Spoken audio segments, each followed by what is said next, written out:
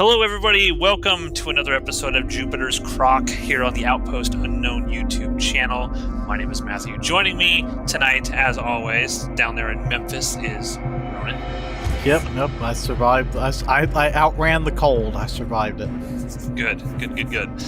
And our scribe, as you were, Spartacus, also known as Steve. Yeah, look at us all being here on time on a Thursday night. Yeah. Is that crazy? Weird. Never happens. So, Except for those times when it did. yeah, except those times when it did. Now, this is actually very exciting for us because tonight we are going to talk about the very first episode of Spartacus that we ever watched. This is Blood and Sand, right? This was the first season, and I think I looked up and it premiered in January of 2010, so we're just basically 13 years ago at this point in time. We were sitting down in front of our Xbox and watching this. So it's a blast from the past. I know we had some concerns going into this because our memories of the first few episodes of Blood and Sand are very, very poor. And we're going to discuss, was the episode as bad as we remembered it? Or did, having just come off of watching Gods of the Arena and the glory that was every episode of that, did it make this episode a little bit better? We'll discuss that. Spartacus, I like to turn this over to you. Is there anything you'd like to say before you start giving us the rundown of this first episode? This was, when I watched this, this was only the second time I've ever seen this episode. I think this series that we're doing now is probably the fourth, possibly fifth time that I've gone through this series. But all the times in between, like after my first watch of this, anytime I want to revisit the series, I always start with episode 4 of Blood and Sand. So I have not seen this episode in probably 12, 13 years. The Red Serpent is the title of this one. Yep, the Red Serpent, which becomes a symbol that you see kind of referenced throughout the rest of the series from this point forward. Now, I will point out to the listeners, I did watch the audio commentary for this first episode. I'm planning, as long as there's audio commentary on each episode, I'm planning to do that going forward, listening to that. So I will be throwing in tidbits of information gleaned from the creators of the show, the producers of the show, as we go through. And they had some interesting things to say about this very first episode, so I'll pepper those in throughout. So, Spartacus. Unless, Ronan, do you have anything that you want to add? This was your first introduction to Spartacus. How do you remember feeling about this first episode? I don't recall, because it's been 13-ish years. I don't recall exactly my feelings the first time I ever watched it. As far as the episode proper, once Steve has given his his full plot synopsis rundown, we can talk about our current feelings on it. I will also mention that, as Matt said he listened to the commentary track, I have listened several times to the audiobook of the Spartacus War by, I believe his name is Barry Strauss. I believe that's his name. Basically the historical record of the actual Spartacus War. And so I do have some historical tidbits. Unfortunately, as far as what that book, history and the first season, it more or less all boils down to the fact that we don't, historically speaking, we don't exactly know all too many details about how Spartacus became a Roman slave. He probably fought as an auxiliary in the Roman army. Historically, there is no record to show that it was Glaber that he was fighting with. There's no record to show that they betrayed him.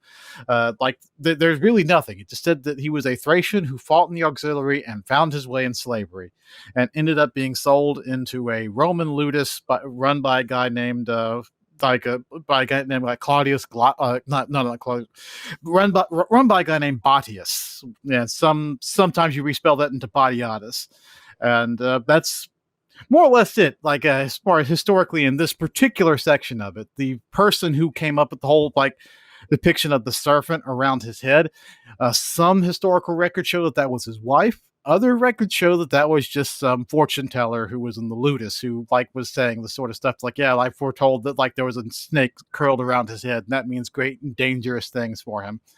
I Uh, love that there's just a fortune teller in the Ludus. well, like again, that's just like historically, it's kind of up in the air as to where that particular part came from. It's not sure if it was Yeah. his wife, but his wife did survive well past. Like she was there in the Ludus with him, and like historically, it was like it went on that she was there well into the actual war. As opposed spoilers, as opposed to what happens in the show. So that's all I got historically on this particular aspect of it, because there's not much historically about what happened to Ludus. He was there, and then after a few years, him and the other gladiators got out. Well, Professor Ronan is here to drop the hot historical facts for us. So, Steve. Yeah, I mean that captures all of the main highlights of this episode. So I feel like we can just move on and skip this one. No, we must suffer as Spartacus suffered. Or will we suffer? We'll discuss it. Spartacus, take it away. So the show opens with a shot of a man that will come to be known as Spartacus, chained to a wall. He starts I'm going to stop you right there with my first fact. All right, well, I quit. I didn't get one sentence in. I'm out. I just want to point out that this opening scene, apparently, according to audio commentary, there was a fight between the director and the producers over this opening scene. The producers wanted the show to start on Spartacus in the at the belly of the arena there, with the worry and concern on his face. The director was like, no, I want to start this out with the action. I want to be out there in the arena, and we start with a gladiator fight, and then we cut to Spartacus kind of watching this and seeing that. Ultimately, they went with Spartacus in by himself down there. Do you guys agree with that? Yeah, I suppose so. Yeah, they kind of set you up. They did a kind of like a half-see, I guess. Like you cut it on his face, and then you go right to the arena, and he's sitting there shaking. Yeah, it's like yeah. It's good. It's fine. Plodicus, are you okay with that, or would you prefer just straight up action from the jump? I don't care either way. I don't give a shit about Spartacus's origin story, so I would have preferred them. I would have preferred them start the series with like the last 5 minutes of this episode. Okay. All right. Well, continue. All right. So once again, let me repeat that one sentence that I got out of the way earlier. The show opens with a shot of the man who will soon become Spartacus chained to a wall. He is not Spartacus yet. In fact, we never actually find out his name throughout the entire series. And when someone calls him Spartacus early on, he just repeats, that's not my name. That's not what my wife knows me as, etc., etc. Anyways, we get one shot of him chained to a wall in the arena, and he watches another guy that's apparently his buddy in a gladiator fight. So then we flash back to how Spartacus actually got there. And some undetermined period before, Spartacus's people, who are the Thracians, I guess, they are having a chat with Glaber, who's going to become like the main villain of the first 2 seasons proper of the show. And they strike a deal. Like they have not been, the Thracians and the Romans have not been on friendly terms before, but now the Romans need them, and so the deal is the Romans will help the Thracians fight. I think the Getae is the name of the main Thracian enemy, and in return, Spartacus and his people will help Glaber and Rome fight the Roman bad guy, the people that are trying to attack Rome. And so they agree to these terms, and Spartacus is a very honorable man, so he's like, all right, I have my word, and he sticks to his word throughout this episode. He goes to meet his wife, who tells him that I had a vision that terrible things are going to happen to you in front of like a great red serpent. And Spartacus says, well, the animal spirit of the Getae is the wolf, not the snake, so you got nothing to worry about. You're just having crazy dreams. So then Spartacus and his people go to fight the Getae, and the Romans, they don't show up until the fight is almost over. In fact, like the Spartacus and his people are worried that they're not going to show up at all. But eventually, the Romans do show up, and they continue to treat Spartacus and his people like shit. It's very clear early on that Glaber is just going to treat these people like fodder, like cannon fodder, or whatever the Roman equivalent of cannon fodder was at this point in Quick time. quick question for you, Steve. Do you have the Blu-ray version? Is that what you watched this on? No, I have some old DVDs. Okay, is your DVD version, is it the extended version of this scene? Like, did it literally say extended version? I don't think so. Okay, because I don't know if Ronan saw it. My Blu-ray said extended version. Yeah, So, I did. According to audio commentary, there are scenes at the beginning here. The scene with Sura at the beginning and Glaber talking to all the Thracians, that sort of big sequence when they're trying to were those scenes in the version that you watched? I mean, like what scenes of Glaber and them talking? 'Cause that, There's a scene like Glaber and like all the Thracians in like a big tent, and they're arguing back and forth about whether or not why should we really fight for Rome? Should we not fight for Rome? is that the scene where Spartacus has to repeat the question to what end repeatedly? Because Yeah, that's the scene. then Yeah. if yes, then that was in my version. So yeah. Okay, so you must have also seen the extended version. Just making sure. What the fuck? How could that scene even be cut if we were supposed to know the history of Spartacus? The audio commentary said the original airing of this, none of that was in there, and that was part of the reason that the creators thought the episode sucked so bad, because the studio stars, whoever made them, chop a whole bunch of stuff out of it. So they didn't like the original airing, and so later on they went in for the Blu-rays and I assume DVDs and added all of that context in that wasn't there before. Oh well, I've only watched these DVDs, so I thought that was there from the beginning. I had no idea that even that little bit of context was missing from the aired version. But nope, that was there. Know. Anyways, but prior to Spartacus leaving to go fight, which his wife Sura doesn't want him to do, they have a moment where he ties like a purple like ribbon around her leg, and she tells them, go kill everyone. Keep me close to your thighs at all times. Yeah, the thought will keep us both warm. Spot on. So back after this first battle that you see, Spartacus and his men are being treated like shit. They get like the scraps that the Roman soldiers don't eat, and Spartacus ends up getting to a fight with a guy I think named Drinus. I keep wanting to call him Dennis, but no, there's an R in there somewhere. So I didn't even know they gave his name. They did at some point. It might be because since my hearing sucks, I watch everything with subtitles, and they labeled him as Drenus. That might be the only reason I know it. He might only be named in the subtitles on this show.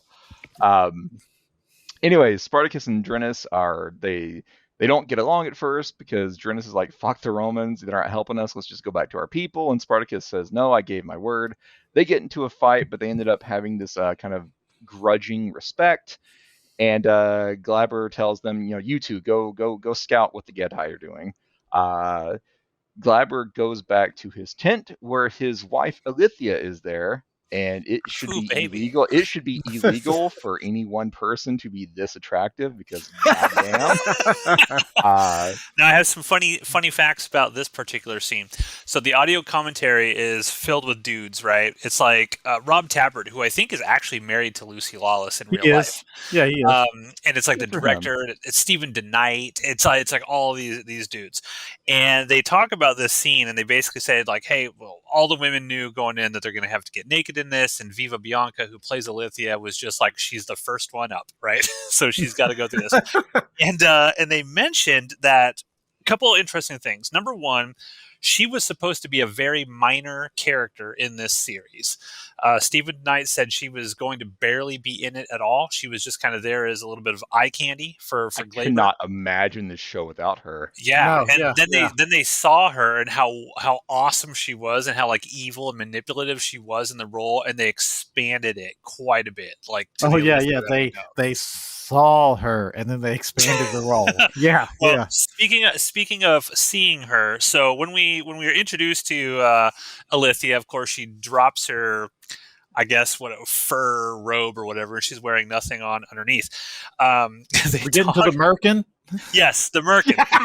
So they go into detail about this merkin that she's wearing, and they say that the executives at Stars, they I don't know if they didn't describe it as like an argument back and forth, but it was like literal meetings were taking place as to whether or not the women needed to have a merkin on during these sequences. And of course, Viva Bianca was completely shaved down there. And according to at least Stephen Such is DeKnight, best in life.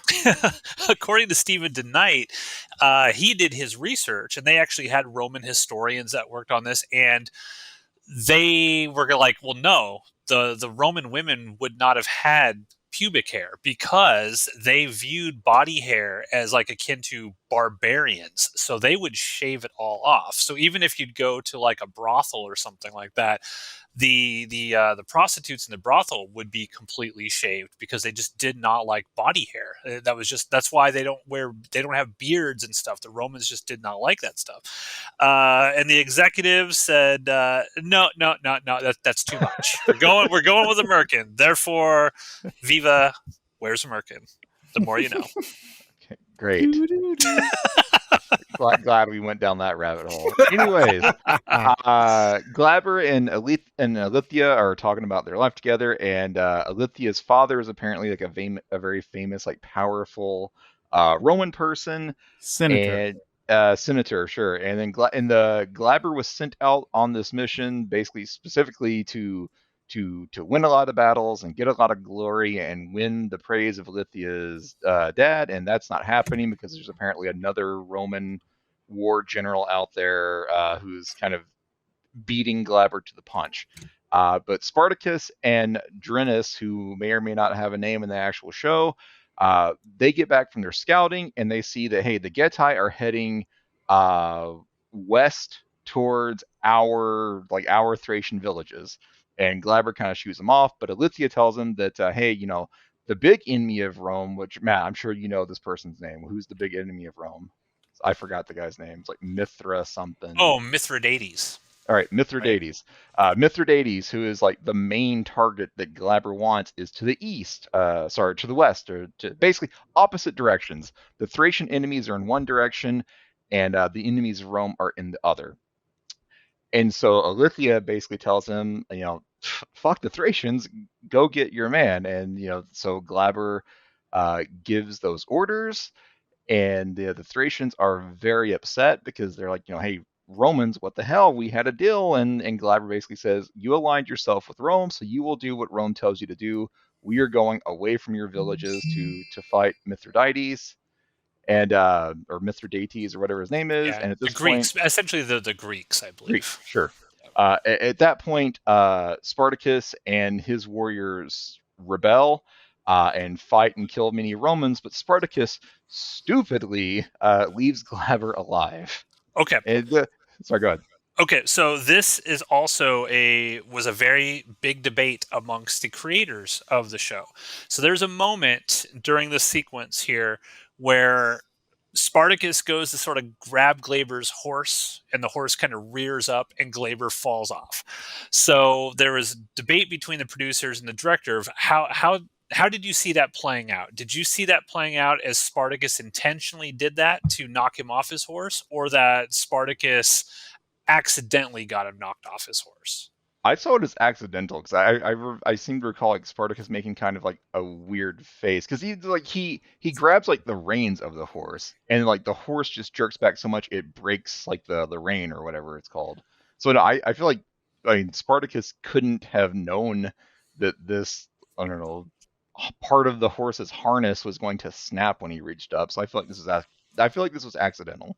Yeah, his face clearly shows shock. I don't know if Matt's about to drop some sort of nope, it was all intentional, but like if so, like I gotta knock Andy Whitfield on this. He did not act as though this was an intentional deed. His face and everything showed, oh fuck, very clearly written on his face. Yeah, so basically they went with it's not Spartacus's fault. But the debate was, should we set up Spartacus? No, Spartacus intentionally does this. Like, would that change the character of Spartacus at all if he intentionally knocked Glaber off the horse and started the thing? But they wanted him to look sort of sympathetic and make it be like, well, man, all this bad shit is happening to him because he just accidentally did this. He's not really a bad dude towards the Roman guy. He wasn't trying to start any of this. Yeah, if they had it to where he did it on purpose, then it would make even less sense that he lets Glaber live here. Yeah. Bad move, Spartacus. You should have taken that dude out. You should have taken that dude out. But I mean, if he purposely picked the fight, then you extra should have taken that dude out. Yeah. Anyways, Spartacus and his people say, fuck the Romans, we're out. They go back to the village where Spartacus rescues his wife, but everyone else, like the village is done for. Spartacus and his wife make plans to travel south to meet up with, I guess, other people that Spartacus knows about. But they wake up the next morning and Glaber is there. He captures them both. He tells Spartacus that I'm selling your wife into slavery. Spartacus tries to say, just let me, this is my fault. Do whatever you want to me, but leave my wife alone. But Glaber's not having it. You find out that Glaber has been recalled to Rome much earlier than he was supposed to be. So he's kind of like going back in disgrace, essentially. You also find out that because of Spartacus's little uprising, that a bunch of Glaber's men deserted. So Glaber is not having a good day. He fully intends to punish both Spartacus and his wife for this. So they all head back to Rome. There's a cut to like a ship. They're like riding in like kind of the underbelly of a ship heading to Rome, and you find out that Spartacus has been unconscious for 3 days. So how he didn't die from crazy brain damage is anyone's guess at this point. Before you head off, just another quick interesting fact. That sequence when he shows up to find Sura, who apparently is like picking fruit off a tree in the middle of winter, which seems a little strange to me. I mean, it was frosted. They did some work. Yeah, they shot that whole sequence in 20 minutes because they ran out of time. So the director's like, I had 20 minutes to shoot this entire fight sequence, which looking back on it now, I was like, well, that's pretty impressive. We've spent entire days trying to film fight sequences in our movies, and they turn out like shit. So 20 minutes, it looked pretty good. And one thing what a difference a budget makes. Yeah. Well, that's the other thing I wanted to mention was we'll talk about it more, but the look of this very first episode, it is very CG heavy. And the creators said just about every single thing, except for some interiors, was shot on a green screen. They're like, the only thing that was real was the dirt that they were standing on.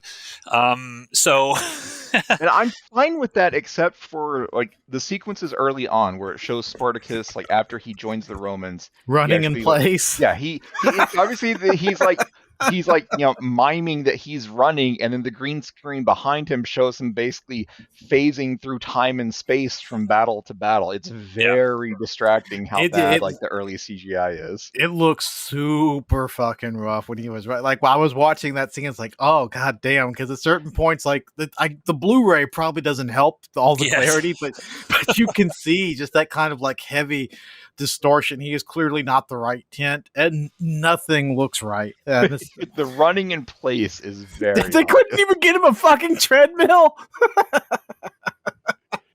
I mean, I guess they'd have had to have like painted the treadmill green to get it blocked up. It's very, very bad, very distracting, and I feel like the effects improve significantly after the first couple episodes here.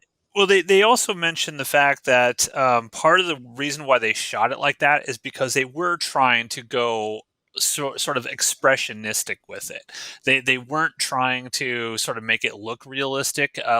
When they're in the arena and someone gets stabbed and there's just a zillion gallons of CG blood that spew out behind them and stuff like that.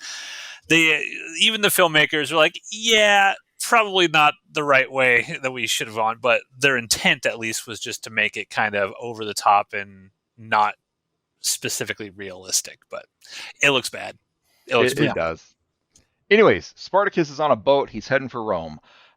We see Glaber get back to Alithia, and Alithia is kind of worried on Glaber's behalf because now Glaber has to answer to Alithia's dad, and Daddy is not going to be happy about Glaber's failures out on the battlefield. But there's gonna be games. It's Spartacus. It's the arena. Like there's always gonna be games. And so we finally get our first look at Bodiatus, and Bodiatus brings out Barca and Crixus. And then it's good Salonius, only he's not good anymore. And not good Salonius brings out like 6 or 7 dudes, and so Bodiatus is like, he's muttering to himself but also to Xena. It's like this bullshit. I only get to have 2 people out here, but Salonius gets to have 6. Then Glaber comes out, and Glaber's move to try to save face is to he captured Spartacus and 5 other Thracians, and I guess this is going to be like the first time that Thracians have ever been in the arena, and so Glaber's hoping that like this will be a spectacle that kind of gets him back into everyone's good graces. And there's this good scene, or a great scene, where when Glaber and Alithia first meet up after Glaber gets back, they're talking about, okay, how can we fix this? How can we keep you looking good in the eyes of Alithia's dad? And Alithia says, "Oh, it's fine. All I have to do is make teary eyes, and Daddy will do what I want." And then later on in the scene where these Thracian slaves are being presented, Alithia goes to her dad. It's like, "See, look, everyone loves Glaber," and her dad's immediately like, "If you come to me asking for his favor one more time, I will not fucking listen to you again." Like immediately, that's out the fucking window. Like you just immediately get shut down. But they are to be these. If Alithia came batting her eyes at me, though, I'd probably just do whatever she wanted. Yeah, and most people would, and they would be correct to do so. But anyway, it cuts to the games, and the Thracian slaves are going to be executed ad gladiatorium. Like what's the phrasing there? Basically, it means death by gladiator. Yeah. So then we're pretty much caught up to where the show begins. Drinus is out there fighting. He gets defeated by this main gladiator that Spartacus is going to fight. So Drinus is dead. He's dead. You also see shots of all of the other Thracian. I don't know. They're not slaves yet, but the Thracian victims. Like they might as well be. Spartacus is the only one left. And Glaber is up in the Pulvinus with Alithia's dad, Bodiatus, Xena, Salonius. And so Glaber says, I specifically saved this guy for last. This is the guy that fucked us over. He is the reason that, I had to come back basically disgraced. So let's fucking get him. And so Spartacus goes out to fight this one gladiator that just killed Drinus. But then Glaber brings out 3 other gladiators. And these are 4 of Salonius's men. And the crowd does not like this. They're like, they're all about seeing a captured, disgraced Thracian person get killed, but they want it to actually be like a little bit of a contest. So they do fair not fight, right? Yeah, you don't want like a heavyweight going up against a lightweight sort of thing. They are not about this 4-on-1 fight that they're about to see. Yeah, it's like this guy's a fucking dog. He's less than human. Let's kill this fucker. But hey, let's be civil about this. I mean, give him some dignity. Well, I think the main thing with the gladiatorial games is that the crowd likes to see not only a fair fight, but they want to see action and excitement. And if it's 4-on-1, it's like it's going to be a beatdown. Like there's no entertainment there, right? They want to be able to see squash match. Yeah. So, anyways, and just like we just said, Spartacus is getting wrecked. And also the main gladiator that Spartacus is fighting has a shield with a big red serpent painted on it, and Spartacus sees this and he kind of like realizes that yo shit, my wife wasn't hallucinating. Maybe she actually can tell the future. Well, what did she say before he left her? Like the big thing of the series. Kill them all, right? And that's what jogs. He's like, I'm just going to murder all these fuckers. Yeah. And so Spartacus gets up and proceeds to, out of nowhere, Full just Gannicus. kill. Spartacus starts to Hulk up. Yeah. Spartacus kills these 4 gladiators. Glaber is pissed off, but the crowd is thrilled by this, and so like they can't kill him. Like Spartacus won over the crowd, and like where the crowd goes, that's where the powerful people are going, and so uh, Glaber has to begrudgingly allow Spartacus to live, but Batiatus offers up something that he hopes is going to buy favor with Glaber. He tells Glaber, "Hey, let me buy this person from you. I'll put him in my ludus and train him as a gladiator, but he's probably gonna die because he doesn't have what it takes. Spoilers, he has what it takes. Um, but then they decide, okay, so everybody agrees to this deal. Glaber is, of course, not happy about it. But then they talk about, what is this person's name? And Glaber says, I never asked his name because I didn't give a shit. And then Batiatus starts talking about, oh, hey, remember the story of this old Thracian king that was a badass? His name was Spartacus. And so they dubbed this man Spartacus, and that's the end of the episode. Yeah, few fun facts I'll throw in here before we start discussing our new feelings of this episode, or maybe they stayed the same. DJ would like this. This was shot on a Phantom camera. So basically, a Phantom camera is a camera that shoots like 1,000,000 frames a second. I'm exaggerating, but that's how you get all the 300 slow motion-esque sort of stuff. And the Phantom camera would break constantly. That's one of the reasons why they shot that scene with Sura and Spartacus in 20 minutes, that fight. The Starz executives hated the look of the barbarians, the Getae or whatever. They thought they looked like too fantasy-esque, like they should be in a J.R.R. Tolkien story, because they wear like these weird like skull masks and stuff. Yeah, they look very different from. They look very inhuman, which no one else in the show really has that look. Yeah. There's a sequence early on when Spartacus, it's a slow motion, Spartacus like throws a sword. It's one of the early fights when he still is a Thracian, throws a sword and goes like in slow motion right towards the camera. That was actually practical. That was not CG. Andy Whitfield just amazingly hit the mark with by throwing that sword, which is cool. So he throws his sword a lot in this. I feel like it happens 2 or 3 times. Yeah, they set that up every time. Yeah, they set that. Well, not every time. They set that up to be like his calling card. So I think in the second episode, it doesn't work. That's how you know. Oh shit, he's in trouble. Oh shit, it landed hilt first. So let's talk a little bit about the orgy scene, because Steve kind of glossed right over this orgy scene. There is a nice, big, long orgy scene in the middle of this. And normally the Starz executives who are they're like cut down the sex and violence for whatever reason. They love the orgy scene and they wanted more of it. I legitimately don't remember the orgy scene. What's the How orgy do you scene? not remember the midget with the mouse mask that had a fucking dildo on the top of it? Okay, so I saw that, but I didn't see that as an orgy. I thought it was more like the equivalent of like a strip club, because I used to remember like there being naked girls like rolling around in this pit of like glittery water. Okay, it's probably not a full-on orgy, because I don't remember. Yeah, get the terminology right, Matt. This was like orgy light. Orgy light. Okay.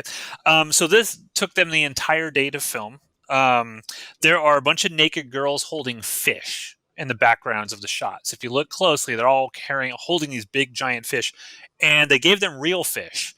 And those real fish began to rot throughout the course of the day and stunk up the entire proceedings. And that's a mistake to give them fish. He gave him real fish.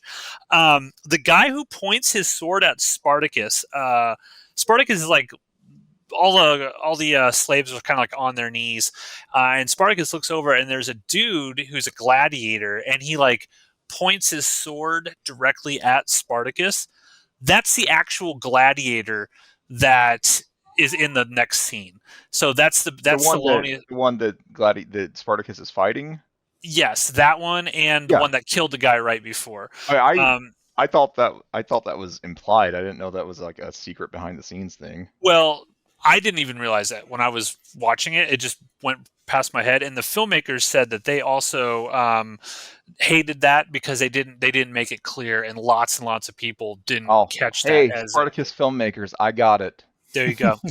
And the only other thing I'll mention here is the original ending. So this ending of this episode sort of is the camera sort of zooming in, pushing in on Spartacus as he's all bloody and and whatnot. That was not the original ending. The original ending, they were supposed to have Andy Whitfield sort of pass out, and then a bunch of people from the arena, whether it was the onlookers or just other people who were other gladiators who were around, or whoever caretakes the gladiators before, they were going to like lift him up and carry him out in like this very Christ-like moment. Oh, that sounds stupid. Yeah. That was a bad idea. And so the director on the day of, they were so far behind schedule that he called Rob Tapert, and he's like, "Yeah, this thing in the script, I can't do it. We have no more time. So how about I just do this?" And then the producers all agreed that when they saw it, it worked way better than what the other original thing was. So those are my sort of fun facts that I gleaned from the audio commentary of this first episode. Salonius continues to hit on Xena. I think that's the only thing that becomes relevant that we didn't really talk about. Yeah, I forgot about that. He's got like in Gods of the Arena, you have like spineless good Salonius, and now you have confident good Salonius, where now he still sucks at training gladiators, apparently. But he's confident. Is true.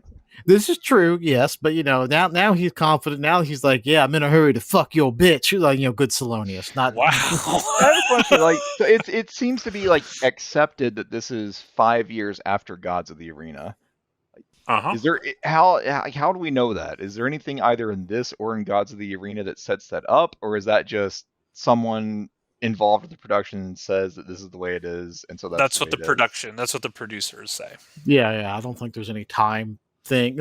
That's a knock for this whole show, like particularly like the first season, is like the span of time is really a shitty job telling how long events it's going on between events. Like I have no clue how long like this whole show takes. Like I have no idea how long Spartacus was actually fighting with the Romans. Like we only saw one battle. Was that the next day?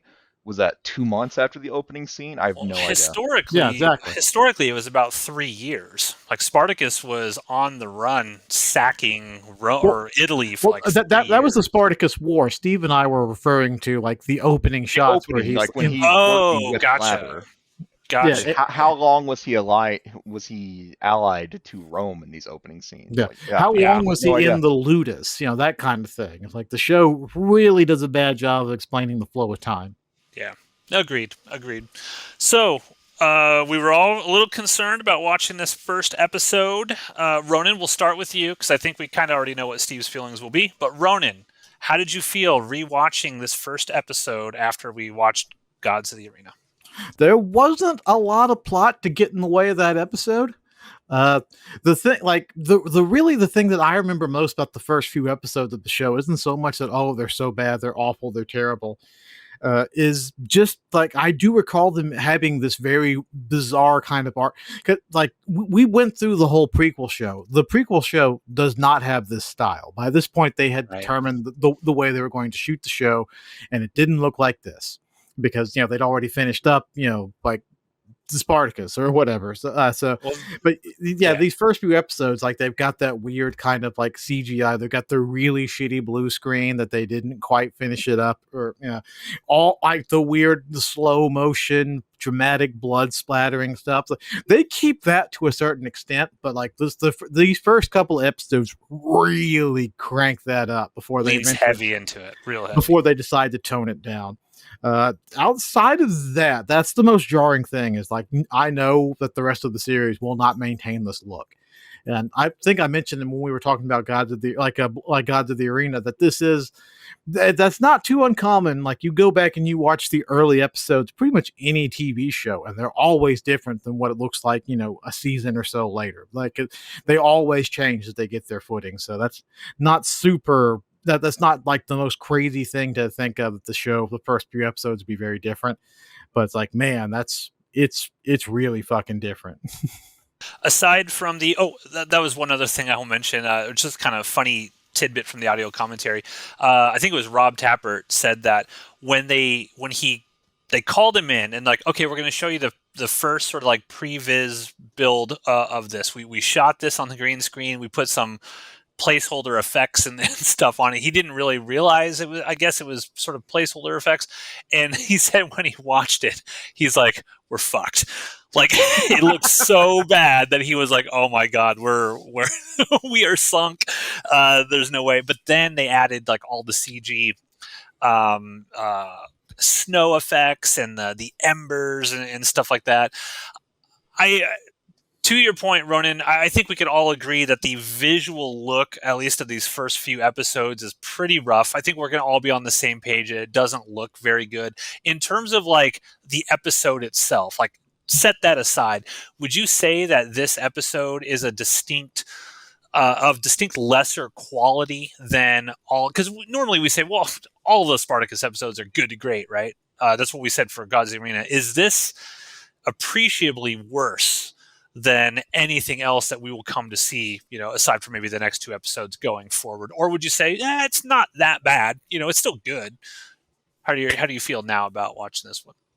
Compared to Gods of the Arena, yeah, this one is arguably, not as good. All of those episodes were like solid bangers.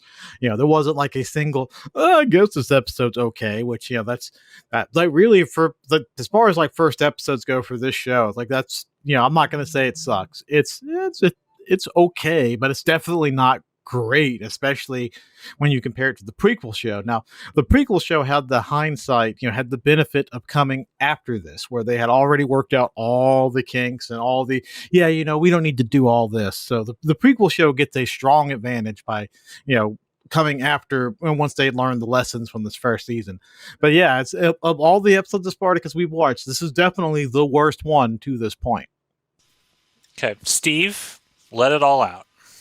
Yeah, I gotta agree. I don't care about any of this. I think like when I first decided I was going to watch this, I was like, okay, Spartacus. I remember Matt even like because I watched this on DVDs like a little bit later on after the series had premiered, and Matt was like, hey, I think Matt may have like poisoned the well by telling me that the first couple episodes are rough. But I remember watching it. I remember going into it thinking like, okay, Spartacus, gladiator fights, the arena. There's going to be a rebellion. And I watched this and I'm like, who the fuck are the Gedi? Why do I care about what the Roman army is doing at this point in time? I want to get to the arena. And so for a long time, I felt like I don't care about Spartacus's backstory. I feel like if they wanted to have all of this in there, sprinkle a couple of 5-minute flashbacks throughout the first episodes, but like get to the parts that we all know Spartacus for. But I've always wondered, like, if they had done a good job, would that make me care? And I don't know the answer to that. But yeah, this episode didn't do it for me. There's a reason that anytime I go back to this series, I start on episode 4. Okay, I will largely agree with you guys. I will say that rewatching this, it wasn't as bad as I remembered it being. And maybe that is because, God's Arena, I kind of knew what to expect. I'm like, all right, this is going to be a little bit step down in quality. But I found myself just sort of trying to take in the setup of it all. Like I said, I love, the dialogue between, Alithia and Glaber and the dad and all of that stuff. It's got the building blocks of what makes the show great just a few episodes down the road. Everything from the point where Glaber returns to Rome is good. It's all of the stuff where Spartacus is a part of the army and hanging out with his wife that is just completely unnecessary, or it should have been done like faster and like sprinkle it out through the season. We did not need a dedicated like essentially prequel episode to what everyone knows Spartacus for. Yeah, I'd be curious what you would think if they cut a lot of those scenes out. Like if you had watched the original aired version instead of the extended version, if it would have helped at all, because like, okay, yeah, I don't have all these extended scenes with Spartacus and Sura and Spartacus talking to all these people and all that. I didn't know that there was a version without that. Yeah, it's been so long since I watched the original airing episode, and I also remember for a while I would just watch it on like Netflix streaming. But it's been so long, I always remember it having that opening conversation. I mean, yeah, clearly you're saying that they were saying it didn't, so it didn't. But I swear it's always been there. Maybe there was like a portion of it that was there, and they for the Blu-ray it's just an extended version of that or something. I mean, I don't know. Or I'm just going off what the audio commentary says because honestly, I don't remember 13 years ago what every scene was in the episode. But whether it was there, whether it was not there, who knows? I agree with you guys. This one is pretty rough, but I will say. Andy Whitfield's awesome. Like, you can tell he's going to be an awesome Spartacus from the beginning. He's going to be a character that we can get behind, that we support. I suspect that the reason why they decided to do this extended backstory of Spartacus is so that the viewers can understand like why we need to follow this guy, like why he's an actual good person. We want to feel bad for him when he gets enslaved and has to go through all this stuff. And so I think that's probably the reason why they did it. But I mean, even the filmmakers themselves are kind of like, this one wasn't the best. We didn't get off with off on our best foot here, but it gets better. Now, I don't really remember a whole lot about episodes 2 and 3, honestly. So I'm curious to see if they will get a little bit better in my mind, or if they're still going to be kind of like, I don't need to see any of this stuff. But yeah, I mean, that's our discussion of the first episode here, the Red Serpent. Is there anything else that either of you guys would like to toss out there that we haven't covered? No. Yeah, I'm good. I think we touched on all the bases. Okay. Do you think it was weird? One last thing I'll mention. I did think it was weird just coming off Gods of the Arena and how Batiatas acts in that series to how he sort of is portrayed and acts in this first episode. He's not as sort of like exaggerated and whatnot. You can tell that they were shot in completely different times, and his character had been very, very different at that. I did notice that, but it didn't bother me. Xena, Lucretia, she doesn't have a whole lot to do in this, but we'll get there. So that's it. That's all we got. So stay tuned. Next Thursday, we will be back for the next episode, which is called Sacramentum Gladiatorum. And so Spartacus will get to the Ludus, and we will find out what the hell is going on with all the drama that's about to take place in the House of Batiatas. So thanks, everybody. Leave a comment. Tell us what you think. Are we completely off base? And we'll catch you next week. There you go. Okay, Ronan, you got to raise your hand when you want to talk, and Steve will then turn it to you. Welcome, ladies and gentlemen, to another episode of Jupiter's Croc. My name is Matthew. Joining me tonight is the one, the only Spartacus. Yep, and I am not on a delay. And on a 2-3 probably a 7-second delay. Honestly, we should always have him on a delay down there in Memphis. I mean, on my end, everything sounds good. You were the one who just cracked up right there. Oh, God. So he'll hear it when he listens to the episode. Yeah, we have decreed like Zencaster has a little hand function there. So, if Ronan wants to speak or interject something, he will raise his hand, and we will determine whether or not we acknowledge that hand raising or whether or not we just move on and make him sit back there quietly. So tonight we are, how do I even pronounce this? Sacramentum Gladiatorum, episode 2. I'm not even going to try. I'm just going to call it episode 2. Episode 2 of Blood and Boobs. I mean, Blood and Sand, Spartacus. Last episode, we weren't super hot on it. We'd all agreed that the first episode of this season, The Red Serpent, wasn't the best. I think I liked it a little more than both of you guys did, but our memories are that the first 3 episodes of this show were pretty rough. So now we're moving into episode 2 here. We're going to see if that is indeed the case. Is it true that we're into another bad episode of Spartacus? Yes. Steve, take it away. So the episode opens with Spartacus. See, I made a joke, and then Ronan laughs like 3 seconds later. Yes. Anyways, the episode starts. Raise your hand if you have anything to say. That's what you need We to will say. call on you at the appropriate time. The episode opens with Spartacus just chained to just a wooden slab, and he has survived the onslaught of good Slonius's men from the previous episode, and he begins having a dream about his wife, and he begins having sex with Dream Sura, and then Dream Sura gets killed, And then Spartacus wakes up and realizes, ah shit, I'm actually chained to this wooden table or whatever the hell he's on. Badiatus shows up and orders that all of Spartacus's hair be shaved off. So from this point forward, Spartacus has the super short haircut that he's seen with throughout the rest of the series. Then we hear about a drought. There is a drought is a story point for like the next 5 or 6 episodes. It becomes a big deal when the drought ends, but that's that's several episodes from now.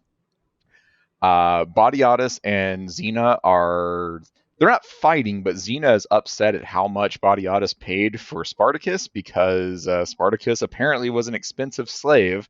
And this is the thing. Badiatus overpays for his gladiators. And he gets quality. He gets Crixus. He gets Spartacus. Yes. The almighty Crixus. But Badiatus overpaid, and Xena's not happy. But Badiatus has a plan, because Badiatus always has a plan. Badiatus's end game with Spartacus was, I will buy Spartacus, and then Glaber will come to our Ludus, and he will be so thankful that I, Badiatus, am going to ensure that Spartacus dies somehow, some way, that Glaber is going to give us patronage. I don't know what the shit patronage is, but it's what Badiatus wants from Glaber at this point in time. Patronage is basically he will pay Badiatus. Like a sponsorship or something? Basically, yes. Oh no, so Ronan's offline. Yeah, I was just about to say, Ronan just dropped offline. So I don't know what's going on down there in Memphis. But yes. Yeah. All right. Keep going. Keep going. Anyways, Badiatus is expecting patronage from Glaber. Spoilers, he does not get it. Spartacus goes and meets the other gladiators, and Spartacus has no sense of what sarcasm is, because all of the other gladiators, especially Crixus, are talking shit to him, and Spartacus is not catching it. At one point, Crixus says, in the meantime, while you're working on getting your mark of the Brotherhood, could we get you some food? Could we fetch you some water? And Spartacus is like, yes, I would like some water, please. And everybody just starts laughing at him. Here's something I want to point out about these early episodes. I'm going to agree with you. After seeing this episode, I'm going to agree with what you said on the previous episode, where you're like, that first episode was not necessary. Like, you just didn't need to have that episode at all. Everything that was said or shown in that first episode is reiterated here in the second episode. You can learn everything you need to learn about Spartacus, his backstory, in this episode. My problem with it is, and this also, we watched 2 and 3, so we're going to do the other episode right after it. My problem with this is Spartacus kind of is an asshole for these hate him. First couple episodes, and I think you almost need to have that first episode for the audience to be like, okay, well, we know this guy's not a total douche, right? I mean, because they don't really, I mean, Spartacus is very, what's the word I'm looking for? Egotistical. He thinks he's a badass. Yeah, he's super proud. He looks down on basically everybody. He just comes across. I mean, Crixus is supposed to be like the asshole, right? From the first episode, like he's going to be the asshole here. But man, no, it's actually Spartacus. He's not super likable. And I almost think you have to have that first episode, even though it's rough, to at least show some sort of humanity to him a little bit. I don't know. Ronan, what do you think? His hands up. Yes, Ronan. Let's see if it's still on a delay. Yeah, like I have vivid memories of watching this episode, and when the gladiator, the new recruits are all lined up, and Onomaus is sitting there, and he's like telling them to do, pick it up and whatever. But my first instinct is like, in a worse done show, I was thinking, oh, well, this is the point where Spartacus is just going to wow them with how good he is, because he's just going to be a natural. No, Spartacus gets his fucking ass stomped in a lot in the first 3 or 4 episodes. And you don't expect that, because again, in a worse written show, he would just instantly be, as good as he is. And But what I you were don't saying feel with bad for Crixus. him though. Yeah, yeah. Well, That's the thing, because we're saying like Spartacus comes across as kind of an asshole in these first few episodes. So when he gets his ass beat down over and over, I don't really feel. I mean, like he kind of deserve it.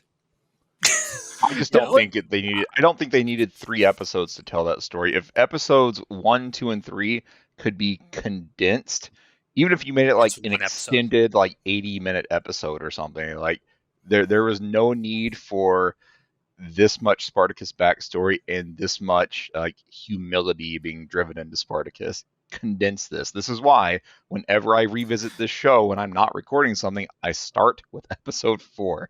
I just skip right on past this bullshit.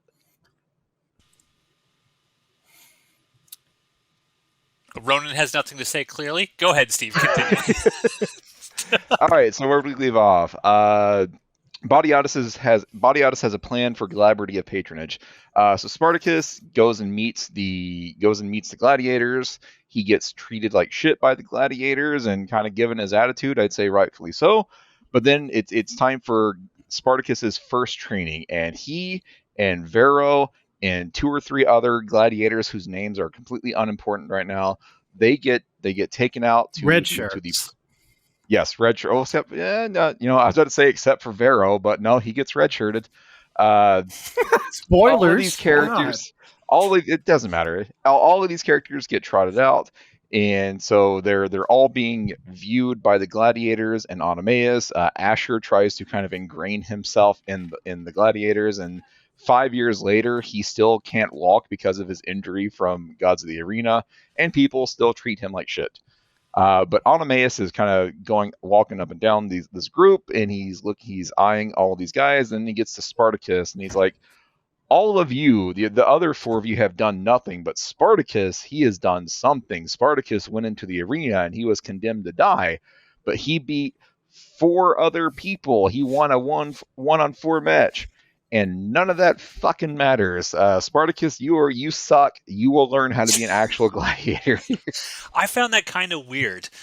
I would think that, I mean, obviously the brotherhood is a big aspect of this show, right? Earning the mark of the brotherhood Yes. and stuff like that, and passing the test, as it were. But I feel like if some dude actually proved himself in the arena, and took out 4 other guys, I gotta think that the other gladiators there would at least be a little impressed by that. That is one of my main complaints about these first couple of episodes. Is just like the inconsistent treatment of Spartacus's fighting ability and like the respect that it's given. Like it was a big deal to everyone in that arena that Spartacus beat 4 gladiators 4-on-1. And you can argue that maybe Spartacus took them by surprise, or they were Salonius's men, so maybe they're shitty gladiators. But still, Spartacus, the test of being a gladiator is to go in the arena and survive. And Spartacus won a 4-on-1 match, and then he gets treated like shit, and then he beats Crixus, and then he gets treated like shit again, and then he fights Crixus and loses. Like his performance as a gladiator and how his performance is treated is all over the fucking place during these first 3 episodes. Yeah, and just as a point, in episode 3, I think they try to address that a little bit, and we'll get there, but there is a moment in episode 3 where Spartacus tells Vera, like, I already beat Crixus. Why the hell are they making me go from the bottom all the way up to the very top again? Yeah. So I think that's their way to they got me fighting on Sunday Night Heat. I should be on Raw. Yeah, exactly. Yeah, exactly. Yeah, Why am I on Velocity? This sucks. Bodiatus gave me the push, man. But anyways, so Oenomaus is not impressed at all with Spartacus, and Spartacus is kind of like eyeing Oenomaus, like, I'm gonna fucking kill you. And so Oenomaus starts giving Spartacus orders, and Spartacus just fucking stands there. And Oenomaus is fed up at one point, and he says, I can't do anything with Spartacus. Send him to the fucking mines. But the Bodiatus is obviously not going to have that, and it ends up with Spartacus and Crixus having a duel, like a practice match, and Spartacus doesn't want to fight, and so the Onomaus says, Spartacus, you're such a wuss. Like, how about we make it even more unfair? Crixus will use a wooden practice sword, and Spartacus, you will get like an actual sword. And Spartacus fucking throws. First of all, he tries to like stab Onomaus in the back. So Spartacus is kind of still an asshole here. But Crixus stops him, and at one point, Spartacus throws his sword at Crixus, and Crixus like deflects it away, and it goes and stabs one of these other nameless gladiators in the neck. And so Spartacus is responsible for this innocent slave's death, like 2 hours into the program. If you were watching this from start to finish, he's not set up really in some great. fairness. Well, in some fairness, because we keep saying like, Spartacus is being a dick, he's just being an asshole. This is because like we know later on we're going to like Onomaus and we're going to like these characters. Right now, if you're coming at this chronologically the way you're supposed to from episode 1 of Spartacus, not the prequel show, Spartacus, it's like you're more or less, it's like, Spartacus was a free man. He got captured. He got screwed over. He got sent here. And now, like, these assholes are just yelling at him. So, I mean, yeah, of course he's not going to listen. He's been sent into fucking slavery. So, but I don't think I feel like that because I know what he becomes. Because I remember feeling this way 10 years ago when I first watched this show. I'm watching episodes 1, 2, and 3, and I'm like, Spartacus is an asshole. Like, why is this guy the hero? It's almost like Spartacus thinks of himself as better than the other slaves because he was forced into slavery while these other people were just kind of like, I don't know, born into it for lack of a better phrase. Like Spartacus seems to like shit on the slaves just as much as the Romans do at this point in time. And I don't think Onomaus ever comes across as like an asshole. He comes across as kind of like a boss, but maybe it's just the way that the acting. But I look at Crixus like, okay, Crixus is being an asshole here, but that's his character to play. I don't think Onomaus is an asshole. I think that comes across that he's not an asshole. He's only an asshole when Spartacus is not training. He's not doing what he's supposed to do. He's got to crack the whip like a boss would do. Like a boss would do to a slave. So I mean, but he's also a slave. That's the thing. It's slave versus slave. But he's like in the slave picking order in the hierarchy. He's a higher tier slave. There's a way to rationalize what Spartacus is doing. There's a way to make it make sense. I still don't like it. I still don't like Spartacus's character at this moment.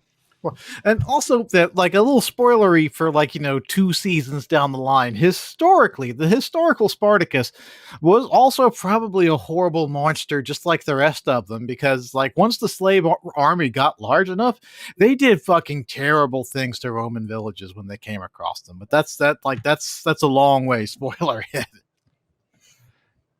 Anyways, Spartacus has his practice match with Crixus.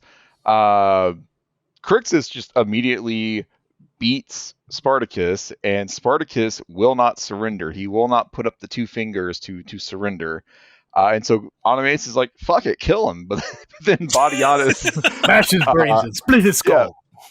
Batiatus stops Crixus from finishing off Spartacus because Batiatus still needs Spartacus for his plan to get Glaber's patronage or whatever. Batiatus is the real hero of this show. He saves Spartacus multiple times. Yes, and he in next episode is particularly fucking stupid because of it.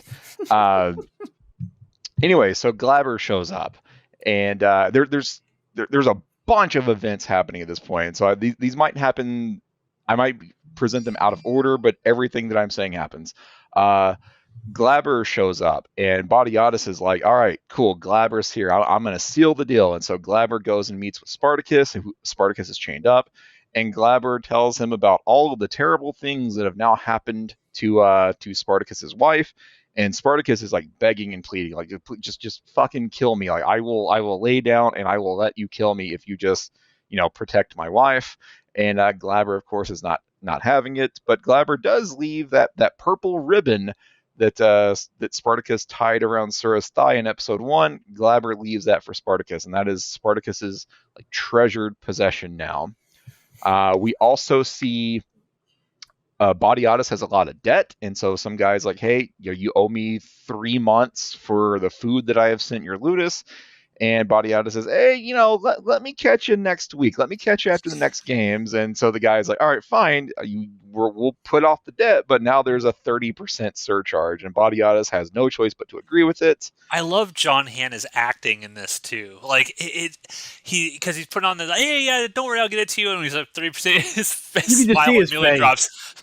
He's like 30%. Okay, and it's just such great acting with his, like you said, what like Ronan said, just with his face. It's just like, oh, I know so much about Bodiatus just through the acting.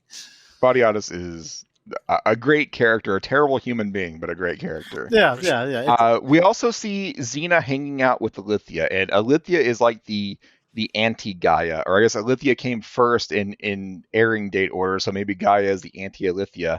But first you meet Alithia. Alithia is, of course, Glaber's wife, and Xena really wants to impress Alithia, and so Xena's like, "Oh, we prepared this as feast. We all do. Yes, as we all want to impress Alithia."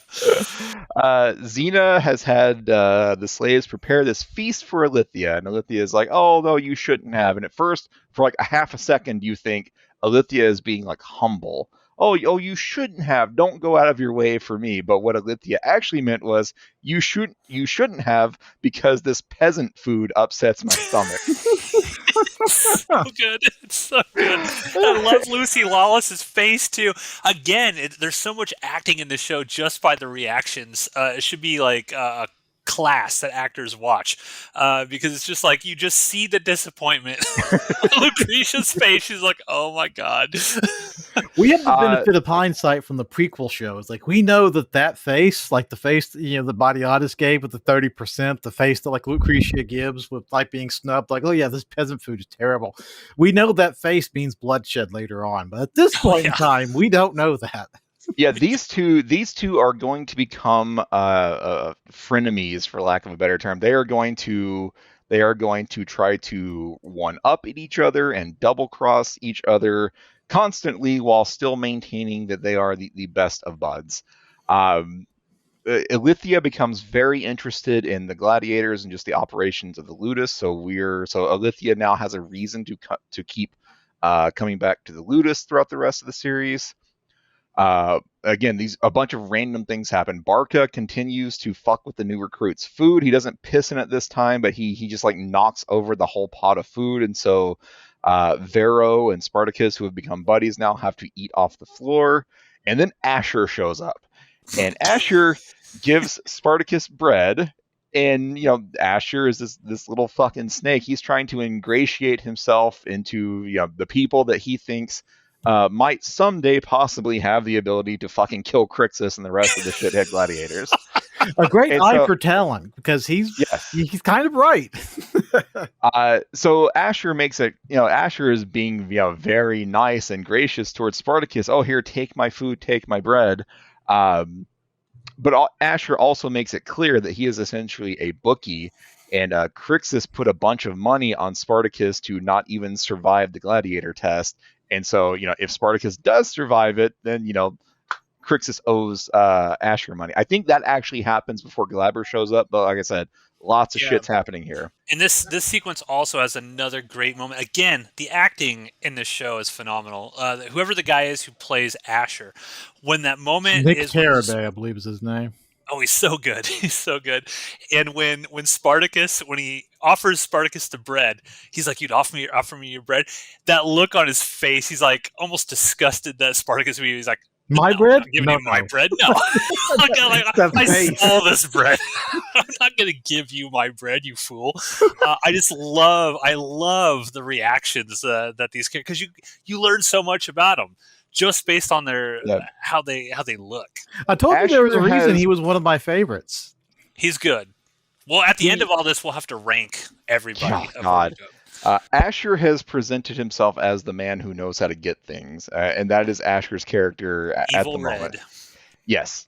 So after meeting after meeting with Glaber, Spartacus goes out to the arena, and he just starts beating the shit out of this random gladiator recruit. He's taking all of his aggression out, and Oenomaus and the guards have to beat Spartacus to get him off of this other guy that Spartacus has almost killed.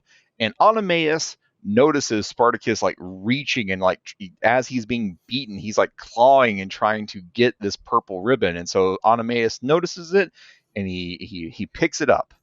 And so now here we are. It's the night of the gladiator test, and it's basically these gladiators having a one-on-one scaffold match.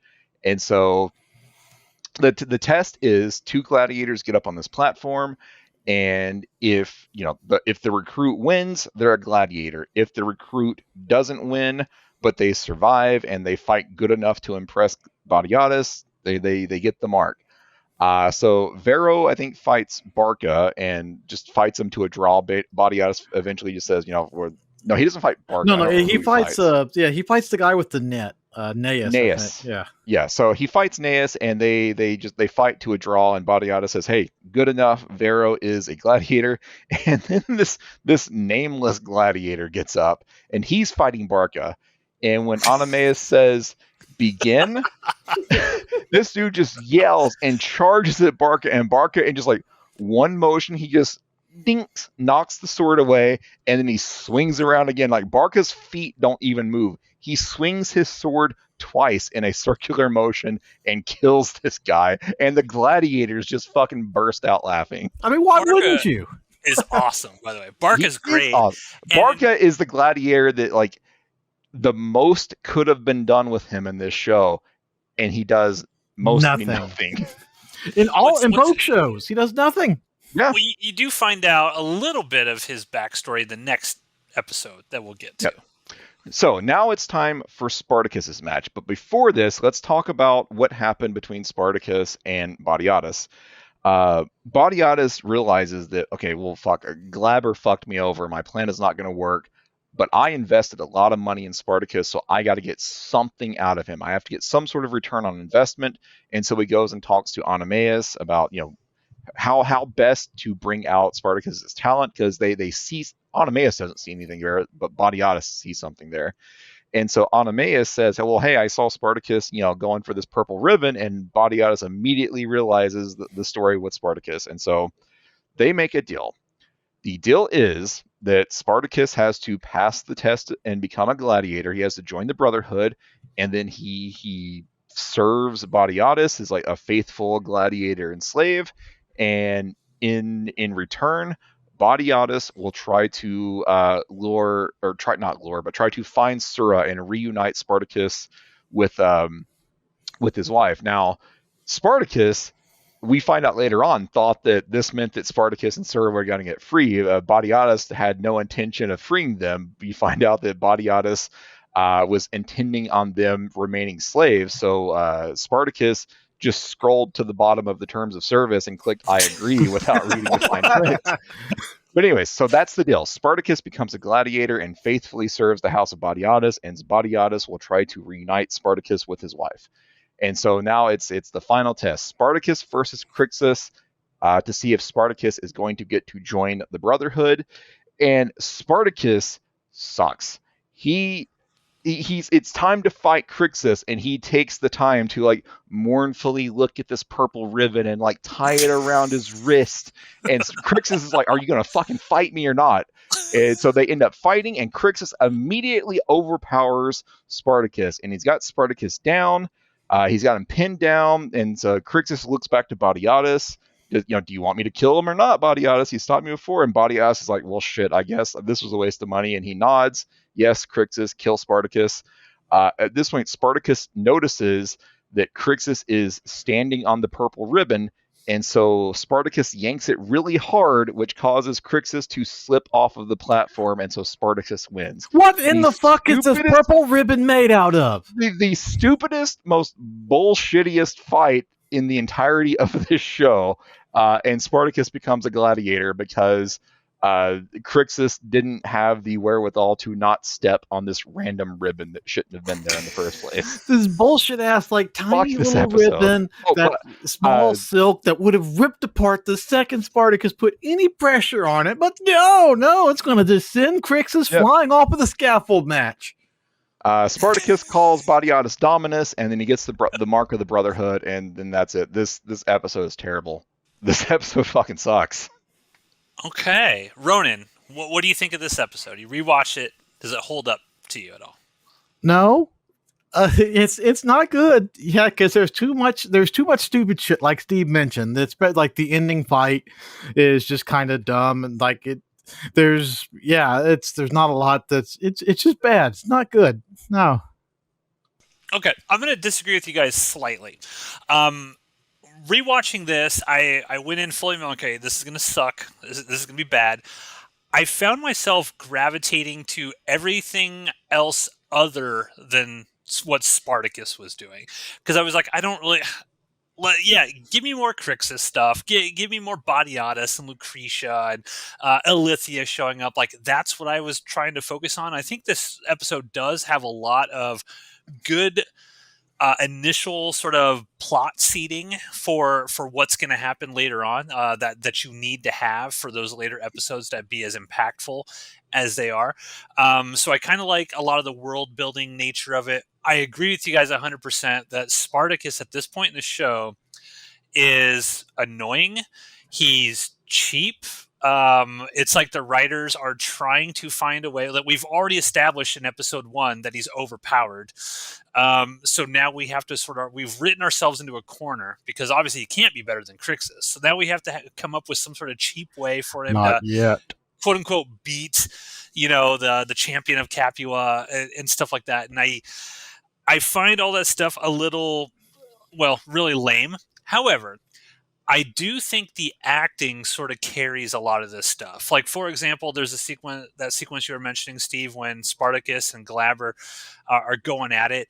I think Andy Whitfield's awesome in that. Like, I really buy the fact that he's, he wants his wife and he's missing his wife. I love how evil that the Glaber acting is great. Like, the story itself is trash. I think beats of the story are trash. I don't think the entire setup is trash, is all I'm saying. But yeah, this one, I might like this episode less than I liked the first episode of this season, honestly. Yeah, it's like the first episode, it's not as awful as I remember it being, but it's a rough start, especially when you know how good the rest of the show gets. But this one, I'll give you that. Like, it does do a little bit of like plot seeding here and there. But like what you were describing there about how like Spartacus is too overpowered, he kills 4 gladiators, and then like, oh shit, how do we fix this? Power creep. That's the term, power creep. How do we fix the power creep? They don't have a good answer for that outside of, he's just magically not as good anymore. And there's not really a good explanation for that, unless it's just like Salonius's gladiators suck, but they can't suck that much because he's the best ludus. Like in the next episode, like everyone's all said, it's such a shame we couldn't book Salonius and his offerings this year. We have good Salonius, please. Good. Put some respect on that man's name. So at this point, he is Spine Salonius. Yes. but yeah, it's.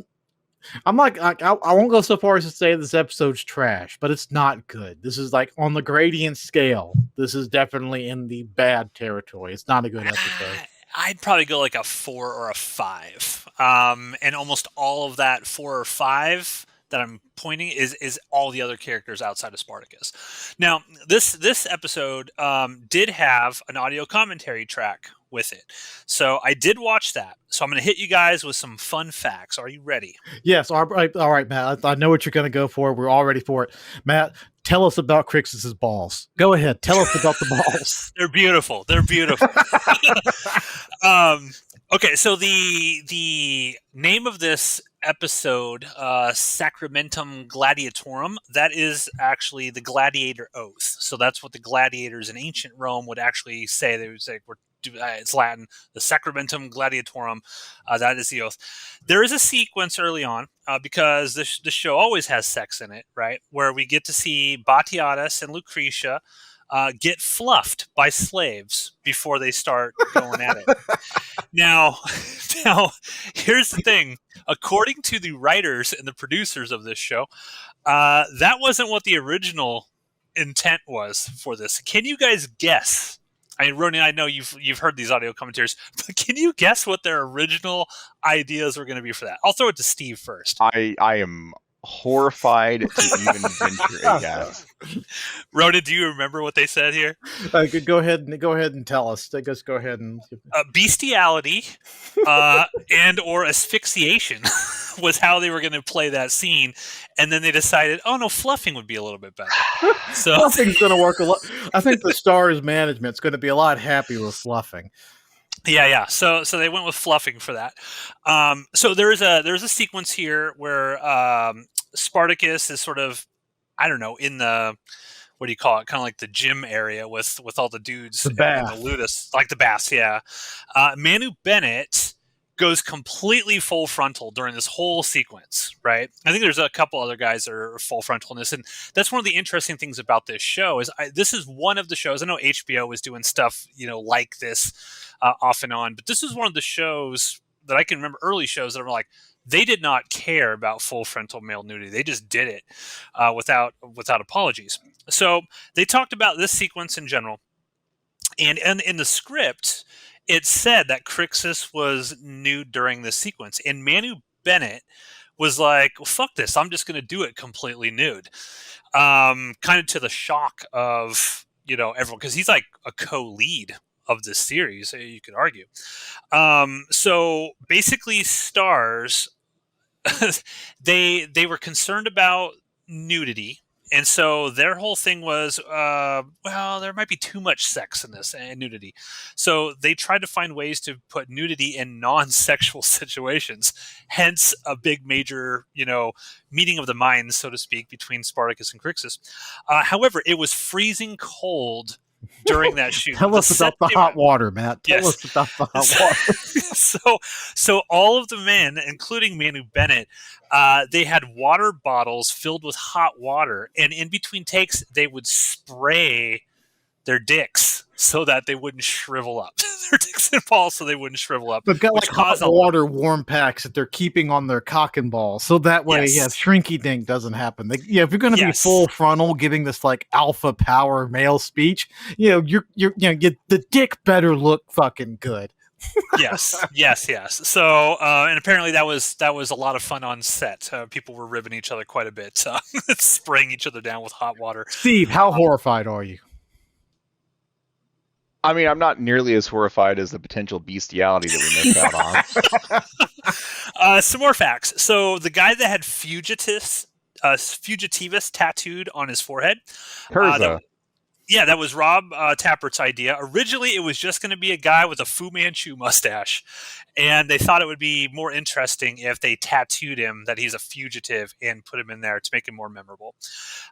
Jai Courtney hated his hair. He hated this curly blonde hair. So much so that he was so embarrassed by it that he would always wear like some sort of beanie or something offset. He never wanted anybody to see how stupid he looked with his blonde haircut. Quick, I don't think we mentioned this, but when Jai Courtney's character Vero and Spartacus are hanging out, Vero admits to Spartacus that Vero sold himself, like he willingly became a slave to get money to pay off his debts, and Spartacus is horrified by this revelation. Anyways, continue. And that'll become a big thing later on in a very, very sad way. Andy Whitfield's hair was cut. It wasn't supposed to be cut until the end of episode 4, but it was cut ahead of time because the Starz marketing did not want a long-haired, grizzly-looking Andy Whitfield on all the promotional material, so they made the filmmakers cut his hair early, so that's why it was chopped off. So a lot of the directors on the show, this wasn't necessarily this episode, but they mentioned a lot of the directors on the show hated directing it because there were so many characters that they couldn't handle all the blocking. Steve, you and I have been on movie sets with lots of people. It's a nightmare to try to block out tons and tons of people. It sucks, especially when you have multiple cameras and the two people running the cameras are constantly getting in each other's way. Yeah. Shut up. Okay, and here's something that'll get to our point. We notice that Spartacus is an asshole. He's an asshole for these first few episodes. He hasn't really been humbled yet, I guess. Stars was also concerned with this. So the suits at the studio said they wanted Spartacus to become a hero way earlier. Like, basically, this episode. They wanted him to start being a good guy. And the filmmakers were kind of like, no. They went the other way, but it was actually Stars that convinced the producers to, hey, can you just show Spartacus share his bread with Vero so he doesn't come across as a total prick? And that's how we got the scene of Spartacus sharing his bread with Vero. Strangely enough, and I would not have guessed this, I honestly would not have, ADR was done on almost every line in this show because the studio had a tin roof. And apparently it rained constantly, and it ruined all of the audio. So the actors had to come back and do ADR, which is it's a nightmare upon nightmares. It's awful, and I would not have guessed that. I would not have guessed They that. synced it up great because I didn't notice anything. Yeah, and the last thing I will say here is they mentioned that the logs that all the new recruits are carrying were mostly fake. However, Andy Whitfield chose to carry a real one. So everybody else was carrying a light fake log except for Andy Whitfield. And they sort of mentioned, looking back on it in time, he had cancer the whole fucking time. Yeah, he had bad cancer this entire time. I don't know if he knew about it necessarily at this point, but he was in a bad way health-wise, and he did great. So those are my fun facts. Unfortunately, episode 3 did not have an audio commentary, so I won't have a lot for that. But yeah, it's all right. This episode was. Oh, it's not. This episode sucks. It's all right. It's got some good stuff in it. No, the few good bits from episodes 1, 2, and 3 just need to be merged together into one episode so that we can get to episode 4, which would then be episode 2 in this best timeline that I'm thinking of now. I agree with you. I think that, like I mentioned at the top, everything that is, they revisit Spartacus's entire history with his wife and stuff in this episode, rendering the first episode completely moot. But again, the first episode shows Spartacus as a good dude. So you kind of have to have that. Otherwise, I think you're just like, wow, this is just another asshole and a whole loot is full of assholes. So I don't know. I still give Spartacus a little bit of credit for being as assholey as he is, because he just had his freedom, his wife, and everything stolen from him, and now he's being told, "Yeah, you're going to do what we say, or else." Like, yeah, I've been pretty pissed off too. But you have the context of episode 1 to sort of get behind that and understand. If there had not been, like at the end of last episode, we're like, we should just scrap this. They never should have done this episode. If this had just started with Spartacus in the Ludus, he would not be any real, like the other gladiators seem to be like totally fine. Obviously slavery is horrible, and even back then it was horrible, but the way it's portrayed in the show is like they're okay with their lot in life, so to speak. I mean, they want to be gladiators. They want Vero is intentionally trying to do it.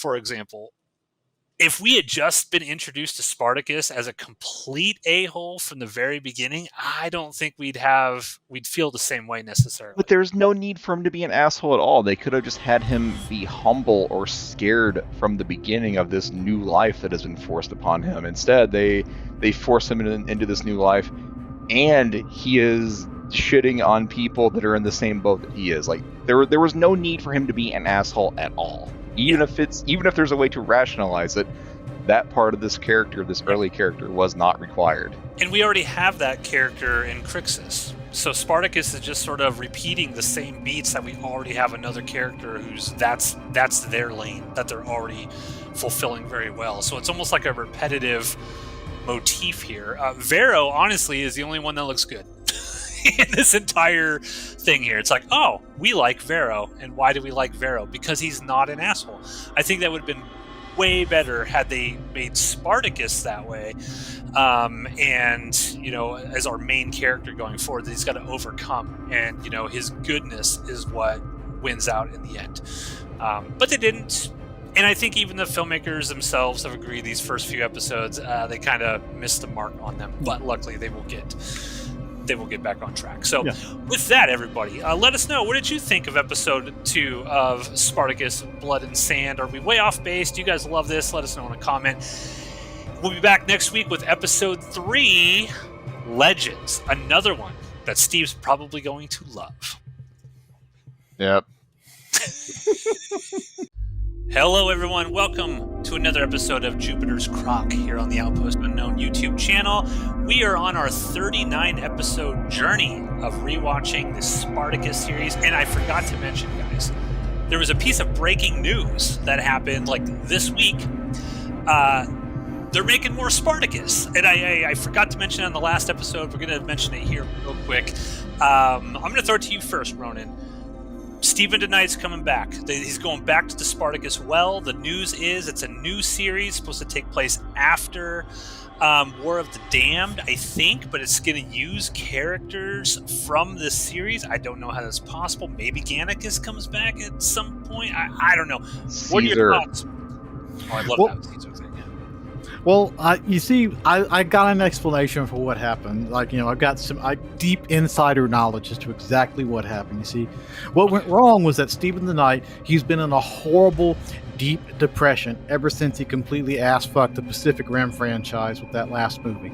That's just weighed on his conscience heavily because he just destroyed this great, promising franchise. So he's been in this deep, depressed well. No one looked at Pacific Rim and said, promising franchise. I did. Shut the fuck up. I'm talking. So what happened was that he needed a little bit of a pick me up. So he went back to he went to YouTube and he Googled the one thing that brought him joy, Spartacus. And what popped up? Our show. And hearing that made him think, I need to do more of this. So we did it, lads. We did it. Insert the little horn sound effects. We did it. We got more Spartacus. It's a good thing we started with Gods of the Arena, because we have not been praising Blood and Sand to this point. I will point out that Stephen Knight, yes, I mean, I have not seen Pacific Rim Uprising. Everyone tells me it's terrible. But the thing that he did before that was the first season of Daredevil on Netflix, which I think we can all agree is pretty great. I'm looking at his IMDb right now. Steve, you might like this. He wrote a bunch of episodes of Smallville. I know you were a big Smallville fan. I was. 15 episodes of that. Yeah, there's just a lot of crossover between Spartacus and DC properties because so many of the actors in the show wound up in the Arrowverse. That's very true. That is very true. What are your thoughts on a new Spartacus series, Steve?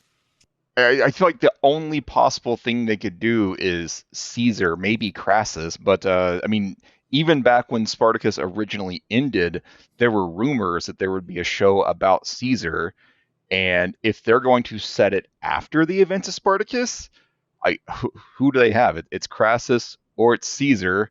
I would not be opposed to the beginning of episode 1 of this new series being, spoilers, someone sneaking up to Gannicus and getting him down from the cross. But they have very limited options if they want to both make it a sequel and have returning characters. It's got to be like an alternative history sort of thing, I would have to assume. And also, I mean, there's got to be a time jump because it's been like over 10 years since that last season. Everyone is noticeably aged at this point. You're not just going to make it out like, you're not just going to pull like a Book of Boba Fett and, he just magically became like, a 200-pound, 50-year-old man. Like you're not going to be able to ages a man, Ronan. You're not just, there's no Sarlacc to age a man. Good point, Steve. So, like, I don't know how it's got to be an alternative history sort of thing, I'm going to assume. Yeah, I don't know. I think, Spartacus fans like us are confused by the returning characters. Like, the way the press... The two returning characters? Yeah, the way the press release came out, it was just like, well, wait a minute. How are you going to take anybody from what happened at the end of Spartacus and bring them forward? Because we know the history. Is the story of Agron being a farmer once he made it over the mountains? I don't know. I'm excited to see whatever it is, though. I'm gonna be there when we'll do a show about it, folks. Well, that means down the road, Jupiter's Croc will extend beyond its original 39 episodes. Yes. Assuming this actually gets made, but I hope it does because we haven't got there yet, folks, with this, but the show turns out to be an all-timer. So I have a good faith. Seeing ancient Romans with sex and violence, it never gets old. Never gets old. So that's the piece of news that's out there. Let us know in the comments section down below. What do you think of this new Spartacus series? What do you think it's going to be? Do you think it's going to be a Caesar focused thing with the same actor from back in the day that was Caesar? I mean, I don't know, but I'm looking forward to it. So with that, we are going to get into episode 3, titled Legends. And I think as far as we're concerned, this might be the last quote-unquote bad episode of Spartacus. It's the last one that we remember being kind of rough. Yes. So we will dive into it. Ploticus, what do we got here? This episode is another collection of random events that somehow get tied together at the end, but it opens with Spartacus being a dickbag again, because he successfully beats one of the other brand new recruits, and he's immediately like, fuck you, I'm better than you. Onomaeus is telling him, like, look, Spartacus, you left yourself wide open to an attack a million times. You got lucky that you beat this guy. And Spartacus is like, no, fuck him, he sucks. Again, Spartacus is terrible at this point in the series. I mean, although he's not wrong, because this is the fugitive guy. I forgot that this guy passed the test somehow. I don't think we saw his test. We saw Vero, the guy that Barca killed, and Spartacus. How did he pass this? I don't know. They just decided it happened off screen. They needed somebody for him to beat up, and for somebody to fall down the rabbit hole with him. I agree. It's hard to carry about Spartacus right now. I'm just kind of like, ugh, God. Yeah. Come on, dude. So there's games. There's going to be, what's it called? Like the Vulcanalia? Vulcanalia. There are going to be games, and Badiatus is responsible for providing the gladiators for the games. And so there's a bunch of things going on, but just the main point of this episode is Spartacus wants to fight Crixus. Spartacus needs to make money as a gladiator and impress Badiatus to get Badiatus to keep his end of the deal, which is finding Spartacus's wife. And so the roster for the Vulcanalia is released, and Crixus is going to be fighting Gnaeus in the main event, and Spartacus is fighting Vero in like the opener. And so this whole episode is about Spartacus trying to scheme his way into the main event against Crixus. So keep that in mind as we talk about everything else that's happening here. There's before the games, there's going to be this big event and feast, and Alithia's hanging out. Yum. Yes, yum indeed. But things that are not yum, Xena has learned nothing from Gods of the Arena, because it turns out 5 years later she is still putting on sex shows involving gladiators and slaves. Well, she has changed. I took this as, whatever that 2 to 3 year period was between Gods of the Arena and this, where Badiatus and Lucretia were like on top of the world. She's gotten a taste for the finer things in life, and she doesn't care about. She doesn't care about anything now. Yeah, she was somewhat innocent. Yes. Oh, and Gaia wasn't even this evil, or at least when Gaia was being evil, she had a smile on her face. Like Lucy Lawless, like changes from like innocent Lucy Lawless to like very stern Lucy Lawless when she knows that she's about to do something terrible. Can you imagine being Rob Tappert? Like, that's her husband. Like, if she gives you that, I'm going to imagine that tonight. if Lucy Lawless, like if you piss off Lucy Lawless at home, and she gives you that look, like, what are you doing? You apologize profusely, and you buy that woman whatever she wants to make amends. That's the look that says she's going to fuck you tonight. That's what that look says. Anyways, Alithia has come back to the Ludus, because Alithia has now like really like thirsty for gladiators. Yeah, thirsty for gladiators.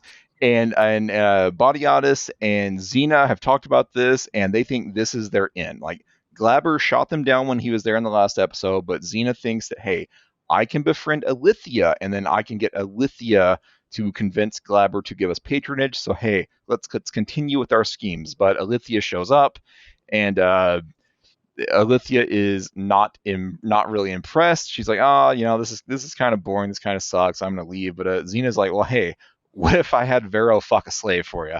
And so they go, they go and they have another sex showing for the benefit of Alithia and these other wealthy Romans. The pleasures of the House of Vatiana. Yes, and so they have learned nothing from Gods of the Arena. Well, I think it's not that they've learned nothing. They've learned that the Romans really love orgies. So, like, that's what they're focusing on. But they also should learn that a bunch of orgies led to people dying, including people they care about. They've had years to perfect the art of throwing orgies. Yeah, I think so. I think it's, they're in Gods of the Arena, they were basically fucking with like a mafia head. Who's like, I'm gonna go kill people. I don't think the general Roman elite are gonna be like that, evil and killing people. I don't think they have to worry about the Roman elite coming after them now that what's his face is bricked up in Tullius bricked up in there. No one's gonna fuck with them now. Now they just want coin, Steve. They just want coin. So the Alithia and Xena frenemy moment of this episode is Xena is trying to find like a super high quality necklace to impress Alithia with. And so prior to this big party, Xena purchases this like emerald necklace, and then at the party, she kind of like moves in such a way to kind of show off the necklace in front of Alithia, and Alithia's like, oh, that's pretty. That would have been awesome years ago when people cared about emeralds, and just completely shuts her the fuck down. Perhaps I'll have to break mine out. Such a perfect flippant way too. Oh God, I love that woman. She's great. Yep. So again, there's a bunch of random things, but that kind of set up like future things in the series. This is the first time that we see in Blood and Sand. This is the first time that we see Crixus and Xena have sex. Remember back in Gods of the Arena, Xena was horrified by this. Like, she wanted no part of any of the slaves, but now she is very happy. Into it. She is very happy now. Yes, she is very happy to fuck Crixus, and Crixus at least pretends to be happy. He's over it. Because he has developed feelings for Navia, who is Xena's body slave, like the main slave that follows Xena around all the time.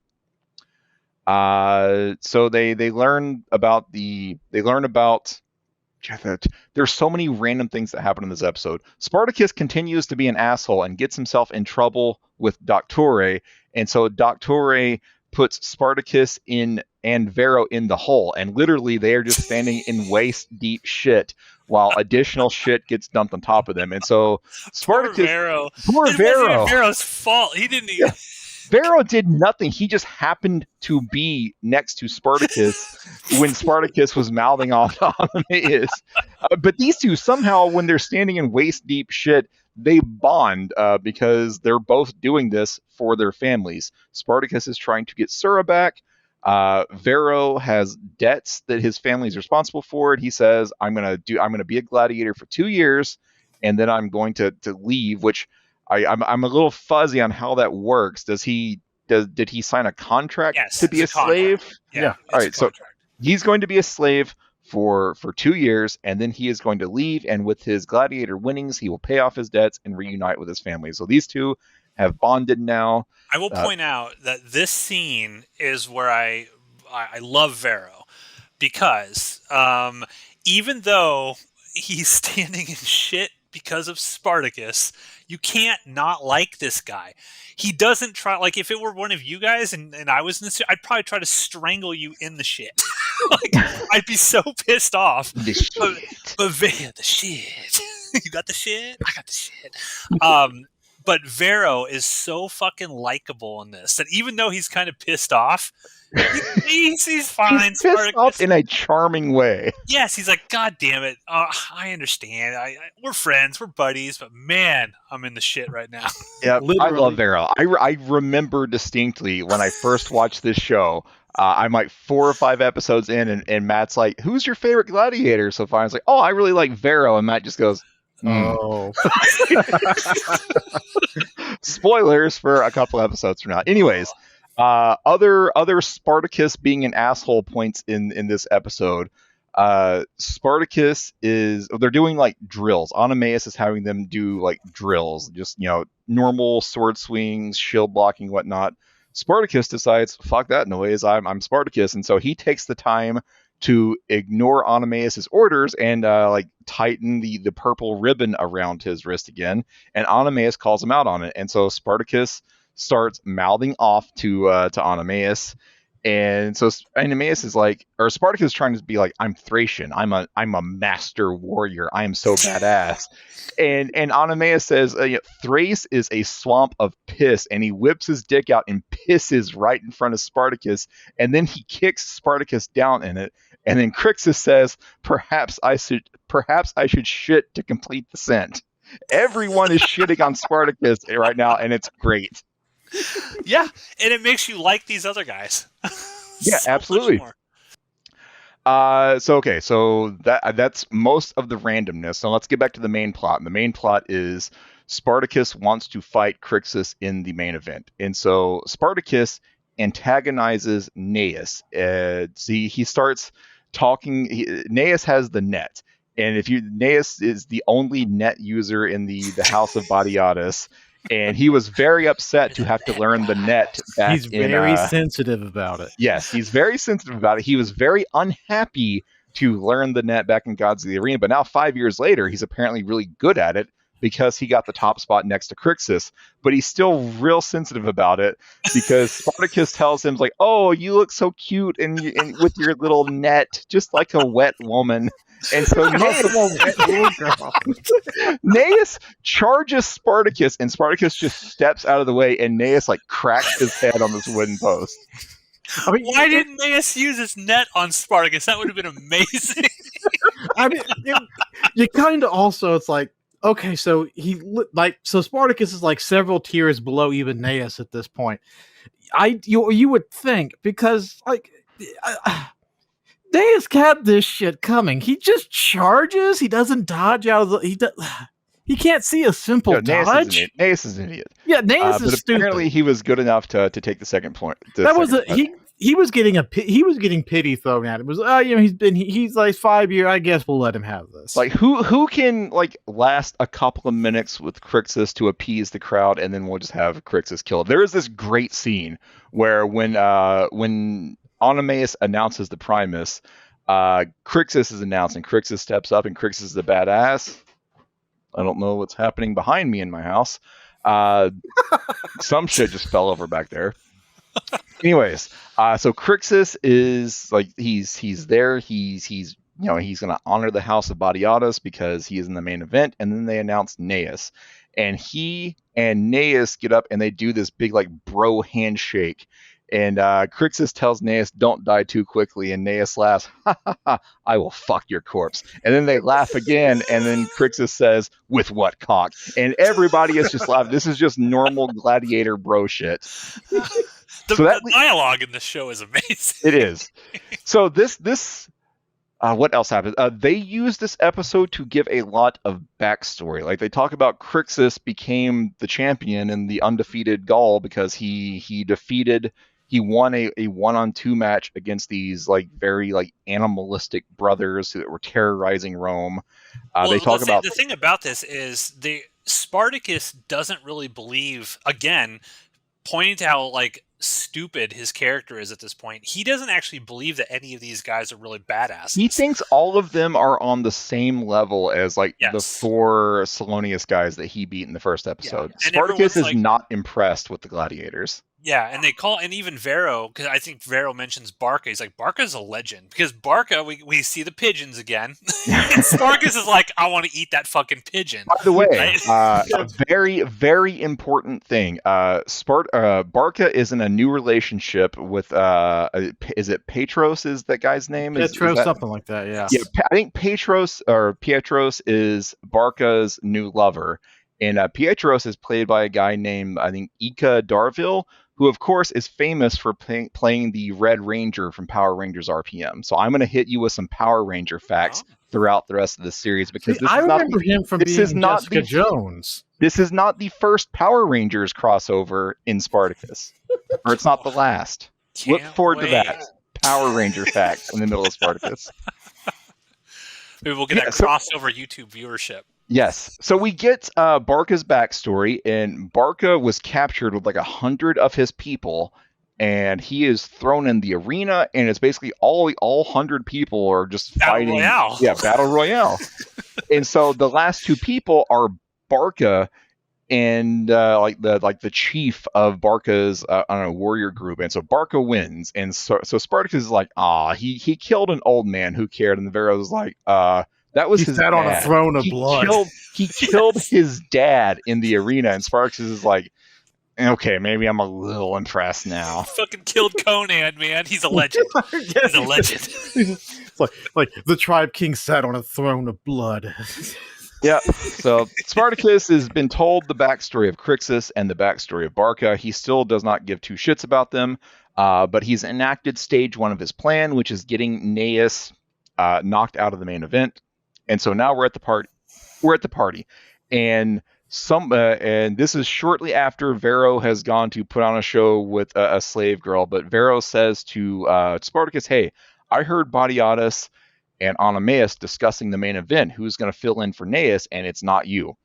And so Spartacus is like, for fuck, I got to figure out something. And Vero's like, "I see that look in your eyes. Whatever you're fucking about to do, don't fucking do it." Because I will end up in this shit again. Yeah, Vero doesn't want to end up in the hole again. And so Badiatus is getting ready to announce the Primus. So it's going to be Crixus against, and before Badiatus can say the second person, Spartacus just fucking attacks Crixus.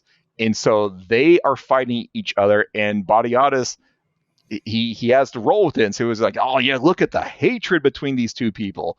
Show up tomorrow with the Vulcanalia and we'll watch these two fight to the death." And so Xena is very upset, because Xena is not a fan of Spartacus at this point. She just wants to like fucking kill him and go about their lives. And if the patronage is going to be earned, it will be earned through Alithia. But Badiatus is like, "No, I paid a lot of money for him. I'm going to get something out of this. I'm pissed off that he did this, but he also attracted interest, and that's good for us." So now the main event at the Primus, the main event at the Vulcanalia, is going to be Crixus versus Spartacus, which is what Spartacus has worked for throughout this entire episode.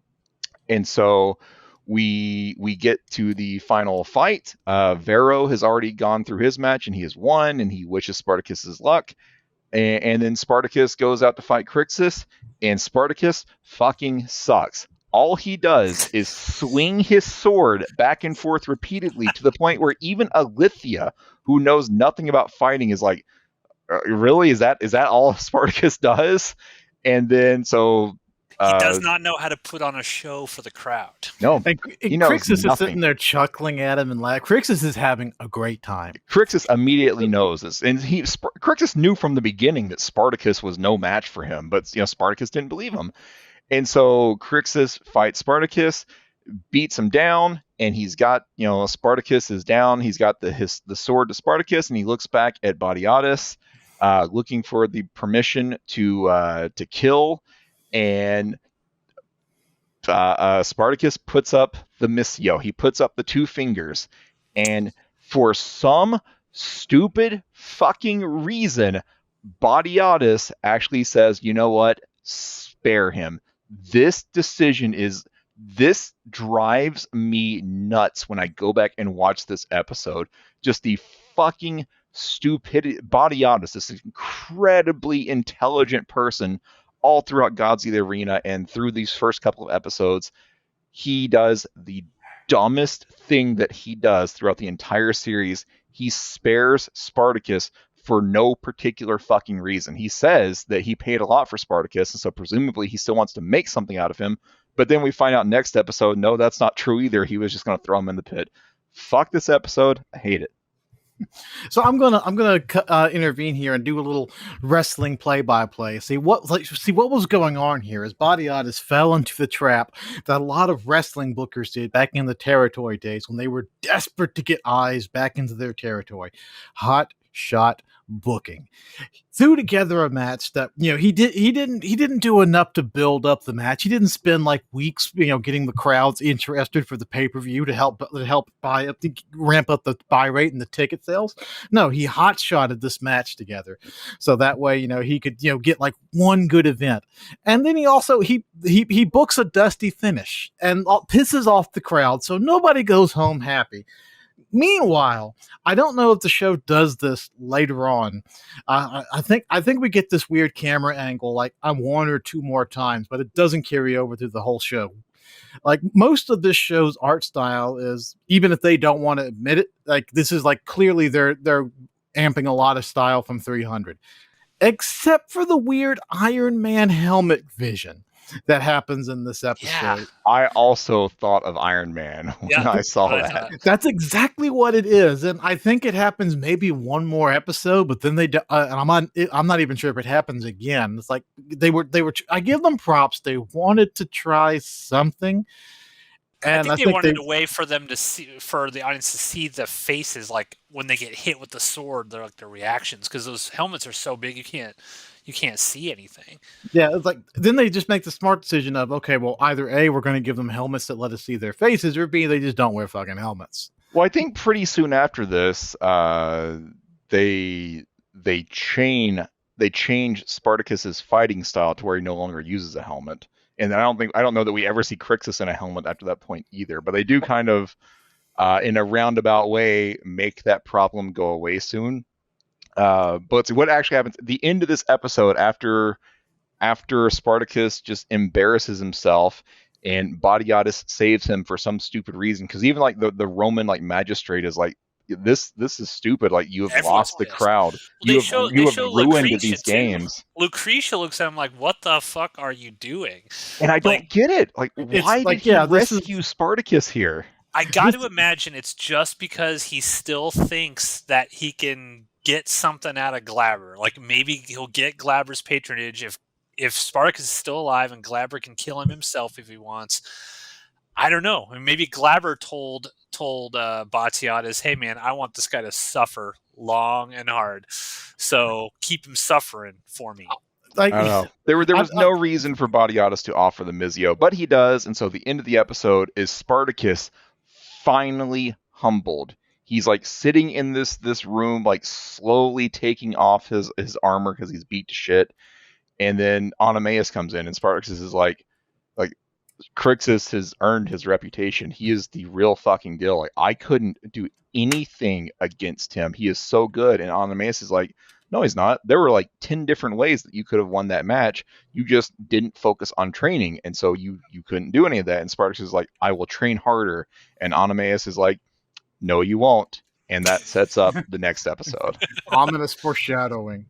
Yeah, the only thing I can think of for why Batiatus' dumbass decision, there's no good it's plot armor. That's like, it's the worst kind of thing. It's blatant plot armor that there's no plot explanation for it. Like, Batiatus does it because do you want a show or not? And that's the worst kind of writing. There's no, like, there needed to be some kind of other reason. Like we find out that Batiatus is in like a lot worse financial straits than we think. Or like, but isn't in the next episode, doesn't Batiatus take him down in the pit specifically because Batiatus is trying to win a bunch of money off Spartacus? Yeah, like, yes, Spartacus might die. Yeah, but at least he's going to try to make back as much as he's spent. But I think my argument would be that there's no way that Batiatus is going to make more money in the pit than what he would lose by pissing off the entire audience of this Vulcanalia games. Well, he's got that guy who wants his money with 30%. Yeah, we haven't gotten to the pit episode yet, but I do recall that that was also part of the thing. It's like because Spartacus lost the interest that people had in him after fighting 4 people, and so Batiatus' thing was like, yeah, you're not at this point you're not a gladiator. I'm just gonna put you in like basically pride fighting, like Fight Club shit, like, and make some and bet on you there, and then maybe you'll win back like the interest of, like, Capua that way. But like that's the next episode where he gives that Yeah. explanation. And we do see multiple times throughout this show that Batiatus, for even what, like you mentioned, I think it was in the last episode, Steve, Onimaeus is like, Spartacus has nothing. Like, I can't do anything with this guy. And it's Batiatus is like, no, I see something. I see something in this guy. He has the eye for great gladiators, and they set that up. Even Gods of the Arena. At this point, we don't know if you haven't seen Gods of the Arena. But yes, Batiatus has the eye to find great gladiators, and I think they don't necessarily explain this very well in the show, which I think is to its detriment. But it could be based on what we know of Batiatus. He's just like, I know this guy can be great. I witnessed him take down 4 gladiators at once. And he mentions, I think in the last episode, where he's talking to Onimaeus, where he's just like, how do we get this guy to like focus and like calm down? And Onimaeus is like, I don't think we can. I mean, hey, take this weird thigh cloth and try to bribe him or something like that. But nobody really thinks that Spartacus can, he's just, a crazed bull in a china shop or something like that. Like, he's got to be sort of reined in, and maybe, and again, I'm just giving the benefit of the doubt here that maybe this is what the writers were thinking all along. And unfortunately, there was no audio commentary on this episode. Otherwise, it would have been great to hear what their opinion was. But maybe it's like Batiatus does not want to give up on his thing, right? He's got this guy. He saw something in this guy. He spent all this money on it, but it's Batiatus. He will not give up unless he absolutely has to give up. And he was ready to give up when Spartacus was in the midst of failing the gladiator test. You know what? You like got me. I don't know. Well, it's plot armor. He went he survives because he has to for there to be a next episode. I could.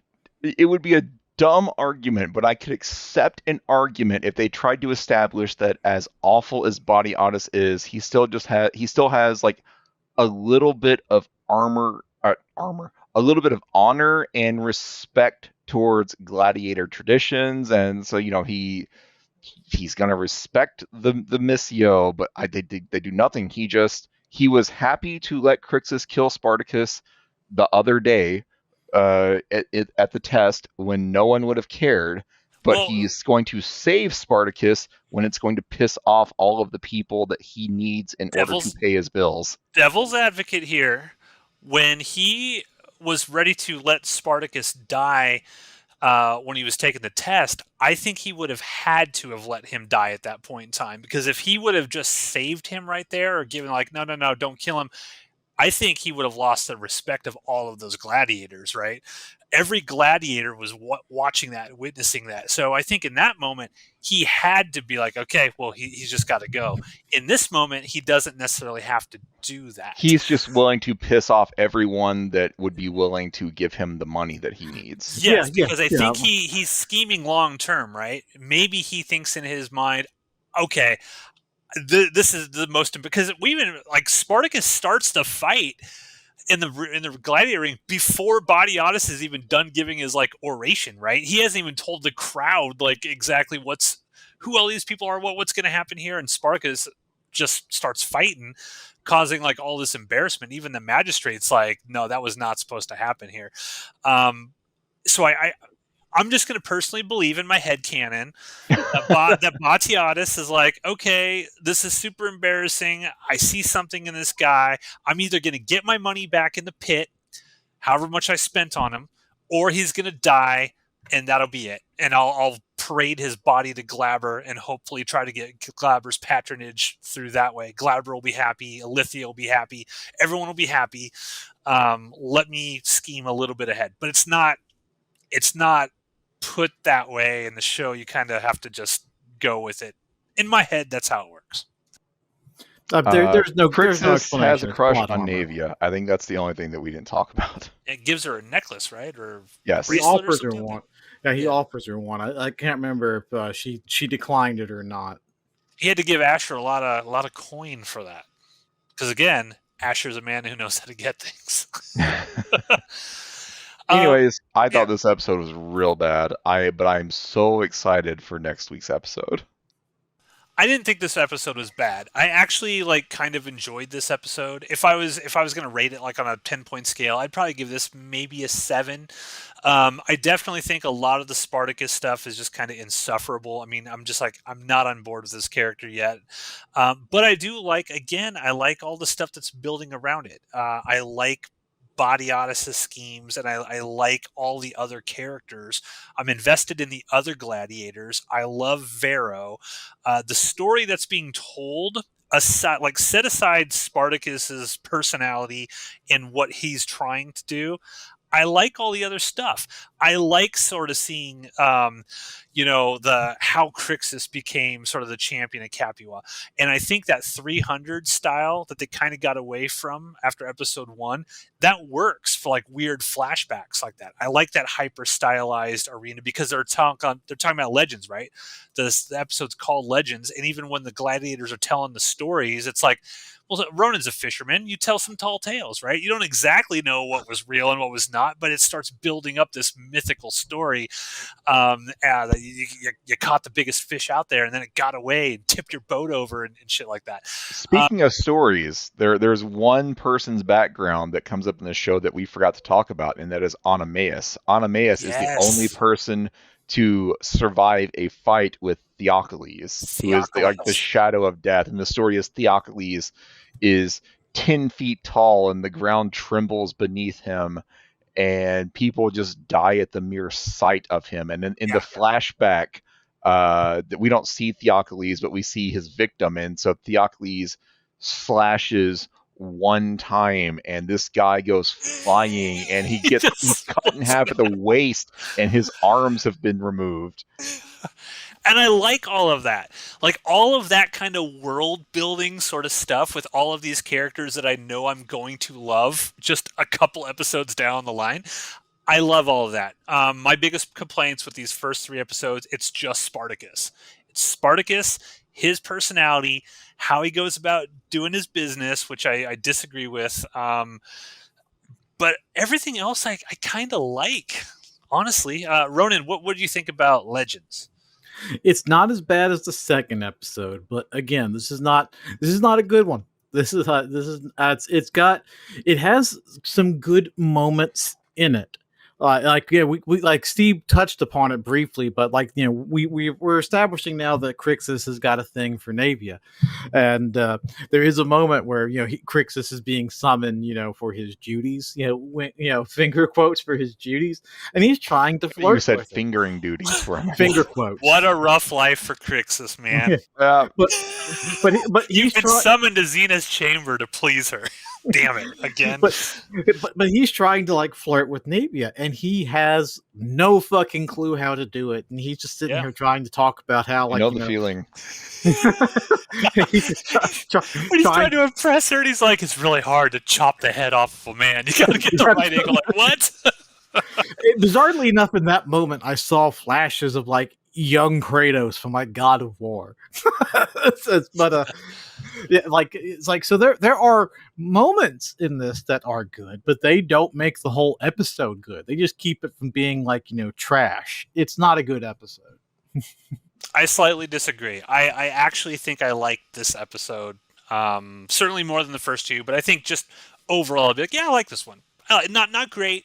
Not anything. I wouldn't put it anywhere near my top 20 favorite Spartacus episodes, but I'm like, I can get behind this one. I can get behind. I love the ending. I love the fact that Onomaus told Spartacus, like, you could have beat him 10 times over. Like, because he's watching, right? He's watching everything. And Onomaus is a fighter. He is a gladiator. And it's like, it doesn't matter that this guy's the champion, dude.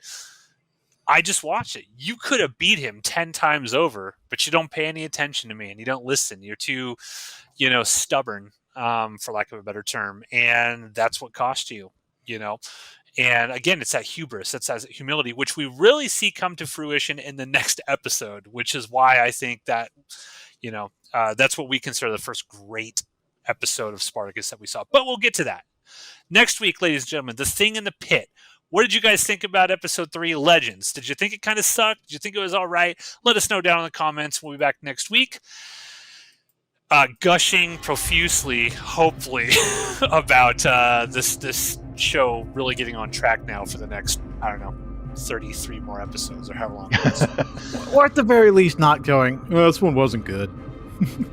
Yeah, I distinctly remember loving this episode. Because I think, Steve, I think I told you, I was like, you just got to get to episode 4. Yeah, I remember you telling me that you've got to make it, I don't know if you told me the title or episode 4, but you warned me that episodes 1, 2, and 3 were bad, and I thought back, and I don't feel like you poisoned the well. I think that 1, 2, and 3 were actually that bad.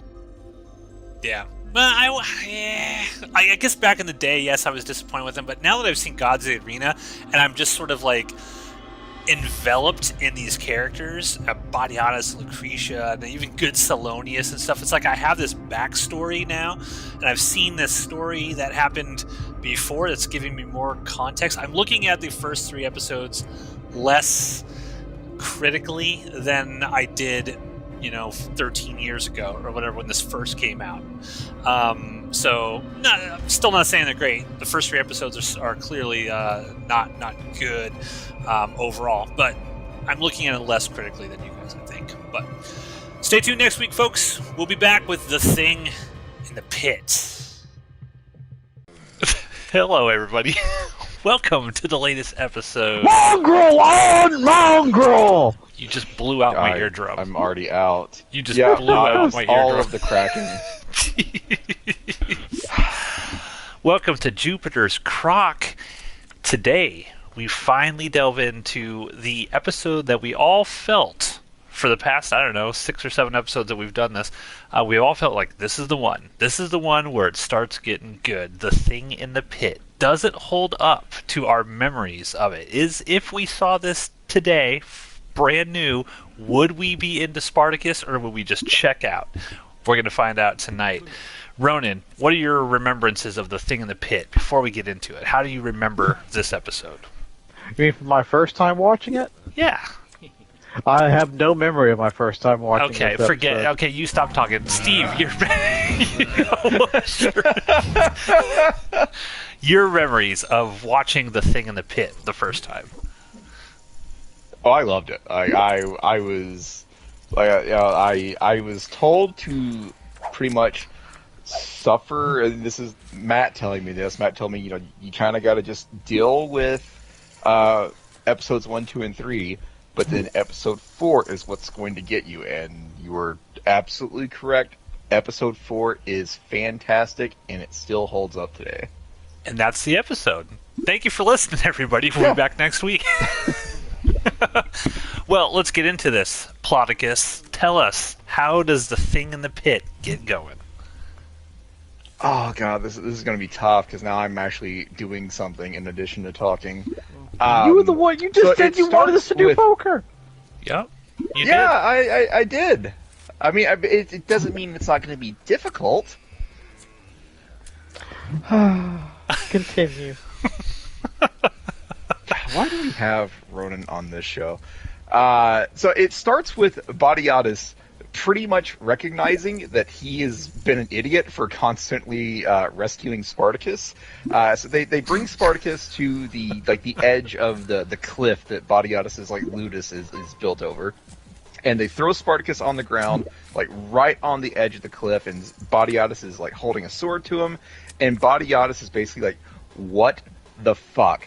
And Batiatus reveals that he knows everything that Spartacus did. He knows that Spartacus fucked over Gnaeus in the last episode. He knows that Spartacus basically schemed his way into the Primus against Crixus, and Batiatus would have been fine with that if he had fucking won, but he didn't. He lost the crowd, is what Batiatus keeps telling him. But the crowd was the key to everything. That was the key to Batiatus' success.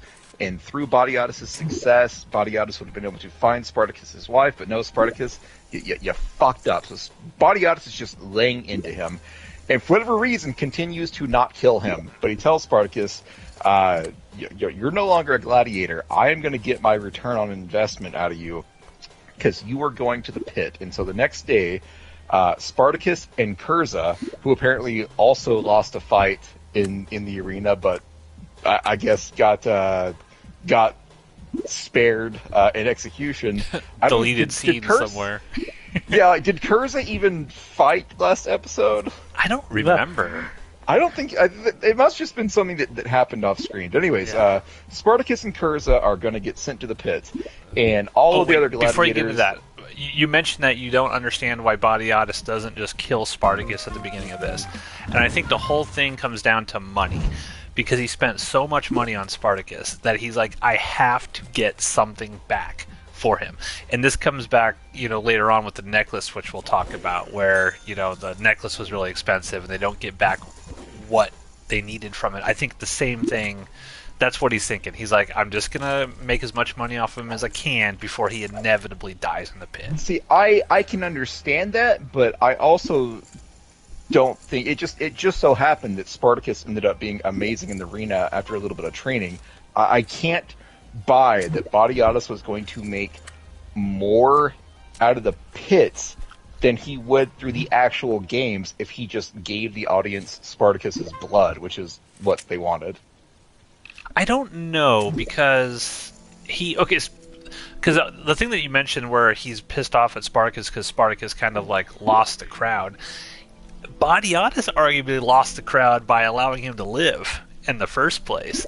At the very end of that, because even Lucretia's like, how could you have let him live? How is that even possible? It would have been in Badiatus's best interest to let Spartacus die, because that would mean that the crowd was impressed and happy with Badiatus's offering, which would make it more likely that he's going to get invited back for more games. Yeah!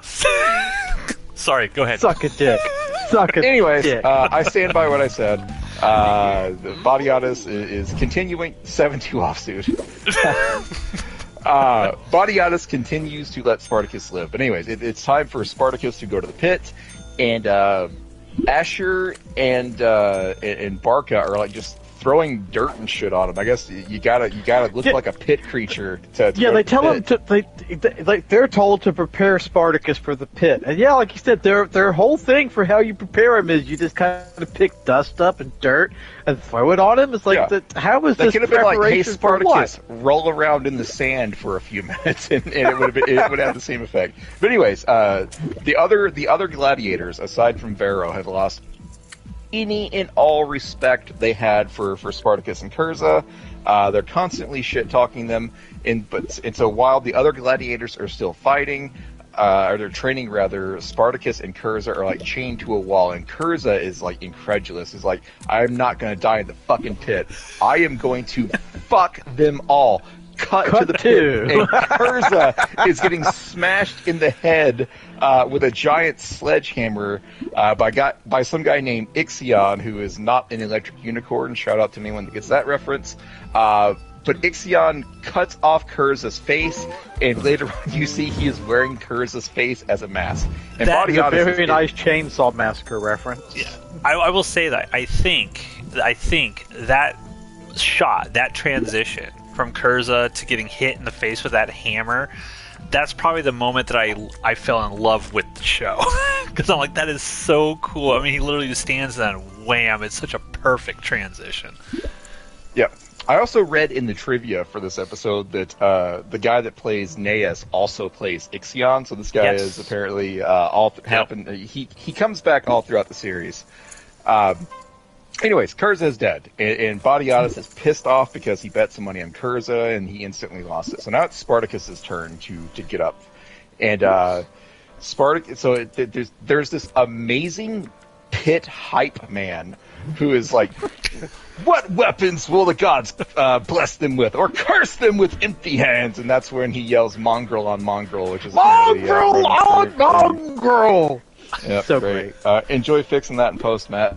I'm leaving it. So this guy is awesome, and so the two gladiators, or the two, I guess, former gladiators show up. It's the Spartacus against some guy whose name isn't worth remembering, and they don't just get to pick weapons. They instead basically draw weapons out of they pick it out of a hat. And so you never know what weapon you're going to get. And so this chick, you're missing the point. Like, this chick comes out there, she's missing an arm. She's wearing like a weird dildo thing. She comes out with like a bucket that has like bones or something in it, and you draw from there the item that you're going to put, that your two weapons that you're going to get. Yeah. I mean, that's neat and all, but she's not important. Not important. Don't care about her. Don't even know her name. Not going to look it up. So they draw weapons, and Spartacus' opponent draws a weapon. I don't remember what it's called, but it's basically like brass knuckles with like nails sticking out of the end of it. And Spartacus draws a Caestus, which is basically just the brass knuckles. He's missing the nail, and so Bark is like, Spartacus is at a disadvantage, and Badiatus just looks over at him like, no, big fucking deal. You tell me something I don't fucking know. He's so angry at this point in the episode. He's basically telling Barca, thank you, Mr. Fucking Obvious. So they go to fight, and this dude, the opponent, takes like the nail of his brass nail knuckles and like just shoves it into his mouth and just fucking digs around with this nail in his mouth and spits blood on Spartacus. So if Spartacus doesn't kill him, like the infection's going to take him out 2 or 3 weeks from now. It's great. But they fight. And Spartacus is immediately getting wrecked by this guy. Badiatus he's bet everything on Spartacus. He's fucking Spartacus, you done fucked me again. But Spartacus ends up winning. He shoves there's a random like hook hanging off a chain in the arena, and Spartacus like shoves the hook like under the guy's neck and kills him. Thoughts? Because that's like the opening of the episode, and it's great. My thoughts are it's so awesome. Like, it's so bloody, it's so violent, and it's done in a way, in my opinion, like, there's obviously CG blood in this show, but it's not like the over-the-top, wildly stylistic blood in this. This feels real, and it feels like there's stakes. It feels like there's stakes immediately in this episode. Yeah, like the previous couple episodes, anytime someone bleeds, it's like, it's not just a little bit of blood or blood like kind of splattering out of them. It's like someone put up a green screen behind Spartacus, and they fill the entire screen with blood. They kind of move away from that to an extent in this episode, and I think the show is better off for it. Let's see, other things that happen in the pit. You Ovidius. didn't let Ronan give his thoughts. Oh, well, I mean, there was a reason for that, but go ahead, Ronan. Grace us. Curse us with empty hands. We have but one rule. No, so like what you were saying, like the art. This is about the point where the art style of the show ditches that weird thing you were talking about, like from the first few seasons, where you would see like a character kind of lurch forward, and then suddenly like screen changes color, and there's like shitty ass fake blood coming out from it. This is about the point where all that shit goes away. Like they experimented with it. There's still a lot of shitty fake blood in the show, but they don't fill the screen with it anymore. Yeah, well, that more or less that particular kind of like artistic style. It's like they watched a few episodes of it and were like, no. It's like, okay, we committed to it in these episodes. That money's already spent. Let's not waste that money on the next few episodes. I like that practical effect where Ixion or whatever his name, where he cuts the face or the skin off the face and pulls it off, and you just see like the muscle on the face and like the eyeballs. Yeah, it's cool. Yeah, that seems like a chainsaw, like a massacre reference, along with the meat hoof just kind of hanging there. But at the very least, that like, because you do see like bodies kind of hanging in this place, so like I don't know why they're hanging there, but at the very least, like the hook has a purpose. They hang bodies with. They needed to have some boobs somewhere in this episode. Yeah, like we have to get him in here somewhere. We got the one-armed chick. We've already given her a dildo, so we'll have some other boobs hanging from the background. Just so that way people don't feel conflicted when they start jacking off. Continue, Steve. Anyways, other shit that happens in the pit. We see Ovidius show up. Ovidius is someone that Badiatus owes money to. And the deal from previous episodes was Badiatus was supposed to pay him back plus 30% immediately after the games that concluded last episode. And of course, Badiatus doesn't have the money, and so he's blowing him off. And so we're going to see Ovidius's schemes come back later on in the episode. This is also kind of the start of, well, not the start, But this is the first time Crixus actually tries to make a move on Navia. He buys Navia a necklace, and Navia immediately shuts him down. But Navia tries to explain herself, but Crixus is like, no, fuck that. You've made your point known. We'll hear what the actual explanation is later on. I gave it to hot ass Xena. I gave it to Lucy That's what I Lawless. A did. much better return on investment. Yep. Lucy Lawless was, summoning Crixus for some fun, and God, she's a smoke show in this. yes, series. absolutely. Jeez. But Crixus is, sort of somehow he got tired of Xena. I don't know how that's possible, but he did. So he was going for Navia, but he shot his shot, and he thinks he got shut down. So he has to settle for Xena for the night. What a terrible fate that has befallen this man. Cursed by the gods. A moment of silence for Crixus being forced to settle for Lou. Like it's just a moment of silence.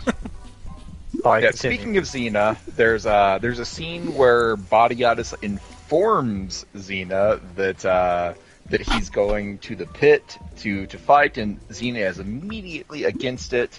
But they don't have a choice; they need money.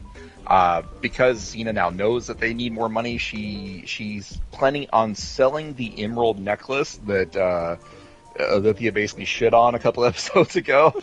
She's gonna go try to sell it back to the guy she bought it from, against Badiatus' wishes. Badiatus is like, you're fucking Xena. I want to spoil you. I want you to have this jewelry. But she wants the money, so she tries to sell it back, and Spine Salonius shows up and tries to hit on her, tries to offer her the price that she wants for it, and also he's going to let her keep the jewelry. But Xena shuts him down and takes the offer from the jewelry merchant, which is like half of what she paid for it just a couple of days ago, I guess, in the show. So I think that's kind of the first act. Then it's time for Spartacus to go back to the pit, but he is so beaten down already from his pit fighting, it's getting to him, and so he starts hallucinating that his wife is out there, and he continues to kind of hallucinate. Sura is her name. He continues to hallucinate and see Sura throughout kind of the rest of the show. Spartacus ends up going on a winning streak. He's surviving again and again and again, and you find out from Asher that people are starting to favor Spartacus. And it hits to a point where Spartacus has a dream about Sura, and Sura tells him, you can't do this anymore, this is going to destroy you. And Spartacus decides, you know what, I'm done with this.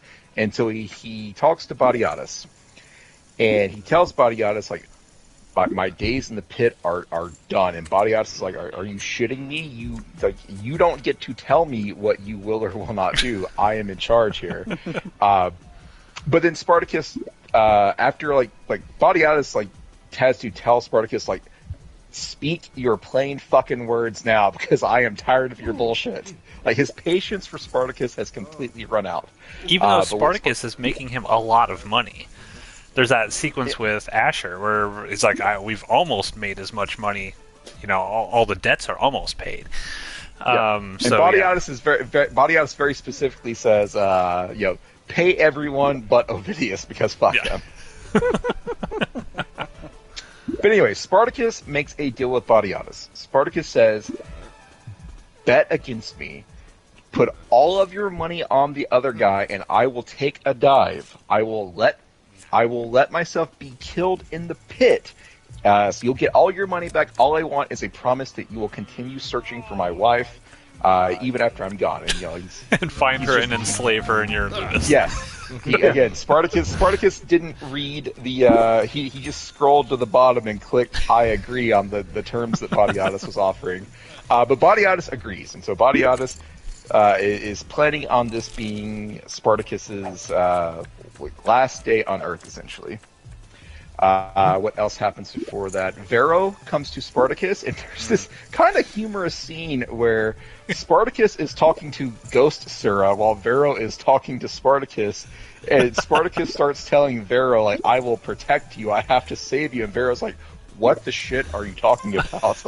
Well, there's this really great sequence, I think it's even earlier than that, and Vero's awesome in this episode, Yes. and this is what really makes Vero such a great character and ultimately a tragic character because he's such a good dude. Not only does he stand up for Spartacus when he's brought back from the pit, and they're like, he's not a gladiator anymore. So there's a whole thing where one of the gladiators like, he can't sleep here. He's not a gladiator any longer. If he sleeps here, I'm going to kill him. He will not wake up tomorrow. Yeah, and Vero stands Vero up for him. just stands up and doesn't even say anything. The other guy just knows to back down. Yeah, because it's shown that Vero's badass. Like Vero's actually like going up the hierarchy of gladiators. Yes, there's a scene at some point in the middle of the episode where Badiatus is talking to, it might be Doctori, I don't remember who, but he tells Doctori, like, of everyone in my Ludus, Crixus is the only person that the crowd wants to see, and of all the new recruits that we bought recently, Vero is the only one that shows any promise. Which on one hand, it shows how great Vero is. On the other hand, they don't really say it, but it also shows how underutilized Barca is in this show. Because Barca is awesome, but he never gets to do anything. You never see Barca do anything in he doesn't. You don't ever see him as a gladiator in any of these like either show that he's in.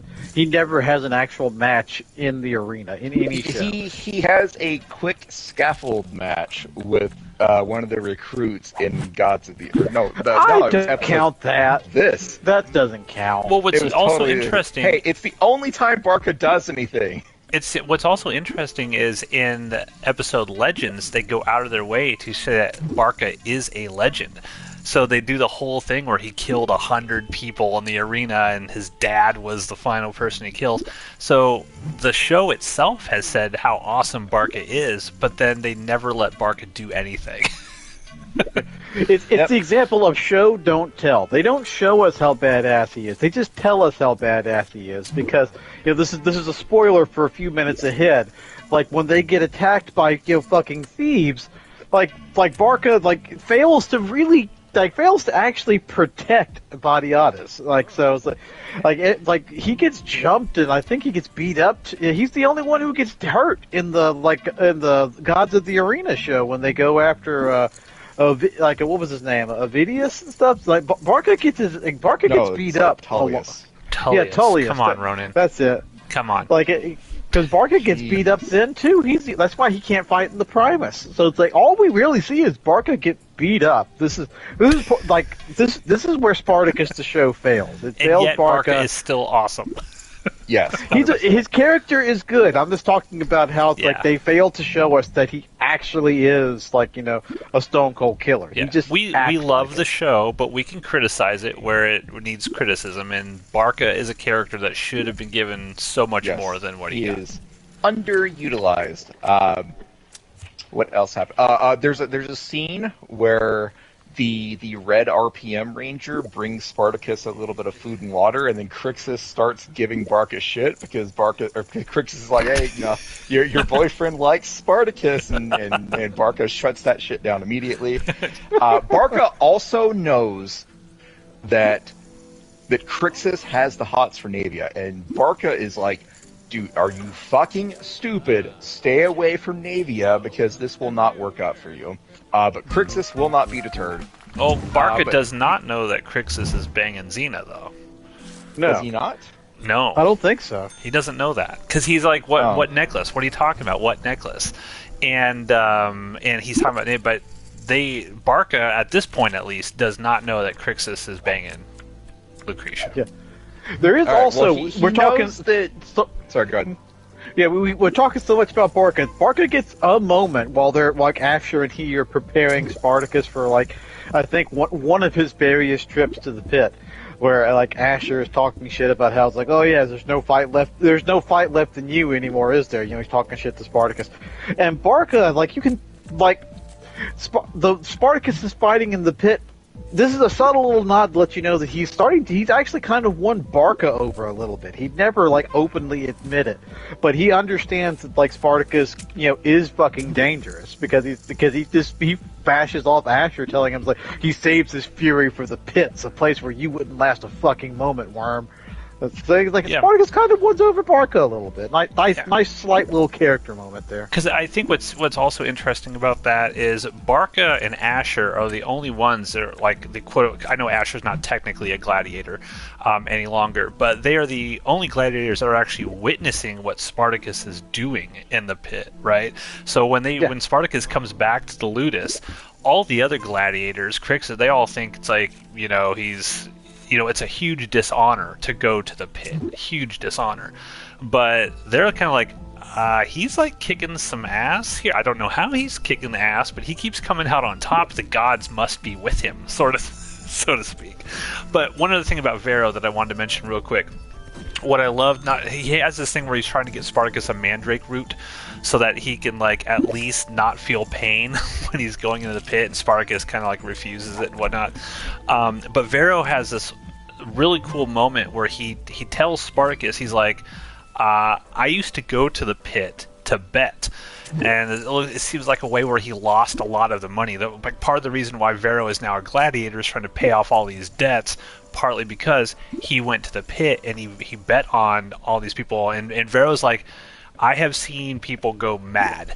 Like something happens to people down there when they're fighting in this kind of brutal winner take all thing. They kind of become feral in a way, and he sees that in Spartacus, and he's trying his best to like be that grip to reality for Spartacus, but Spartacus is already like gone, right? He's just thinking of Sura and he's hallucinating about Sura. But I love that about Vero, that he's like trying to be there for his friend, and then when they take Spartacus back to the pit, he's like literally holding out the mandrake root. Take the root. Take it, Spartacus. I'm like, that's a good friend. That's a really good friend. Vero was solid my homie favorite moment for a while he was there. All right, so I'm trying to get us to the final fight. The only other thing that happens, we talked about what Vero did, what Barca did. Navia gets like a little bit of time to do something after doing absolutely nothing through Gods of the Arena. Navia tells she tells one of the guards that, hey, Xena has summoned Crixus. And so Crixus, goes up. He thinks he's about to go, have some fun time with Xena. And Navia says, you know what, Xena didn't summon you, I did. And she starts to tell Crixus, like, hey, you bought that necklace for me, right? And Crixus says, yes. And then Navia says, well, why is it around Xena's neck? And Crixus is like, are you shitting me? You like shut me down and now you're upset I gave the necklace to Xena? But then Navia clarifies, it's like, look, I didn't want to turn down the necklace, but do you not fucking realize that if I suddenly showed up to my slave duties wearing a necklace, that Xena would have realized something was up? And Crixus is like, ah, shit, I'm an idiot. And so Navia is future leader of the rebellion. Yes. Navia is just like shit-talking Crixus like, you stupid motherfucker. And then Crixus just kisses her, and she's like, you really are that fucking dumb. Guard, get Crixus out of here. I guess the guard like didn't think that, he didn't really, go to see Xena. That was a short call. Okay, but that's it. All right, so we've talked about Vero, we talked about Varka, we talked about Navia. Like, those are and Crixus. Those are like the only people that do anything of note before the final fight. So now it's final fight time. Spartacus is going to go and have this final battle. He's planning on dying, but Batiatus tells him, make it look convincing, because we don't want people to suspect take a that dive anything in the third illicit round, is going on in this underground pit fighting. But Because Spartacus Lucretia's been saying it's dangerous. I'm scared that you're going to be down there. Yeah, and we see one. Xena gets a pretty massive "I told you so" at this episode. But Spartacus is fighting Ixion, who is now wearing Kurza's face.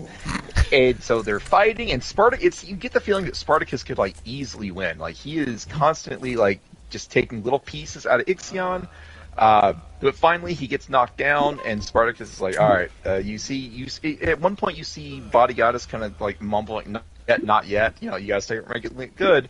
But there's a moment where Spartacus is on the ground, he looks up at Batiatus, and Batiatus kind of gives him the nod, and Spartacus is ready to just accept his fate. But then Spartacus notices that a couple of guys are coming with daggers towards Batiatus. Spartacus has no idea who the fuck Ovidius is. He just knows that someone is about to kill Batiatus, and if Batiatus dies, Sura will never be free. And so Spartacus gets up. He quickly kills Ixion with Ixion drew two axes as weapons. He takes one, he kills Ixion, and then he fucking throws it and just daggers this dude in the back, because throwing weapons is apparently Spartacus' thing.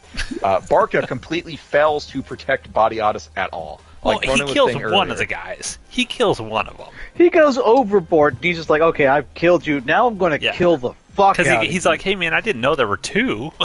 Yeah, that's a pretty and shitty Batiatus is like, bodyguard open answer. your fucking eyes, or I'm going to cut them the fuck out. That is not an but answer now, you want Spartacus from your has bodyguard. no idea. No. Spartacus, he survives. He was supposed to die, so, nothing has gone right. Spartacus is alive, and Batiatus has lost all of his money, and Batiatus is injured. And so the Batiatus and Asher and Barca drag one of the killers outside.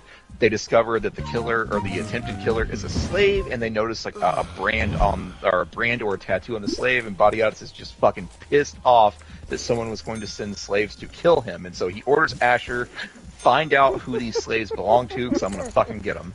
It seems so obvious that these are Ovidius's people, but the Batiatus doesn't connect the dots.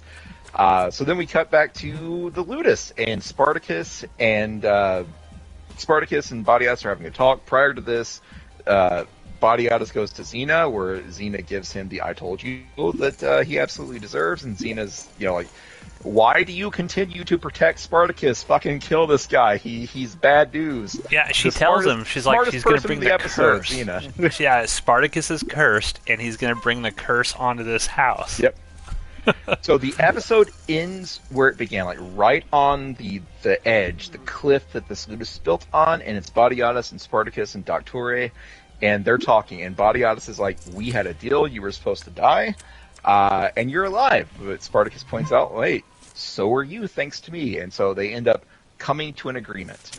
Batiatus will continue to search for Spartacus's wife.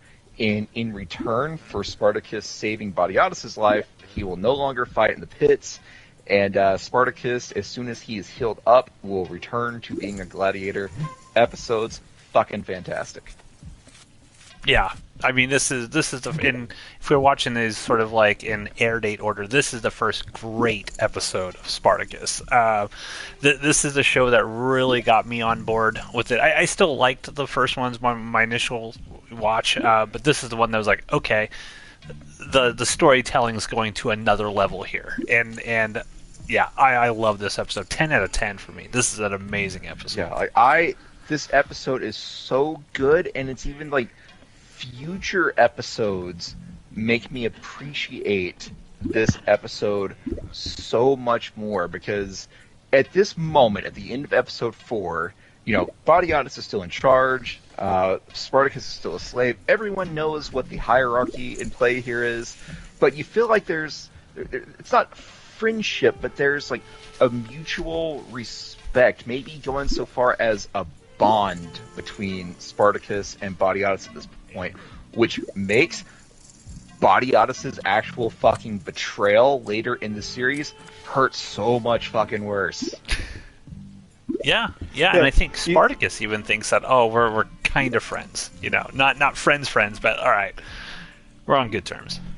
An understanding is forming, there's maybe not a friendship thing, although that definitely does, bizarrely enough, start to form later on in the show. But at this moment, it's just there is they finally actually understand. They have an understanding of each other at this moment in time.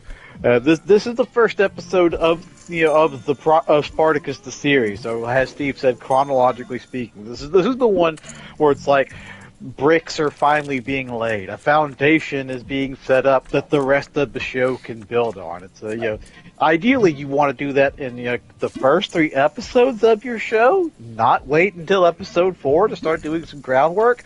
But I mean, it's whatever. It's experimental, I guess. They had to play around with the weird art style to figure out no, storytelling is what's important. So this is the moment, like as we've all mentioned, where it's like stuff starts to happen. You now the table is set, and now things are going to get good in future episodes. Yeah, because backstory's out of the way, right? We don't need to see where Spartacus came from and all where all these characters are at. Now we can get into the nitty gritty of it. Though I will say, even though I agree with you guys that the first 3 episodes are not the greatest, I still think they, with maybe the exception of the first episode, I still think episodes 2 and 3 are important to laying that foundation and that stuff that we love later on. I don't think you could have just jumped into this. If I told someone right now, like, okay, watch Spartacus, start with episode 4, I think if they started with episode 4, they'd be lost. They wouldn't know who Alithia is when she pops up. They wouldn't know, who the big villains are. They wouldn't know any of that stuff.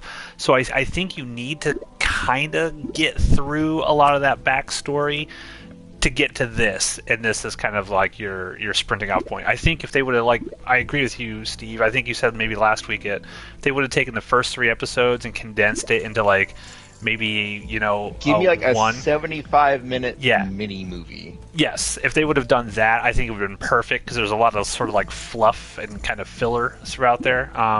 But yeah, this is where it starts getting orgasmically good. Loved it. And Jeff, before we leave, I don't know what to say. That episode's so fucking good. Yeah. I did listen to the audio commentary on this one, and I was a little disappointed by it. I was first very excited because Andy Whitfield is on this commentary, and we love Andy Whitfield. Rest in peace, Andy Whitfield. But this commentary track just didn't really say much. It's the two, Andy Whitfield and whoever the other guy was, I forget. I don't know if it was the director of this episode. I think it was. They just didn't really talk about nuts and bolts of making it, except for a few choice cuts that I wrote down. The opening scene of this was actually the first thing they shot. It sounded like for the whole series. So that sequence when Andy Whitfield's on the ground and Batiatus has him by the cliff edge, apparently that was the very first thing that was shot. This kind of blew my mind too. This is a crazy bit of information. The exterior of the Ludus was shot on 2 different locations. So when you see Batiatus walk out on the balcony, that's one location, but then the reverse shot is somewhere completely different. So throughout this entire show, they would have to keep track of shot, reverse shot. And if you think about that in terms of filmmaking terms, why that's crazy is so much of this show takes place out in kind of that courtyard of the Ludus where the gladiators are fighting.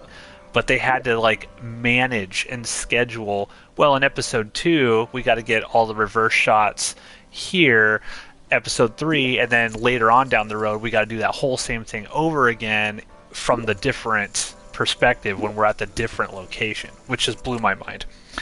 The first fight with Spartacus in 2 hours, and that's all the time they had. So they just sort of shot it as fast as they possibly could. The third fight with Ixion was 2 days. So that kind of tells you the spectrum of how long it took to film some of these fight sequences. And the dream sequence before the blood was with blood was 1 take because they had 3 minutes to film it. So there's a sequence when Spartacus kind of hallucinates Sura out there, and it starts raining blood and all that. The Slayer music's playing, raining blood on a lacerated sky. That sequence before the blood actually comes down on them, that was 1 take, 2 minutes, is basically all they had to film it. But the actual shots of the blood landing on them was filmed way later at a different time as a pickup shot. And I just thought that was kind of interesting. As a filmmaker myself, it's interesting to see. It's like these scenes that kind of all string together. You would never know it, but individual shots are just all over the place. I mean, Steve, you and I have done pickup shots, years after the fact before. It's crazy. Scheduled entire weekends to just get 4 seconds of a scene that we needed. Yeah, so but that's basically all the information that came out of the audio commentary of this Like, episode. it seems like because what time? Like we only actually talked about the events for about 20 minutes, and we got basically through them all. It feels like I don't like because we spent like 45 minutes talking about the bullshit previous episodes. Like every episode, like we went on and on. Like maybe it's because those 3 episodes are trying to cram so much in. I don't know. It feels like this episode went faster. Like things were more succinct. But it's also so much fucking better than the previous ones. I think maybe it's because we got a bunch of fight scenes in this one. Well, when you tell a story well, too, it's like when you're doing something right, you don't notice it's being done at all. And so it's like, like this one's it's hitting all the marks so well that it's just like, it just goes right past, and before you realize it, the whole, like, oh shit, the episode's done. It's over already? It can't be over. It just started. Because it's doing everything so well that you don't really realize it. Yeah, and I also think that the first 3 episodes, we had a lot to complain about. So we talked a lot more about what didn't work and why it doesn't work, and the rest of this series will just be 5 minutes where we go, "Yep, this episode was another winner," and we're done. It's harder to talk longer about why you like something than it is to expound upon why you didn't like something. So, but yeah, the rest of Spartacus, Blood and Sand, at least to my reconnection, is 10 out of 10 the rest of the way. So we're gonna see. That'll be a question. Like, take Gods of the Arena out of the equation. Take the first 3 episodes out of the equation of Blood and Sand. Like, I think we're all on board with the rest of this series is amazing. At the end of this 39 episode thing that we're doing, like we should like. I want to know, like, what do you think is the worst of the remaining episodes? Because I feel like everything is a winner from here on out, but they can't all be that good, can they? I would think that maybe in the final season, again, this is kind of spoilery, but in the final season, maybe there are some not so good, or at least episodes that don't feel quite right, if only because that whole 3rd season at a certain point just feels really rushed. But I think we've mentioned that before. So possibly in the final season, there might be some episodes that just don't work quite right. Maybe they don't suck, but at the same time, you're like, oh, this one just didn't nail it. It didn't work. Yeah, maybe. I agree with that. I think in Vengeance, there's going to be a few episodes where, like, they went too fast with that. They needed to let some plot breathe here.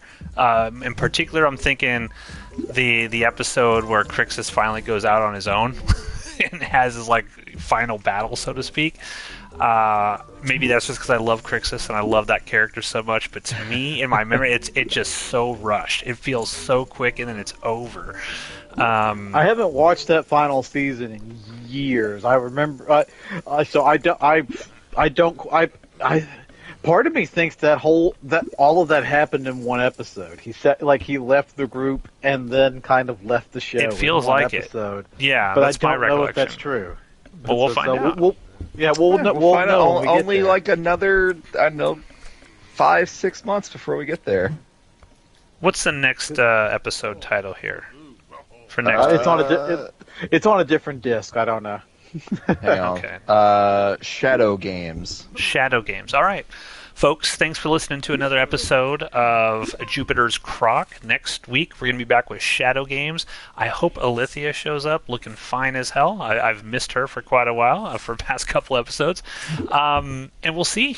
Well, we'll see. Is Shadow Games just as good as The Thing in the Pit? Or does it go on a slow downward trajectory from here? We'll see. I'm looking at what happened. No, next episode's going to be another winner. Okay. Just saying.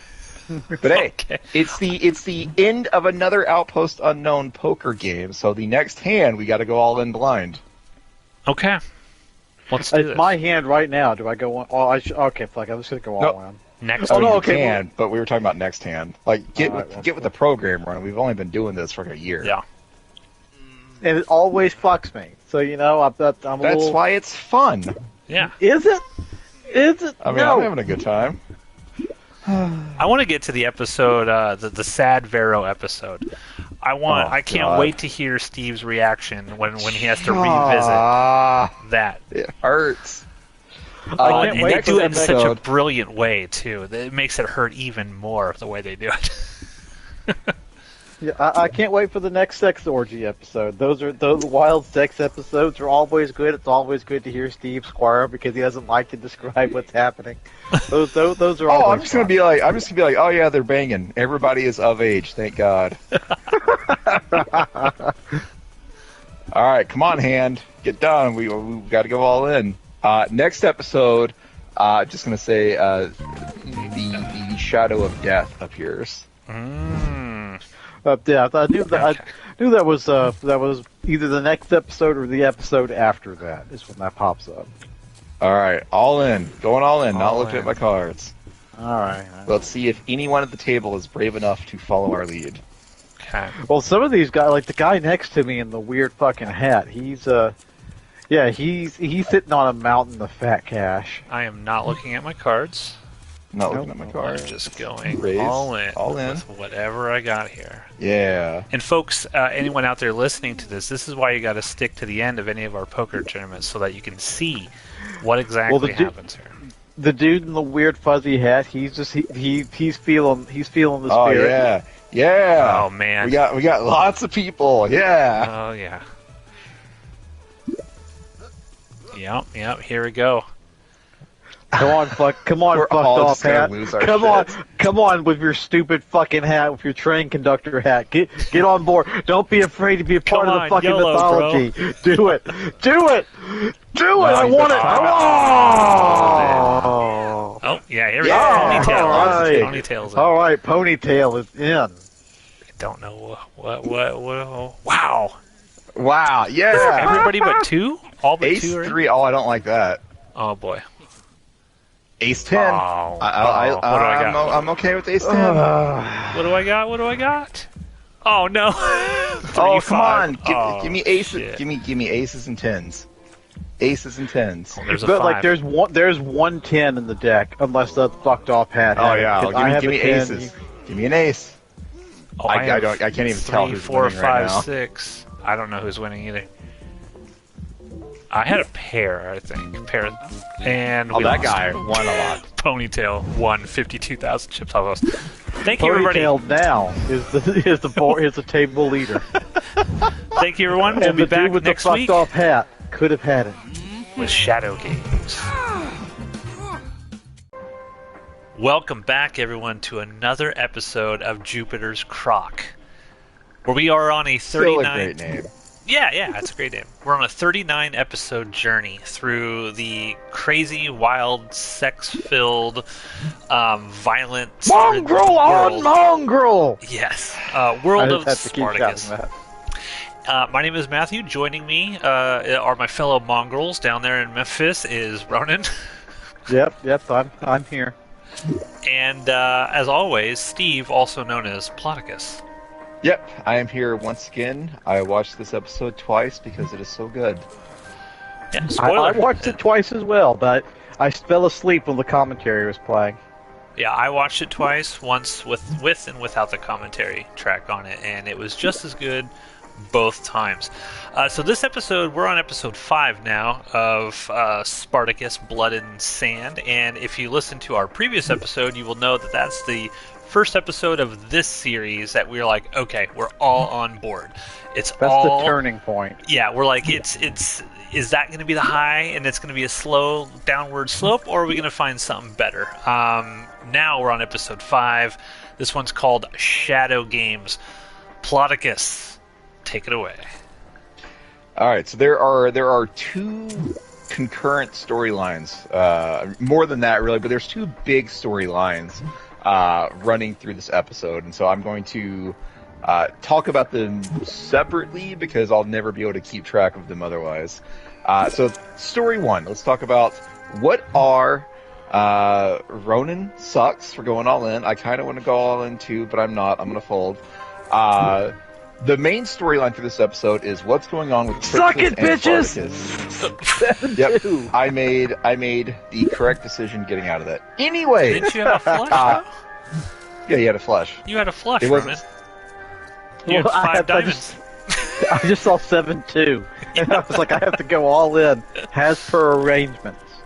No, it's Continue. 7-2 offsuit, so you failed. You did the improper arrangements. Yes. But I saw failed. 7-2, and I failed. fucking won that hand. Give me that. I won that fucking hand. Say Anyways, let's talk about Spartacus. it. Say it. I'm still talking about Spartacus. Spartacus has been returned to gladiator training. His time in the pits is done. He has come to an understanding with Batiatus. He's back out in the training grounds, and he's practicing with Crixus. And Crixus is not taking any of Spartacus's shit, because Crixus is just going all in, trying to beat the fuck out of Spartacus. He's so He mad knocked at Spartacus down, and Doctori tried to get him to calm down, or to try to get them to like switch, or basically stop fighting Spartacus and go do something else. And Crixus just ignores him. And then when Doctori chastises him, Crixus's response is, "Sorry, I didn't mean to scare the rabbit," which is just fucking awesome. I think this is the first time he calls him a rabbit, which becomes one of Crixus's go-to insults, is calling somebody a rabbit. Yeah. Well, it's great because you're both rabbits in my book. He's still upset Batiatus. about that hand. I don't even know what you're talking about. Batiatus there's a drought, and there's been a drought throughout this entire series to this point.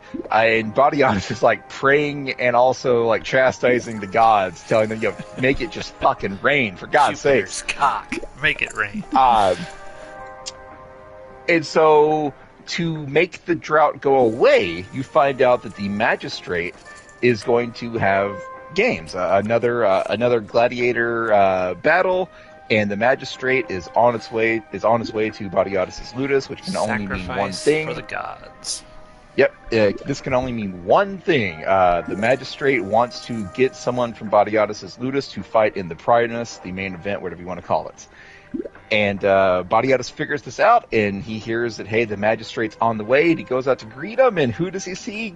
Good Salonius! Good Salonius. And so, the magistrate and Salonius go follow Batiatus out to the training yard, or I guess like the podium, or the little place like overlooking the gladiator training arena. And so they're going to have Crixus fight in the main event. Crixus versus Salonius' man. But we don't know Salonius' man yet. And then Salonius, that skeezy guy, he didn't tell anyone. He didn't tell Batiatus who his person is. And so when Batiatus points to Crixus, the magistrate and Salonius are like, yes, it'll be a battle between legends. And Batiatus is like, wait, legends? That implies there are 2 legends that'll be in this fight. Who is the other legend, pray tell? Turns out it's Theocles, the Shadow of Death. Now, I think this might be the first time that we've really heard about Theocles in Blood and Sand, but if you did what we did and started with Gods of the Arena, you know that Theocles is basically the guy that ended Oenomaus Doctore's gladiator career, essentially. He's the Theocles only one to fought, survive against him. Yes. The story is Theocles fought 100 people in the arena, and Oenomaus is the only one to survive, and he didn't win his fight. He just lasted long enough, apparently, to receive mercy and not be executed.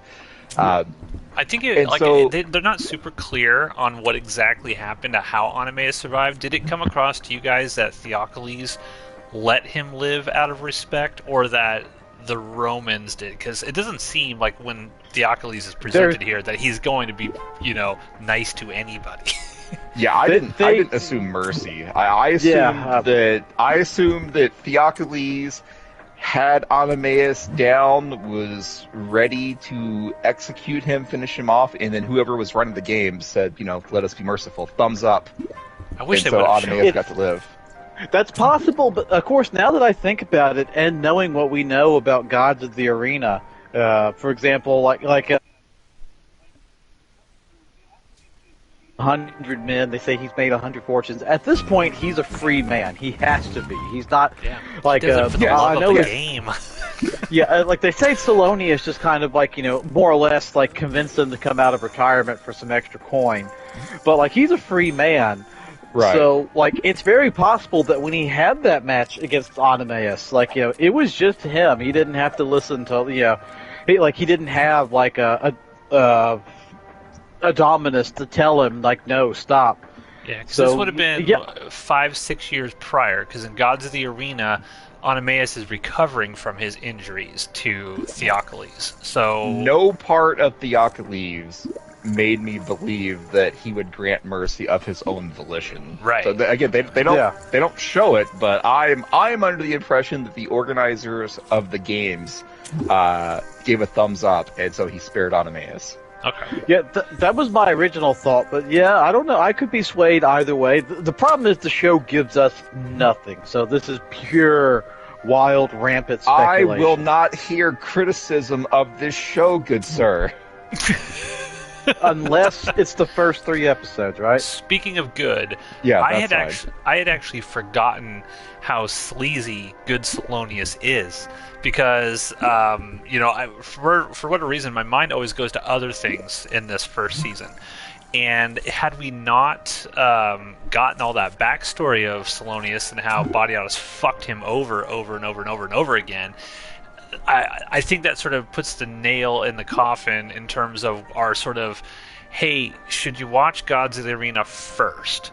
I think you need that backstory to Salonius. Otherwise, he's just a generic one-note sleazy guy. Yeah, you don't. Salonius is not in the first 5 or 6 episodes of Blood and Sand, like hardly at all. Like you see him greet Xena in the marketplace. There's mentions of Salonius early on, and you see him here. Like he's not a big player. Not yet.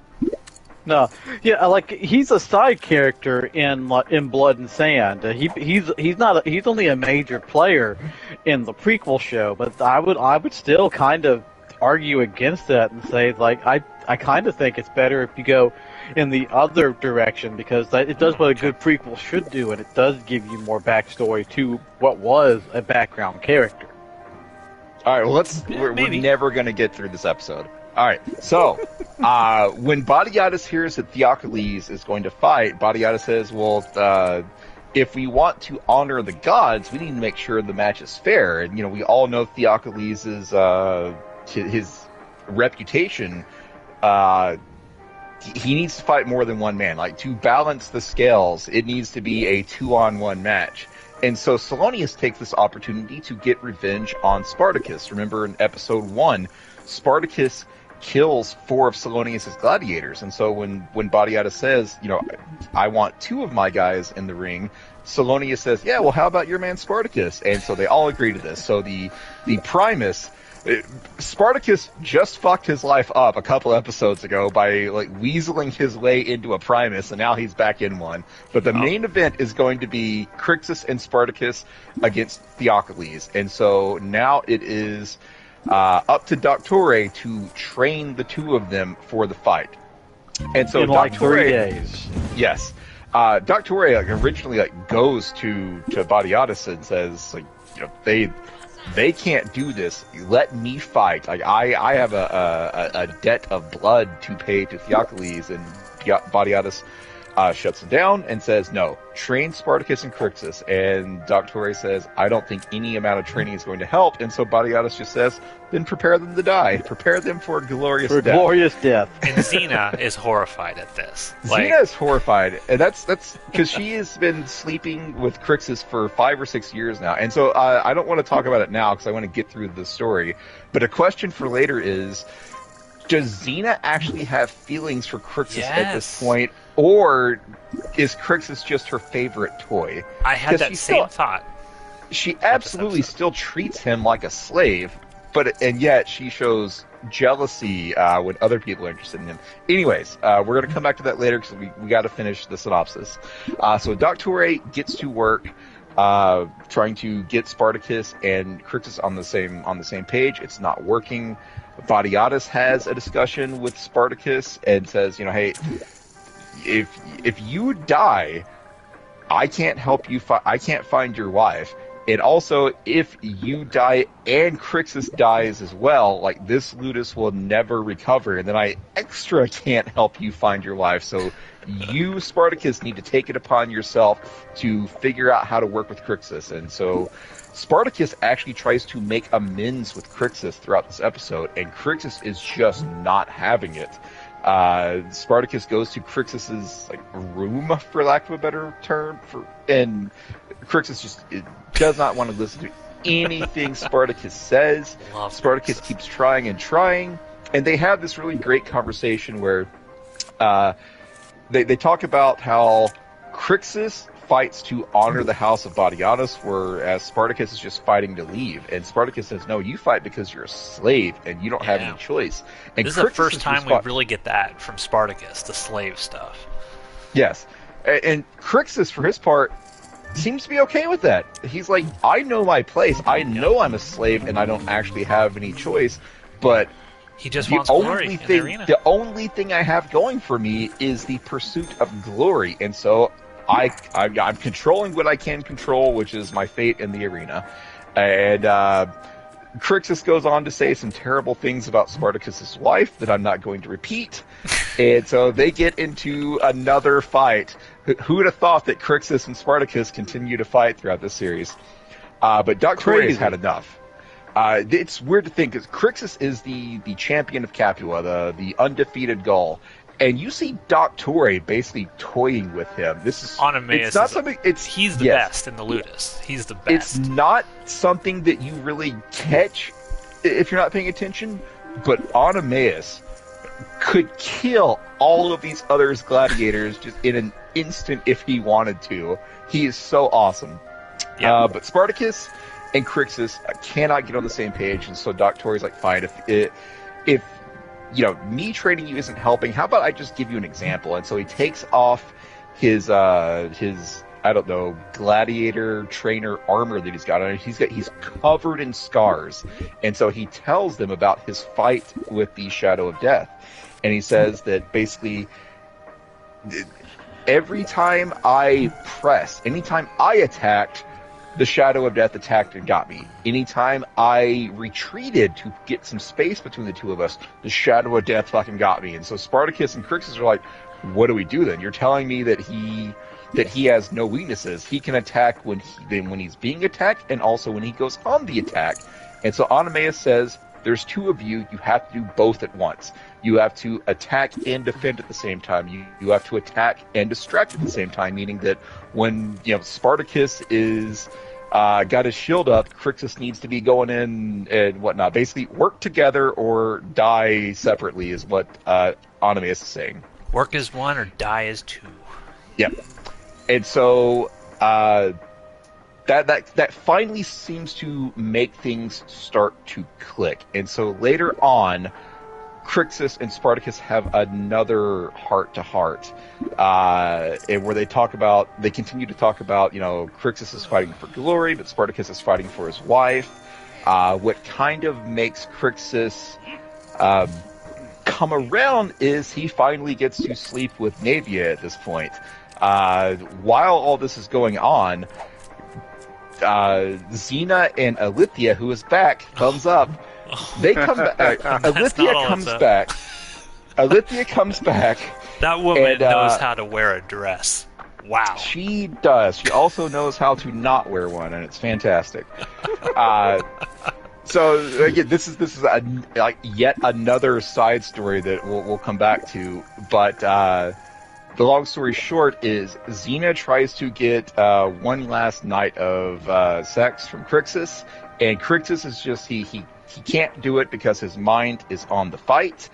And that makes Xena very sad because she just basically took the ancient Roman equivalent of a fertility drug, and she's trying to get pregnant immediately. Yeah, she's only got a 1 hour time copulate limit. within the hour. Yes. Crixus basically pleads with her, like, please, not tonight, I'm focused, but then he immediately goes and sleeps with Naevia. Well, here's the thing. Did he actually sleep with her, or did they just kind of, make out? Because they don't actually show a sex scene. Yeah, All they right, don't yeah, I show mean, it they as just sex. made- Whichever. The point is, Crixus shuts down Xena to get with Xena's main slave. I'm gonna do something stupid and go all in. Lucy Lawless Uh, in that scene, by the way, is awesome. Like when she starts Yes. crying and everything, and you can tell, like, she's got some feelings for this guy. She does not want him to die. I think there's a little bit of love there between them. So I guess this Crixus point we doesn't can talk feel it, I don't about. think. Yeah, we can talk about what's happening with Xena here. Alithia wants a private showing of Crixus and Spartacus, and Alithia takes the opportunity to kind of just tease and shit all over Spartacus. But then she is very interested in Crixus, and Xena is trying to use her friendship with Alithia to get Crixus out of the Primus. Xena thinks Crixus is going to die. Like, as good as he is, he cannot beat the Shadow of Death. But Crixus says, no, I want this fight, which makes Xena and Navia very sad. But in repayment for this private viewing of Crixus, Alithia is going to call in some medical person, wise Like a woman. weird midwife sort of thing that has knows the juices to help you get pregnant. It's a woman who basically prescribes fertility treatments. And so Xena, we're 6-7 years on now. Xena has been sleeping with both Crixus and her husband routinely, and she's never been pregnant. And so there's a scene where Alithia and Xena are in this room, and Xena is forced to reveal that she's been sleeping with someone else, which excites Alithia. Alithia wants all the gossip. And but she doesn't come out and say it's Crixus. Regardless, this woman says, okay, well, now that I know that you've been sleeping with 2 men, you've never been pregnant, that means the problem is you and not, the men you've been sleeping with. And so she gives Xena some special tea and a winged dick candle. And she tells them that this candle is going to burn out in an hour. You have to have sex before this candle goes out in order for this to work. And then that's when she goes to Crixus, and Crixus unfortunately can't have it. Now I got one point. His heart's just not in it.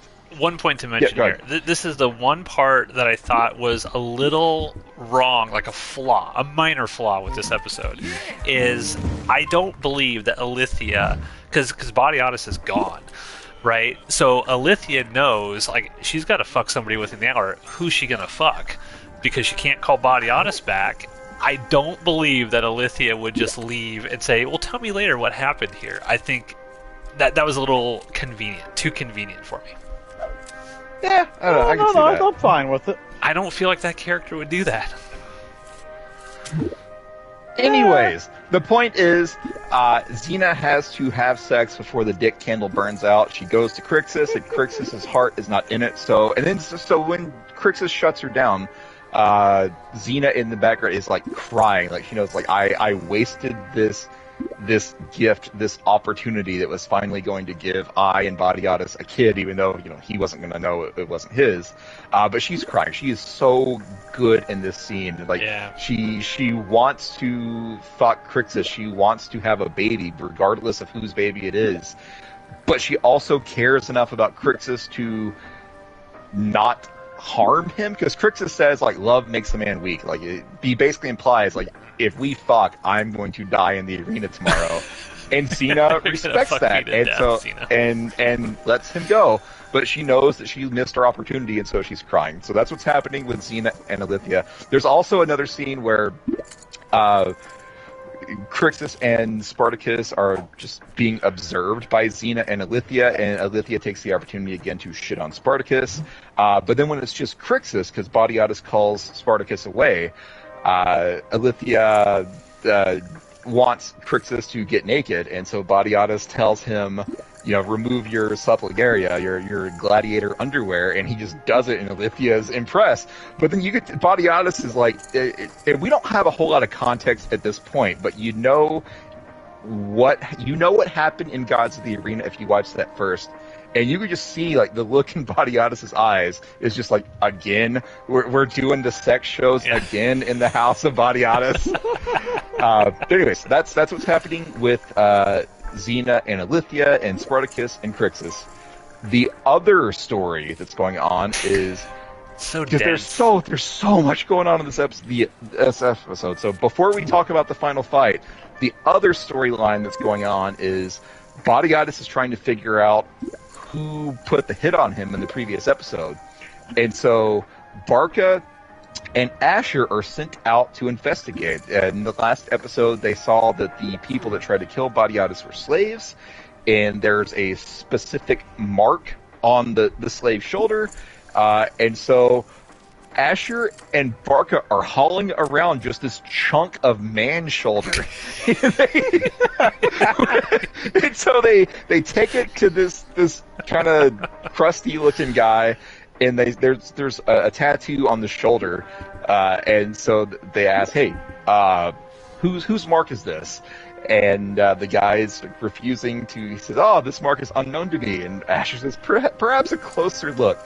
And so Barca shoves the guy's head down in this maggot-infested chunk of person shoulder. Mealworms. And so those are mealworms. Whatever. It's gross. And they pull him up, and like he's got like a mouthful of like worm/maggot mush. He's like, "Oh, you know what? This does ring a bell." And so he tells Asher and Barca, this slave owner, this particular slave owner, this is his mark. And so Asher and Barca return to Body Goddess. Body Goddess says, "Bring the slave owner to me because we need to know who purchased these slaves to find out who put the hit on me." And so Barca and Asher go and kidnap the guy, and Body Goddess just beats this guy. He has just a fucking cup, and he beats this motherfucker, and the whole time he's beating him, he's yelling, "You fucking suck! You suck, fucking cocksucker, fuck!" And basically, like, if we You weren't look at Asher and Barca's previously- face; they are horrified. They're like, "Oh my Yes. god!" If we weren't previously age restricted, we are now, just by quoting a fraction of the Body Goddess rant in the scene. Not my fault. Woo! 100% Ronan's fault. But the guy reveals it's Ovidius. Like, this should not be a shock to anyone, because Ovidius is the main person that Body Goddess owes money to, and Body Goddess has been dodging him for several episodes now. But Body Goddess and Barca and Asher, they go to Ovidius's villa. They kill everyone there, except for his kid, and then Ovidius shows up and sees all of the bodies, and he sees that his kid is still alive, and this kid has these like soulless, lifeless doll eyes, this creepy demon child. Like a doll's eyes.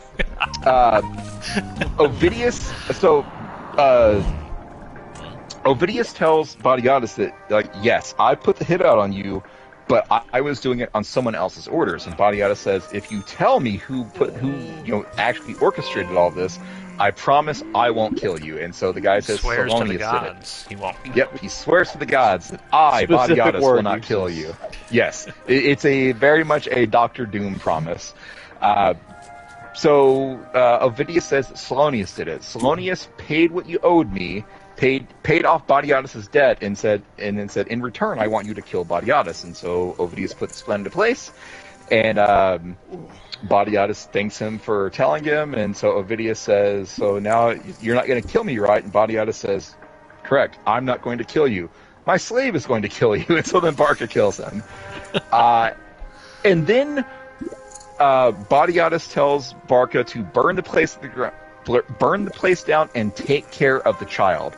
Now, we don't see what actually happened to this child, and what happens to the child becomes a plot point in later episodes. But as of now, we don't know.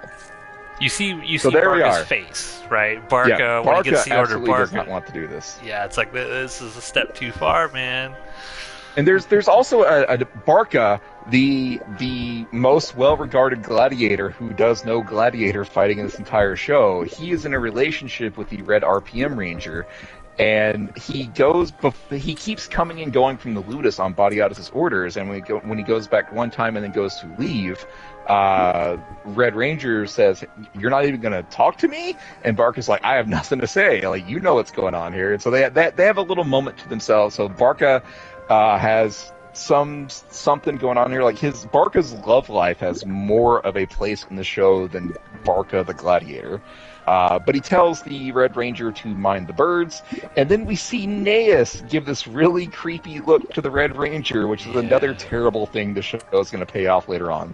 I'll also point out there's a subplot with Barca and Asher, where Asher takes a huge bet because Asher's like, they're gonna fucking die. Crixus is gonna die, and Asher's super excited because he's like, Crixus is finally gonna get fucked for good. I'm gonna be rid of Crixus, my enemy. And Barca's like, look, dude, anybody who's bet against Crixus has lost. I'm gonna put it all on Crixus and Spartacus. And Asher's like, well, that works for me.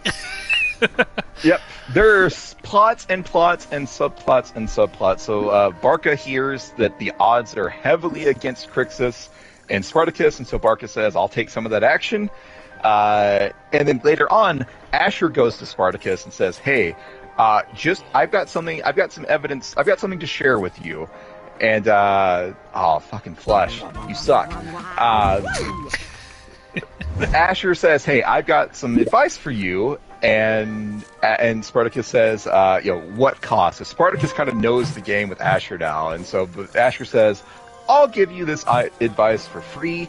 And so Asher kind of lays out, at this point, Gods of the Arena, the show hasn't happened yet, but this is where Asher reveals that Crixus is actually the one that injured Asher. So Asher has had this, like, a busted leg for 5 or 6 years now at this point. We saw how the actual injury happened in Gods of the Arena, but we had not seen it yet in Blood and Sand.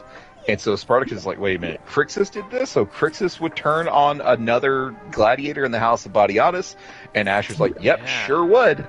Well, and this you is know actually that... a point to Ronan's, a point for Ronan here, because Ronan said, well, it might be actually better to watch Blood and Sand first. At this point, we don't know if Asher's actually lying or not about this, right? Because we know he's a really creepy, sort of skeezy guy. He can't be trustworthy, so when he tells Spartacus, well, Crixus did this to me, you can't trust Crixus. If we don't have the foreknowledge of Gods of the Arena, you go into it, so like, well, is he lying? Or is he true? Is he trying to get Spartacus to turn on Crixus, and that's all going to be turned out to be bullshit? So... yeah, another point towards Ronan for that. It's the best kind, too, of, like, worm tongue kind of bullshit. It's true conspiracy theory kind of... This guy should have been on the boards posting Q drops and shit, because it's a lie that is also true. Like, Crixus but what did part that is the lie? to him. Like, Crixus did that to him, but Crixus didn't do it to turn on him, per se. He was trying to get the glory of the kill for himself. Yeah, see, I thought it was more interesting that everything that Asher said was true, but at the same time, Asher is telling Spartacus this because the truth furthers Asher's goals. Asher wants Spartacus to die now, Spartacus and Crixus to die now, because then he doesn't have to pay Barca. Yeah. Well, it is, but he's also omitting the context of why Crixus did it to him. I don't see how the context matters. Crixus wanted the glory for himself back in Gods of the Arena. Crixus also wants the glory of killing Theocles himself at this point in time. That's true. No, I do. Yeah, and I do also. It's like when because Asher also tells him, it's like, even if it was Barca, if Barca came between him and a win, he would totally kill Barca to get his win. It's like that. Like, yeah, it's like that's definitely a true dynamic too. Yes. Yeah, I think in this one scene, everything that Asher said was 100% correct. Asher is a fantastic villain, and there's just more good stuff, good/terrible. But had we not seen Gods of the Arena, we would not know.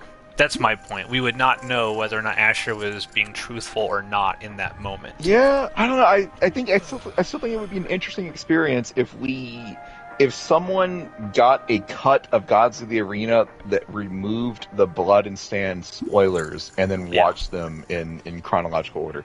Anyways, that's a whole separate conversation. All right, so are we caught up? Is there anything else we need to talk about before we talk about the final fight? We can talk about Alethea's breasts some more if you'd like. I mean, they're great. I've got the Fantastic. internet. I don't want to have you two on the call when I'm thinking about that. I did want to bring up one thing about Ilithia's breasts. So when she pops out, I mean, she's literally popping out all over the place. Major spillage. No, because I listened to the audio commentary track. And Lucy Lawless backs me up on this, so I'm okay. I'm not going to get canceled here. I actually found it very distracting because I'm like, geez, like her breasts are like so front and center. And on the audio commentary track, Lucy Lawless is on this one, and she actually makes a brings comment about the titties. She brings it up, and she says the director of this episode, he was a first-time director on Spartacus. He did a bunch of other episodes, but this was the first one that he did. The director of this episode is Aeolus. It's Michael Hirsch from Hercules. Yeah, and apparently, Steve, I just kind of looked him up. You might be interested to know he did a bunch of stuff with Power Rangers, voices and stuff, and he directed Power Rangers Dino Fury. I don't know what that is, but he did 6 episodes of that. I think that's the current Power Rangers episode. Okay, well, we got your Power Rangers connection there. And like I said, there are multiple Power Ranger connections throughout the series. Yeah, and Lucy Lawless points out, she's like, Michael, I remember specifically trying to ask you something about this scene, and you would not stop staring at Viva's boobs. And he was like, what? What are you talking about? I don't remember that. And she's like, yes, I was trying to talk to you. And it's like you were so distracted by her voluptuous spillage that you weren't listening to me at all. And then she goes, but that's okay because they're amazing. They're great. She's like, who would not look at them? So Xena, who amongst you would not look at them titties? Wanted to throw that tidbit in. I thought that was the funniest part of the audio commentary. All right, let's talk about the final fight. Yeah. So Spartacus and Crixus are about to have this battle, and they have this moment before the fight, and this is basically the day after, Crixus has first had some alone time with Navy. I don't know what happened in that scene, but this is their first kind of contact as kind of an unofficial couple, and you can tell that they want each other. Anyway, so Crixus says to Spartacus, your wife, the reason you do all this, is she actually that worth it? And Spartacus says, absolutely. And so Crixus, this badass moment, he says, well, maybe there is something beyond glory. And then he puts on his gladiator helmet, and he's fucking ready to fight. And so they go out. Spartacus goes out first, and he gets booed to shit because, the last time they saw him, he barely put up a fight against Crixus. And then Crixus comes out, and Crixus gets standing ovation. He gets huge a pop. hero's welcome. Huge pop. Champion of Capua. Yep, he says, Capua, shall I begin? That's like his catchphrase in the arena. And he's totally into it too. Spartacus is just standing there, and Crixus is relishing it. Yep, Crixus lives for this shit. But then Theocles comes in, and Theocles is this this fucking bitch! Giant. Wow, Ronan. I do not condone what Ronan just said. Very problematic. Anyways, Theocles comes out, and he is a giant. I think, is he meant to be an albino in this? Like, I've never looked up his backstory, but he has incredibly pale skin and like his tattoo red makes eyes. me think he's a Celt, like Gannicus is. Now, they said in the audio commentary track that the original idea for this character, they were going to make him really giant. Like, I think they actually used the phrase Lord of the Rings giant. Like, he was going to be like 15 feet tall. And they decided, thankfully, not to go that route because they said it would cost too much money. But I was like, because they said he's 6'10". The actor is actually 6'10". So he towers over Spartacus and Crixus anyway. And man, the red eyes, it makes me think sort of some sort of albino. Yeah, just that's covered what I in was scars. Thinking. Yeah, he's covered in scars. Well, he loves to be cut. His skin is just gnarly. Oh, and so, again, these games are being held to try to get the gods to end the drought. And as soon as these three people get into the arena, clouds start to cover the sky. And it's going to be very important. The shadow of death. Yep. And so they fight. And Spartacus and Crixus are laying in to the shadow of death, Theocles. They are winning this fight. They slash him multiple times, and they both do this big slash across his chest, and then he goes down. and everyone is silent. Like Badiatus yells, "Yeah!" actually thinks they won, but Theocles is down, and Spartacus and Crixus just start laughing, and the crowd is cheering for them, and it looks like, they fell this giant that's never been defeated. And then everyone goes silent, and Spartacus and Crixus have no idea what just happened, and so they turn around, and Theocles is getting up, and then Theocles yells, "Shall I begin?" He steals Crixus's catchphrase, that motherfucker. That's gimmick infringement. How dare he? And Oenomaus, Doctore warned them about this. Like, he told them, Theocles will play with you until he is ready to kill you. And so that's what happened here. Theocles was happy to let Spartacus and Crixus get little cuts and little slashes in to fuck with them. But now he is taking this super seriously, and he starts kicking the shit out of Crixus and Spartacus. And so Crixus and Spartacus, their teamwork completely starts failing at this point, and they start getting in each other's way. Crixus starts snapping at Spartacus. And so Spartacus gets knocked down. Like, he is down on the ground for a while. And so it's a one-on-one fight between Theocles and Crixus. And Theocles continues to kick Crixus's ass. At one point, Crixus stabs Theocles in the gut, impales him.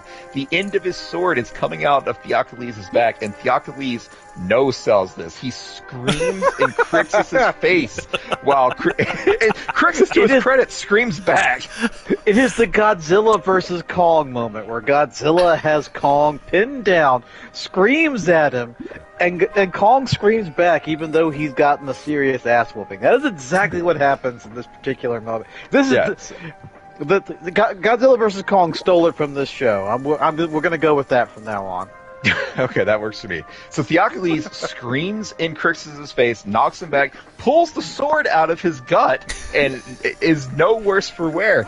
And no then pain he whatsoever. starts beating the shit out of Crixus. He slashes Crixus across the chest, slashes him across the back, and Crixus down on his knees with his back to Theocles, and he's looking up at Naevia, and you can tell that Crixus thinks, like, this is it, like, I'm fucked, I'm gonna die. And then Spartacus saves him. Spartacus yells Theocles' name, and so Theocles stops messing with Crixus and starts engaging Spartacus. Spartacus runs and jumps. He leaps off of the shield that Crixus is still holding, which is going to be another thing that you see in the future. And so they start fighting. Spartacus still can't get the upper hand, though, and so Crixus, as he's pushing his intestines back into his stomach, the sun starts to come out, and he notices the sun reflecting off his helmet, and so he reflects the sunlight from his helmet into Theocles' eyes. Teamwork makes the dream work, guys. Yep.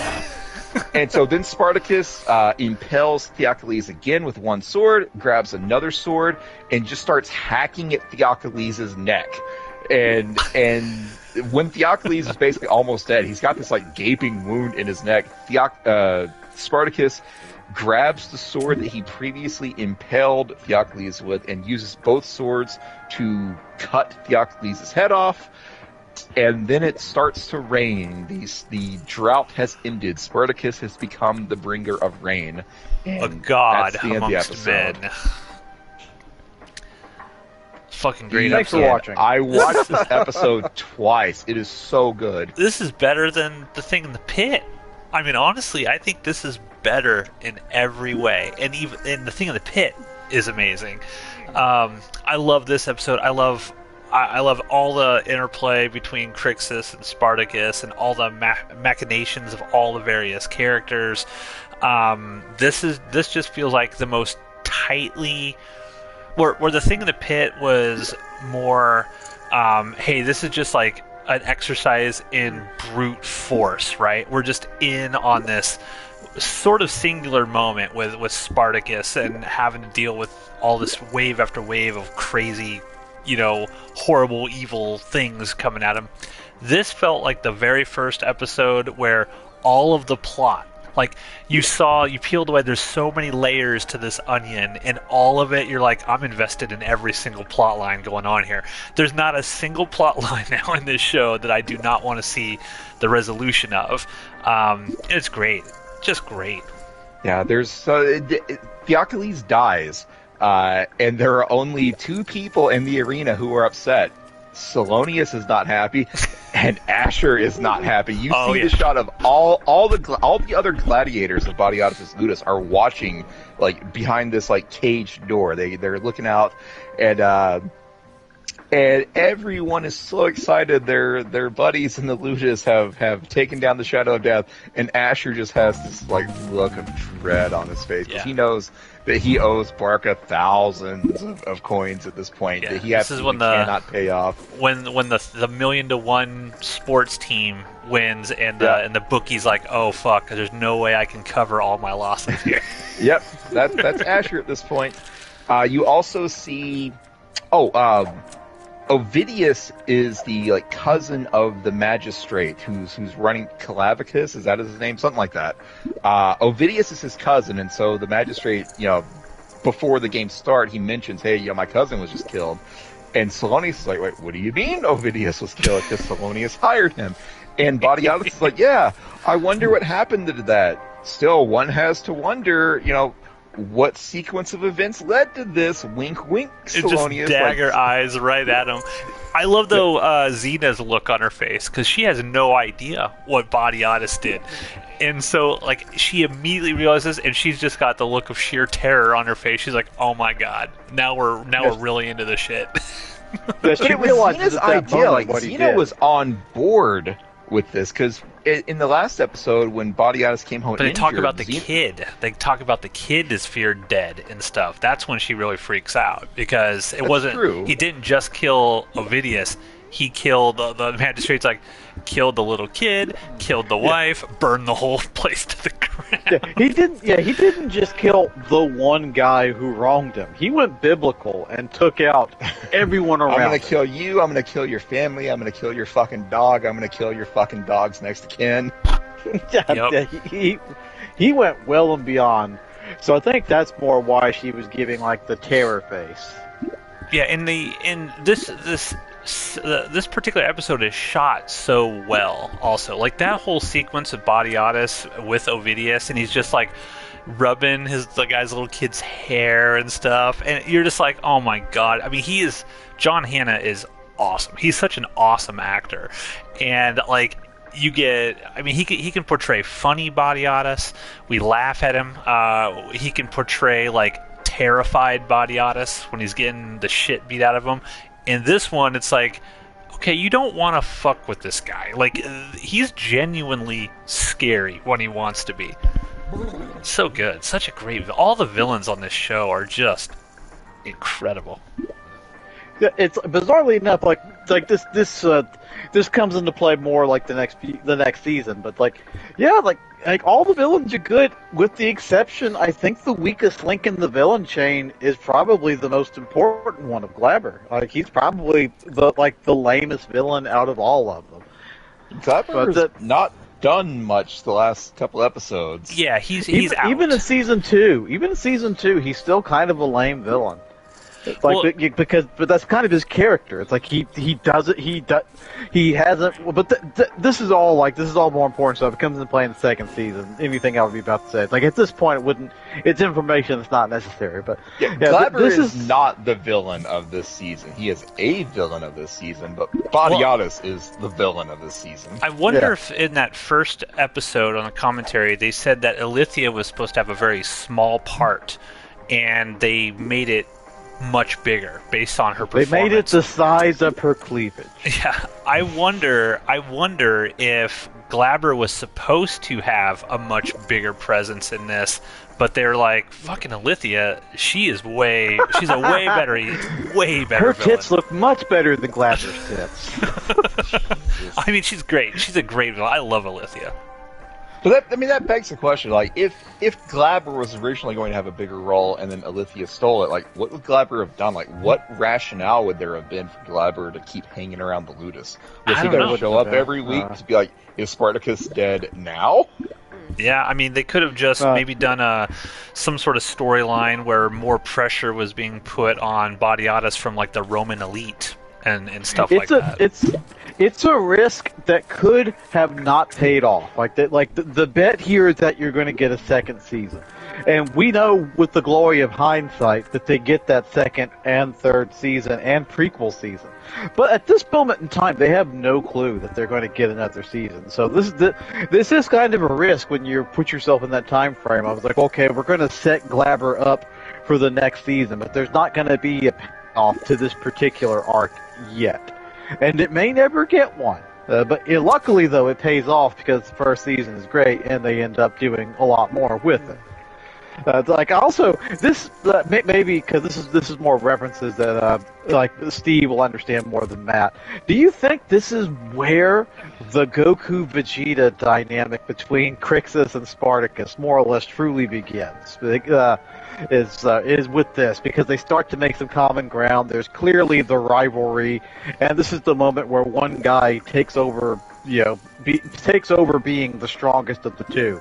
Because Crixus goes to the number 2 position after this, and he never really comes out of it. Yeah, I mean, that's as apt a comparison as I can make. This is where Spartacus becomes the best gladiator. And yeah, but he doesn't become the best gladiator without Crix's assistance. That's the thing. Oh, he does. Yeah, absolutely not. But I feel like the next couple episodes, Spartacus kind of unfortunately reverts to being a dickbag. Like he's kind of dismissive of Crixus to an extent, I think. Oh, there's a moment.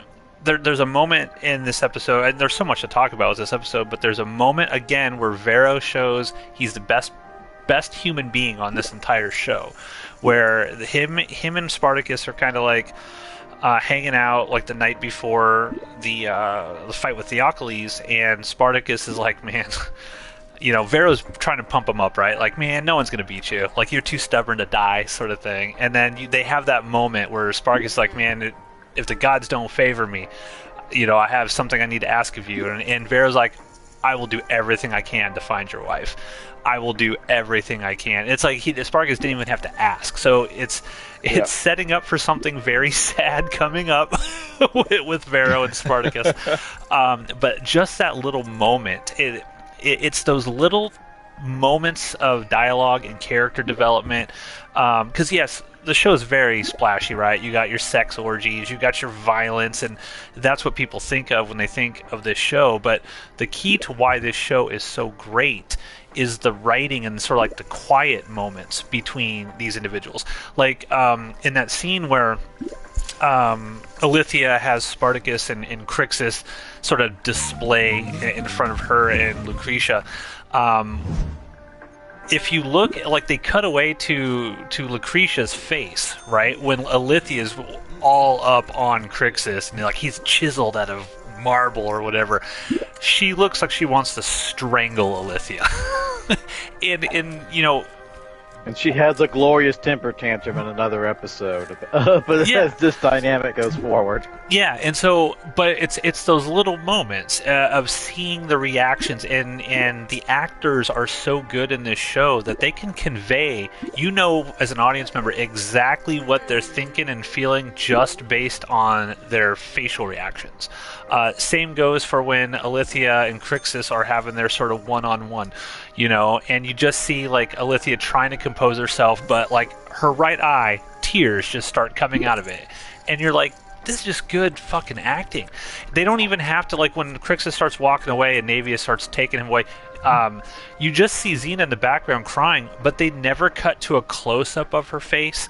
It's literally her back is to us, like in the background of the scene, and you just see her. You could tell she is just bawling, just the way she's sort of convulsing, and her hands are up by her face. But we don't even need to see it. It's such great acting all around. Great acting. Yep, love it. I have nothing but positive things to say about this episode. Yeah, 10 out of 10 for me. Yeah, it's another of the many, many banger episodes of Spartacus, the show as a whole. Okay, let me look at my notes real quick to see what I noted from the audio commentary. Oh, there's a sequence. So here are just some fun facts from the audio commentary. There's a sequence really early on when John Hannah starts to get horny for Xena. And then good Salonius, of course, and the magistrate cockblock him. And he walks out of the room, and he's like grabbing his dick. I saw that too. That's so fucking good. Apparently, that was not in the script. But John Hannah, that was his idea to do that. But Lucy Lawless says he did it in every single shot to make sure, because he was like, that's what the character would have a boner, and he's got to try to like put it down a little bit. He's got to try. I feel like John Hannah probably like really did have one after that scene with Xena, though, so it was legitimate. Yeah. Lucy Lawless said that one thing that she hated about the show was if you look at all the slave girls, especially when they have close-ups, they all have lip gloss on. And she, as a woman, notices like all of the slave girls have lip gloss, which they would not have had back in the day. And she says that was just something that kind of always bothered her. You see like the close-up of Navia, like, looking at Crixus deep into his eyes, and she's got bright lip gloss on. So there's a lot of slow motion shots in this one, and the director said something sort of interesting. He said that he didn't want to overuse the slow motion. He wanted to pick specific shots in which it would be more impactful. Now, anybody who knows me knows that I am not a fan of slow motion. Generally speaking, I hate slow motion, but I think it was utilized really, really well, especially in this episode. Like, there's a great sequence when Oenomaus, he's got like no armor or anything on at this point. He just takes the two swords and whacks him in the legs, and Spartacus and Crixus go like flying up in the air and flipping around. Great use of slow motion, and the director mentioned like that was a moment he wanted to use it. They used a phantom camera. They shot it at 400 frames per second in order to slow that down. And conversely, the scene where Barca kisses his boyfriend, that was shot in slow motion. They had it in slow motion, but then they realized it looked too goofy, and so they actually like had to speed the footage up for that. Just strangely enough. And then the last some frames. You will address him as the Red RPM Ranger. The Red RPM Ranger. Okay. And the last thing I have here, which was kind of funny, is in the scene where Alithia has Spartacus and Crixus on display, you will notice that Spartacus has handcuffs on, whereas Crixus does not. And the reason why Crixus does not have handcuffs is because it was impossible for him to take off his underwear when she demands him to get naked. So they just said, the audience won't know that Crixus doesn't have handcuffs on. So that's how Manu Bennett was able to actually remove his, whatever you call it, the slave underwear that they're sort of wearing. Well, I mean, I noticed it instantly. Scene that happens right after that. Oh, I didn't. Well, I just assumed. I noticed it instantly, even back when it came on. Crixus was trusted more. Exactly. That was my thought. Was like, oh, that's a nice little bit of character. It's like Spartacus is not like they know Crixus will behave. They can't. They don't trust Spartacus. I thought that was the reason for it. I thought it was a nice bit of character. Like a little sly character insert there. Accidental character. There's another scene. There's another scene that happens soon after this, and then we gotta fucking wrap up this show. When Spartacus is talking to Badiatus in Badiatus' office, when Badiatus is telling Spartacus, hey, I need you to work with Crixus or I can't help you with your wife, Asher and Barcus shows up, and they're like, hey, we have gifts, and the gift is a slaver that Badiatus is going to torture. But Spartacus is not done with the conversation. So as Badiatus is walking away, Spartacus grabs Badiatus' arm, and Badiatus gives him this look like, are you fucking serious right now? Asher does too. You see, Asher is terrified. Yeah. He's like, holy shit, like, no, slaves don't do that. And it doesn't turn into anything, because you can see Spartacus kind of knows, okay, I took this too far. Let me, Spartacus, back away a little bit. Like, let me, just let Badiatus go, and then we'll never speak to this again. But that is such a great fucking scene. That look that John Hannah gives him is amazing. Yeah. Acting, man. It's all the acting. Mm-hmm. So, final thoughts, Ronan? Do you have anything else you'd like to say about this episode? No, it's another solid banger. It's a good one. Unless we want to pad the runtime by like having you talk a little bit about Manu Bennett's penis. Do you want to say anything about it, Matt? I know you're a fan. Oh, what I love about this It's show. good. Yeah, looks fine to me. Good for him.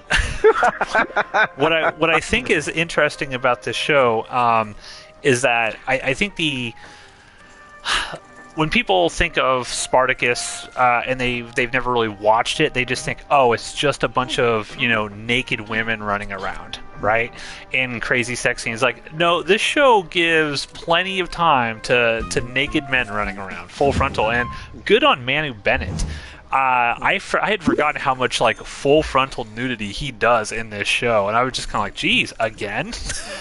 I'm just like, yeah, like we mentioned that. I mentioned it as a joke, but I do Guys, like. But go that all in does. this hand. Don't look at your cards. okay. But It's that does. time.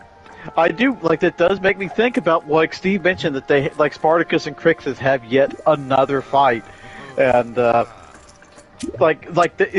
fight they are full naked. They are full nude. It's tip to tip as they're like struggling around on the ground, and it's like that's an awkward thing to have to script and do as actors. But I was like, but it's another good moment of just like sheer rage that comes out of them. Yeah, I mean, this shows equal opportunity, and I'm fine. I have no problem with it. So if someone's uncomfortable with it, I mean, that's a you problem. Who cares? But yeah, so that's it, everyone. Thanks for listening to another episode of Jupiter's Croc. Next week, we are going to be back with the episode Delicate Things, number 6. And Steve Why do I just keep doing this? took all of our money. I busted. Why Great. do I keep doing this? I'm only down to Feels 1.2 good. million Feels chips, good. fellas. So thanks again for listening. Leave a comment. What did you guys think of Shadow Games? Was Theocles as imposing and impressive as they sort of built him up? I definitely think so. I'd love to see a show just about Theocles running around doing his stuff. But we'll catch you next week. Welcome, everyone, to another episode of Jupiter's Croc. My name is Matthew. Joining me tonight is the asshole formerly known as Spartacus, Steve. If I'm not Ploticus anymore, that means one of you has to do the synopsis. No, you're still Ploticus. You're assholicus on top of it. And we have, down there in Memphis, finally deciding to get home from a long day's work. Making us late to record is Ronan.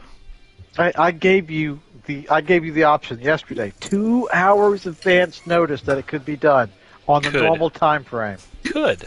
That's the key word there, could. Yeah. We're not on call, Ronan. Yeah, we're not you, Ronan. We're not on call. We're either doing it or we're not. Silence. That's just He has no shifting the comment. silence. blame. You're shifting the blame. I gave you full options for it, and you took a risk and you lost. You lost All that right, hand. folks. Speaking of people taking risks and losing, we're going to talk about Delicate Things, the latest episode of Spartacus: Blood and Sand. Spartacus, he gets it rough in this one.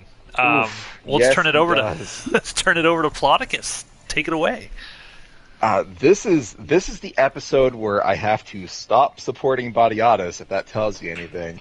So the episode starts with Spartacus being heralded as the new champion of Capua, and Crixus is in the basement just bleeding out. Basically, it looks like this happened this must start right after the death of Theocles, because it's Crixus hasn't even been wiped down yet. He is still just in this grimy basement covered in blood, and but Spartacus is the new champion of Capua, and so everyone is celebrating the bringer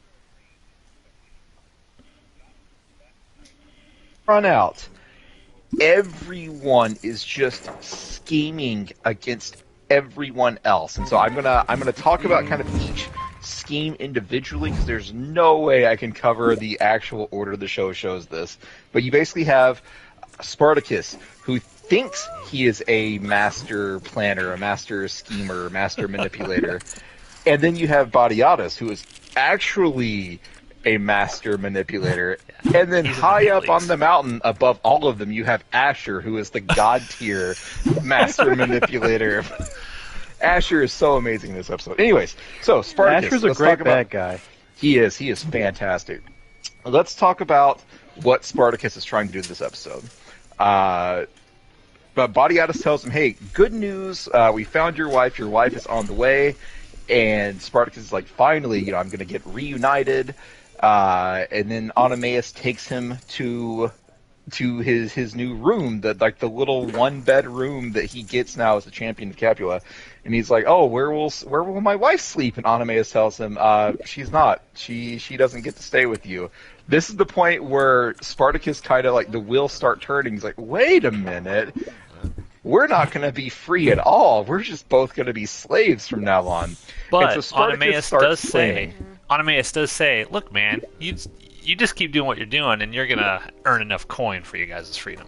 Yeah. Oenomaus tells Spartacus, if you keep winning in the arena, you will eventually, be able to essentially buy your freedom. But that's not good enough for Spartacus, so he starts catching a plan. And there's this great scene where it's like the next day and it's Spartacus and Vero, good old Vero. They're out like on this cliff that this ludus is built on top of, and they're talking, and Vero can Spartacus starts asking questions like, which what are the roads like leading from this ludus to which road does no one go down? If you were trying to go down a road with a screaming hostage, which one would you pick? How well traveled are the roads? And Vero's like, wait a minute. He could see. Vero knows Spartacus so well at this point. Vero knows that Spartacus is up to some shit. So Spartacus is planning on escaping, taking Sura and escaping. And so this whole episode, Spartacus is kind of refining his plan. And you see daydreams. Spartacus is imagining what he's going to do, and his plans are fucking stupid. His original plan is. He is just Which going Vero to points out multiple kill times. them all. His plan is just he's going to get a sword and just break out of the ludus. And Vero's like, okay, where are you going to get a sword? And Spartacus is like, well, I'll figure something out. And then Vero's like, okay, well, what are you going to do about Doctore? Because Doctore is the only one. You can't beat Doctore is basically what Vero's telling him. Spartacus is like, I'll figure something out. And so he keeps just putting things off, but he does start putting together an actual plan. Bodiatus takes him into the city, and Bodiatus plans to give Spartacus special armor to recognize Spartacus as the new champion. So Spartacus is like, wait a minute, this will give me an edge against Doctore. And so Spartacus says, hey, I really want to impress my wife when she gets here, so how about you let me wear this armor in front of her? And Bodiatus says yes. And so now Spartacus is like, okay, well, now I need to have a weapon, because Vero pointed out that all of the actual swords, besides the wooden practice swords, are locked up. And so Spartacus takes the opportunity to invite, Numerius and the magistrate who ran the games where Spartacus killed Theocles. Apparently, that old guy's grandson is obsessed with Spartacus now, and so they run into each other. Spartacus runs into the magistrate. He's obsessed with the gladiators. That's when we first met him. But he really likes Spartacus at this point because Spartacus is the champion. And so Numerius, I think is the kid's name, shows up and says, hey, Spartacus, check out this cool dagger I found. I was told, this is the weapon of a warrior. Thracian dagger. Yep. And so Spartacus is like, hey, you know what? You're so obsessed with gladiators now. How about you come by Bodiatus's ludus later, and I will give you a private lesson in fighting and swordplay and whatnot. And Bodiatus is thrilled because fuck yeah, Spartacus is putting the money moves on the big magistrate, putting in works. Bodiatus says, I'll make you a fucking Roman yet. You could see that look in Spartacus's eyes. He didn't like that. But now Spartacus's plan is he has the one-on-one sparring match with Numerius, and then he convinces Numerius to basically drop his dagger in this giant weight belt that this little kid's wearing for some reason. And so Spartacus steals the dagger when no one's looking. And so now Spartacus has an actual weapon, and now Spartacus has armor that he thinks will give him a chance against basically everyone else in the ludus if they try to fight him, especially Doctore.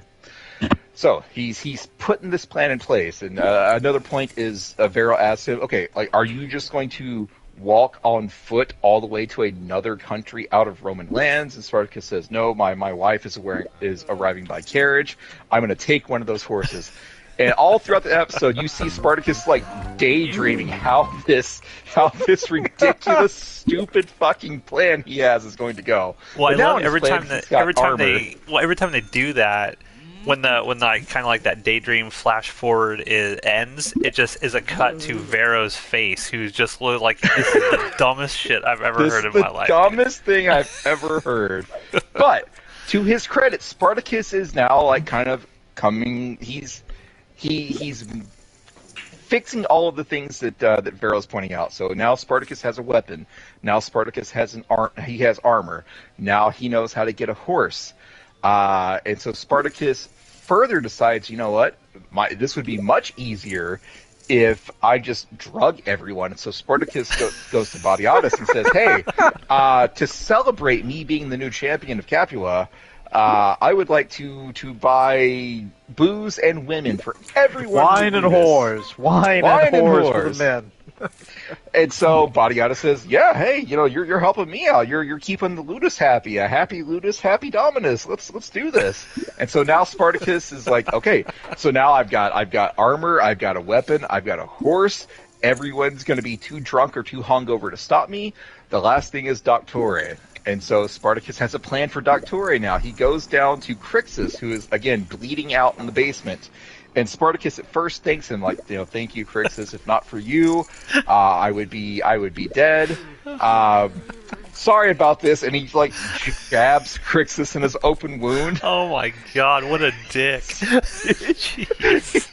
So he's like purposely like harming Crixus to distract the Medicus so that he can identify like the numbing anesthetic whatever they had back in ancient Rome, and so he grabs some of that and he is going to grabs like a handful of he grabs like a handful. He's got to put a lot in Onomaeus' drink, man. He no careful Onomaeus, measurement, no nothing, just Spartacus roofies Onomaeus and it knocks Onomaeus out. So now the plan is in place. The last part that he hasn't accounted for is Vero says, what about the gates? How are you going to get past the gates? And furthermore, once you actually get out of the Ludus, what's going to stop people from coming after you? And so Spartacus says the Badiatus will order them to. And so now you have the final version of Spartacus's plan, where Spartacus fights everyone, he beats everyone. All of the other gladiators in Onomaeus are drunk or hungover or unconscious. He's going to take Badiatus hostage, and Badiatus will order people to leave him alone, and then Spartacus is just going to ride off into the sunset with his wife. That is Spartacus's plan from start to finish. It starts out incredibly stupid. It ends up mostly stupid, but he made progress, right? Bullshit. Well, is there any other part of Spartacus's plan that we need to touch on? The plan, no. I do think it's kind of interesting when Vero is talking to him. There's a certain point when Vero starts realizing, he's actually starting to put this all together. He's overcoming all of the things that he needs to overcome, and I love the moment when Vero's like, "Dude, I have a wife and kid. I can't help you here." And Spartacus is sort of like, "Yeah, I know, man." That was a cool moment to me, because obviously Vero, you would think Vero will help him escape, but no, Vero's got too much to lose, and even though it's his friend, he's like, I love you, man, but my wife and kids I love more, and I can't help you on this. Please don't do this. Spartacus I got you. Fist bump with deuces, and it's it's good. Yeah, the big question will be, would this plan have succeeded had not the outcome, had the outcome not have happened? We'll tie all this together at the end, but the plan was falling apart immediately when it was go time. Well, because Onomaeus is more man than pretty much anyone else there. Really, he would have needed at least 2 handfuls of roofie drug to maybe actually properly knock him out. but because he wakes up way too fucking early. Had that and not he's got happened, a pissed off look on his face too. had that not happened, I think he probably would have gotten out of the Ludus. Now, I mean, obviously he would have been tracked down and killed. You know, he would have never and then he made it back to Thrace. Well, he would have been tracked down and killed. But I think he would have made it out of the Ludus. To be fair, though, Onomaus, yes, he woke up, but is he in fighting shape? Could Spartacus he thought he was in fighting shape? Yeah. Could Spartacus have taken him like a weakened Onomaus down? I think he would have been in enough fighting shape to have, with the rest of the guards, messed him up. I think had Onomaus not woken up, I think he could have gotten out of the Ludus. Again, he would have been tracked down and killed. There was instantly. never a scenario he could have escaped. There was never he could have escaped the Ludus. There was never a scenario where he was going to escape Rome. Yeah, because he said that he was going to take Badiatus up into the hills, and he was going to let Badiatus go once he was far enough away that they could make their escape. Yeah, don't buy it. Don't think it was going to happen. Anyways, so that's scheme one. Let's talk about what fucking Asher was up to, because Asher is a son of a bitch. So Asher, here's what Asher has going on. Asher owes Barca a shitload of money because Barca placed a bet on Crixus and Spartacus to beat the Shadow of Death, and they won. And so Asher has been dodging Barca this whole time, and Barca's like, Barca's plan is he is going to use this money, these earnings, to buy freedom for both himself and the Red RPM Ranger. And so Barca is constantly going to Asher, like, where's my money? You better have my money. It's not going. It's about to turn into the Brian and Stewie gag from Family Guy. Where's my money? Yes. Where's my money? That's what's going to happen to Asher. But and there's this great scene where Asher is trying to sneak away from Barca, but Barca catches him, and Asher's like, "Oh, Barca, my dear friend, I was just coming to look for you." And Barca's like, Good Barca. "I don't care about this. Give me my money, or I'm going to break your other leg and your dick." So Asher has to go figure shit out. And so Asher's plan to get out of the debt that he owes Barca is, well, first of all, he spies on Barca. Ovidius's family was murdered by Barca and Badiatus, and the last episode left in question, like, what happened to Ovidius's kid. You never see what happens to his kid, and so rumors of this are going around the Ludus, and so Red RPM Ranger asked Barca, like, did you kill this kid? And Barca's like, no, I you know how I feel about delicate things. I took the kid out to the countryside and left him there, and by the time anyone finds him, we'll have bought our freedom and we'll be gone. They'll never find us. And so Red RPM Ranger is like thrilled. The man he loves is not a child murderer, at least. He's a murderer. He's not a kid murderer, and that counts for a lot. There's a line. Asher Everyone's got a line. overhears this. Yes, Asher overhears this, and so Asher hatches a plan. He sends there's this. A couple episodes ago, when they were trying to figure out who tried to kill Badiatus in the pit, there's this like real scuzzy looking guy with, like, I don't know, a rash all over his face, and Asher goes back to him, and the plan is when Spartacus is giving this private lesson to Numerius at the Ludus, a random messenger comes up and says, hey, Clavicus, I think that's the old guy's name, we found Ovidius's kid. You know, there was a survivor. And Badiatus, you could see the look on his face. He is fucking terrified. It's like, oh no. Like, what if he identifies Barca? Blah, blah, blah. And so Numerius and Clavicus, or whatever his name is, they go off to see this. And now Badiatus has to figure out, what the fuck? Why didn't Barca kill this kid like I told him? And so Asher tells Badiatus, because Asher is the master manipulator, tells Badiatus, hey, Barca's not going to give you a straight answer. Ask the Red RPM Ranger. He'll be straight with you. And so Red RPM Ranger talks to Badiatus, and Badiatus is like pretending like, yay, I wanted Ovidius to die because he tried to kill me, but Barca basically went rogue and wiped out Ovidius's entire family, plus the kid. It's like I could live Think with of the death. children. Yeah, I could live with the death of all of the adults, but my conscience to think that Barca may have killed this kid in my name. And Red RPM Ranger's like, oh no, he didn't kill the kid. He didn't kill the kid. He let the kid live. He could never hurt a child. And Badiatus is like, oh, thank you. That puts my mind at rest, and sends the RPM Ranger away. And Asher's right there to like worm tongue Badiatus. Like, oh, now we know what Barca's really like. And so Barca comes back to talk to Dominus, and Asher tells him, hey, I'll make you a deal, Barca. Let me basically negotiate on your behalf for your freedom, and in return, you cut what I owe you in half. And Barca's like, fine, whatever. I just want to get this done.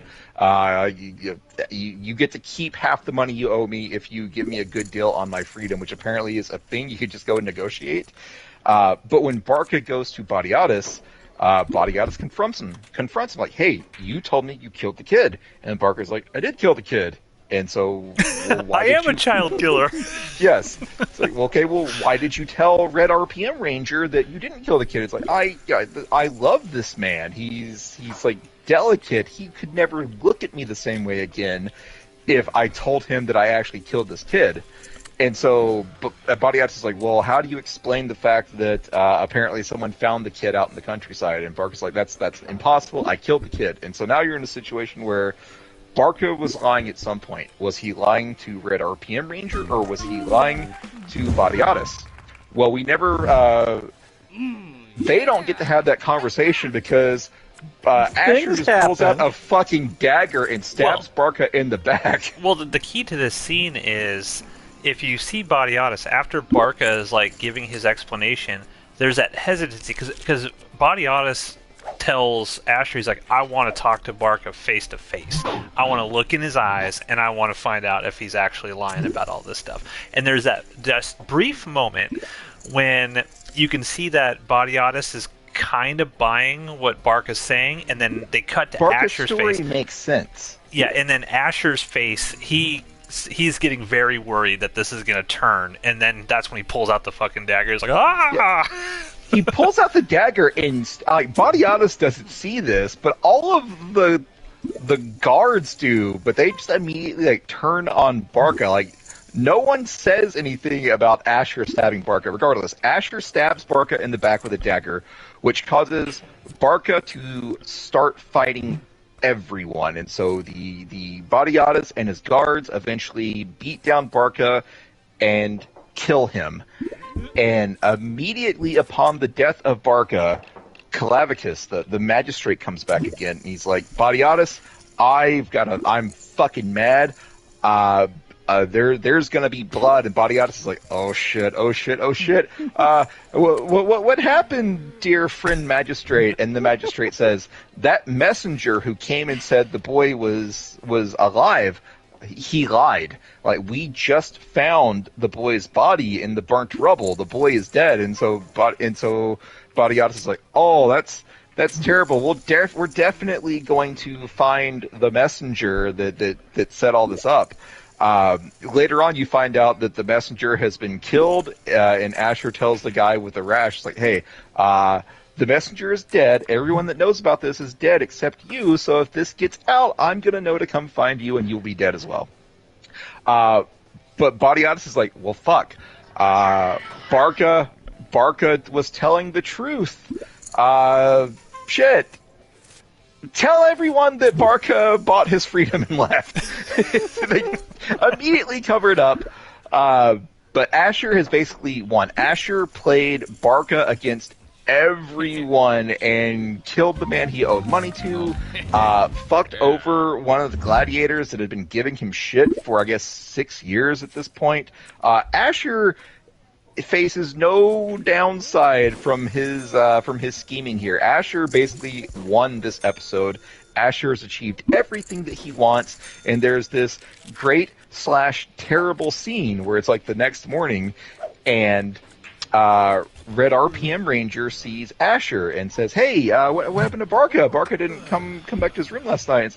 And Asher's like, oh, he's fine. He's already bought his freedom and left. And the RPM Ranger is like, he's eating nuts while he's doing it. Fucking He's laughing oh. And yeah, he's like, so RPM Ranger's like, well, wait a minute, he was supposed to buy my freedom too. And Asher says, oh, sorry, I couldn't get you a good deal. He could only afford freedom for one of you, and so he bought freedom for himself and left. But don't worry, he'll move on. He'll find someone else. Someone he doesn't have to pay is for. Fucking devastated. Yeah. And Asher is just laughing and eating fucking blueberries or nuts or whatever he has. Asher is always eating amazing something. and terrible. But anyways, so that's Asher's story. Asher has won. At this point, Asher has wiped out the debt that he owes and killed one of his biggest enemies. And the Badiatus trusts him more than ever at this point. Yep. Sorry, so the last scheme, the most awful, terrible scheme, somehow worse than what happened to Barca, is Badiatus' plans. And so I'm going to talk about the plans, but a question that I want to come back to is, do you think this was always the plan, or did Xena worm-tongue Badiatus into doing this? Anyways, so Badiatus has a meeting with Xena early on, at the moment where Badiatus tells Spartacus, hey, your wife's on the way, good news. Xena's not happy about this. Xena tries to tell Badiatus, the only thing keeping Spartacus in line was the fact that, we were holding his wife over his head. What's he going to do when his wife is here? And Badiatus thinks, he's going to be so grateful that he's just going to continue to faithfully serve us, and Xena doesn't buy it. Xena, smartest character in the series, doesn't buy that Spartacus is going to just be a good little gladiator slave and continue to serve Badiatus, and she's 100% fucking right about that. So, what happens at the end of the episode? What ties all of this together? Spartacus has drugged everyone. He's planning on taking Badiatus hostage. He's got a weapon. He's got armor. Everything is going Spartacus's way except for the fact that Dr. Onomaeus woke up a little too early. The carriage with Spartacus's wife rolls in.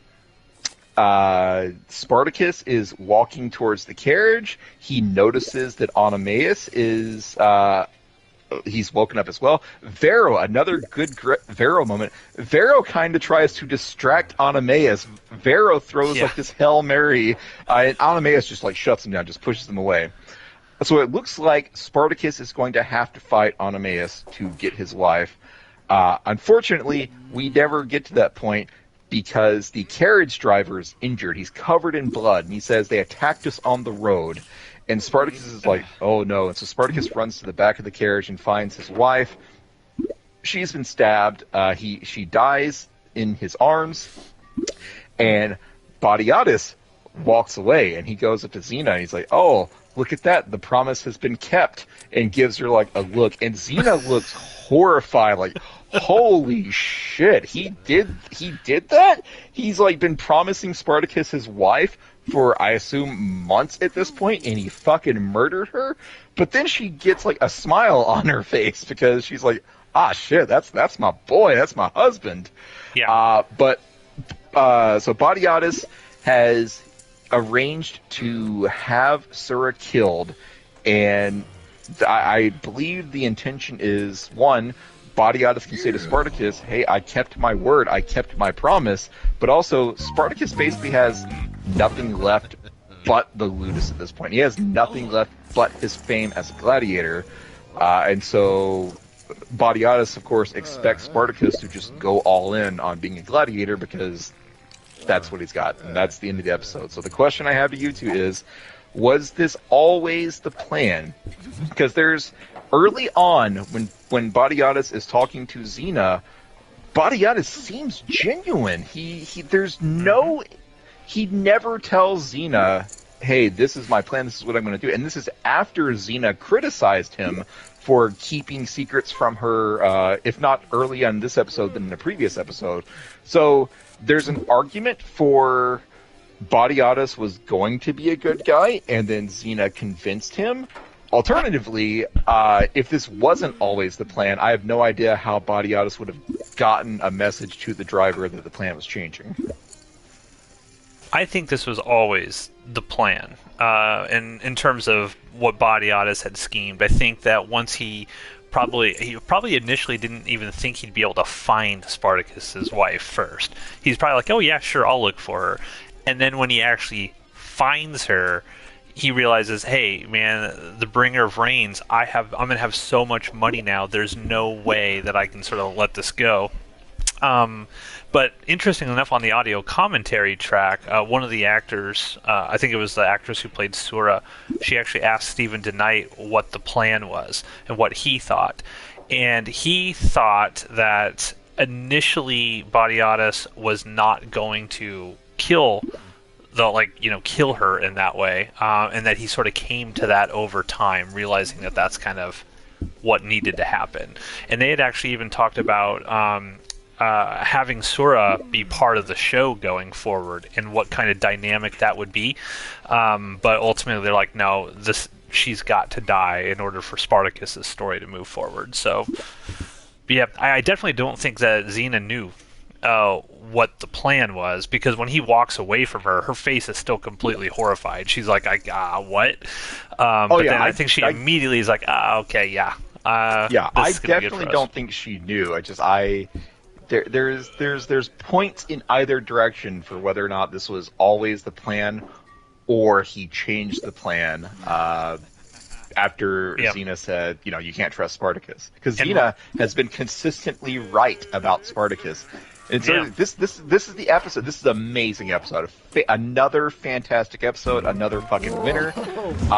But I've been saying since we started with Gods of the Arena, I love Badiatus. I want to root for Badiatus, even though I know he is this terrible person. This is the episode where I can't do that anymore. Badiatus is firmly established you can as a still villain. root for him. I can't. Steve, my favorite villain of all time is Emperor Palpatine. I can still root for him, even though I know what's going to happen. You can root for Badiatus. I can't do it. Like at the end of the Thing in the Pit, episode 4, it was like Badiatus and Spartacus, like they're not friends. They're still very definitely master and slave, but there was an understanding, like maybe respect. Even a bond, a respect. Like they had both protected one another at different points in time. Yeah. And then Badiatus, he does the unforgivable here. Now we talked on a previous episode about, well, maybe people should watch Gods of the Arena first before they get here. I think this would be a point in which you could be argued, now you should watch Blood and Sand first, because we know what kind of schemer he is. At the time, like you said, when we first started watching it, we weren't exactly sure. Like, is he kind of a good guy? And when the sort of twist here at the very end, that look that John Hannah gives is just, it's just deliciously evil. And interestingly enough, on the audio commentary, Stephen DeKnight said that they had to argue with the Starz executives over that decision, because the Starz executives were like, no, you can't reveal this till way later in the show. And they're like, no, we have to reveal it now. And they fought back and forth, and ultimately they got their way. But it wasn't even supposedly going to be revealed till way later on. So you mean like that Badiatus did this? Like, so yes. Sura was going to die, but the show, the Starz people wanted them to keep it a secret that Badiatus was the mastermind. Yeah, and leave it towards the very end of the show, rather than, because we're like, 6 episodes in? We're halfway through. Yeah. Like, this is kind of like a mid-season finale, so to speak. But Stephen Knight was like, no, we have to reveal it now, because the next 6 episodes are going to be, everyone is going to be on pins and needles, like, how is Spartacus going to get his revenge on this guy? You have to hate Badiatus going forward. You must. So that was I do. Ronan, what do you think of this episode? You're quiet. Well, you completely bypassed my, whether or not I thought that, the body, when did Badiatus decide to do this? Yeah, completely bypassed me. So thanks for that, there, Spartacus. I mean, would you like the bypasses to continue? Because we can keep that up. Go for it. All right, I'm gonna give this a 10 out of 10. I love this episode. Ronan, feel free to speak. You are allowed. Speak, slave. Fuck you. No, I would say that I think Badiatus got the idea that he realized he was going to have to probably kill Sora, kill his wife. But probably, I would say the moment he realized, like, okay, yeah, he's too wild, he's too uncontrollable, I have to do this in order to keep him in line. My opinion is it was probably the minute that he fucked Naeus over to get the Primus. Like, that was probably when he realized, yeah, shit, like, if I do find his wife, I have to do this in order to keep him in line. At least that's how I always put it together when I was watching the show, is that, like, it didn't start as the plan, but once he realized he couldn't control Spartacus, it's that's probably when he realized, yeah, if the wife is here, he's just going to keep doing what he does to leave. So, like, that's always been the viewpoint that I had on it. But Badiatus seems so genuine when he tells Xena that Spartacus's gratitude towards me will be enough. Yeah, because he's a master liar as well, just like Xena. Yeah. It's a house of lies. That's what liars do. They lie, and they lie well, because they do it all the time. But he was in private with Xena, and Xena, who he loves. Like, this is not like a couple at odds with each other. Like, Badiatus and Xena love each other above all else, and there was no reason for Badiatus to lie to Xena at that point. Not true, because he tells her, like, when she found out that, the kid died and all that, and she's super pissed off about it, he's like, I don't want you stained with any of this stuff that I'm doing. Like, he loves her. He doesn't want her involved in any of this stuff. So he's trying. He says he lies to protect her. But Xena wants to be in the loop. I felt like he would love her enough to keep her in the loop. Well, you feel wrong. Apparently so. But then what? All right. So then, what would be? All right. So he's keeping Xena out of the loop. What then is the purpose of bringing Xena into the loop afterwards? To look better in her eyes, maybe. He didn't actually come out and say that. Oh, I orchestrated this whole thing. He just. Oh, I know she knows, but it's like one of those unspoken truths, right? It's like, oh, I kept my promise, and just kind of walk away, and it's like, oh, because. Think about it. Like, if you're Badiatus, you're an evil person, right? We've established now Badiatus is an evil person. He's got to know that Lucretia is just as evil. So, someone in his position, you got to be watching your own wife sometimes. I know you love her, but it's like, maybe it's just a little jab. Like, look, you think, Lucretia, that you are so much smarter than me and that you kind of control this house, basically, in a way. You're the one always coming up with all the ideas and helping and stuff. It's like, actually, there's layers about me that even you have no fucking idea about, and how far I will go, so to speak. It could be something like that. I think he gives her, basically the wink and the gun, like the Roman equivalent of the wink and the gun there. Yeah, I think he more or less just does that just to let her know. It's like, yeah, you were right, we can't trust him, and I always knew we couldn't trust him. I think that was more or less, that's all that was just like, yeah, I was listening to you. Here you go, baby. I think that's really more or less all it was just like, yeah, you were right, and I always knew, because spoilers. Yeah, he knows everything that happens in that house. He knew that Spartacus fucked over Naeus. He knows what Lucy Lawless is doing with Crixus. He knows everything that happens. Yep. It's like the better question would be: do you think he knows that Asher fucked Barca over, and it's just kind of okay with it? Because that seems to be the only thing he doesn't know. Yeah, I think he's in the dark on that. I think Asher is an even better manipulator than Badiatus. I would agree with that. I'm in the same mindset, especially because there's another episode later on where a gladiator is killed over a finger quotes common slave, and he mentions the gladiator, he had value. There was years of coin sunk into his training. I can buy another slave for 5 coins. He's worth nothing. Barca had value. Barca was a very valuable slave. I don't think that Badiatus would have easily tossed him aside if he didn't think he had to. And I don't think he So, knew, I agree which with is why Steve. he told Asher, like, no, I need to look Barca in the eyes, and I got to see if he's lying to me here. So I agree. I don't think he knew what Asher was doing with Barca. Yeah, so Asher's the only one in the show who seems to get one over on Badiatus, because otherwise he knows everything that's going on. Although I guess in fairness, he did not realize that Spartacus was plotting an escape. He just knew he was probably going to do it. He didn't realize it was actively in motion. Yeah. I think, like, did we miss anything else important in this episode? There's a The scene orgy. where I mean, come on now. I mean, there's The a wild orgy, sex but orgy? it's irrelevant to the plot. Everyone got drunk as per Spartacus's plan. This was the there's most only- nudity in an episode yet, I think. I mean, there was a lot of nudity in this episode. There is a character moment that happens. It's not connected to the nudity and the orgy, but it's when Badiatus is like, well, I need to speak with Pietros because I want to talk with him first. Yeah, and he brings him up and he hands him a cup of wine and he takes a drink of it and tells him, oh yeah, this isn't that bullshit you're drinking. This is the good shit. Then he goes about his questioning, and once it's done, I like the fact there was just a subtle little thing how he just quickly takes the cup away from him. And he I noticed that.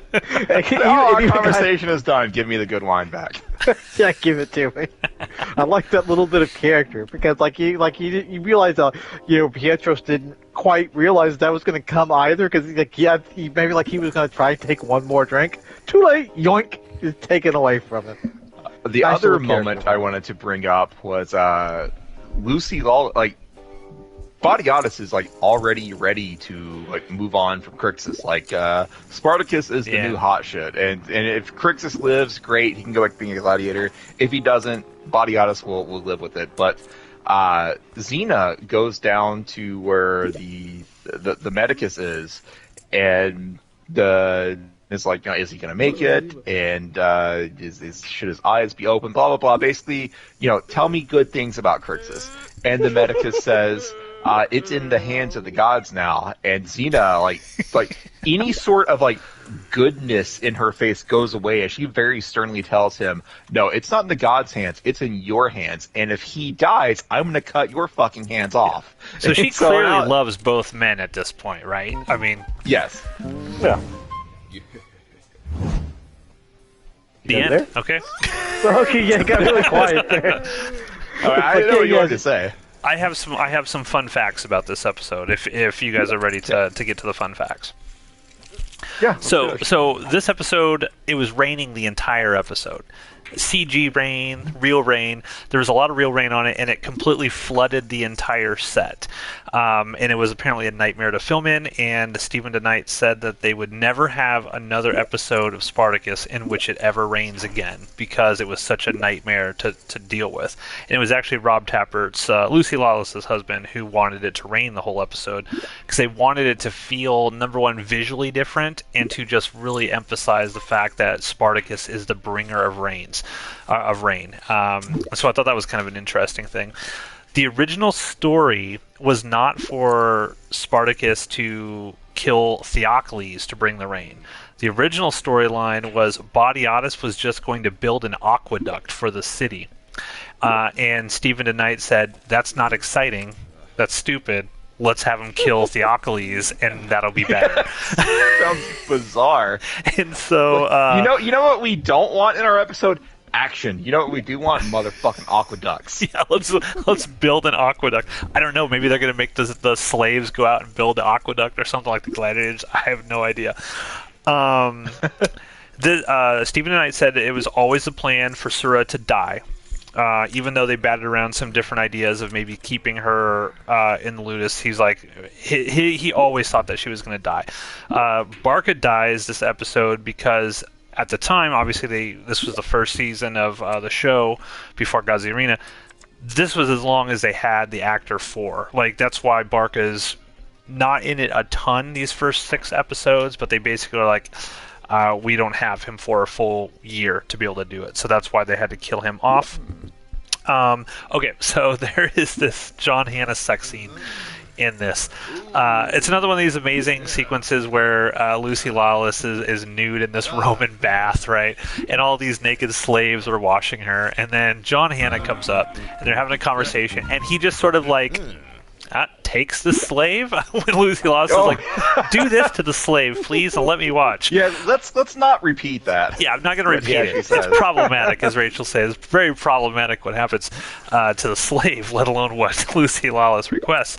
But according to Stephen DeKnight, two funny things from the scene. Number one, they had shot all of that stuff with Lucy Lawless, that side first. And they only had 15 minutes left in the day because I guess they were shooting in New Zealand, and New Zealand is like, hey, when you're done filming, like, there is no America where you run off until 3 o'clock in the morning. You're done at this time, and that's it. So that's why a lot of the stuff they're just like, oh, we had to go as fast as we can. So John Hannah was waiting around, and they came up to him and they're like, you got 15 minutes to get this entire scene. And John Hannah was like, well, I guess this is a pretty good 15 minutes then. So John Hannah did this whole scene. That's one take. They didn't even like cut. So basically what they would do is they held it. They just made him do lines over and over, and they manually just basically move the camera and switch lenses on the fly in order to get what they needed. But that whole sequence with John Hannah is only 15 minutes. And Stephen DeKnight says that when this episode came out, there was apparently a minor uproar on the internet because the internet wanted to know who the slave was, because the internet thought the slave was so amazingly attractive that they needed to know who the actress was, and he thought that was pretty hilarious. Okay, the jiggle note. So this is one of the best stories here.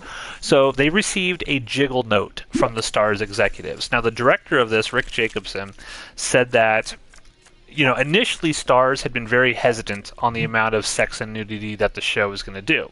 But as the episodes went on, they kept getting notes from the Starz executives saying, I don't think you guys are going far enough with the sex. Like, we should have some more sex and nudity in this thing. We really like that now. Let's push the envelope, guys. Come on, get it done.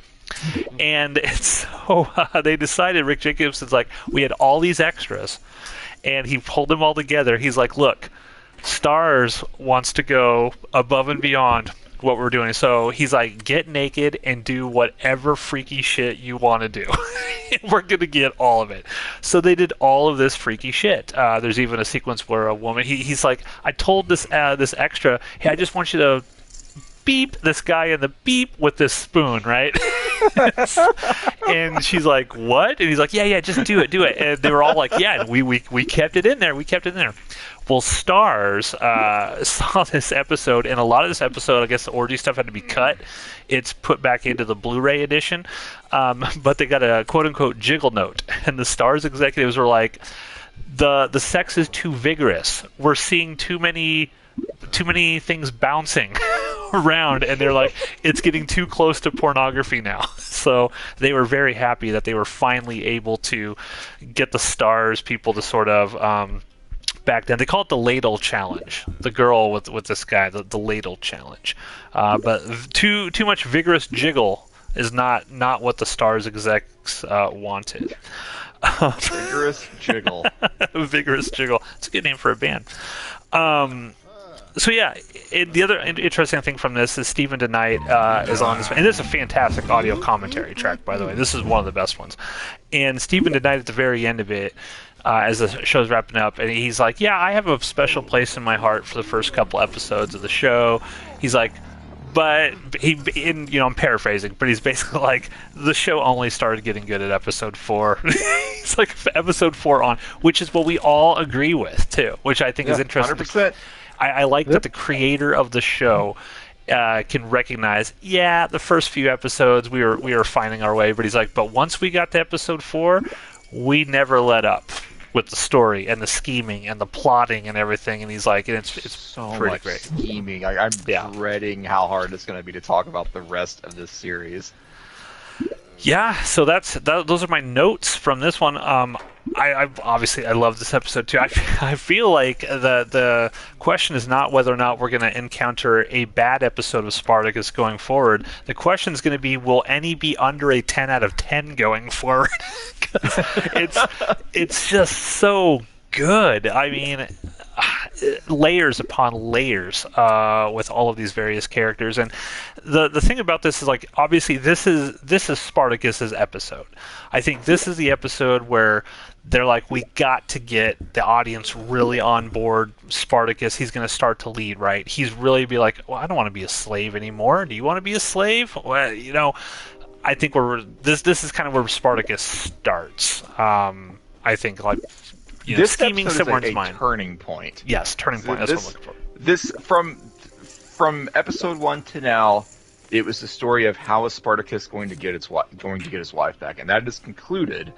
The rest of the series is, what is Spartacus going to do about the events that transpired in this episode? And so many other characters start getting involved. Like, I'm pretty sure Alithia becomes much more involved in the show going forward. Numerius and Clavicus, the magistrate, they become bigger parts in this. And everyone has, like, suspicions about what actually took place on this night. Terrible things happen to Vero. Like, I feel like you can pretty comfortably divide Spartacus season 1 into, like, kind of season 1A and season 1B, and 1B starts next episode.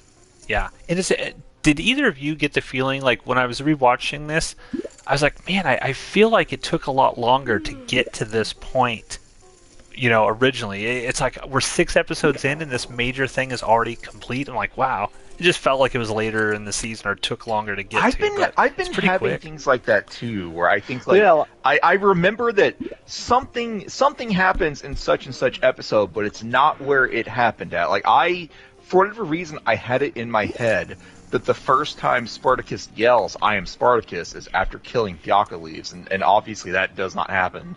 Yeah. Oh, that's the other thing. Oh, sorry, Ron. Go ahead.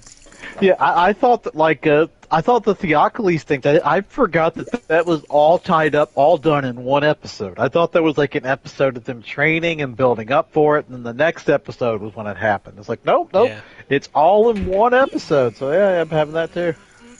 Yeah, the other interesting thing, just an interesting, maybe not a character moment, but just kind of an interesting moment for Spartacus himself, is he tells Vero during this episode, he's like, when my wife gets here, I want her to say my name, my real name, not this stupid one that the Romans gave me. And, you know, she's still alive. That's the other thing. When he pulls her out the back, she's still alive, and they have a moment there, but she dies before she can actually say his name, which is the one thing that he kind of wanted to hear. And I like how they set that up, because it's just like, going for it, you never know what his real name is. You never find out. So, interesting moment there. But yeah, love it. Love the episode. Fantastic episode. Fantastic. Yep, solid banger. Cool. All right, we're going all in on this hand. Oh, why God. do I keep doing? I just made so much money though this one, Steve. All right, if you guys are bitching out, it's fine. I'll do it. Are we doing it? I'll do it. Why do I let you people talk me into this? I'll do it. Do it. I feel like Spartacus. I feel like it's going to end poorly for me right now. I already went all in. Why is it having me do it again? All right. Will the rest of the table? Nope. He's folding. Okay, one person didn't. He's got 120,000 ships. He can afford this. He can afford it. Oh my gosh. Jesus. 5 out of the 6. All right. Oh. Queen 3, Queen I Jack. don't like that. Oh, pocket pair. What a bunch of Come bullshit. on, twos. Show me twos. Win. Show me twos on the table. No, that queen is bad. Oh, he's got. Give me a two.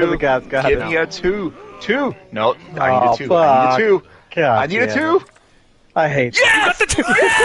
Yes! Oh my God. How much did I win anything? I think You had to have won. You won $74,000. Oh my God. Yes! And with that, Thank you, ladies and Spartacus. gentlemen, we'll see you next week with episode 7. Fuck. Jupiter's cock. I hate all of you. Welcome back, everyone, to another episode of Jupiter's Croc. My name is Matthew. Joining me tonight, he survived the rain, he survived the hail of bullets, he survived another day down there in Memphis, Tennessee, is Ronan. I ain't no soft ass bitch. You know, I can take bullets all day. You know what I'm saying? And Spartacus. I mean, as a native of Memphis, I can confirm you have to take bullets all day to survive down there. So, we are back with another episode. Folks, the last episode we ended with Delicate Things, where Spartacus's wife, Sora, died at the machinations of Batiatus. And now we get into episode 7, which I believe is called Great and Unfortunate Things. So, we are coming off a high. Now, I don't want to spoil what I thought about this episode too early, but earlier on, we sort of discussed, is there going to be another sort of bad episode of Spartacus from this point, from episode, 4 on? And we weren't sure. And I have thoughts about this episode in particular, but we'll get there. I'm going to turn it over to Spartacus. Take it away. Alright, so this episode has several flashbacks to Spartacus's time with Sura, and that is how this episode opens. They are having sex for the first time, and Spartacus asks Sura's name, and she says, "I'm Sura," and Spartacus goes to introduce himself, and he says, "My name is," and Sura cuts him off. Again, we don't know Spartacus's actual name. But she cuts him off. She says, I know all about you. All of the women in the village know to avoid you. And so he says, well, then why did you come sleep with me then? Because and that she dick says, game is crazy good, apparently. Apparently. But she says, because of the gods. The gods told me that I am supposed to be with you. And Spartacus says, what else did the gods tell you? And she says, that you'll never love another woman after me. Then we immediately cut to her funeral, and there's a lot going on at this funeral. Batiatus is looking very proud of himself, and Xena is looking just super bitch face, she's like, yeah, you fucking deserve this, Spartacus. And Naeus is looking very creepily at the red RPM Ranger.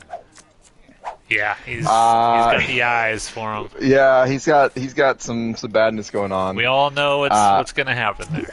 Yep. We see Batiatus paying. I don't know this guy's name. I don't know if he has a name, but Batiatus is paying off the carriage driver that delivered Sura's body, and Batiatus, or he asked Batiatus, why did you have me hunt for this woman for a year? Because this episode establishes it's basically been a year since episode 1 or thereabouts. But he asked, why did you have me hunt for this woman for a year just to kill her?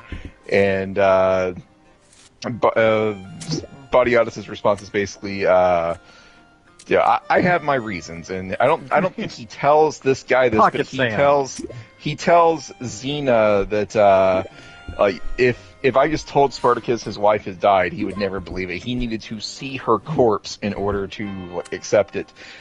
He has a conversation with Xena, and Xena once again says, I want you to keep me in the loop on these things, and Batiatus says, I won't have your hands be bloody. But Xena tells him they're bloody just by virtue of being your wife. Yeah, quick thing there. I know in the previous episode we had sort of discussed, was it Batiatus' plan the entire time to do this? And I feel like just the way that scene was kind of played with that carriage driver saying why did you do all this? It kind of seemed like that wasn't his initial plan. And that maybe I guess it just came across to me maybe this was a more recent development that he decided to do it. That's what I was trying to get at. It's on the side of it was always the plan, it could be that or at least it was always Batiatus' plan. It could be the fact that, he trusted his wife. It could also be the fact that how the hell did Batiatus get a message out to this guy in the middle of the nowhere on such short notice saying, hey, kill this girl? On the sides of it was not the plan, I don't know, it's weird. I feel like there's evidence like both ways, and this one kind of muddies the waters. The difficult thing that makes it hard to really pare it down, because you mentioned how is he going to get him a message out in the middle of nowhere? You can send messages and letters. The problem is to really answer that question is we don't know what point he decided to kill her, and we don't know how long it would have taken said message to get to the guy. Like, he might have made that decision to kill her, pretty early on, once he realized he could, as Spartacus needed to be, he would have to do this in order to keep him in check. Yeah, I still believe that Badiatus sounded very sincere. It could be that he was a great liar. Like, he sounded sincere when he's telling Xena in the previous episode that Spartacus's gratitude will keep him working for me. So that's a point in favor of that. It wasn't the plan, but it just logistically, I don't know that how Badiatus could, for a year, have the hunt going on with no plans to kill her, and then somehow pull the trigger. I mean, we're probably thinking about this too hard. Because remember, when this first started, Spartacus was not Spartacus. So if he's been trying to find her for basically an entire year, he hasn't been the champion of Capua for a year. It took him a while to get to that point. So logically, in my mind, I would think that maybe initially he was like, yeah, I'll find your wife, so you'll fight for me. But early on in the series, he doesn't even necessarily believe that Spartacus is going to be some great, amazing, gladiator. And so I think the sheer fact that, he's the bringer of the reins, and now Badiatus realizes the amount of wealth that he's going to get, but he's got to keep Spartacus there. I think it's a recent turn of events that makes him decide I gotta kill her. That's just how I read it after seeing this episode. Yeah, that was my thought too. That makes sense. It's just a matter of how recent, because at the beginning of the previous episode, Sura was 2 days away. Yeah. Did Badiatus make the call then, or was it even before that? Because Sura is still alive barely when she gets to the Ludus. I think he made the call right after the rains came. That's what I think happened. Yeah, but finding out that she was because I forgot that detail that your wife is 2 days away. That's enough time to have sent a message. He could have decided, oh, okay, I'm gonna have to kill. I probably need to kill her in order to keep him in check. And then once she got close enough, had Asher or somebody go out and give a message. Actually, I need you to kill her on the way up here. So, that can, with knowing that she's 2 days away, that can make it work. I don't know. I think we're probably thinking about it too hard, but I do think it's an interesting question. Was Badiatus ever going to uphold his end of the deal? I honestly have no clue. Anyways, Badiatus has paid off the killer and squared things with Xena. He and Xena are back on the same page again, though who knows if he's going to actually keep her in the loop next time. And from here on, everybody has a little subplot. Alithia is back and being buddy-buddy with Xena. Crixus has woken up in the basement, and he believes he's woken up to a world of shit because Spartacus is now the champion of Capua. Join the party, pal. Red RPM Ranger asks Onomaeus, who becomes Detective Onomaeus in this episode, Detective Doctore. He says, hey... You guys are both out of this hand. I don't want to cut you off, but you're both out of this hand, right? Yes, I'm out of it. Yep. Okay, yeah, I'm going to... you both are? Yes. Yes. Okay, I'm going to slow burn this motherfucker with a 7-2 offsuit. Okay, can't wait. Okay. Can't wait. Yeah. Continue on. Lose all that money. No, this guy's not going to let you slow burn him. Yeah, throw your dick on the table, Ronan. I don't think there's any way for you to win. It is tradition. Oh, Jesus Christ! See, that's what I thought you had. When you were hyping this up, I was thinking, guys, I got the pocket aces. I'm going to slow roll this guy. But no, he went with the wrong. See, Ronan, you need to put your dick out there away with the 7-2 it's tradition to scare to him go off. all in immediately. Yeah, you got to scare him off immediately. Ronan, if you go to 7-2. not engrossed in the culture of Outpost Unknown Poker Night, not understanding how this works. Anyways, Detective Onomaus is on the case because Petros, Red RPM Ranger, goes to Doctore and says, hey, what should I do with the birds? Because Barca left them here when he left me. And then Onomaus goes down to meet with Crixus. And Crixus didn't know that Barca has bought his freedom, air quotes.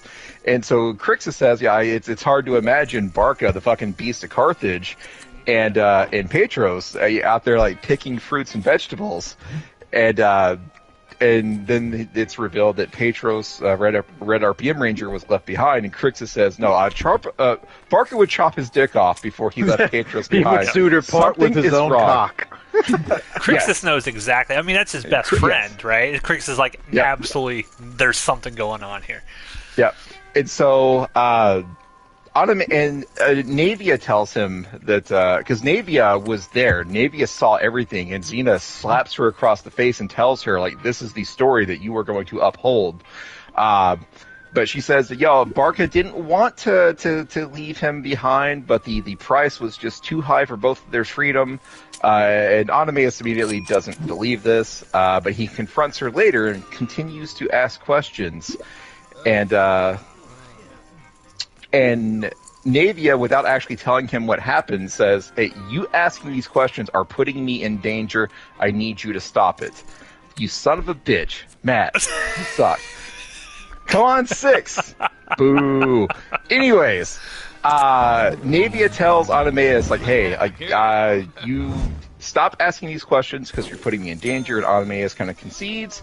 But she mentions that Asher was there. And so later on, Onomaus goes to Asher and asks him about Barca's freedom.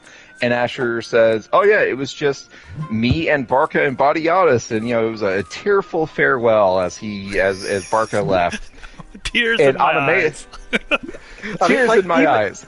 Even if he had said Navia was there, like the whole tears in my eye should have been a huge red flag to Onomaus that he's lying. Here's my But problem, that's though. This is the point in this episode that I hate.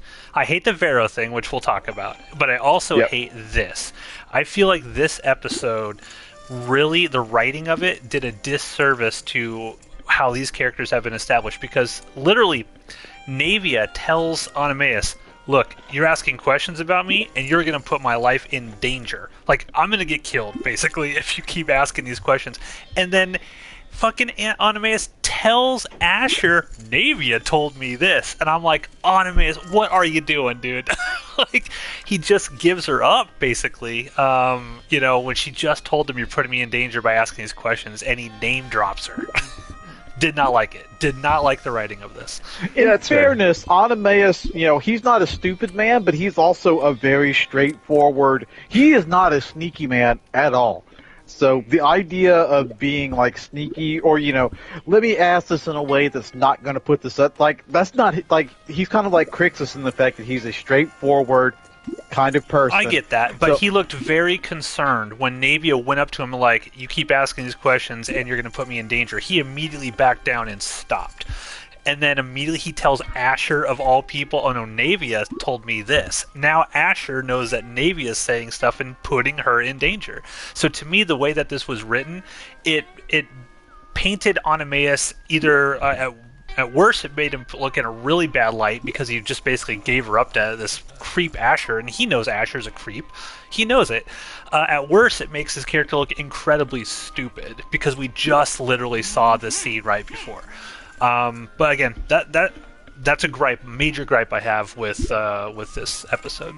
Yeah, I can see that. I'm on board with Ronan. Like I don't know that Onomaus has the ability to lie or be sneaky. So he doesn't have to lie. He just doesn't need a name dropper. Well, he never had to say Navia. He never needed to say her name for that. But as soon as Asher said, blah, blah, blah, it was just her and I, he could have just looked at it, because he's in the foreground of the shot. He could have just squinted his eyes and walked past, and everyone would have known, okay, he's piecing it together. He didn't need to go back to Asher and be like, well, Navia said X, Y, and Z. Nah, I don't buy it. Bad writing. Fair enough. Like like your gripe's not totally. It's not completely it's not unwarranted. If anything, I would say the main thing that kind of stands out to me with the bad writing is the idea that both Body Artist and Asher, who are both extremely good at being underhand, sneaky assholes, never thought, okay, everyone needs to have one line that we all say, and then get Navy in and be like, or at the very least, come up with, they leave her out, but come up with an explanation that explains why she might be there. I mean, they should have just killed Navia. Well, their they line should have just killed the witness. Well, that was the line. They basically did. They said, "Hey, Barca left with his freedom." That's what we're all gonna say, and that's what Navia initially said, right? And that's what Asher says. But the problem is, when Onimace is talking to Navia, she lets slip a little detail, right? That allows him to be suspicious, and it doesn't help that Crixus is sitting there like, bullshit. This is all bullshit. I'm here dying, man. This is bullshit. Barca never would have done that kind of thing. So I don't know. I feel like this is the weakest written episode. I think even if episodes 1 and 2 that we weren't hot on, I think the writing, at least in those, is better than in this episode. I can't go that far. This is kind of like very much like a world building episode as opposed to the previous episodes that we've seen. So I was fine with it, but I understand the criticisms. Anyways, Detective Onimaeus tells Asher, if I find out something fucky is going on with Barca's freedom, I'm coming for you. And so what else happens? We see Naeus doing some terrible things to Red RPM Ranger. We also see Vero in probably the worst fucking thing we've seen Vero do. Who has otherwise been this incredibly good-natured, kind man. He gets a visit from his wife and child. And his wife is pregnant, and it's definitely not Vero's, because Vero has been living in the Ludus for a year at this point. Yeah. And so Aurelia, his wife, tells him that I was assaulted and now I'm pregnant with this man's child. And Vero just shits all over her and tells her basically you should have fought him off because I'm in here fighting for you. And Aurelia fucking loses it on him, and rightly so. She's like, yeah, you gambled away all of our money, and then rather than fleeing the country, you chose to sell yourself into slavery and abandon me and your child. And Vero says, well, it wouldn't have been honorable to leave. And she responds with, is it honorable to abandon your family? Because that's what you fucking did. And the money you gave us, the money you're giving us for your gladiator winnings is not nearly enough to support us. But Vero's not having it. Vero just walks away. Vero, the kindest, best character in the series so far, basically slut shames his SA victim wife, and into just a terrible sequence. I mean, it's fucking ancient Rome. I don't know how progressive they were, but Vero is a massive, massive dick in this episode. So does that in change? Bird culture, Does that change your opinion this of is Vero? known as a dick move. I know Vero's the character, you really love that character. Does this alter how you see him? Does his ultimate demise, does it feel a little like, no, I don't think his demise is warranted, because I think that he maybe tries to turn it around at the end, but he does something real shitty in this episode. He's still my favorite, but this is not his best look. He pulls an epic dick move, as Ronan would say from Bird Culture. It's rough. So that's Vero's subplot, and then he goes and has a one-on-one with Spartacus, who in Spartacus doesn't want to do the next fight. And we'll talk about that fight in a little bit here. I'm trying to set up all the side characters at the moment. But Spartacus is like, I'm not going to do what Badiata says, and Vero says, are you fucking shitting me? You are a slave. You will fucking do it. But they kind of butt heads a little bit, the whole time, Vero is like eye fucking this game of dice that's going on in the Ludus. So he goes and basically loses all of his gladiator money to gambling debts, which is the thing that made him be a gladiator in the first place. So Vero, very bad look for Vero in this episode. Naeus continues to assault the Red RPM Ranger to the point where the Red RPM Ranger hangs himself. So Petros is dead. Spartacus immediately knows that Naeus did this, and he goes out to fight Naeus, and they begin battling, and Doctore stops them. And when asked, what the hell's going on, Spartacus says, Petros is dead because of Naeus, and Naeus says, oh, I'm gonna miss him. And by miss him, I mean I'm gonna miss assaulting him. And Spartacus loses his shit and just fucking pitches him off the cliff. So Naeus is dead, and I think everybody's I think everybody's happy about the death of Naeus because what a piece of shit. Badiatus, however, is not happy. And so this is just another thing. The plot for Spartacus in this episode is, Jesus Christ, am I going all in? Yeah, I'll go all in. I don't care. It's just money. Spartacus, there's a guy named Mercado, I think, and Mercado is having his games to honor his grandfather, which is apparently this badass Roman warrior. And so Mercado had planned on having Crixus pretend. This is a weird fight. Basically, everybody's cosplaying as people. So, Badiatus wants Spartacus to cosplay as this Roman general grandpa of Mercado, and meanwhile, six criminals that are condemned to death are going to pretend to be Thracians. And so Spartacus is the main guy, and so this job falls to Spartacus. And so Spartacus, who hates Romans, is going to have to pretend to be Roman and then kill people who are pretending to be Thracian, which is what Spartacus is. And so Spartacus just tells Badiatus, no, I'm not doing it, and Badiatus gives him some time to think about it, but Badiatus is adamant, this is going to fucking happen or else. And so they have not yet reached a conclusion to this argument yet when Spartacus kills Naeus. And so Badiatus fucking punches Spartacus in the face. Though? I thought Naeus was supposed to be part of it because Badiatus tells him, hey, look, I just told this guy I had the greatest whatever, and now I have nothing. So I didn't know if he was supposed to be in it or not. I wasn't clear on the details of the fight because later on Spartacus requests to fight alone, and I'm watching the episode and I'm like, I thought that was always the plan. I never knew you were meant to have help. No, they do mention that it was going to one gladiator was going to play the role of his grandfather, and there were going to be others 3 or 4 who were going to be dressed as Romans because they were going to reenact the battle, quote unquote. That's right, Ronan, because Badiatus doesn't want one person against a bunch of, he doesn't want to lose his gladiators.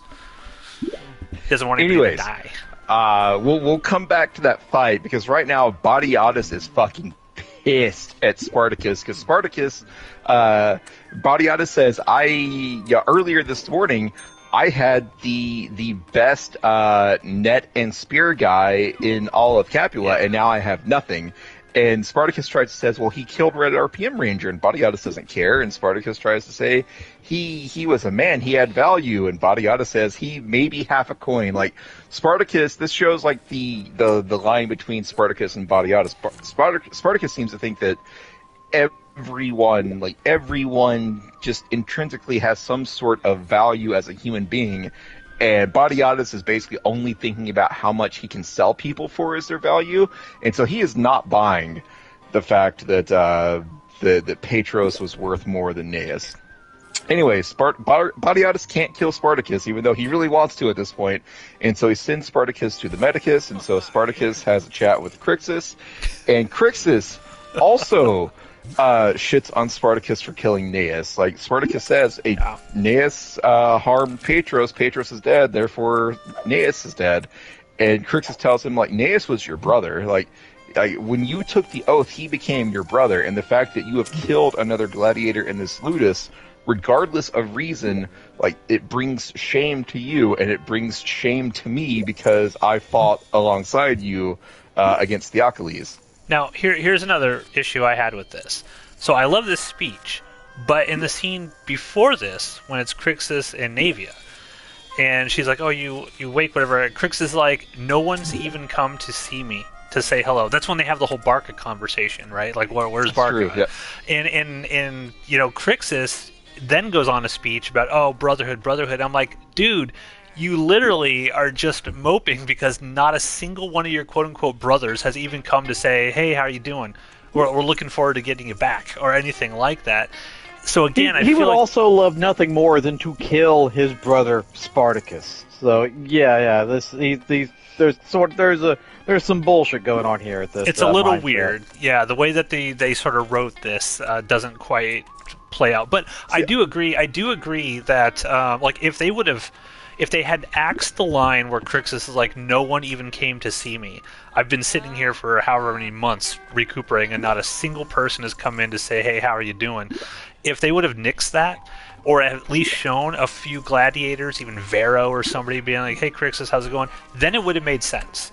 That whole brotherhood line would have made a lot more sense to me.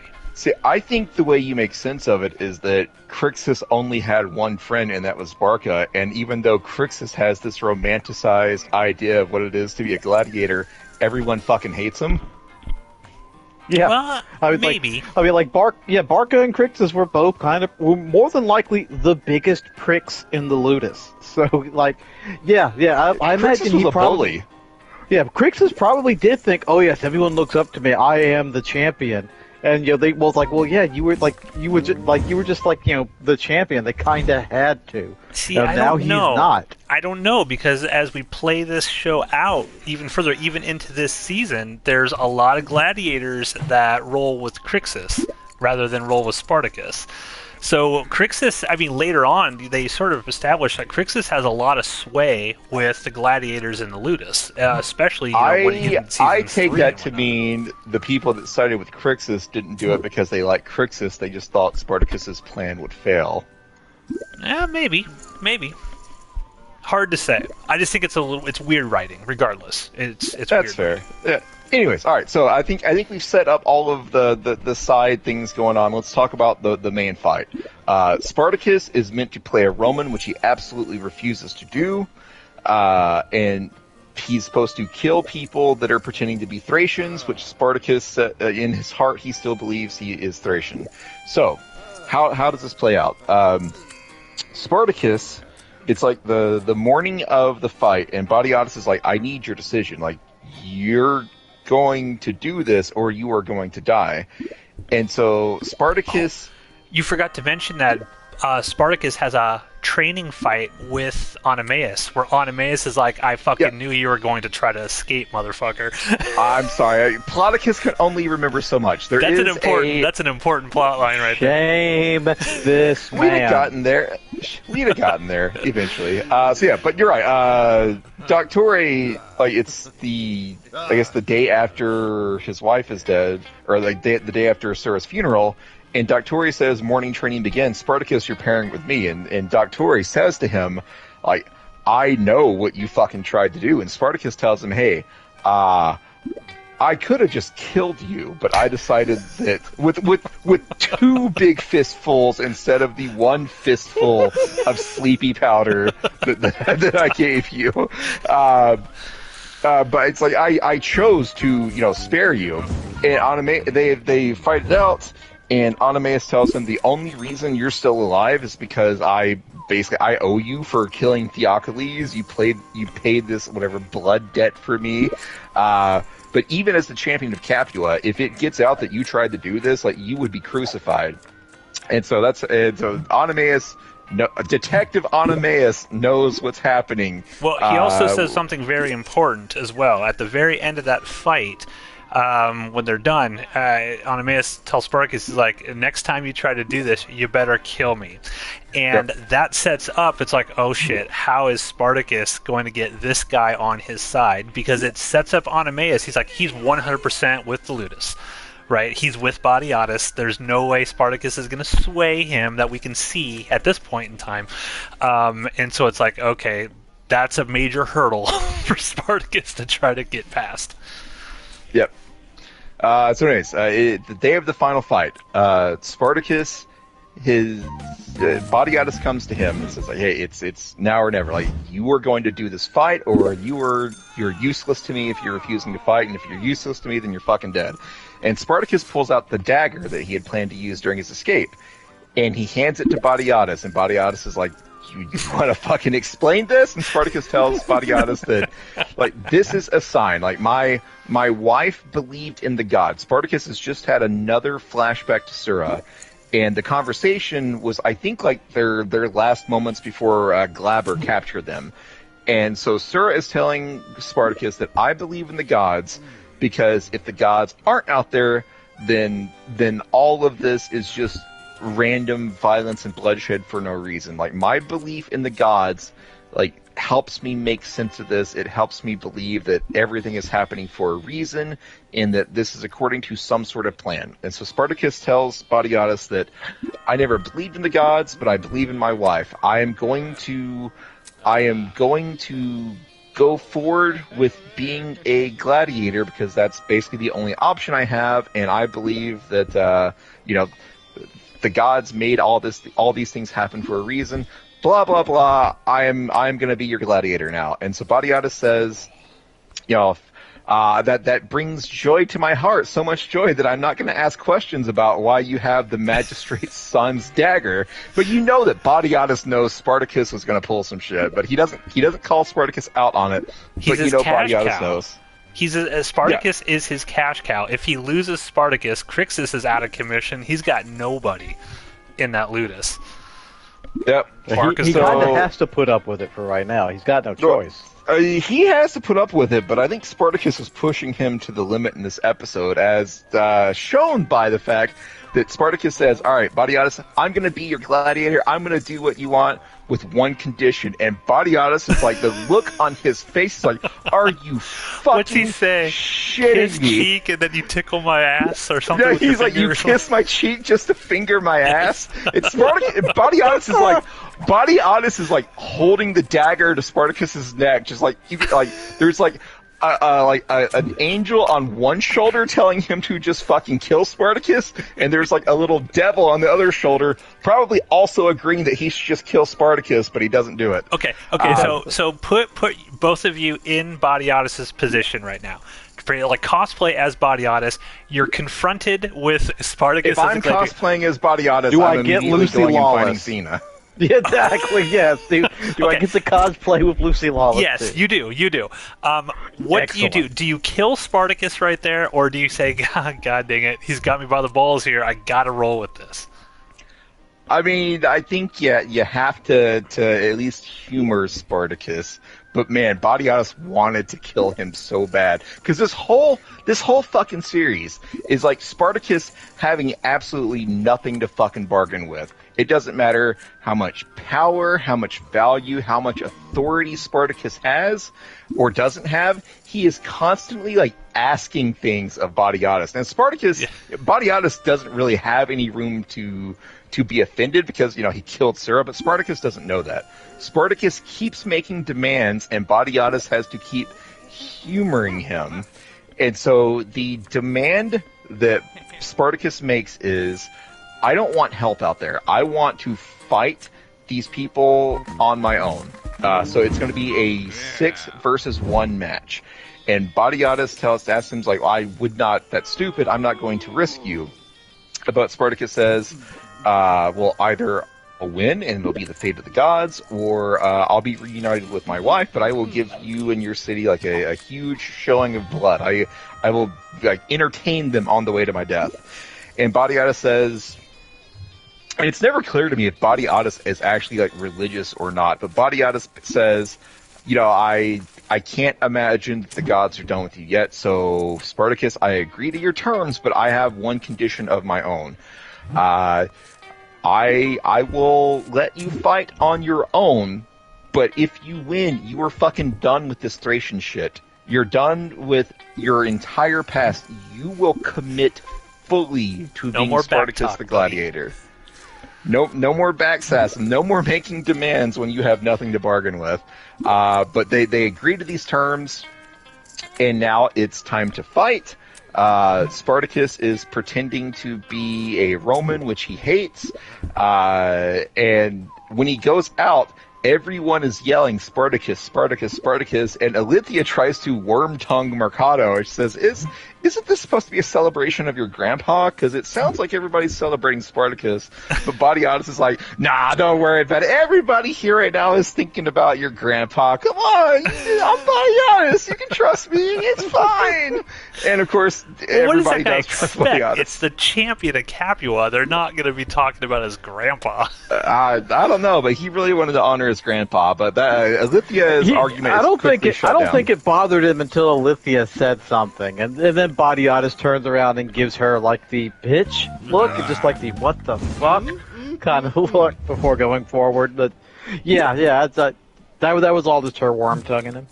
Yep. Alithia can worm tongue me whenever she wants. Yeah, Just absolutely.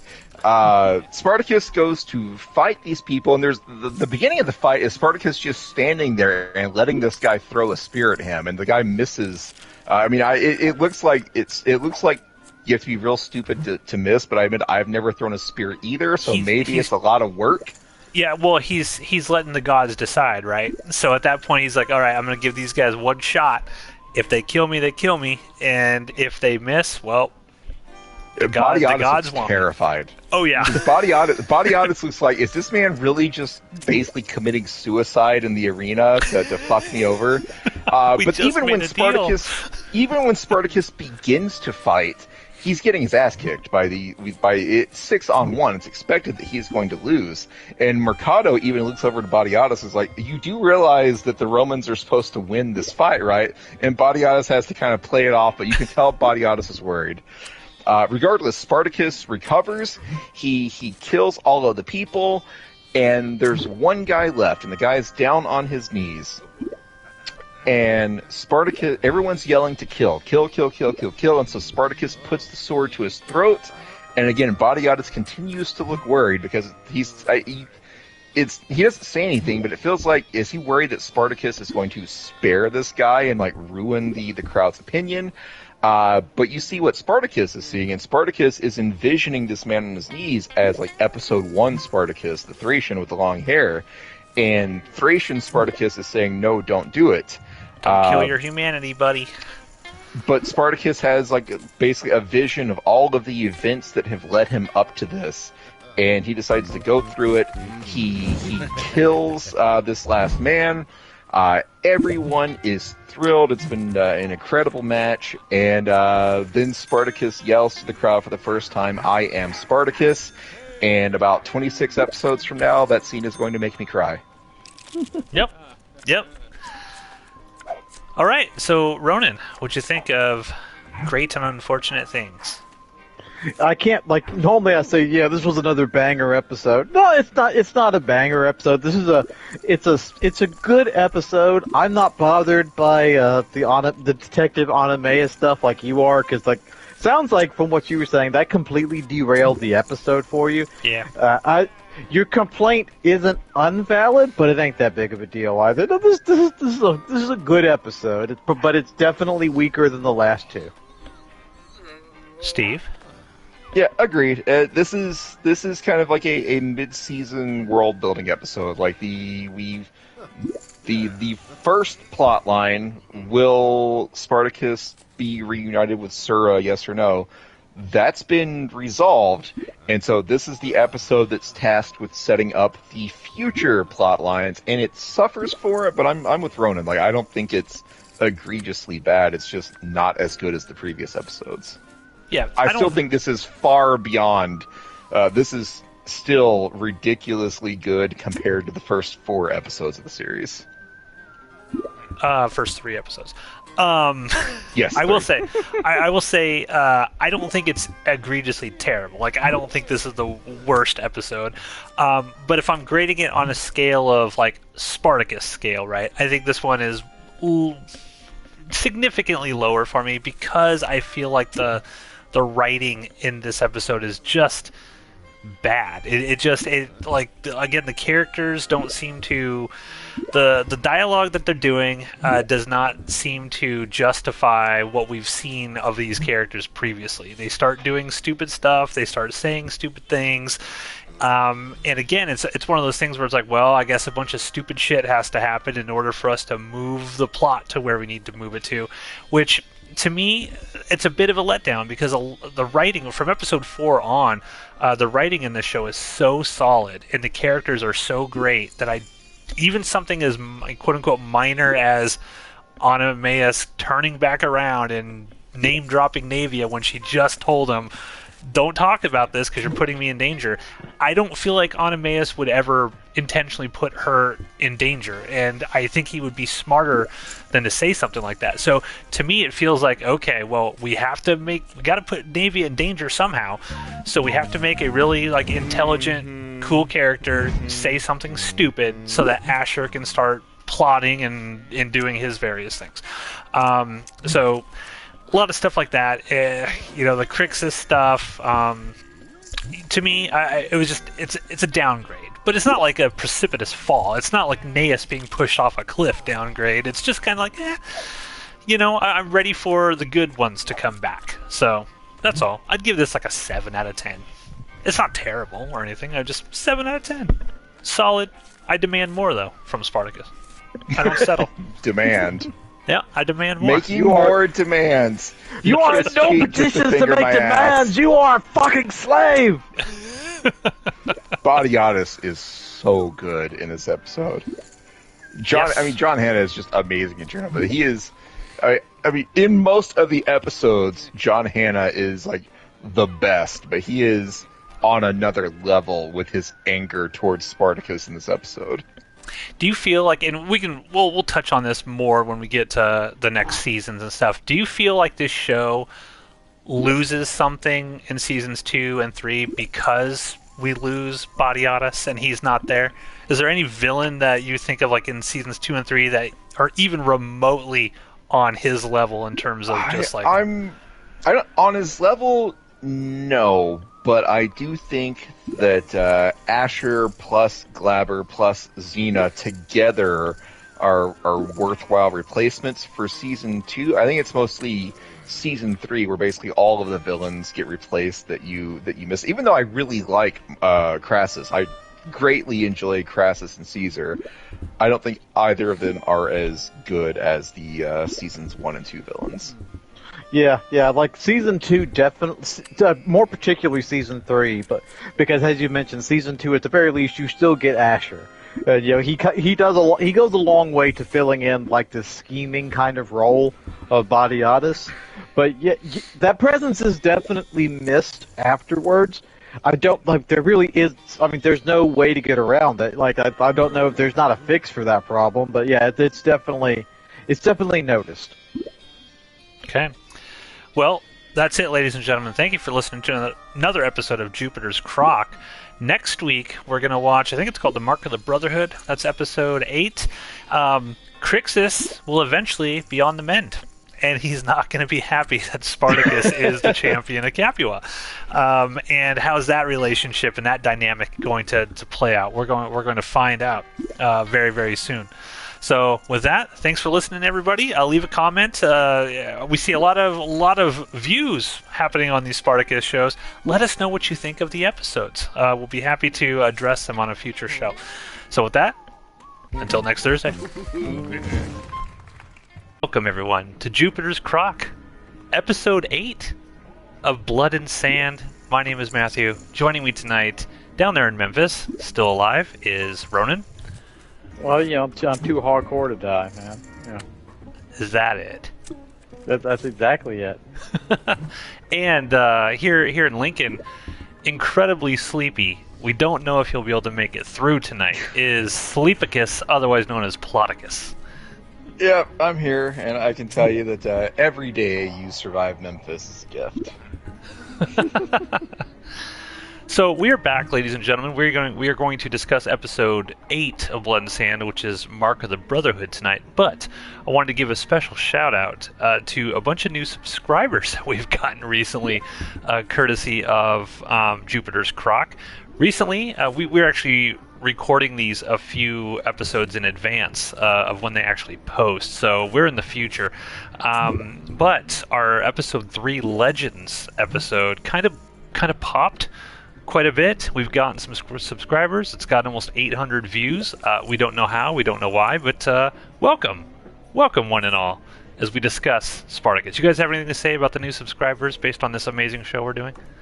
We had it was episode 3 of Blood and Sand. We got a lot of subscribers. I think that was also the last episode where I think that was before we started playing poker, so I wonder if it's poker. Do people hate poker, and that's why they're not watching the subsequent episodes? Possibly. I don't know. Or we could have just wiggled our way into an algorithm that we don't know how, but that's probably the reason. Goddamn YouTube. So yeah, we're gonna. Let's dig into it. Spartacus, are you ready? I'm gonna try to get through this. All right.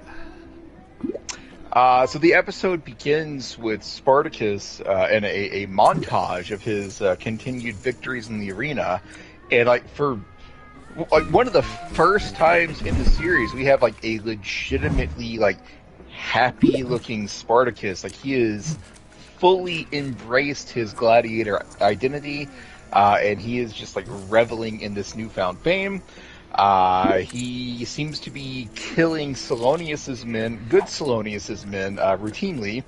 One of the games, I think Badiatus makes mention of soon Salonius won't have any men left. It's a wonder he has any men left. Yes. I will note that the CG in this opening montage has not aged well. It looks pretty poor. It has not. No. I also say, watching this now decade old show on a modern TV, yes, it's kind of fuzzy looking, my DVDs. Yeah. But what can you do? You can watch it on some Blu-rays. God damn it, man up. No, Blu-rays are stupid. Anyways, Alithia is there, and Alithia is very tired of seeing Spartacus. She just cannot wait for Spartacus to die. She wants to see other people. She hates that this man that has dishonored her husband in her opinion is, kind of the talk of Capua. But Badiata says, well, hey, tomorrow I'm going to go buy some new slaves. Why don't you come join us? Why don't you come examine the wares? And so then we go to the following day, and Badiatus and Salonius are there along with Onomea. I'm going to fold this hand, and they're examining 4 or 5 slaves. You've got Segovax, Agron, Duro, I think is his name, and then a nameless person who he doesn't last long in this episode. I don't know if he ever gets a name. He's very excited though. He's going to win for honor and glory and freedom, yes, and then the next scene he literally dies. Well, we're not there yet, but that is in fact what happens to him. So Badiatus and Salonius are going back and forth bidding, and Badiatus is like, I'm bored with this. 100 denarii for the whole lot, and he sells. Storage Wars, ancient Rome style. Yes, and Doc Tori tries to tell him, you really Segovax might be okay, but you really overpaid for the rest of these guys. And Badiatus is like, you can't put a price on fucking over good Salonius. So from this point on, it's kind of a mirror of the very early Blood and Sand episodes, because you have new recruits kind of juxtaposed with the established gladiators. Basically, Spartacus is the only established gladiator left because Crixus is still injured at this point.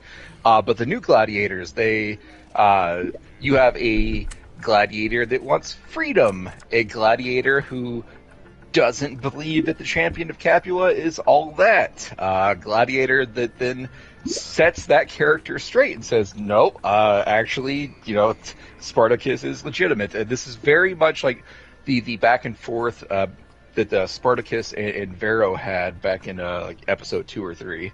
But the nameless gladiator. Oh, let me back up a second.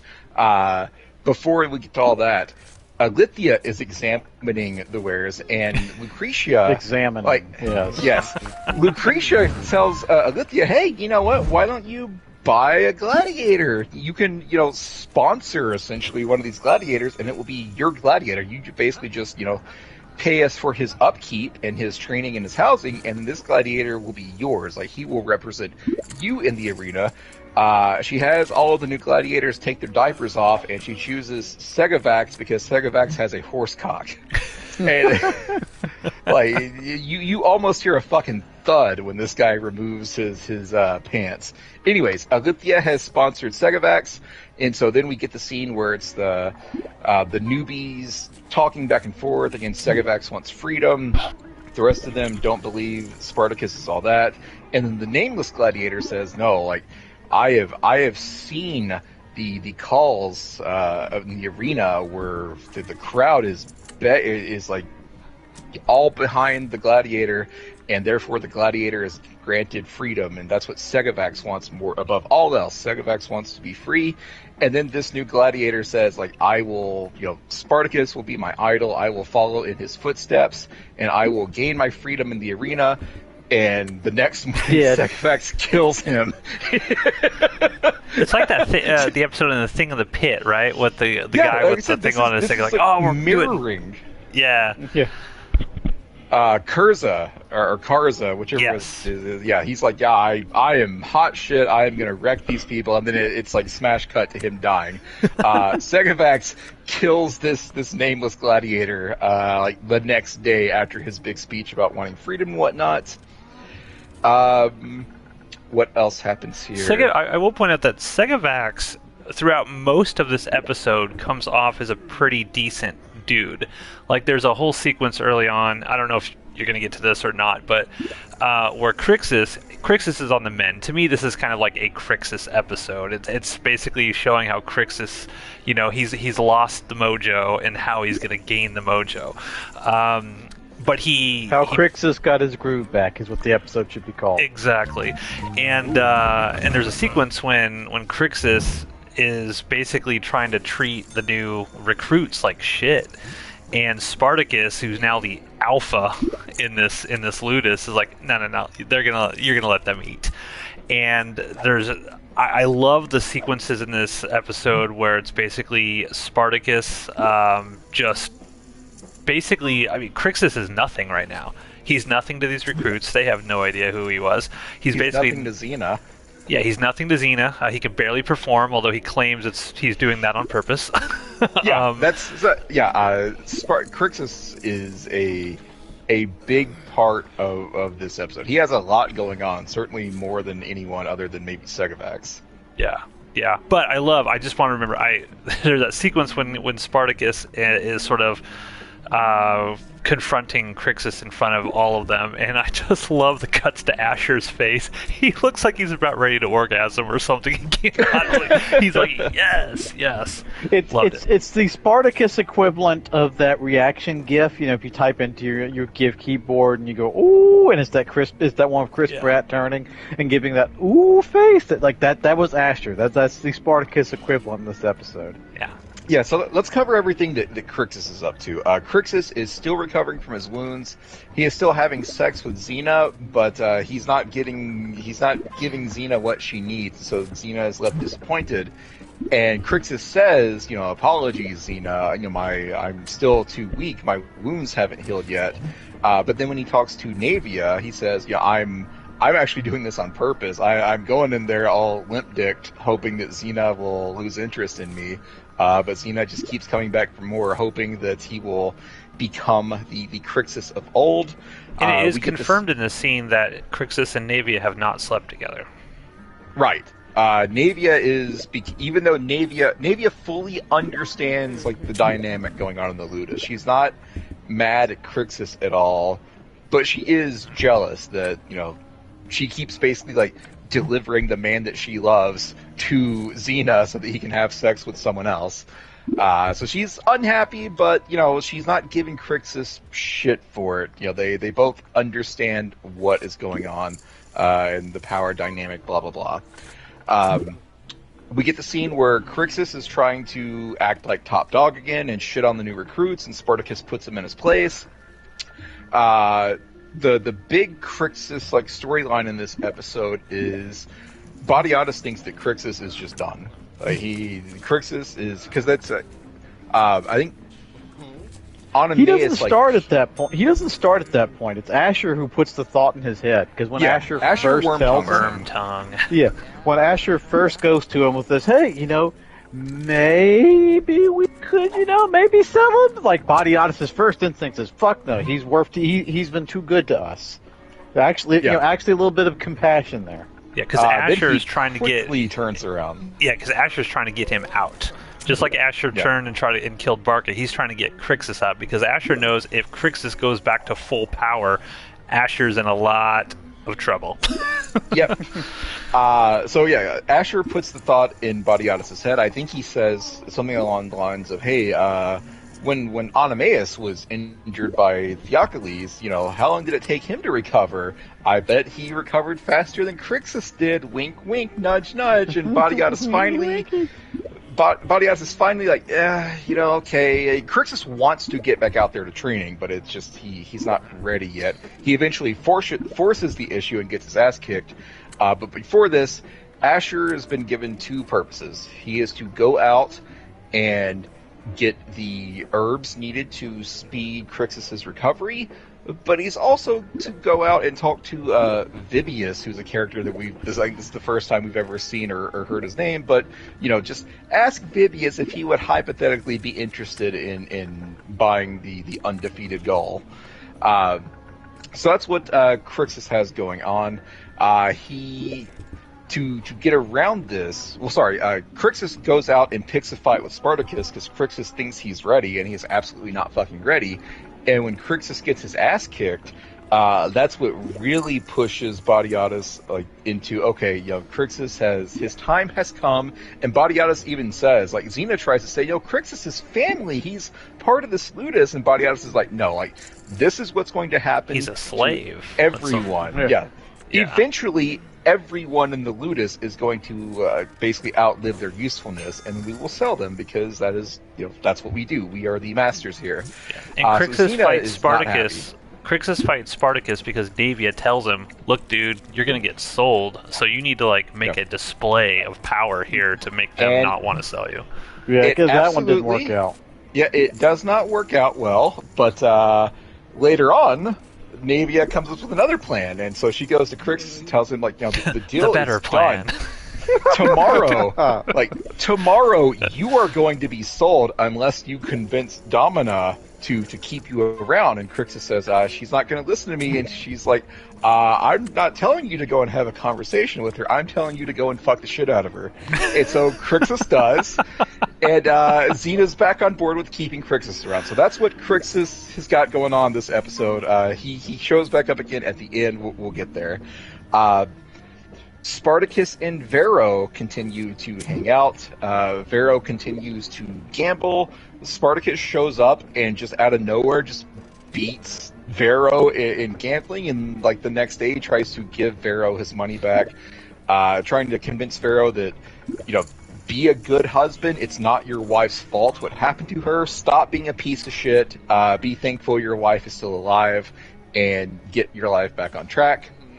What else happens? So Vero he still comes across as kind of an asshole in this episode. Yes. And there's a whole sequence when Asher's bringing basically prostitutes for all the different gladiators down there, and Spartacus sees Vero banging some chick, and I think it's really weird. Have you noticed that every time someone walks up behind somebody and sees them having sex with their back turned, the person having sex always knows they're there and turns around and looks at them and gives them eye contact? Very awkward and weird.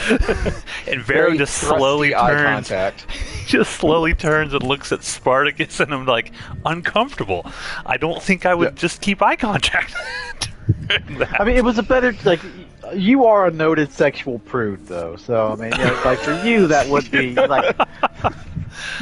Well, Ronan, I could say if I walked by and you were doing that and you turned and you just connect eye contact with me, I would keep walking. I would not sit there and be like, yeah, let's hold this eye contact for a while. It's not just going to be direct eye contact, Matt. There's going to be a smile and a thumbs up. Like, hell yeah, brother. And it wasn't even just eye contact. It was very judgmental. Like, Vero, like, I'm not mad. I'm just disappointed. Like, that was the eye contact that Vero was getting. But anyway, that's what's going on with Vero. Like, kind of the crux of the episode is Alithia. Alithia is convinced to... Smoke show. Yep. She buys Segavax, and then Alithia, like, really wants to make her friends jealous. And Alithia and Xena kind of have their back and forth. Like, Alithia will not miss an opportunity to like just take a shot at Xena. But Xena also shows that she knows how to play Alithia like a fiddle, because they're having this conversation where Alithia says, I did not mean to call that, but I'm not paying attention to this game. Alithia wants to show off the fact that she now owns a gladiator, but she tells Xena, it's like, or Xena invites all of her friends to the Ludus, and Alithia says, oh no, these are proper Roman women. They only hang out with women of their standing, implying that Alithia is, above Xena and basically doing Xena a favor by being there. Well, she even mentions that little comment, oh, well, I'll even get your hair done well. So you don't have that rat's nest on your Alithia is constantly taking shots at Xena, but like I said, Xena also knows how to play Alithia, because Xena retorts with, oh, you're right. They shouldn't come here because that would just make them too jealous of you, and we don't want that. And that's what convinces Alithia to make this visitation happen. And the reason why, because in the background, Badiatus, he's trying to get Xena, Lucretia, we just call her Xena because she's Xena, he's trying to get her, she's basically working on improving the Ludus, like the standing of the Ludus, because eventually, like, Badiatus wants to be a senator, right? So all these proper Roman women showing up here, and when Xena's sort of like whining and dining them and showing them the wares of the gladiators, that's just going to improve the image of the House of Batiatus in their eyes. Yes, and so the night of the visit happens, and Xena no is sex like orgy in the crowd. No sex orgy, unfortunately. Like, calling it a sex orgy implies there That's are next non-sex episode. orgies. Anyways, Xena is working this crowd. Like, she just kind of like offhandedly mentions that Alithia has bought a gladiator, and that in Alithia, she gets all of the accolades from her friends. She has one-upped her friends because she owns a gladiator and they don't. But then Xena, and I think this is actually like innocent, but who knows? But then Xena also mentions, but he's eventually going to be a gladiator. He's still got to go through the test and get the mark of the Brotherhood, yada yada yada yada yada. He's still a recruit right now. Yeah, the catty girls are just like, oh, so he's but a slave then. Ew. Yeah, they are incredibly catty. Alithia's friends are smart enough to know that if Segavax is not part of the Brotherhood, then he's just a slave. He is not a gladiator yet. And when they figure that out, like, all of like the wind immediately goes out of Alithia's sails. And so her friends are like, oh, well, let's see a real gladiator. Let's see Spartacus. And so Lithia's like, are you fucking shitting me? But they bring Spartacus up, and all of the ladies are impressed with Spartacus. One of the ladies mentions, I hear like the blood of a gladiator can keep a man hard for days on end. And so Alithia's like, allow me to get you some of Spartacus's blood. And she goes and cuts Spartacus across the chest. I love Xena. She's like, don't you cut too deep. Yeah. she knows what's up. But there's this great scene, this fantastic scene where Alithia is like just kind of shitting on Spartacus, and Spartacus does not hold his tongue. Spartacus calls out Glaber and says, you're telling me that I'm dishonorable. It was your husband who was a coward, a dishonorable coward, because he left behind all of these women and children to get just massacred and assaulted by the enemies that he was supposed to be fighting, and yada, yada, yada. And Xena immediately sends Spartacus away. She knows that Spartacus has done fucked up. So as Spartacus is being taken away, Alithia yells at Xena that if Spartacus were my slave, I would have him crucified. But then Alithia's friends start turning the knife because they're like, well, what Spartacus said was correct. Like, everyone knows that your husband's a piece of shit and did everything that Spartacus said he did. And so then all of Alithia's friends leave. They've had their fun for the night, but they're planning on continuing this. They want to come back and visit the Ludus again. So the pleasures of the House of Batiatus. They need to experience those pleasures. They do. And we need to see those pleasures. Shit, double aces. So Xena, I think at this point still actually considers Alithia a friend, and so I think she actually wanted Alithia to look good here, but it didn't work out. But Xena's now got backup friends that she can maybe, worm tongue her way into getting a higher standing for Batiatus. But before the night ends, Alithia says, hey, since I basically bought Segavax, can I go and have a conversation with Segavax? And so they have a chat.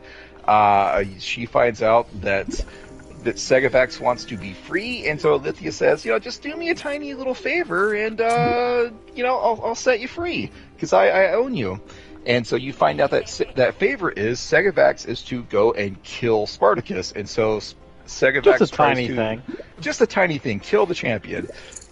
So Segavax, who up at this point has had a very cordial relationship with Spartacus. Segavax admires Spartacus when they have some training earlier in the episode, and Segavax is very thankful that Spartacus is giving him this direction on how to be a gladiator. So Segavax has a very high opinion of Spartacus. But he values freedom more than anything else, and so he takes the opportunity to try and kill Spartacus. Crixus, who is just finished up giving Xena the time of her life, shows up and defends Spartacus, saves his life. And Spartacus and Crixus have this good back and forth, where Spartacus is like, why would you protect me? You hate me. And Crixus says, that doesn't matter. You're a brother. You are a gladiator. You still deserve an honorable death in the arena. And I think this kind of goes back a couple episodes to when Spartacus killed Gnaeus. Crixus gave no fucks about all of the terrible things that Gnaeus had done. He was still a brother, and that's what Crixus cares about here. And so he was very upset with Spartacus for killing a fellow gladiator outside of the arena. Yeah, Crixus has a principle, and he never wavers from that principle. And that it's exactly that. You are my brother. We might fight. I might hate you. But when push comes to shove, Segavax, he's not a gladiator. He's just a slave. He hasn't earned anything. And I love when Crixus basically tells him, look, yeah, I hate you. I hate you, but you deserve a glorious death in the arena. Right, he shows that respect to Spartacus, and I love we'll get to it. What he says to Spartacus at the very end of this episode, it's great. Yep. So Spartacus has been saved. Oh shit! I won that. Goddamn. Spartacus has been saved, and Segavax gets crucified. And Alithia shows up in the middle of the crucifixion and is like, "Oh no! Someone attacked Spartacus! How terrible! What? Spartacus Gee is still willikers, alive? Who could have done that? Yeah, Spartacus is still alive. Oh no! Segavax hasn't said anything, has he? And everyone says that nope. Segavax wouldn't tell anyone why he tried to kill Spartacus, not even when we cut his dick off. And that's usually when people tell us whatever they want, or whatever we want They to show hear. it. I mean, they show it, man. His giant horsecock is gone and bleeding profusely. Yeah. So Segavax has been crucified. He is dead from, and we don't actually see him die, but he's not in any other episode, so he is dead as of now. Dead. Yeah. And then the last bit of the episode is Crixus and Spartacus, and Crixus tells Spartacus, I'm coming for you. I will come to get you again. I'm gonna be champion, buddy. And Spartacus says, I welcome the attempt. So, like, the gauntlet has been thrown down. Like, these two know at some point they are going to fight. That's it. Fantastic episode. Yeah, I really like this episode. There's a couple things in it that I think are worth mentioning. Number one, when Asher goes to the market or whatever, and Salonius is basically like trying to pay him and be like, look, dude, just let me know if Badiatus is going to come at me. That's all I care about. Here's a bunch of money. And Asher says that great line. Doesn't he say, like, I'm a villain? Like, he literally admits, like, I'm a villain, but not your villain. And good Salonius is like, well, if you ever need something, just know that if it starts getting too hot. My shoulders are broad. Yes. You'll find my shoulders broad and comfortable. Yes, so we're sort of setting up that Asher might have an escape valve if things start going awry there. I love this episode. Obviously, you guys know my love for Crixus. I love the character of Crixus, and I think this episode is really his. It's nice to be able to see him just sort of like go through that arc where he's been down. I mean, they're going to sell him. Like, everybody's pissing on him. No one believes him anymore. And it just takes a good, strong fucking of Xena, and he's back. If all of the world's problems could be fixed thusly. Exactly. Very cool episode. I like this. This is setting up, the big betrayal, right? The other thing I wanted to mention, that the important thing about this, before Alithia shows back up at the very end, Badiatus, like, they already know what has happened here. And I don't buy when she walks in Badiatus, like, there's the snake. Like, he knows exactly what's going on. But she doesn't tell Xena, like, she won't admit to it, and this is going to come back to bite her in the ass in the next episode in a major, major way. So this is like the breaking point, I think, between Xena and Alithia. It's weird, because I had it in my head that they became, like, ultra catty with each other and basically enemies, pretending to be friends, like, much earlier in the series than what's actually happening here. Well, look what happens. Had Alithia succeeded, the House of Badiatus is basically done. Like, Xena's not gonna. They're not be spending 100 denarii for a bunch of gladiators that aren't worth it. They won't have any money anymore. Spartacus is the cash cow, and Alithia went straight for the cash cow, and that would have affected Lucretia and Badiatus, and the whole house would have went down. And this is where you really see Lucretia likes that money. She likes that lifestyle, and her friend tried to stab her in the back. Or stab Spartacus in the front, whatever. So, very, very cool. The other thing I want to ask, I'll toss it over to Ronan for his thoughts, but remind me to get back to the Segavax question I have for you guys. So, Ronan, what do you think of this episode?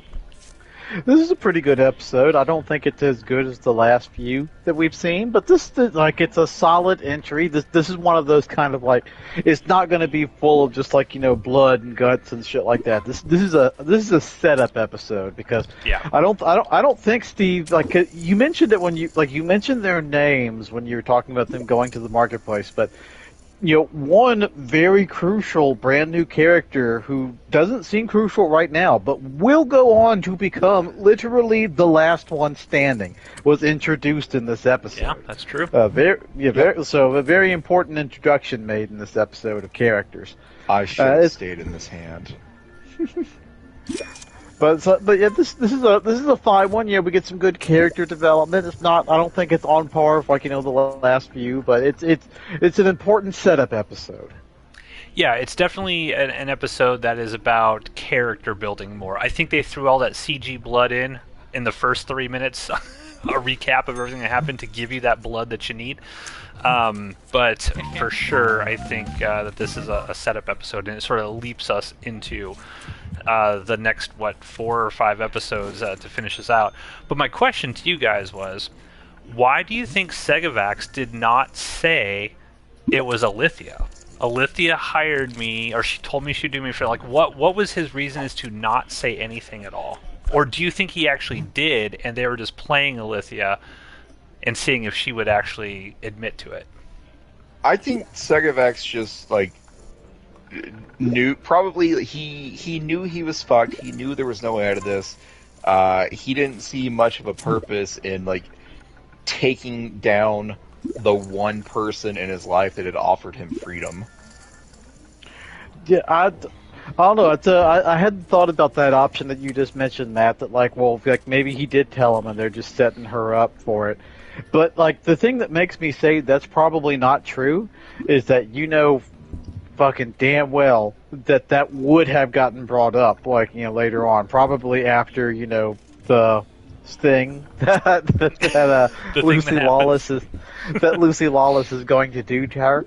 You would like that would have gotten mentioned. It's like, well, like, oh yeah, you're saying you're so angry now, but where was you were the one who tried to literally cut our legs out from under us for no fucking reason. Like, so that, like, I don't think he did tell them, and they just kind of hid it. Yeah, I think it's just as likely that they didn't even ask. Like, it's obvious, right? Like, Alithia hates Spartacus. Alithia owns Segavax. Alithia asks for a private conversation with Segavax, and then Segavax tries to kill Spartacus. Like, you don't need Batman to solve this mystery here. Yeah, that's a good point. Like, they just knew. Given how like we know that the House of Badiatus tends to handle issues like this, They're all snakes. They know a snake when they see one. Yeah, I am really surprised that like they didn't like go like, because like the thing that Lucy Lawless will do later on is not really because of this. It's because of the fact that like Lucretia, not Lucretia. It's because she keeps on she keeps on like demeaning her and making those backhanded comments and those stuff. Barbs, those jabs, yeah, constantly over and over again. And that's the thing that pushes Lucy Lawless over the edge. It's not like at the like, I'm certain she knows like, oh yeah, okay, you're the one who put him up to this to try and kill Spartacus. Like that he is their bread and butter. But like, and I know she would prefer Crixus to kind of come back into the fold and be like the man on top again. But like she's definitely into the money like that Crixus never brought them. So I don't think like that actually doesn't line up with their character, like because they they should have. Knowing how they handle these problems, like I'm very surprised that like she didn't just end up in a body bag by the end of the season. So another question I'll ask you guys that I was sort of thinking about after I watched this episode: do you feel that it could be a criticism of this show and the story of this show that the whole Glabber element has basically been completely missing? The fact that Spartacus, like Glabber left, last time we saw Glabber, he's basically, no, you're just going to suffer. I'm going to let you suffer. It's going to be great. It's going to be amazing. And clearly Spartacus, the name of Spartacus is going well beyond Capua. People, and he's getting honor and glory, and Badiatus is doing great. Do you feel like there should be some thread of Glabber at this point, like showing up and be like, what the fuck? This guy was supposed to die. I want him dead. Or do you think it's fine that he's just, in the background, not even caring about what's happening to Spartacus? Well, based on what you told us early on in one of the early episodes, you mentioned that originally Glabber was going to be there. Yeah. Somehow, and they just put Alithia in the role. So I kind of just view Alithia as Glabber's proxy in this season. So his sexy proxy. Yeah. I don't know. It doesn't. I mean, I think the show could be as good as it is. As good as it is, Glabber is awesome. Like he can always make an episode better. But I don't view it as a shortcoming.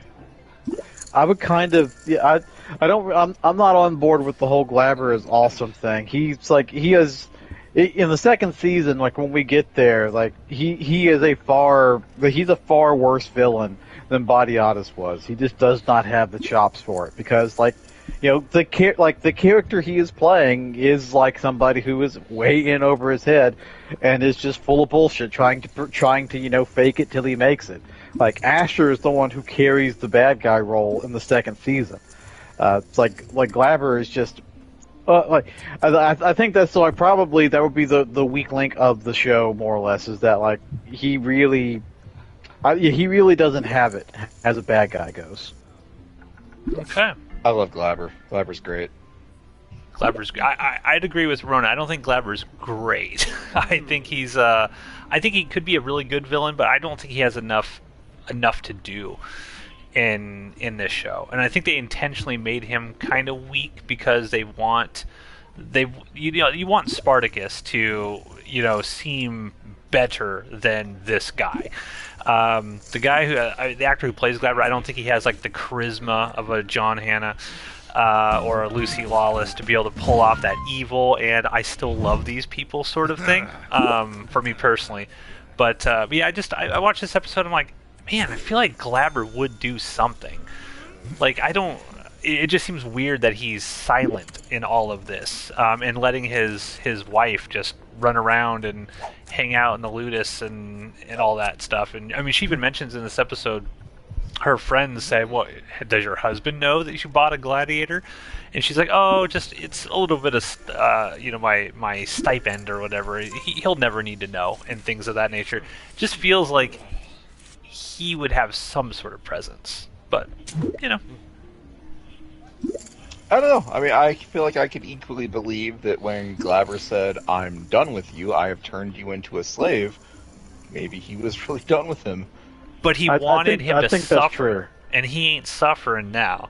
That's my point. Like, if Spartacus was still toiling away, being a slave and low rung on the totem pole, I could completely understand that.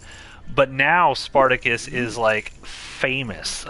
His name is spoken about in Rome. You can't tell me that Glaber would not hear about Spartacus at this point and not want to do something. Here's the question, more kind of important. Like I think he really has just kind of hit that. Okay, yeah, whatever. Fuck him. I've got bigger, more glorious things to do. Like, because we're asking, like, oh well, it feels like he should be here. Does the show tell us like where he is? Because like my kind of explanation for why he probably doesn't know all of this is like maybe he got sent or like sent off on some other military campaign to go fuck up, and he's just not even in the loop with this information right now. It's possible. I don't think, at least in the episodes we've seen so far, I don't think they've made specific mention of what he's doing, although he is not in the good graces of Rome for basically, what Spartacus did, and he establishes that's one of the reasons why he wanted Spartacus to suffer, because he basically shamed him in front of everybody. And even so much that Alithia's friends are like, your husband's a joke. Like, nobody... They side with a slave over a proper Roman woman when it comes to her talking about her own husband. Which tells me, like, this guy is pretty low level right now. That would be the easiest explanation, right? He's off on campaign somewhere. But I don't think they've explicitly stated that. Yeah, it's an explanation that works, but yeah, it's also one that's just a random shot in the dark. It works until said otherwise, I suppose. Yeah, and they might mention that coming up. I mean, I don't remember the details of every episode coming up, so they might mention him. But with that, you guys have anything else to say about Mark of the Brotherhood? I love this episode. I think it's great. I love Segavax. I remember being very disappointed when I first watched the episode, not because the episode was bad, but because I thought they were setting up Vero to become bad, and Segavax was going to become like the new like friend / protege character. I was very sad when they killed him off. This is weird. This is kind of like a monster of the week episode in Spartacus Land. Like they introduce a new antagonist and kill that antagonist off in the same episode. I'm into it. I like it. Well, what you said, that's a pretty important point. Is like they sit like it goes back into what I was saying too. It's like there's a big brand new character who gets revealed in this. But he's in the background until like maybe the last 2 episodes is when he suddenly becomes the third guy. Well, you can mention who's the important character.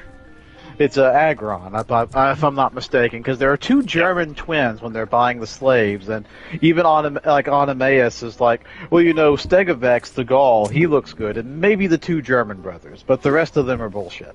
But what's it is kind of you would figure that since he is going to become the third man, more or less, in this equation, that he would be the one they said. And no, it's like they lead you to believe that Stegovax is going to be the guy who's going to become a vital player, and he's just isn't, just gone.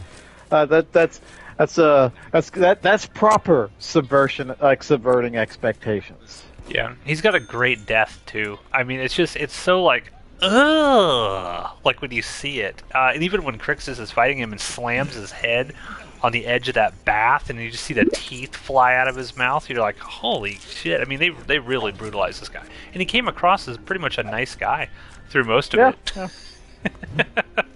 Yeah. A gentle giant-ish sort of character is how they kind of make him out to be, with a horse cock.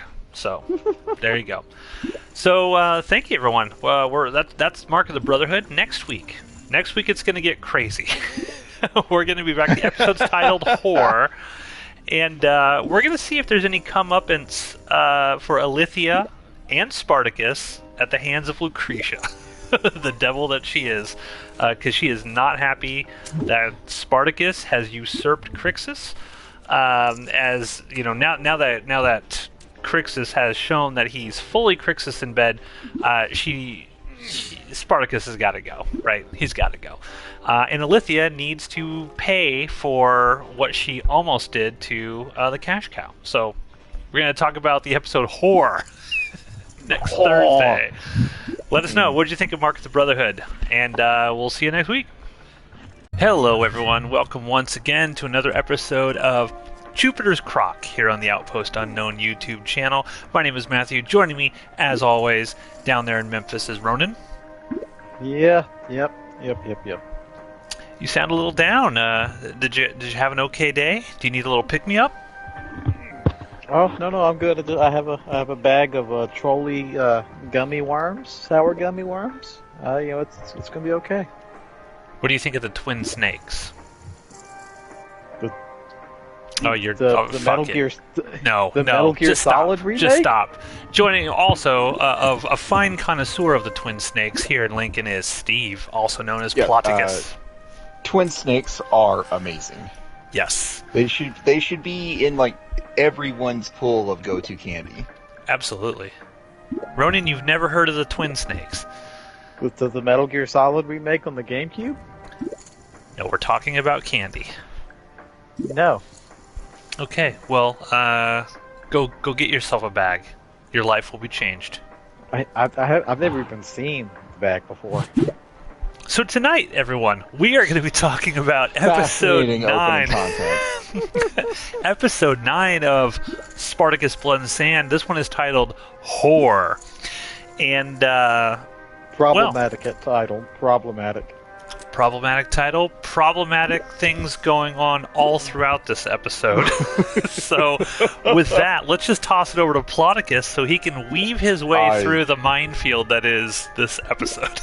Yeah, no, I'm gonna need you two to step up and fill in some gaps because there is so much going on in this episode. And let's see. It starts with Duro and Agron, and they're like, "Oh boy, golly, it's been 2 weeks since we've gotten the Mark of the Brotherhood." Now, the last episode was actually called the Mark of the Brotherhood, and I recall no marking of brotherhoods going on.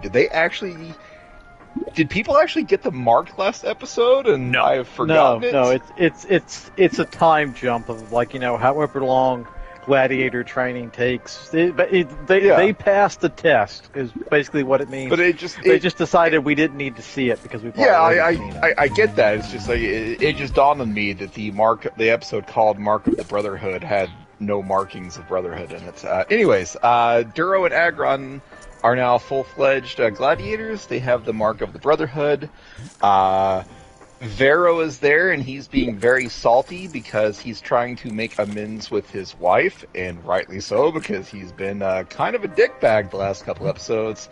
But he's heard nothing back. He's got no response from his wife, and Spartacus basically tells him, you kind of deserve this. Yeah. But I know you're broke because you gambled away all of the money that you should have been sending to your family.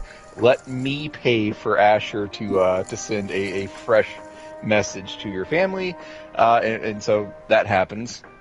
Xena is budding up to Lycinia, who is one of the friends of Alithia that Alithia introduced Xena to. Friends in quotes. Yeah, friends in quotes. Lycinia she wants to fuck Spartacus, period. So she wants to partake in the pleasures of the House of Badiatus. And so, which are fine and known across all of Rome. Yes, but no one knows who is partaking. They just know that partaking is happening. It's a plot point later on that secrets have to be kept. But Lycinia decides that so there's a bunch of naked slaves, and they're all wearing masks. And Lycinia is going to pick a mask, and she chooses the one that is being worn by Mira, who is going to become a important person starting from this episode through the end of season 2. But anyways, Lycinia has picked a mask, and then Alithia shows up, very bouncy and bubbly, and she's like, "Oh, I guess I showed up too early." Alithia was supposed to show up the following day, but she showed up a day early, and she very obviously did this on purpose because she wanted to eavesdrop on what's going on with Lycinia. Now, did she do this on purpose, or was this set up by a mysterious other person? I had that same question as well. Alithia did this on purpose. Yeah, I kind of lean towards what Ronan was saying. I thought that maybe Xena had sort of plotted this out from the beginning. I don't believe so, because Xena didn't fully turn on Alithia until Alithia made it known that she wanted to fuck Crixus. Yeah. Which hasn't happened yet. Yeah, you could be right. It just came across a little... I am right. I am strange. Spartacus. Okay. I thought Alithia did this. My take was Alithia did this on purpose, specifically because she didn't. Because Alithia owns Xena. She doesn't want one of her other female friends moving in there and stealing Xena. Alithia wants to be in charge of Xena. And Lycinia is what, the daughter of Crassus or something, like the richest cousin, man? a cousin or something. Cousin, yeah. We haven't seen Crassus yet, but he's going to be a big player later on Richest in the man series. in Rome. Yes. But Badiatus is all about this. Buddy up to all of the wives of rich Roman famous political people you possibly can, because that just, sets us up for the future. Anyways, Alithia immediately figures out what Lycinia is up to.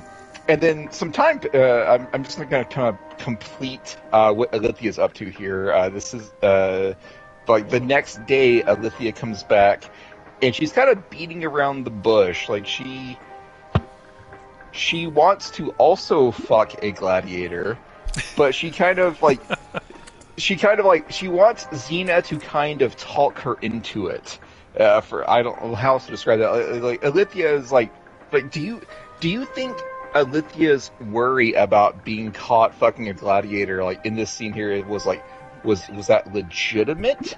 I think so. I think don't know. it's legitimate because she is a proper. She says if anybody were to find out about this, I would be dead. And even at the end, when things go down, which we'll talk about, she even says I'm going to be killed for this. So yeah, I guess until Alithia gets her first comeuppance later on in this episode, I don't trust anything that she does. I feel like she is she's trying to pretend to be worried so that Xena will be more accommodating. But who knows? Like, I mean, apparently there are multiple ways to interpret this. But the day after Lakinia is there, Alithia shows up and decides, I want to fuck a gladiator too. And Xena says, well, how about Vero? And Alithia says, oh no, Vero is far too common. I think you and I share the same taste. I want to fuck Crixus. And so... this goes over well. Xena loses her shit, because there's a scene before this. I mean, I'm jumping around because there's so much going on in this episode. There's a scene before this where Xena and Crixus are fucking. And afterwards, Xena wants to cuddle, and she tells Crixus, you are mine and mine alone, you belong to me. And then, 5 minutes later, Alithia shows up and says, actually, I want to fuck Crixus too. And so Xena starts throwing shit, she's yelling, she's screaming. Body Yada shows up and is like, what the actual fuck is going on? And it's like, Xena, you're costing us money, you're destroying everything. I like when Navy is there, she's like, get out of my sight, slave! She's so good in this. She's so good in this scene. Xena's like, Xena kind of pours her heart out to Body Yada. It's like, Xena is very aware that Alithia is not really her friend, that Alithia is doing this because she's getting something out of it. She's getting access to this ludus that she enjoys, and Xena is very aware of all of the barbs that are coming her way from Alithia, because Alithia is constantly putting her down in a way that makes it sound like she's being friendly, but it's obvious to everyone, including Xena, that she's not. And Xena has just been going along with it because they're still trying to get Glaber's patronage. Well, Alithia makes that comment when she's talking to Lucretia earlier on in the episode. She's like, well, when I first came here, I thought you were so pathetic, basically. You had no money. Yeah. And now look at you, the higher-ups in Rome are coming to visit you. And she's even putting her down in that moment, even for her success. And when talking about Lycinia, Alithia reminds her, Lycinia is a Roman woman of proper standing, and she will not hesitate to remind you of it. Never mind the fact that Alithia does that 7 times an episode. But this is the line.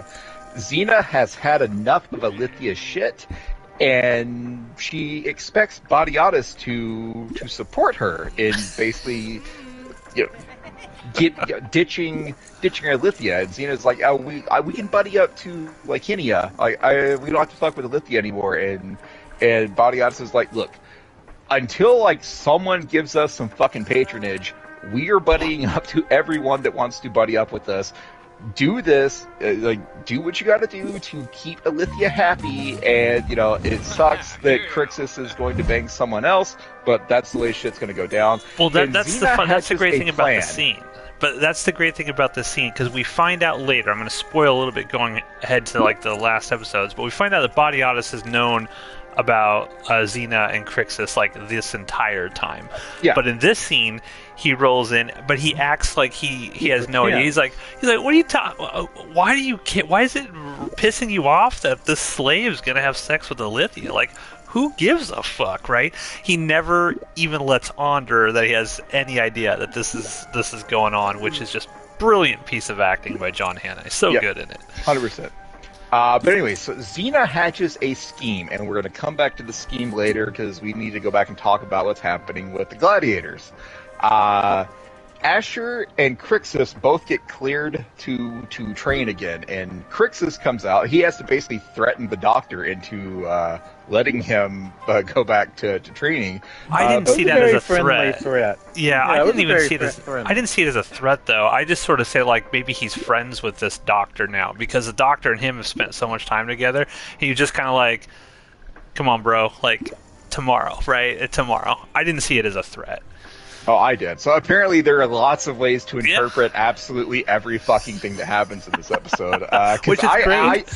I absolutely felt like if the doctor had insisted on a week or two, Crixus would have lost his shit on the doctor. No. In fairness to Steve, a friendly, that could have been a very friendly threat. Because I mean, it's Crixus. Like he could smile and still gut you. All this is looking good for me.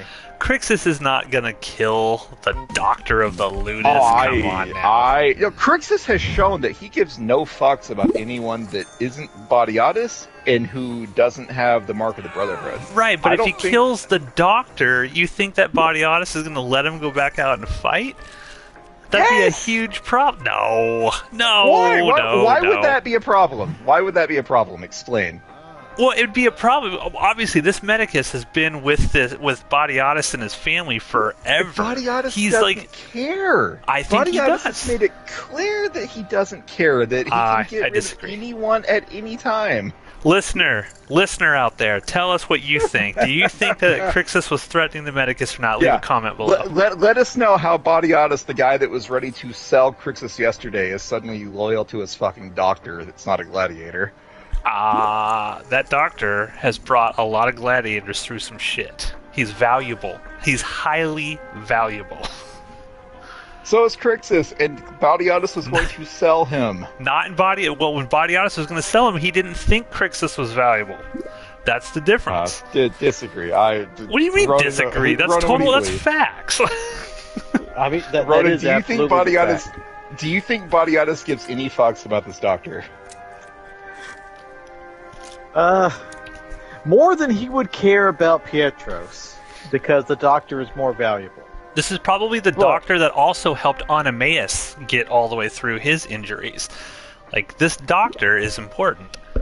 Yeah, a doctor is more important than, like, a Pietros, or, just some, slave who's like, bring me a cup of water, bring me the wine, because, like... I disagree. I think Crixus could have just massacred this doctor, and Badiatus would have bought another doctor for $3, and then, said, okay, clearly Crixus is ready to go back to fighting.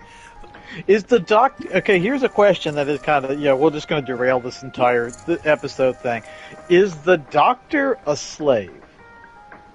He's got to be, right? So.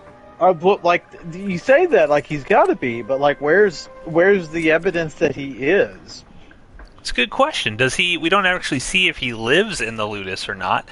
Is it just a Doctor? Well, didn't earlier on in an episode, Badiatus, something happened. I remember Badiatus saying, "Fetch the Medicus." Like they had to go out in the middle of the night and bring the Doctor in. So maybe the Doctor doesn't even live with maybe the Doctor is an actual citizen.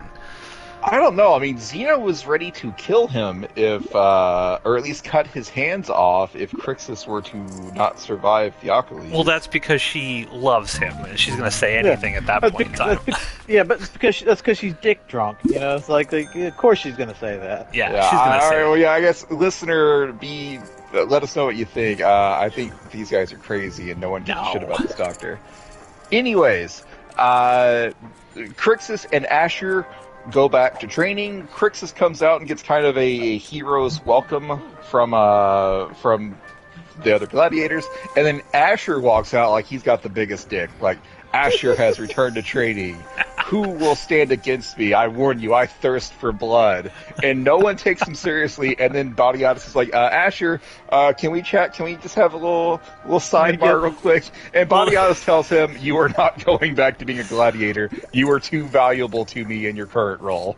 Well, what's so good about this is Asher walks in when the highly valuable Medicus is clearing Crixus, and he's like, "Oh, I'm getting this brace off my leg." Badiatus told me as soon as I get this brace off my leg, I can go back to being a gladiator or whatever. And Crixus just thinks it's hilarious. He's like, "You really? Stay the fuck out of my way." And then when he comes out acting all chest puffy, they're like literally laughing at him. Like, nobody in this Ludus, none of the gladiators respect Asher at all. None. Not a single one.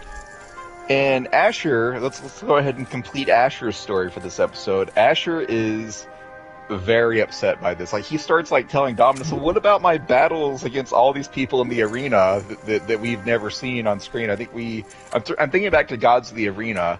Like, he wins a fight in the arena specifically because Dagon saved him. And then he wins the fight against Dagon during the Badiatus Tournament of Power by cheating. Yeah, cheats. And then he survives to the final fight in Gods of the Arena and gets his leg broken by Crixus. Like, we've never actually seen him beat anyone without cheating. Yeah, have we? I think he might have had a solo fight during the opening games of the arena, maybe, but it's not shown. But yeah, you're right. More or less, like the only victory we ever see him get in the arena, at the very least, because I think he mentions like, well, what of my victory when I split such and such's head open with my axe? At the very least, he did, he did kill someone with an axe. I thought that was when he was double teaming with Dagon. Remember when Dagon saves him and then he kills the guy after Dagon? Yeah, I should have gone back and looked to see if the names that Asher drops in this episode were actually the names of the people from Gods of the Arena. I didn't do that, and I'm not going to. But whatever. Asher is talking himself up. Like, I got all these victories in the arena. Clearly, I am a valuable gladiator. And Badiatus is like, no. Let's just forget about all that gladiator stuff. And so he tells Asher, you got a job to do. Go do it. And so Asher goes out to find Salonius. Because in a previous episode, in a previous episode, Salonius tells Asher, hey, eventually Badiatus is going to fuck you over. When that happens, I'll be here waiting for you. And so Asher goes to Salonius and says, hey, you were right. I'm turning on Badiatus. Badiatus, by the way, is planning on killing you this week. He knows that you go and meet this certain prostitute every night, like this specific time every week. You should probably send someone else to bang this prostitute because Badiatus is coming for you. And sure enough, we see later on Badiatus, Asher, and Spartacus's wife's murderer. I don't even know if this guy has a name. But we haven't seen him in several episodes, but he's there, and he killed the person that he thought was Salonius, as well as the prostitute, and Asher, this guy, and Badiatus chat about it, but basically, Badiatus is coming for Salonius now. That guy seems to know, though, that's not the right guy, because he has, like, a worried look on his face, like, he's eyeballing Asher, and Asher's just kind of looking at him. I think both of them know that they're pulling one over on Badiatus. Yeah, well, I don't know.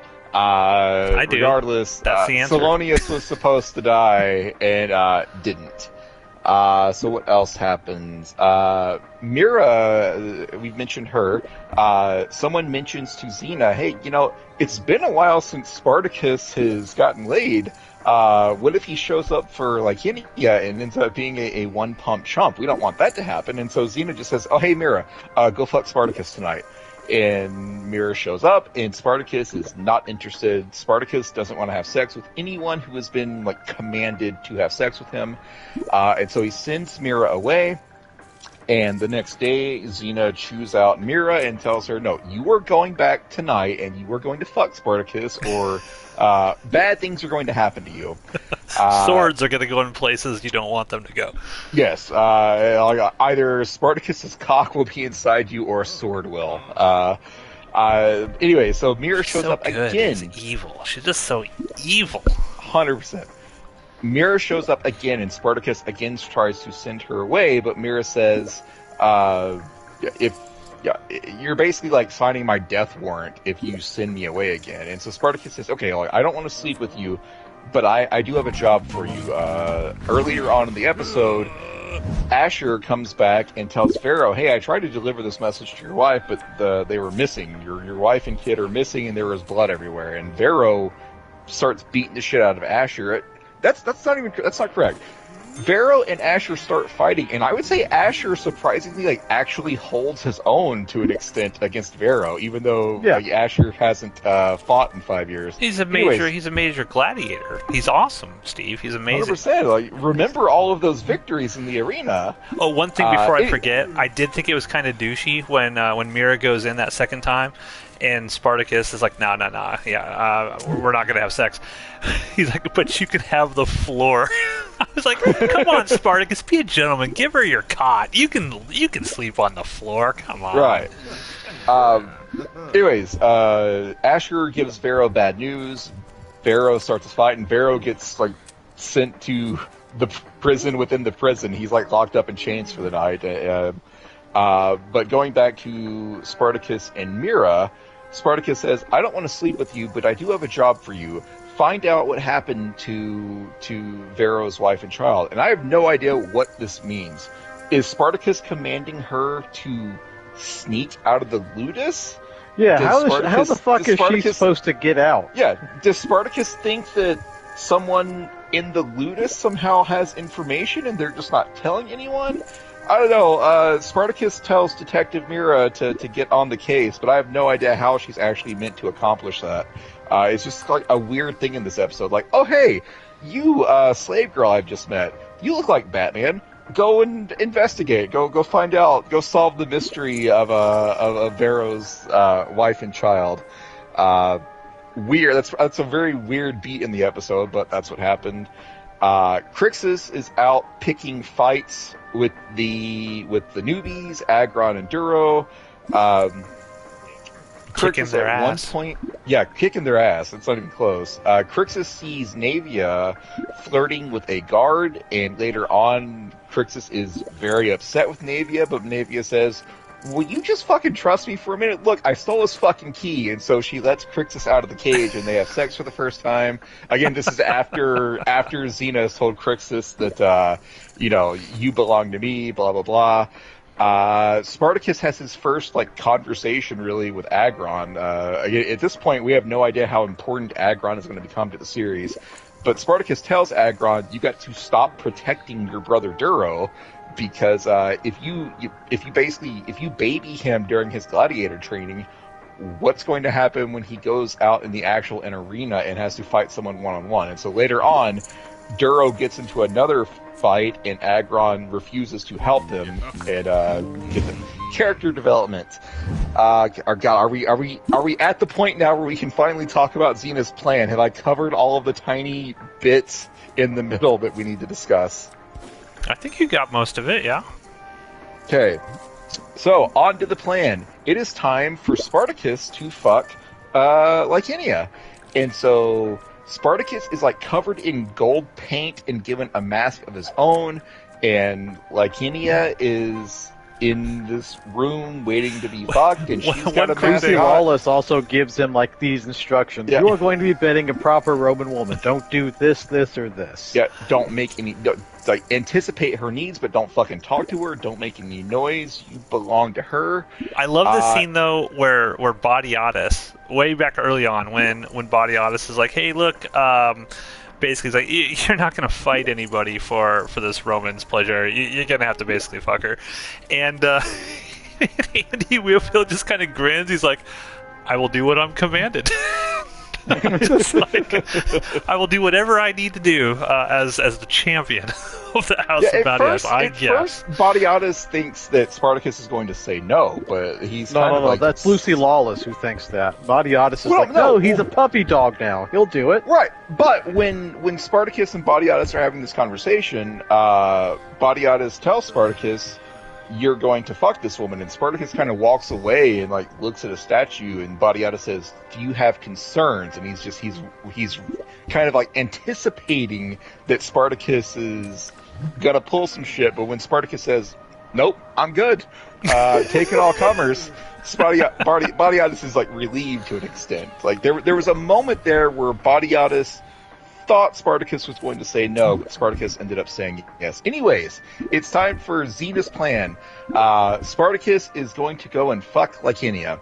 And so they show up, and Spartacus fucks Lycinia, but then weirdly enough, Lycinia shows up with Xena. So who's behind this mask? Who is this masked woman? And the mask comes off, and Spartacus has actually been fucking Alithia, and Spartacus starts choking her. Fucking baller move. And Lycinia, while Alithia is being choked, Lycinia is ha ha ha, wait until I tell everyone about how the wife of Legatus Glaber fucked Spartacus, the slave that screwed over Glaber and ruined Glaber's good name. Ha ha ha ha ha! And she starts laughing, and Alithia says, "Stop laughing! Stop laughing! Stop laughing!" And she gets up and she slams Lycinia on the ground and starts bashing her head into the floor, splits her head open. So Lycinia is dead. And Badiatus is none too happy about this, because Badiatus shows up later and is like, people are always dying in this Ludus. What the actual fuck is going on? We are screwed. We are so dead. Like, the cousin of Marcus Crassus has been murdered in our Ludus. We are fucking fucked. And Xena says, no, don't worry. Lycinia kept all this a secret. She didn't tell anyone about this. She didn't tell her slaves. She didn't tell anyone where she was going. She arrived alone. All we have to do is hide the body, and no one will know about this but us. And so Badiatus says, okay, well, what about Alithia? And Xena's like, oh, don't worry. I'll handle Alithia. And Xena goes to Alithia and basically reveals to Alithia, like, hey, I knew what I was doing. I intended to fuck you over. I own you now. You will do what I say, and I will protect the secret, and then you won't be murdered. How's that for a deal? And Alithia has no choice but to accept. So the shoe is on the other foot now. Xena now has power over Alithia. Xena has hand in the relationship. Yep. And Badiatus and Spartacus go and have a conversation. They reassert their loyalty to one another, and that's the episode.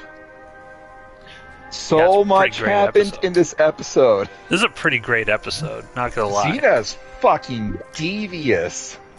I would say this is probably the episode that has just overall Lucy Lawless's best sort of performance, because she's evil, she's like enraged, she's like, you know, doing the sexy thing, she's like all over the map in this episode, and it's glorious. Yeah, she's fantastic. I mean, everybody in this episode is great.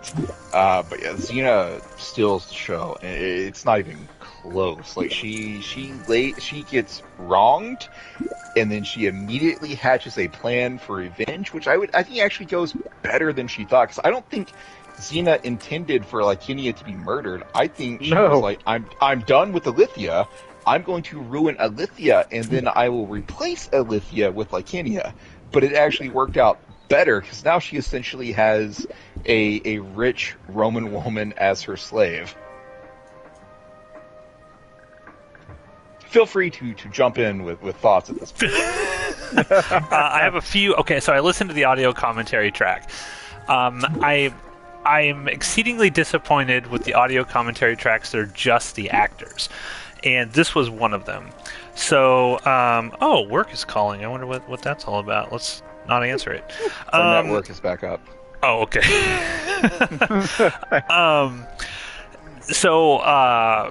I listened to the audio commentary track. It was Viva Bianca, who plays Alithia. It was Lucy Lawless, who plays Lucretia. And it was Andy Whitfield, who plays Spartacus, of course. And I'm like, what an interesting, strange episode to have all three of them doing a commentary track on. Because I was like, okay, this is a very, like, sex-heavy episode, right? And I was like, well, this is just going to feel awkward. There's no, like, moderator. There's not a director there to moderate this conversation. Where's it going to go? Turns out it basically goes nowhere. Like most of these audio commentaries with the actors, they don't really say much on here. So I got, like, 3 notes. Andy Whitfield said that working with John Hannah was, like, the best part of working on the show. Because he was just hilarious, and apparently his personality is just awesome at all times. And Xena agreed with him that John Hannah is, like, the best. So never got that. There's a scene when Badiatus is having sex with a slave, and Xena's like, they're like having gives him the nipple pinchy. Yes, sex position is what they would call it, where like dialogue is occurring while sex is happening, and it turns out that Lucy Lawless ad-libbed the twisting of Badiatus's nipple on that, so that wasn't but in then the script. Badiatus actually came. He might have. He certainly acted like he did. And then Lucy Lawless said Great that acting. It took forever to shoot the milk bath scene.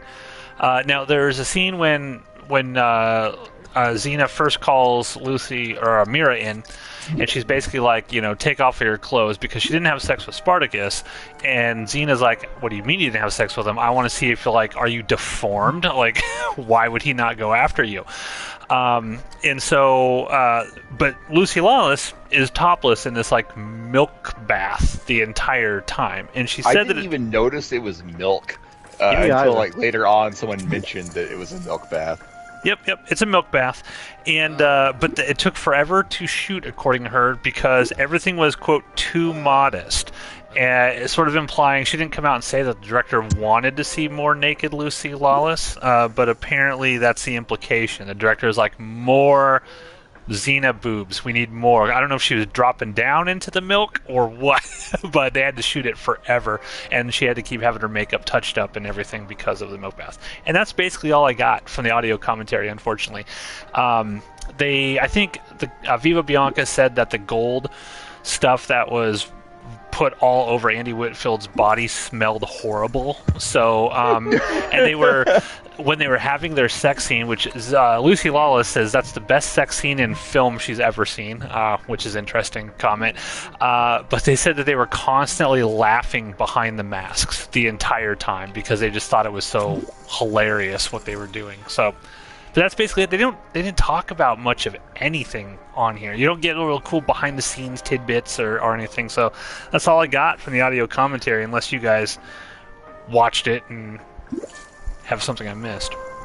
I did not. These commentaries, though, like the ones that I was watching, they seldom have any real information worth knowing. Yeah, agreed. Usually when there's a director on or something like that, or the producers, something like that, you get a little bit more. But the actors, I don't know. It almost comes across like they were embarrassed, right? Because they're watching, because Lucy Lawless, when her scene came on, she like audibly goes, "Oh God, let's just skip this scene," because they're sitting there watching her, and she's topless, right? And then Viva Bianca didn't really want to talk at all about the sex scene, other than it's the wildest, craziest thing she's ever done as an actor. So they're all just kind of silent, watching each other's naked bodies.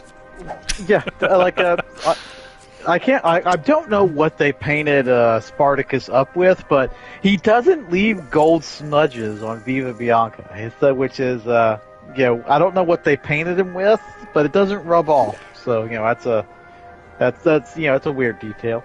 Well, I would say that Viva Bianca is a smoke show. My God. Oh, that was the other thing. So Viva Bianca did say that when her friends watched this episode, that obviously she was in the mask, and her friends like texted her immediately. They knew it was her. There was no like big reveal that, oh, this isn't really Lakinia. They knew it was her because when she's walking across the ludus towards Spartacus, she has a unique way that she walks, and all of her friends knew that was her as she was walking across. So they did not get the crazy reveal. But we all knew. We all knew when we saw her. We've seen those breasts before. We knew it was. We knew it was her. There's only one person those titties can possibly belong to. I mean, we've seen her before. I mean, all I'm saying is it's not like, I don't think like. Do you think that they're actually trying to make this a holy shit reveal? Like the audience really wouldn't know that was her? I'm trying to think back to years ago when I first watched this episode, and I honestly don't remember if I figured it out or not. Yeah, me either. I don't remember if I was sort of like blown away or if I was like, oh man, he's fucking Olivia. This is gonna go slow. Now, I'm gonna go on the side of I didn't see it coming, but it's been like over 10 years. I don't remember. Yeah, I also think it's interesting. There's two mentions here. I don't remember if this was no. It was earlier this season. Steve, you made a comment when Spartacus was trying to convince Badiatus to, find his wife, right? And there's a moment where like Asher, Spartacus, and Badiatus are there, and Badiatus is telling him like go kick rocks, basically, and he starts to walk away, and Spartacus like grabs him by the arm, right? Like hold up, and then there's that look of terror on Asher's face, like holy shit, you just touched Badiatus, you're just a slave, you can't do that sort of thing. Two things happen in this episode. Number one, Asher does that to Badiatus, and Badiatus like looks down at the hand that's on his like shoulder, and then he looked back up, and Asher's like, "Forgive me, forgive me, forgive me." And then there's a moment when sort of Spartacus does it as well, and I just thought that was kind of interesting that Badiatus, he's not like it. Even though this is like taboo, right? Like they're just slaves. They're not allowed to put their hands on, the man of the house, so to speak. Badiatus never seems to really care all that much. I mean, he doesn't like punish them for doing it or anything. It's more just like he gives them the eyes, like, I'm gonna fucking kill you if you do it again. But they keep doing it, and it doesn't seem to matter to him. I think it bothers him for us. Spartacus doing it again in this episode, did he? Or are you still I'm pretty referring sure. to the old one? No, I'm pretty Yeah, sure I remember Spartacus did it Asher too. doing it. Asher did I it, don't and remember. Spartacus does it as well. I'd have to go back and I just watched it right before the show, so it happens. Trust me. Doubt. I'm pushing X to doubt. Push X to Del. Because Spartacus and Badiatus only interact twice in this episode, right? Like when Badiatus tells him, "Hey, you're gonna fuck Lakinia," and then at the end when Spartacus is like washing the gold off him, I don't remember them. I can't be crazy. I can't be crazy. Mm-hmm. Or maybe I No, I can. think you Who are. knows? Doubt. No, Pushing X to doubt. I think you are. Steve is right. That's the only time that they really interact this episode is when he's first telling him that he's going to do it. I guess I'm And just going to have then, to yeah. watch this episode again then. How dare you? Imagine what scene you're gonna go slow-mo on. Yeah, this is a great episode. Great episode. Love this episode. It sets up, like, just tease up what's going to happen, and especially with Steve's favorite episode coming up here. Yeah, shit gets real sad, and somehow real even darker Yeah. in the next couple episodes. Alithia, maybe Xena has underestimated her a little bit. We shall see. We shall see. Ronan, your thoughts on this episode? What do you think about it? This is a really good one. It's a lot. Well, almost that's a lot better. It's better than the last episode, which because I remember we were talking about that. It's like the last episode. It's an okay one. This is a much better kind of setup one where you can tell that they're raising the stakes, whereas the last one was just kind of setting up this episode. Really, when you think about it. It's a very good episode, and the stake, all the tension is starting to get raised up, and now, we know that more plans are being laid into place. We know that now, there's a plan set in motion for Salonius to some extent, and how is that going to go? Oh no! And now Lakinia is very firmly within the grasp of Lucy Lawless. And they're setting stuff up with Varro too. So many pins are being set up, only to be knocked down. Speaking of last episode, it should have been clear before, but if it wasn't, Badiatus and Xena, they're not oblivious to the fact that they knew.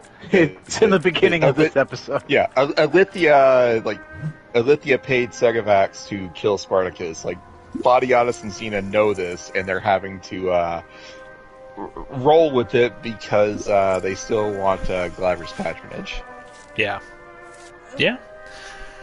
So that's it, everybody. Thanks for listening to another episode of Jupiter's Croc. Next Thursday, we will be back with the episode Party Favors, which is Steve's favorite episode of the series. Yep. Going all in. Oh, I've already folded out of already his hand. folded. Yeah. Sons of bitches. Well, I'll let you go all in. Bitches. Go ahead, go all in, Steve. No, we're waiting for next hand. We're all going all in. Okay, Jesus. This is happening. This is happening, Continue folks. the outro. Yeah, so Yes, Party keep Favors. buying time. Party Favors, just to tee up a little bit of what we'll talk about, I remember when I first saw that episode, and I was shocked. I was stunned at the thing that they did, because it was completely unexpected to me. And that's what this show does so well. It's being able to set up things that are like, well, I think it's going to go this way, and they just pull the rug out from underneath you, and it goes a completely different way. It really sets the stage, I think, next episode, where we're really going to start seeing Spartacus is like, how the fuck do I get out of this place? How do I get out of this place? And trying to be a salesman of sorts to try to, get everybody ready to try to get out of this place. But he's got a couple of people he's really got to convince. He's got to convince Crixus and Onomaus, and will he be able to do it? Yeah, 'cause the stuff he does with what's her name, Syrah, like Mira, is that her Mira. name? Mira. Mira, that's it. Yeah, because at this point he still hasn't quite fully signed on to the whole, the idea of him being a liberator for people's rights. But they do set up that is still part of it. Like, he'll happily fuck this random Roman woman who wants it, but he's not going to do anything to a slave who was forced into it. So we know that It's called consent, Roman. Yeah, that moral compass is there. Like, like him still not being down with the idea of slavery, really fully committing to it yet. So what if Mira had been like, no, man, I really want to have sex with you. Like, I'm consenting Well, that happens to this. Let's later do it. on, and so. Well, yeah, I mean, I'm talking about in that moment. Would he have believed her? I don't know. Like, yeah, she could have talked him into it.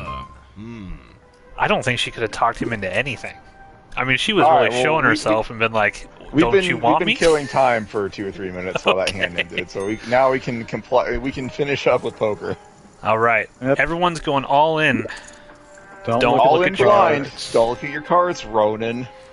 fuck off. Is that Larry, the cable guy in the back there?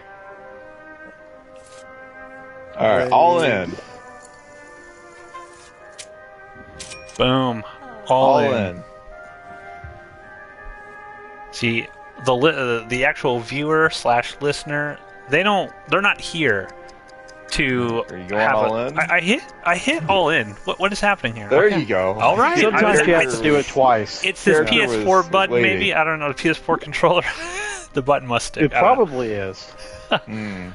But this is what the people are here for. They don't care about hearing about Spartacus. They're here for the last 2 minutes of every episode to see who's going to come out on top when we all go in. Mongrel on mongrel. How do you Who have will 12,000 win? caps? Yeah, I was When just we're all- talking- I do that all the fucking time. You're, Oh yeah, all right. You guys here's Oh, all Taker. right. Yes. All right. Yes. Oh, Uh-oh, King 9. King I like 9. that. 10 Ronan's five. got Fuck. nothing. Queen Steve's Oh, I got. need queens. No, Jesus, I just. Ooh.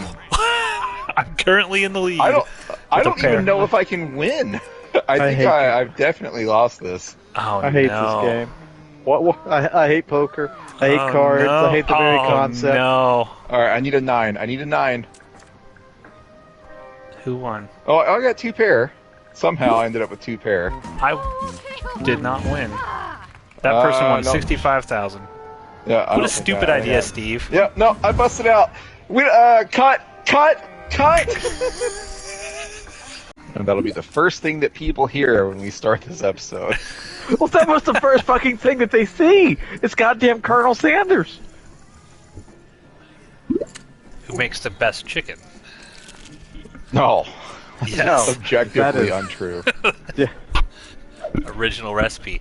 Welcome, everyone. It's not even the original recipe anymore. Jack Shut your Turtles is fucking the only mouth. one that still uses Shut the your original fucking recipe. mouth.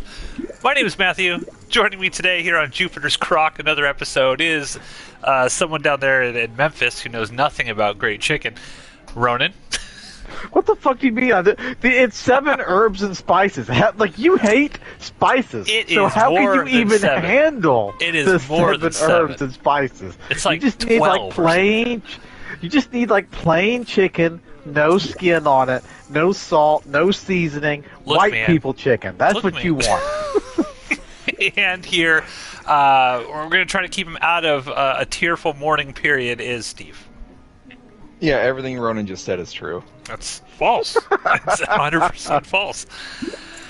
So, ladies and gentlemen, this is the episode we've all been waiting for. This is the episode where Steve cries, and we're all very, very excited to. I will to cry hear a it. lot. We are here with what's this called? Party Favors. Fantastic title for a very sad, Jesus. depressing episode. I'll get into my thoughts on like when I first saw this episode. years ago, because I actually reflected back on it after I watched it, and we'll get there. But Steve, also known as Spartacus, why don't you take it away? Well, let's talk a little bit about party favors. Well, it opens with Spartacus, who is doing I don't know what kind of special fight this is, but he is chained to Vero, and they are going to go out and fight together while chained because reasons, and they beat everybody except this one giant grimace motherfucker, and they end up What deciding. the fuck was he wearing? I don't know, like dirty cabbage. They decide that they're trying to fight him head on. They've beaten everybody else. This is the last guy left. They try to fight him, and none of their attacks are working. They get the bright idea to basically wrap their chain around the guy's neck, and they basically like tug a war until this guy's head just explodes off of his body, and it's great. People are yelling for Spartacus, but Vero's stock is also rising now. There's a moment before they're about to go out and fight, where Vero he's not really. His mind's not in it because he has tried to get in touch with his wife and continues to be ignored, and Spartacus grabs him by the fucking face and says, "Look, I will not go out there unless your head is in the game." And Vero confirms that his head is in the game, and they go out and they win. While this is going on, Batiatus and crew, as well as Calavius and this annoying kid Numerius, they're watching the fight. Numerius's birthday is coming up. He's going to be a man because he's that ripe old age of 15 now. And Batiatus, not one to miss an opportunity, says, "Hey, come celebrate his birthday at the Ludus because he loves gladiators." And Clavius says, "Yeah, great idea." So that's fantastic. That's idea. the plan for the rest. That's the plan for the rest of the episode. Batiatus is going to entertain Numerius and Clavius, and once everyone is super happy with the day, Batiatus is going to say to Clavius, "Hey, I want to be a politician. Support me." And Batiatus, the most confident man in the fucking world, knows that Clavius is going to support Batiatus when he brings this up.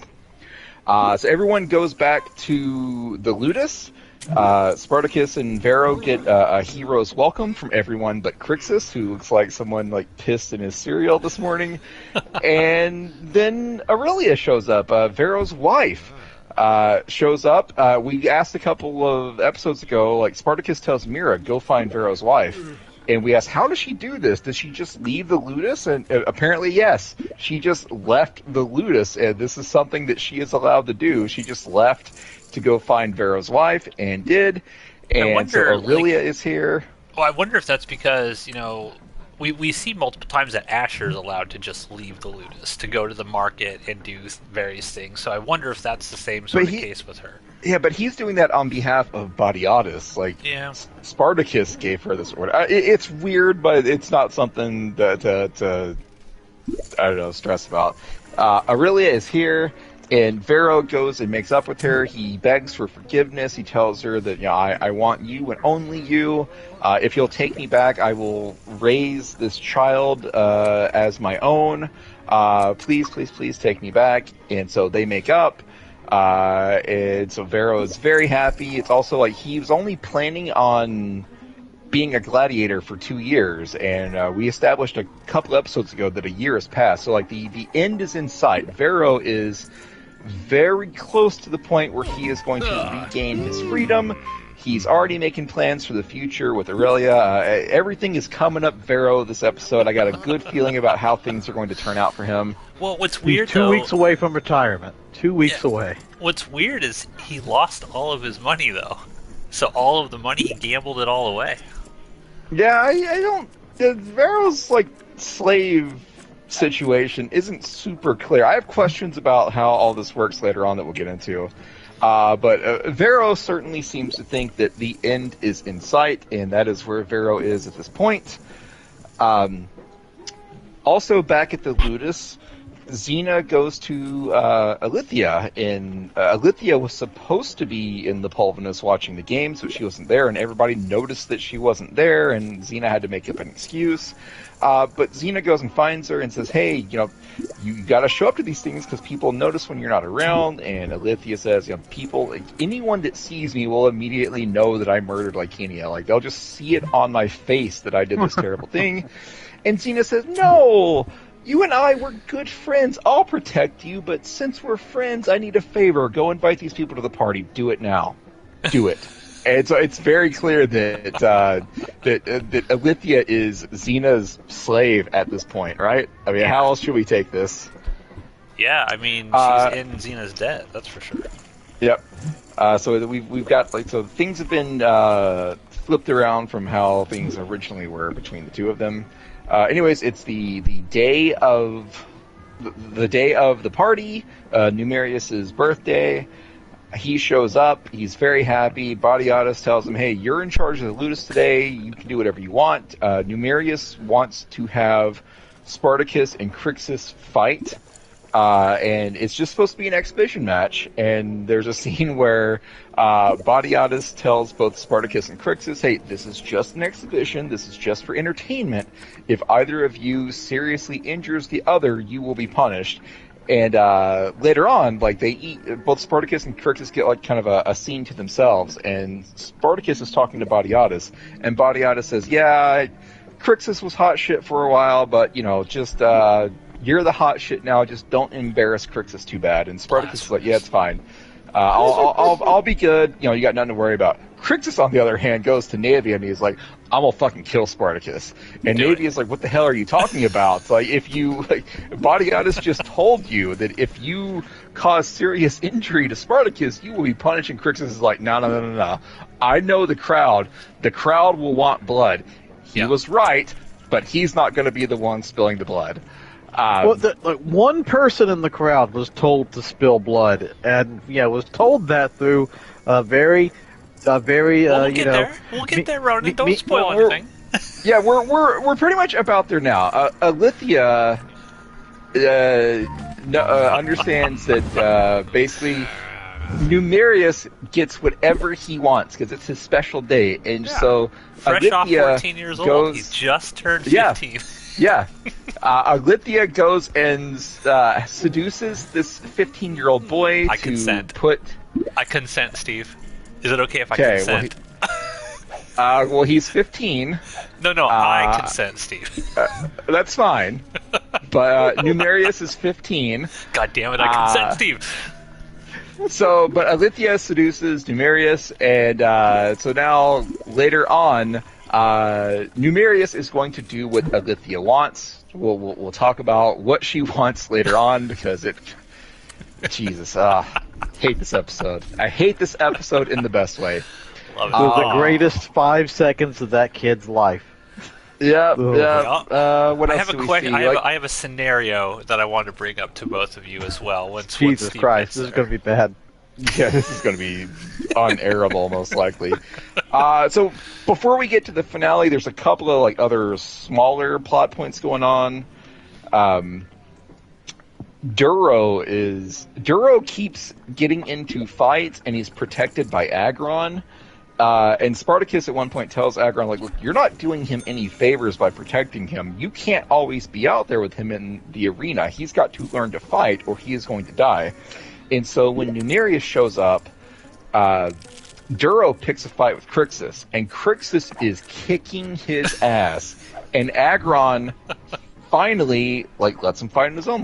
Duro got himself into this fight. Duro's got to get himself out of it. Duro loses badly, but because he refused to quit, he is now he gets a gladiator slow clap. He's earned the respect of the gladiators. There's a scene where I don't even remember why Spartacus got called up to speak to Badiatus, but he walks in, and Badiatus and Asher are playing a board game, and Asher goes to make a move, and Spartacus says, "You dumb shit. That's a terrible move. Don't do that." And so Spartacus takes over the game because Spartacus knows how to play this game and is apparently really good at it. And Badiatus just says to Asher, like, yeah, get up and go bring us some wine. Just completely shits on him. Like, it's probably Go get me the some lowest, cookies, bitch. the lowest scene that Asher's been in. Like, Asher, like, you know, he's got a little confidence now. He is Badiatus' right-hand man, and Badiatus just shit on him. Like, get out of your seat and let a man that knows how to board game. Never And forget, you're just a slave, Asher. Yep. And so Badiatus and Spartacus are, like, playing this board game, and they're drinking wine together. They are almost friends. Badiatus is treating Spartacus as almost human. And then Xena comes in and ruins it and says, you know, you can't do this. Like, the slaves are slaves. They're not your friends. And, oh, by the way, you didn't give Crixus this special attention when he was, you know, Big Daddy in the Ludus. So Badiatus defends Spartacus, says Spartacus is, Crixus is a brute. Spartacus actually has intelligence. And that's something that we should foster. Basically, like Xena says Spartacus bad, Badiatus says Spartacus good. And then there is a guard. A couple episodes ago, Naevia stole the guard's key so she could let herself in to bang Crixus. And the guard goes to her and says, hey, I know you stole my key. You know, we're going to have a problem. And then Naevia says, well, one, I didn't steal the key. Two, if you were to go and tell Badiatus that your key was stolen by a slave, who's he going to be more mad at? The slave or the guard that lost the key to the slaves? And so the guard backs off. But we see the guard again after board game night is over, and he is harassing Mira. And Spartacus tries to stop him, and they get into a fight. And Spartacus pushes this guy's head up against a torch, and he's got this like gnarly burn on his face throughout the rest of the series. And Badiatus comes up and breaks it up, and he yells at the guard and says, "You have overstepped by like harassing this slave without my permission. You're going to lose a month's pay for this." And so Badiatus sends him away, and Spartacus goes to apologize. And Badiatus yells at him, "Do not fucking speak." It's like, I just defended you to my wife, and you immediately pull some shit like this. If it weren't for Numerius's party tomorrow, I would have you whipped. And if you ever do this again, I don't care who the fuck you are, you will pay for it. I love those moments when Badiatus the friendship goes full... is gone. Yeah. Yeah, I love those moments when Badiatus goes full, like, psycho, you're right, where he's like, wait a minute, you're just a slave, you know, and I will fuck you up because I can. Like, he takes that power trip on even the people who he looks fondly on. Yep. And so I think we're ready for the finale of the episode. Are you ready? Are you ready? I mean, I'm not. I'm as ready as I'm going to be. I'm emotionally devastated, but ready to talk about it. Do you have a cat on you, Steve? Is there a cat anywhere nearby? There's a cat nearby.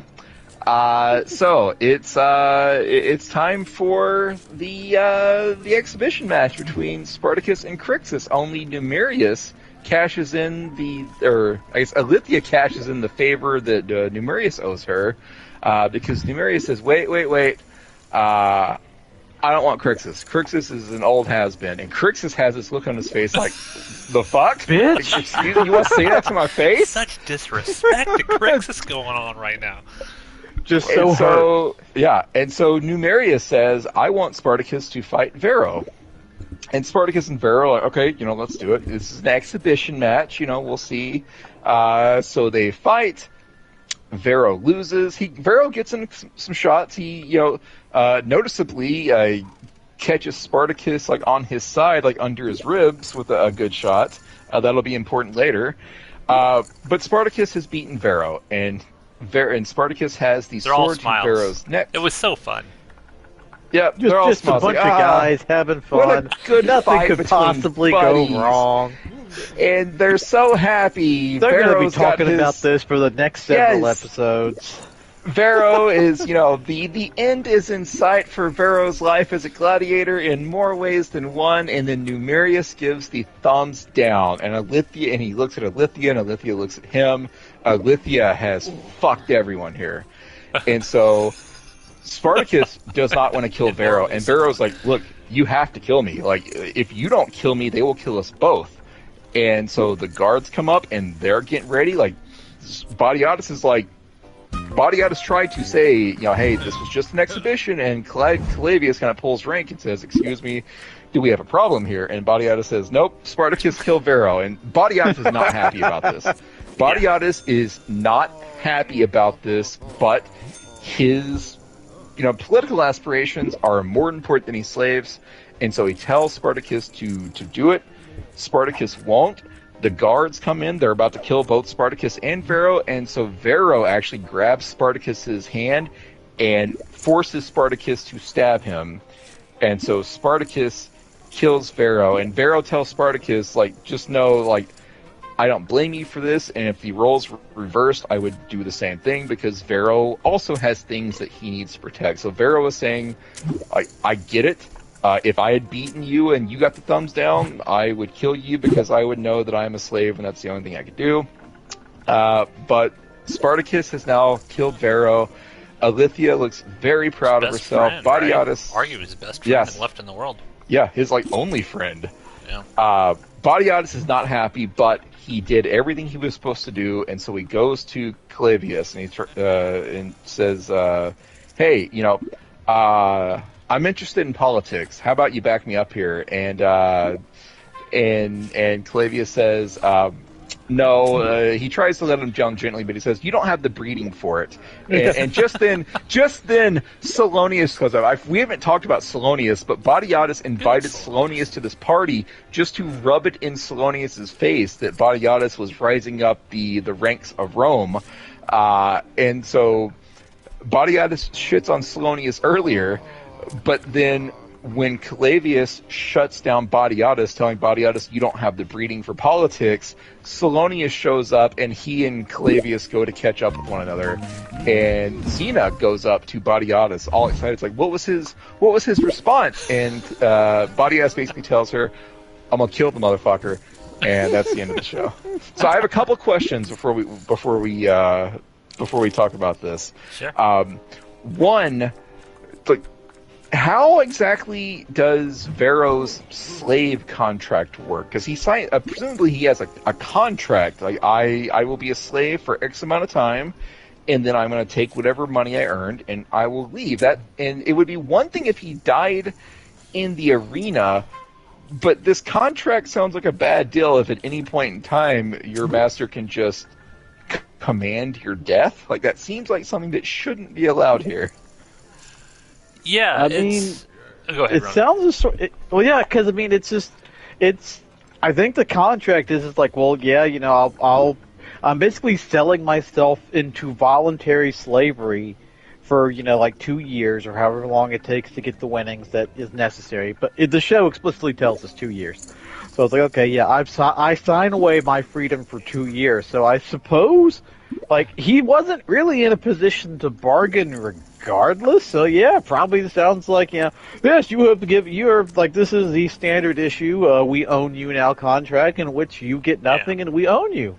Yeah, So it seems odd that if you have like this contract, like if you have a contract for 2 years, when you're at 1 year and 364 days, your master can just off you. Like, that seems like something that probably shouldn't be allowed. But regardless, Vero is dead. In the next episode, Spartacus mentions that, right? Because you know, Batiatus, he does not like that fact, obviously, that Vero died.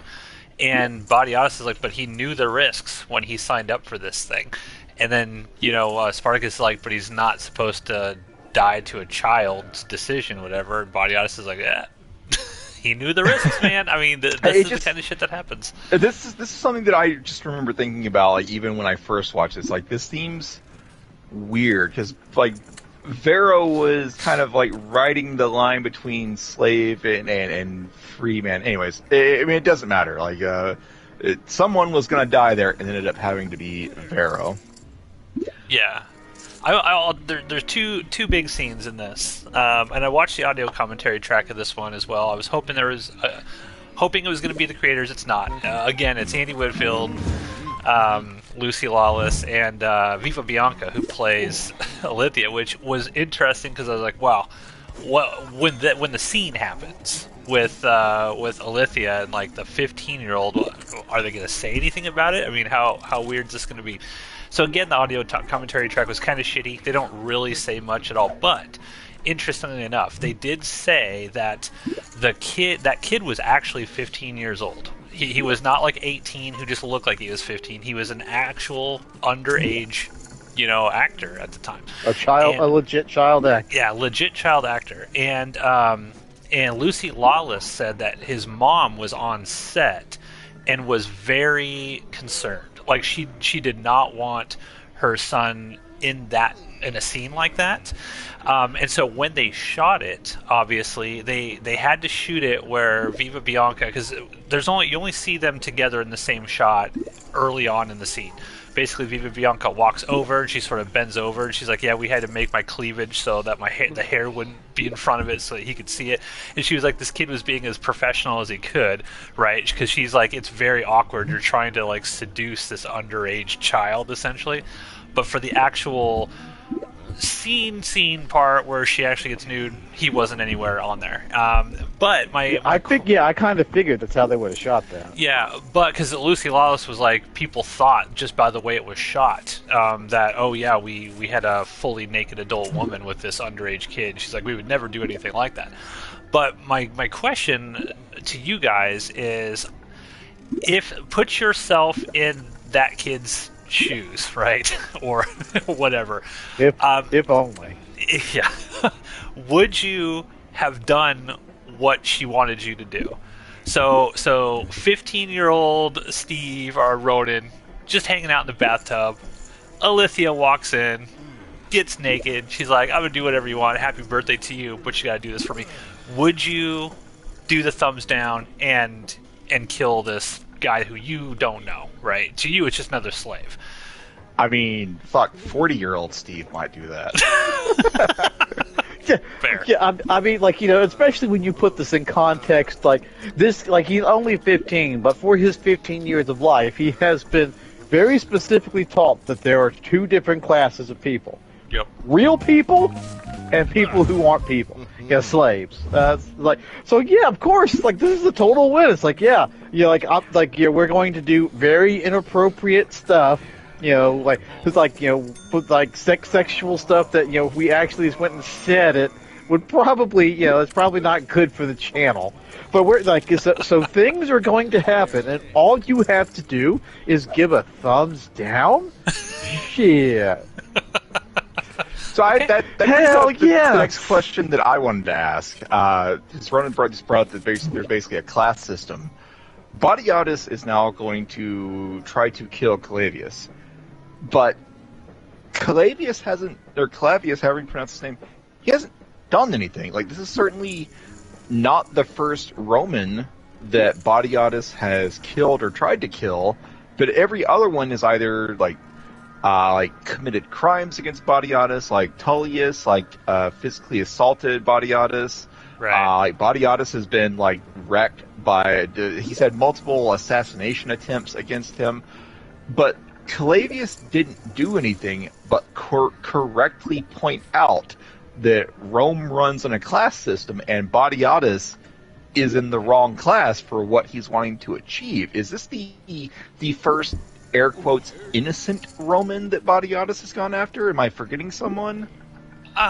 They kind of explain that a little bit in the next episode as well, when he actually gets him, not to jump ahead to the next episode, but Clavius is like, I meant no disrespect by what I was saying. Like, he's actually shocked that Badiatus is doing this to him, and Badiatus is like, man, you fucking disrespected me in my own home. I let you... Yeah, to Badiatus, it's like, just disrespect, man. If you disrespect him, you're fucked. Yeah, and that's what I was getting at. Like, we've seen Badiatus kill multiple people who have also tried to kill Badiatus, but he's going after Clavius because his feelings are hurt. Like, I feel like we've seen correct. I feel like we just saw Badiatus cross a line. Like, somehow all the shit that he's pulled, he is still crossing lines this late in the series, because I'm pretty sure this is the first time that he went after a Roman who had done nothing illegal towards him.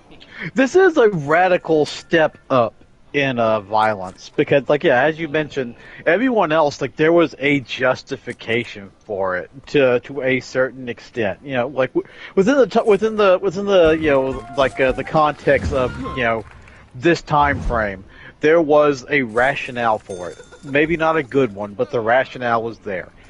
This guy, all he did, as you just mentioned, was just like hurt his feelings, and not even like in a bad way. Like, you know, like body. If someone had asked us to body Otis, he would have, you know, if this role was reversed, body Otis would have happily been an asshole, telling you, no, you can't do this. You're a fucking idiot. Yeah, God, you go back to taking out trash. Or that, like being nice, being respectful. It's like, you know, you're a good Lanista. You should just stick with this. You don't want to do politics. He's very politely putting him down. I think it's because Body Otis is so close. He's so close to achieving what he wants as well. Okay, they got so many riches from Spartacus winning. They're the talk of Roman elite society, and I feel like he's shooting his shot here, so to speak. And he got, you know, blocked, and he's not happy about it. And even Lucy Lawless, like, again, jumping ahead to the next episode, she is shocked that he's going after. She actually is like, he's a magistrate. What are you doing here?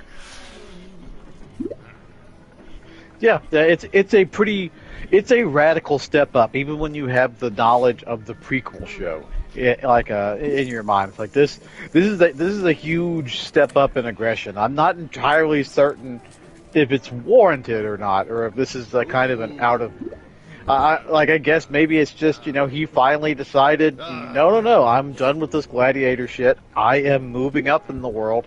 I don't give a fuck who I have to kill. But they don't really, I think they could have set that up a little bit better.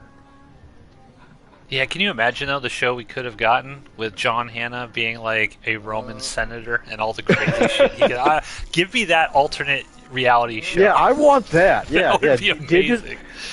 Digitally de-aged John Hannah. We'll go back and we'll redo this show, and now we get to see it. He'll have like a whole show of his dedication to moving up politics, where he gets the idea that he is going to become Caesar. Oh, that'd be amazing. I would love that show. I want that show. Yeah. All right, well, let's talk about the big one, the big moment here. You know, as envious we are about the young Roman man, let's talk about Vero. Now, I will say that because I had watched more of this before Steve had started, and I remember kind of that conversation we had where you were like, "Oh, my favorite character is Vero," and I had seen this by that point in time. And I remember when I first watched this episode, it still sticks with me because I was shocked that I did not see this coming at all, just at all. And I love how it's filmed because when the kid, was it Nemeus or whatever his name is, he gives the thumbs down and everyone's still just kind of laughing because they don't even think it's real and legitimate. You know, that he's calling for Vero's death, and they just milk it, man. Like the tension, and you see how Spartacus is like, he does not want to kill his friend. He's not going to kill his friend. And in the audio commentary, Andy Whitfield actually said that they had a lot of discussions about how this scene was going to go before they shot it, because in the original script, Spartacus just fucking stabbed him to death and killed him. And Andy Whitfield did not want to do that. He's like, Spartacus would not do that, and they were trying to figure out a way to sort of rewrite it so that, you know, it would make sense for Spartacus' character. And that's when Jai Courtney was like, I will take the sword and I will put it in first, so you basically just have to finish me off. But I just remember like the tension there, and the acting is so good. This is like the best acting Jai Courtney's ever done in this. I should say it's the only time he's done a good job. Yeah, he is so good. His face. He is a charisma void in every other thing he has ever done except this. Yeah. And you just see it in his face, man. And Andy Whitfield, he's like crying, you know, and you just sort of like, this show does a great job of placing viewers in moments and situations where you got to put yourself in that situation, like, what would you do? So it also brings up another question I have for you guys. Let's say, like, all joking aside, like, that we were in this situation, whichever combination of us three were in this situation, and you saw some, like, little fucking Roman brat do thumbs down, would you kill? Or would you say, fuck it, we're going to take out as many of these assholes as we can right in that moment? Steve, we'll start with you first. I mean, I'm kind of a wuss. I'd probably kill you. Oh, wow. Jesus. I mean, I think, like, probably, I mean, if hypothetically, if I was in this situation, I think my first thought would probably be, okay, we're both gladiators. Let's fucking fight our way out of here. But I could also see myself getting talked into it by the killy. Wow. Okay, Ronan, how about you? What would you do? I mean, well, we got to bear in mind, like, the situation that Spartacus is in, he doesn't actually do it. Varro's the one, like you just mentioned, right. Varro's the one who puts the sword in him. Spartacus doesn't do it. Like, by the time it actually That's a good comes point, to that, Matt, I would happily finish you off because I believe that you would plunge the sword into your neck for me. yeah, exactly. Yeah, so Well, there's also another wrinkle here. The other wrinkle is Varro is like, look, you've got to watch after my wife and kid, right? Because if we're both dead, there's no one's going to watch after her, and you need to be able to take care of her, sort of thing. So there's another wrinkle there. But let's say that was not there, right? And I'm looking up into your eyes, Steve. I'm like, don't kill me. I'm not going to put a sword in my Please throat, don't kill you son of a bitch. Butterfly. Let's go fucking take out as many of these Roman assholes as possible. You'd still kill me, Steve? No, then I mean, we both got real swords. I mean, we probably both still die, but Blaze of glory, young guns. You're right. Yeah, let's fight them all off. I mean, it's Okay. like a handful of guards and some unarmed like Roman babies. Yeah, we could take them. Yeah, of course. Ronan, would you just stab us to death? I think I would actually, because I can be. Oh fuck! I just vengeful. folded a 5-4, motherfucker. Sorry. I too can play long-term vengeance game. I think I would inevitably go like the Spartacus route of it's like, okay, like you're all gonna die because of this now. I'm gonna take my time. So you'd kill Steve and I, is what you're saying? Well, would like both of you or one of you? Well, if either one of us were in this situation. Let's see here. Again, like the situation that happens. Okay, like it's going to be me and Steve. Oh no, what are we going to do with Steve's? Like, okay, fine, fuck it, Ronan. God damn it! And you start to push the sword into you. No. That's not the situation. The situation, Ronan, is either Steve or myself are there, and we're basically looking at you with Varro's puppy dog eyes. But we're like, no, dude, don't stab me. Let's fucking take these assholes out, as many as we can right now. What do you do? He really wanted to stab you, though. I mean, do you think so? Let's put Spartacus in this place. Like, if Varro had said, "Let's fight him," do you think Spartacus would have said, "Fuck it," and gone for it? Oh, I think Spartacus would have fought him. Yeah, for sure. Yeah, it's actually kind of a more interesting question. It's like, yeah. Like that would have ended the Spartacus rebellion before it started right there. Yep. And that also, man, that would have royally fucked over Badiatus too, because now suddenly, like, because Varro at this point is a pretty. Yeah, what would Badiatus have done in that situation? Olympia was banking on. Like, what would Badiatus have done if, like, the kid was like, no, I want Varro to execute the champion of Capua? Would Badiatus have put up some sort of fight?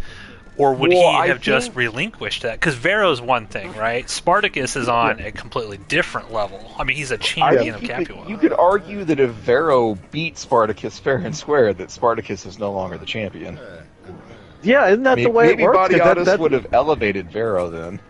Yeah, because that's the thing. It's like Crixus that's the mindset Crixus is operating under. All I have to do is beat this motherfucker. It is the Goku Vegeta principle. All I have to do is beat him. But it's just an exhibition. It's not real. It's like they're not. I mean, Spartacus also got cut It because was he wasn't real to paying much that attention. kid, Matt. It was Yeah, but- real to that kid. But to Vero and Spartacus, it wasn't that real. I mean, it was like an exhibition, and they're laughing in the middle of the fight. Spartacus wasn't going all out against Vero. I mean, this wasn't a actual gladiatorial battle to the death where each man was putting up like the best they could. This was like a preseason NBA game or something where they're just kind of like putting on a show. I think what would have really legit happened had Varro actually won like their exhibition match. Okay, yeah, we're just two guys fucking around. I mean, for starters, I don't know. The kid probably wouldn't have given the thumbs down at that point because we don't know what exactly Alithia asked him to do. During their 5 seconds of wonderment. But more than likely, she was also. Worm tongue. Yeah, more than likely, she was also making the, Spartacus is going to beat him. Yeah, of course he is. So in this hypothetical world, odds are the kid would not have given the thumbs down because, Alithia just would have. I imagine Alithia's request was very specific. Kill Varro's, kill Spartacus's friend. But let's suppose it was whoever wins, have them killed. Let's say. Whoever loses, whatever, have them killed. If that's what she has. In that instance, I genuinely don't think Badiatus would have let it happen because Spartacus is just worth too much. So the magistrate would have been, do we have an issue? It's like, well, yeah, I can't go through with this. But the magistrate way too much. Said he would compensate him for Vero's death. He's like, I'll pay you whatever it costs. Vero's not the champion. Vero doesn't people the games at Pompeii and stuff. People aren't asking for Varro. They're asking for Spartacus, which is why I say Spartacus is just. But what if the magistrate would have been like, yeah, I'll pay you whatever he's worth for my 15-year-old son, his birthday, I'll give you whatever. I don't think he would have had the money. That's my thing. I don't. Yeah. Smart. Okay. I think Badiatus would have been like, no. He's still too valuable to me at this point in my scheming and planning. I don't think he would have. That hurts Badiatus because Badiatus at that point thinks he needs to gain his favor to become a political leader. Yes, but he also still needs the fame that Spartacus gives him to further rise up the ranks. It's a lot harder without the bringer of rain. You got Crixus, man. He's raring to go. He doesn't think that at this point. In his mind, he just said earlier in the episode, yeah, you just had him say that. Yeah, Crixus is old news. Don't embarrass him too much. It's but at this point, Badiatus he's over Crixus. Yeah, he's got a new toy to play with. I don't think he would have gone for it if it was if Spartacus had hypothetically lost and the kid had gone thumbs down. I don't know. I think he still would have. What do you think, Steve?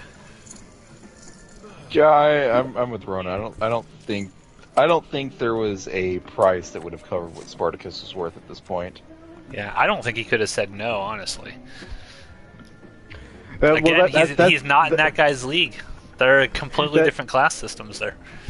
That is where the interesting, because I see where you're coming from. But but Badiatus has a history, because we have the knowledge of the prequel show.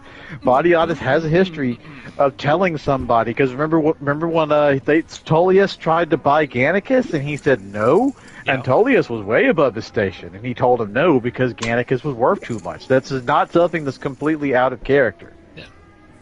He was also going to just get rid of Crixus and Gannicus and all those too, when it suited his needs and what things that he wanted to happen. So I don't know. It's an interesting thing to think about. Unfortunately, we'll never know the answer. I think when Alithia put this plan together, she knew the odds of Vero winning were basically nothing. Yeah. Possibly. And so it was all going to be moot. Yeah. Well, Steve, what did you think when you saw this scene? Because this was your favorite character. So sad. Vero was my favorite character. I loved the brotherhood between these two characters. I was so fucking sad when I watched this. I knew, I was hoping to Spartacus just fucking make them pay. They're better. The revenge better be worth it, and we're not there yet. We'll get there in a couple episodes. Spoilers. But man, I was so fucking sad when I watched this. They did such a good job of making you care about Vero just to off him. I did read in the wiki trivia that originally Vero was going to die a couple episodes earlier, but the positive reception to the character pushed his killing back to this episode. I don't know if that was mentioned in your DVD commentary or not. Yeah, I was very I don't know how that would track. Yeah, I don't know how that would track, because that would imply that the show, like, they were still filming the show when it was airing, and I don't know if that's what the wiki says. Source Don't doubt knowledge. the power of wiki. It's on the internet. You can't put lies on the internet. I mean, Ronan, how did you feel about this there. scene when you saw it? I have no memory of my original viewing of this particular scene, so I can't give you my in the moment. What did young 20-something-year-old Ronan think when he was watching this? I don't remember what I was like the thought process. It was probably just oh my god, that bitch, because I do seem to have memories of. Because going into the Xbox 360 chat, playing Halo 3, and there were friends of mine who we were playing with, and we were also watching the show. And I believe it was after this episode, we were just all in the chat playing Halo 3, and people just jump in. Oh my god, Alithia, that fucking bit! But there's several parts of the show where that memory could apply. So I might be putting that memory in a different spot. Okay. Yeah, I like that Alithia was able to quickly. Because we thought that, Xena's going to have control over her for a few episodes at least. Nope. Alithia she's a snake. She bounced back real quick from the last episode and was like, go ahead. Also, that reminds me of something that or a question has popped into my head. Badiatis has shown that he knows everything that happens in the house of Badiatis. Do they ever realize that Alithia set this in motion? I don't remember that ever coming up.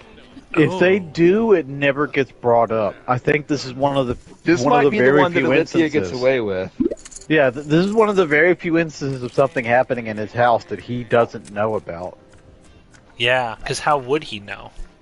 Yeah, There's no way he would know. He'd have to have a slave in the bath with with Alithia and that 15-year-old kid, and there was nobody in there. So yeah, there would be no way for him to know.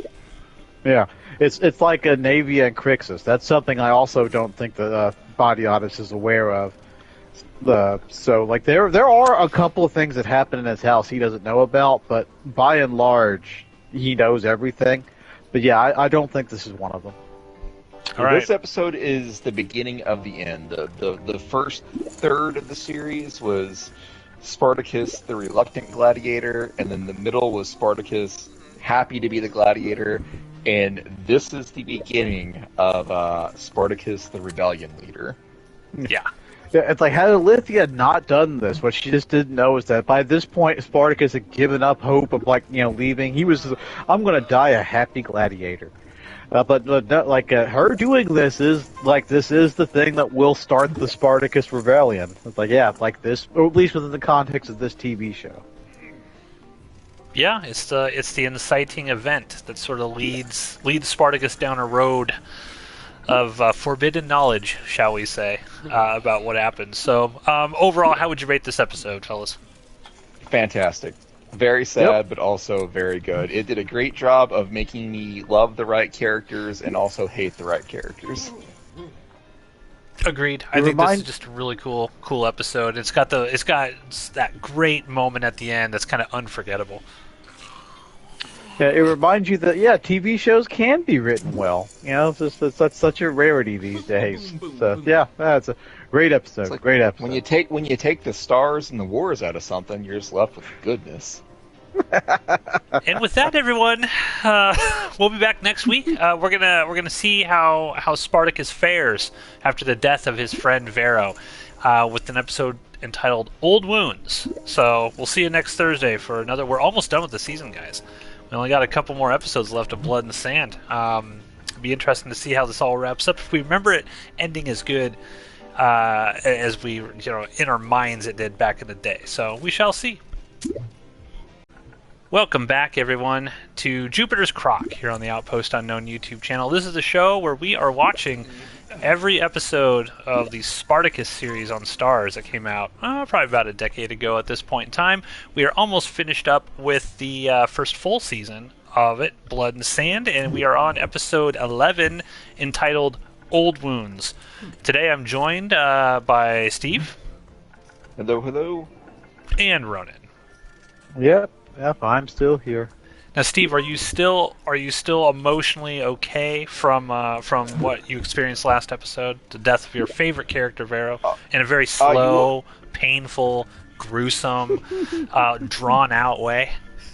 Well, you know, we're definitely not recording these episodes back to back, and so I've had a week to recover, and so I feel like I'm in a good spot now. Okay, that's good. This is totally not the exact same table, poker table from the last episode. The kayfabe, Steve. The kayfabe. What would Corny do? So we are going to talk about Old Wounds, and I think this is the episode that really changes the show, at least for Spartacus. By the end of this episode, Spartacus has a mission, and that mission is going to be outlined by Ploticus. Go ahead, Ploticus. This episode's fucking weird. It's good, but it's also fucking weird. But it starts with Vero's corpse being handed to Aurelia, his wife, and Aurelia says, like, I heard you killed him, is it true? And Spartacus says yes, and Aurelia tells him, like, he loved you like a brother, what the hell? And Spartacus... like, it's very obvious that, like, Spartacus, like, blames himself, because he doesn't defend himself at all here. He just takes just takes the criticism from Aurelia, and off goes Vero and his body. Yeah, what would Spartacus should have been like? Actually, no, he grabbed my sword and plunged it into his own neck, so that I could take care of you. All Spartacus would have had to have say was, like, I was commanded to do so. I mean, I guess I can kind of understand why he doesn't, but yeah. Anyway, he just accepts responsibility for this act that clearly was not his fault. Well, yeah. Well, it's the difference, like with Gannicus in the first season when he is forced to do something. He's just kind of like, oh well, you know, this is how slaves do. Yeah, he can kind of write it off that way. Like Spartacus still has that, like, you know, the spirit, the will, the soul of the free man in him. So, you know, he still kind of has that mindset of, like, you know, my choices are my own, even though they necessarily weren't in this instance. He's coming out having like a come to Jesus moment of what it actually means to be a slave. You know, and we've seen sprinkled out throughout this season where he kind of, like, you know, that moment when he grabs Batiatus and Asher looks at him like, holy shit, what did you just do? And things of that, where he, like you said, Ronan, he still believes he's like a free man in his mind, but now the reality sort of hits him in the face. I don't think he can deal with it. I think he's just kind of like in shock, and he's just kind of like in depression, which you see throughout this episode. Agreed. Steve? Yes? Let's go continue. You know, there was awkward silence. I didn't know if you were done talking about the first 15 seconds of this episode or not. Do you have anything else you want to add? Give me a minute. Let's add some more silence. Anyways, after this scene, Batiatus meets with Spartacus, and they have this talk about how Spartacus is very upset, but Spartacus also doesn't really blame Batiatus. Like, there's certainly an argument that Batiatus should take some blame here. We discussed it last episode. Like, Batiatus could have said no and just didn't. But at this point, Spartacus is not blaming Batiatus. He is blaming Clavius and Numerius, his kid. And so Batiatus lets Numerius know that, Batiatus lets Spartacus know that Clavius is going to get his. I am plotting against him. And Spartacus says, you know, I will help you with that. But Batiatus says, no, just know that it's being taken care of. Let's put your focus on the next games. Pompey is coming, and you've got to fight his champion. You're going to be in the Primus. Heracles. And Spartacus says, okay, well, whatever I win, I'm going to donate that and all my future winnings to Aurelia. I want to make sure that Vero's family is taken care of. And Badiata says, that's very honorable. I will match it. Real quick, do either of you believe that Badiatus would have actually matched it? Yes. Maybe once. I think he was serious. He came across as serious anyway, because I think he feels bad about what happened. Spartacus happy. Yeah. Now, if Spartacus lost or died in the arena, he would not be given any money to Vero's widow. Yeah, agreed. I think he'd do it once. I don't think he'd keep doing it. I think he probably would have done it at least until Spartacus stops paying attention to whether or not it's being done. Yeah, because at some point she's going to come visit Spartacus, and Spartacus will be like, "You get the money from Badiatus?" I don't think Aurelia has ever. I don't think. Oh, so Aurelia will show up later in the season, but I don't think at this point Aurelia was ever going to. I don't think Spartacus ever expected to see Aurelia again at this point. Maybe. She wasn't going to come. What was she going to do? Come and visit? Oh yeah, I know. Last time I saw you, I called you a little fucker. Well, I just figured I'd want to come and hang out. If that's the case, then the real question is: do you think Badiatus ever would have delivered any money to her? Or do you think he would have just pocketed all of Spartacus's winnings? I think he would have delivered it. How? Like, why? Because I don't know. I mean, I guess if at any point in time, Spartacus could be like, "Hey, Mira, I want you to leave the Ludus for a while and go check on Spartacus." Yeah, do that magic thing you can do. Regardless, this is the agreement they have. Spartacus is going to donate all of his winnings to Aurelia, and Badiatus says he's going to match it, and then Badiatus goes and meets with his assassin. Apparently, this guy's name is Aulus, but he's the carriage driver that brought Sura to the Ludus, and ultimately, we know at this point that he killed her. But Spartacus doesn't know that, and so Aulus shows up, and Calavius has already been kidnapped. It seems like it's been 15 minutes since the end of the previous episode, and Badiatus has already carried out his plan to capture Calavius. Because Aulus says, "Hey, it's been done. We got him." And Badiatus says, "Cool, good job. Go and get help yourself to all the wine and women." And he calls Badiatus Dominus. Is this guy also a slave, or is that a title that's not reserved for just slaves? But he seems like just kind of a mercenary. Yeah, I don't think he's a slave. He uses the title that all of the slaves use for Badiatus. I don't know. We're thinking too much into it. Regardless, he goes to help himself to wine and women.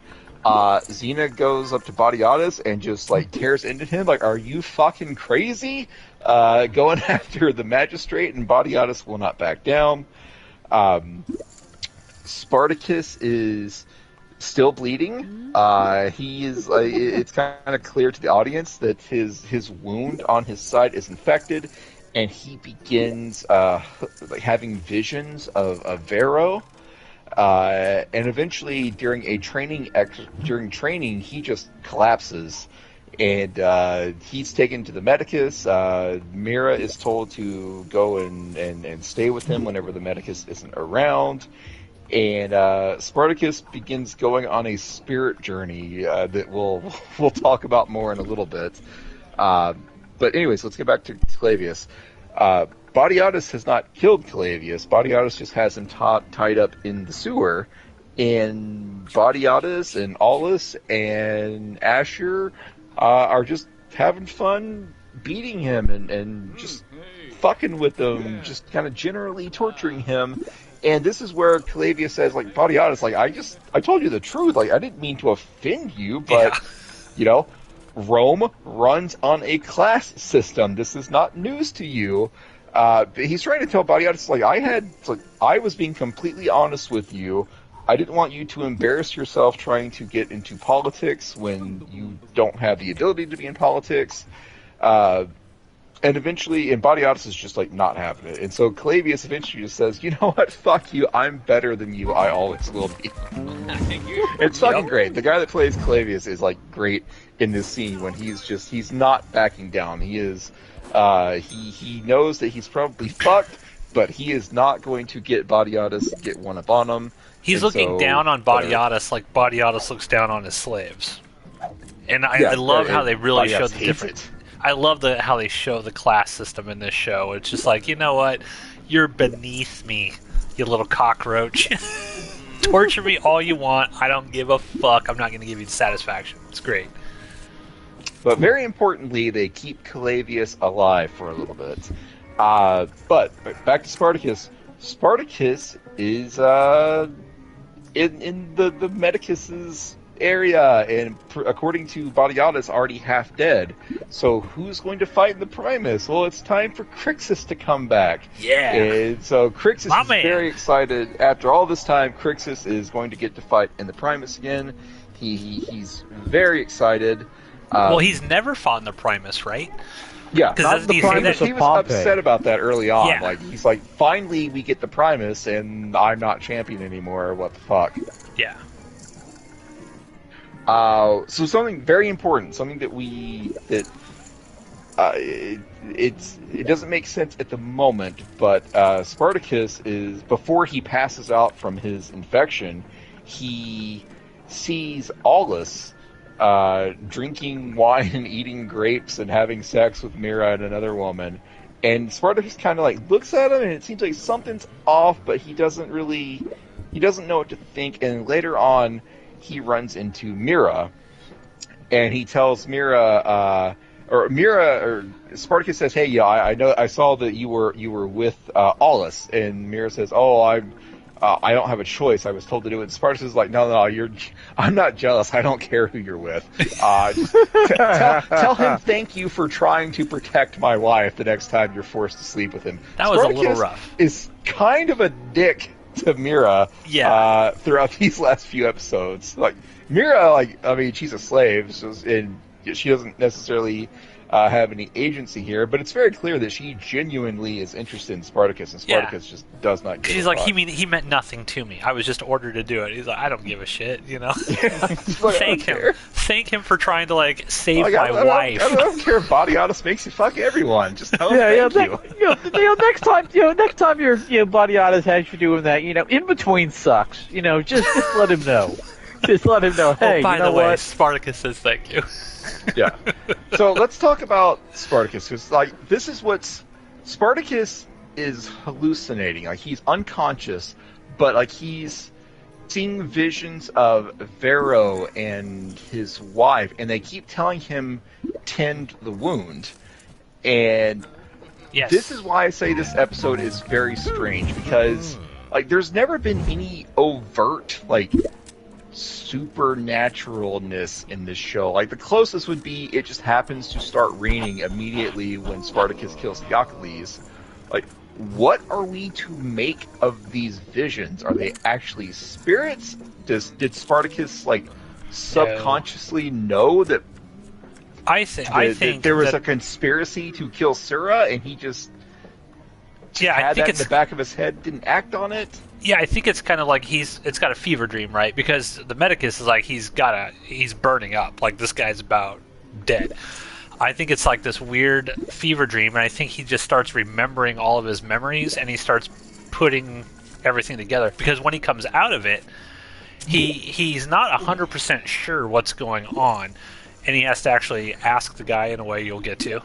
But I think it's just he's in that weird fever dream sort of thing, and all of this, the visions of Pharaoh and his wife, they're not actual spirits telling him that. It's just basically, like you said, his subconscious saying look, man, you know what's going on here, and we're gonna make it clear what's going on here. You have the time now to think things through while you're under this fever dream. That's what I think's going on. I don't think they're spirits.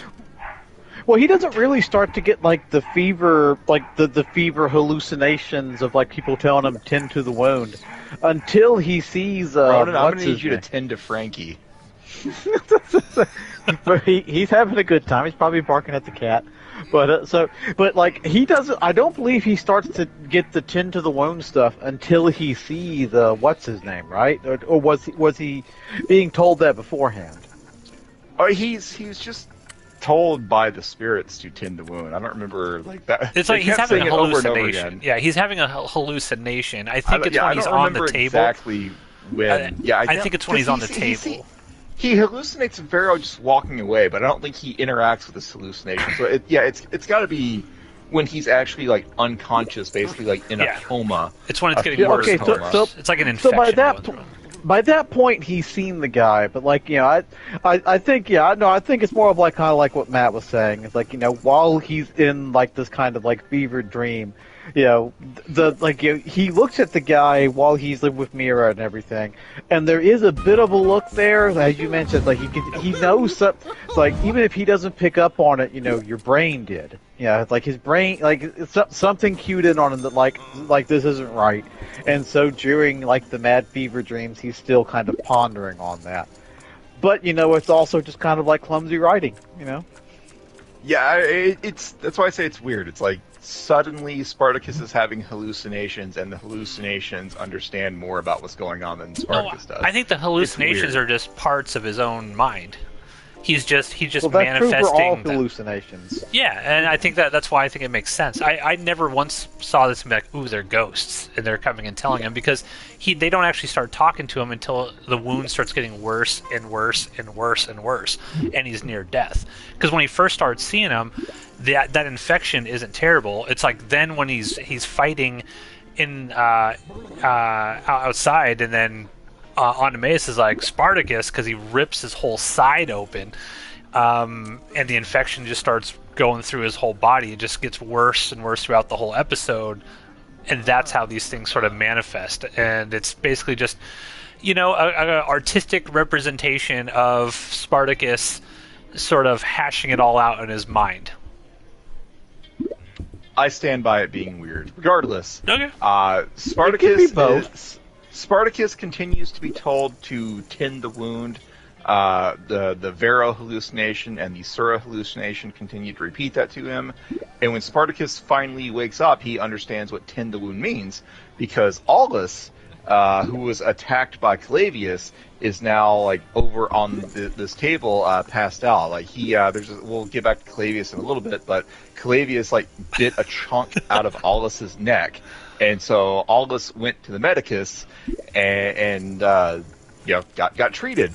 And so Spartacus he's strapped down, and so he has Mira release him, and Spartacus goes and wakes up Aulus and is like, what the fuck happened? He understands that tend to the wound meant look at this guy's wound. This guy was supposedly injured in a failed attempt to protect his wife from bandits. And so Spartacus is like, if you were injured, like, where's your injury? Where's your wound? Where's your scar? Spartacus realizes that the injury was fake.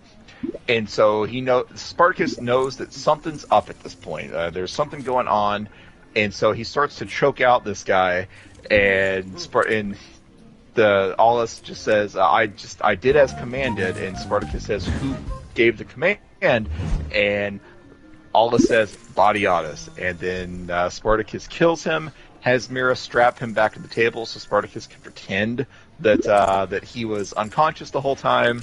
But Spartacus knows that Batiatus fucked him. So that's where Spartacus is. But there's two other side things going on here.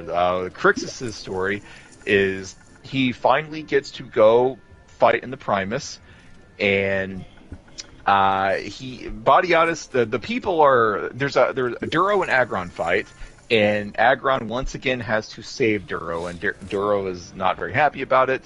But then it's time for what everyone thinks is going to be Spartacus's fight. It's the Primus, and Batiatus says, sorry, I know we all really wanted Spartacus to be here, but he can't be, and so yay, everybody clap, Crixus is back, and everybody just immediately boos Crixus. Ooh, and Crixus says, what the hell? Like, they forgot the honor I brought to this arena. And so Onemaeus, this is the first time Onemaeus has really done anything in the last 3 or 4 episodes. He tells Crixus, remind them that you are the champion. And so Crixus goes out to fight this guy, Pericles, I think is his name, and Crixus solid ass whooping. Yeah, Crixus is solid ass whooping. But he eventually pulls it out in the end and beats Pericles. But he had told Navia that when I win this fight, I'm gonna look at you and we're gonna make eye contact, and you are going to know that I did all of this for you. But unfortunately for him, Xena gets sick, and Navia has Clap for you, Steve. Sorry to interrupt. Clap Thank you. It was hard to talk knowing that was going on. Anyways, Xena starts getting sick and has to be taken away, and so Navia escorts Xena back to the Ludus, and when Crixus beats Pericles and looks up to the Pulvinus to make eye contact with Navia, Navia is not there, and so Crixus is happy to have won his fight, but he's also disappointed that he doesn't get to share the moment with Navia. So we've covered Spartacus, we've covered Crixus. Let's take a moment to celebrate the Crixus coming back and becoming the true champion of Capua again. Let's just take a moment. No, the push X, push X to doubt. Yeah, no. He won on his own. But he didn't beat Spartacus, so he's not the champion. Don't matter. Spartacus is still the champion. No, he's not. Yeah, I mean, Spartacus is only the champion because Crixus helped him become champion. Spartacus would have died had it not been for Crixus. Yeah, and Crixus even says that to him earlier on, a couple episodes back. It's like, dude, you're only champion because I helped you. Yeah. He managed to make himself as a champion. He managed to make himself useful before he was bleeding out. Crixus fucked up. Crixus fucked up in that fight. Got himself split open from the belly and from the back. You stop. Couldn't do anything except for prop up a shield. Barely. You son of a bitch. I do not like where this conversation's headed. Steve, why did you bring it down this way? Why did you bring it down?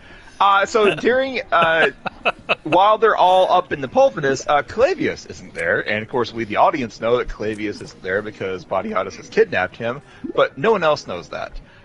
So everyone's asking where is he, and they assume he's off on business, but after the games, a note gets delivered, and it turns out that the note says that Clavius's cart was attacked and he's been kidnapped. Oh no! And so Batiatus, obviously very concerned about his good friend Clavius, says, "Oh, I'll go find him. Numerius, come with me. Let's go find your dad." And so, before the actual game start, Clavius is, fuck all you. I took all your money. Jeez, they all bouncing. When Clavius is tied down, he's talking big shit to Batiatus, and Batiatus says, "Oh, just wait until I get your kid," and that's what kind of shuts Clavius up. Yeah. And so Batiatus knows where Clavius is, and he's going to kind of lead Numerius to where Clavius is, but make Numerius think that it was actually Numerius in charge. Basically, Batiatus just wants Numerius to owe Batiatus. But that's not the extent of Batiatus' plan, because of course fucking Asher is here, and so Asher is one of the people that's supposed to be watching Clavius with Aulus before Aulus gets his neck bitten out and dies from the wound, and definitely not from Spartacus choking him. I didn't think a bite could do that. Must have went further than we thought. Yeah. And so Asher goes to Salonius, good Salonius, and Asher tells Salonius, "Hey, look, Batiatus has gone too far," because Salonius tries to say, I don't have time for you. I'm trying to find Clavius. I love this scene, man. And Asher says, I know where Clavius is because motherfucking Batiatus took him. And Salonius says, that's too far even for Batiatus, which is what we were talking about in the last episode. Batiatus has crossed a line here. Yeah, this was a hard fucking step to the right. Yeah, an escalation. And so Asher convinces Salonius that no, Batiatus did this. Batiatus kidnapped Magistrate Clavius. I'm going to lead you to him so you can rescue him, but then you've got to help me get out of town. because like when Badiatus gets caught for this, they're not just going to kill him, they're going to kill him and everyone in his fucking house, all of his slaves. Like, I am a dead man. Like, I'm going to lead you to Calavius so you can get the glory for rescuing him, and then you give me all of the money you have so that I can go on the run. And Salonius agrees to this. And let's point out that they've been teasing this sort of turn by Asher the entire season. So what's so great about when we get to the ultimate resolution of what happens here is in this moment, I actually like, oh shit, okay, Asher's making the turn here. He's betraying. This is what they've led up for multiple episodes, where Asher shows up at the market, gives Good Salonius some information. Good Salonius is like, look, man, when shit goes down at that Ludus, you got a friend in me. You can come over here.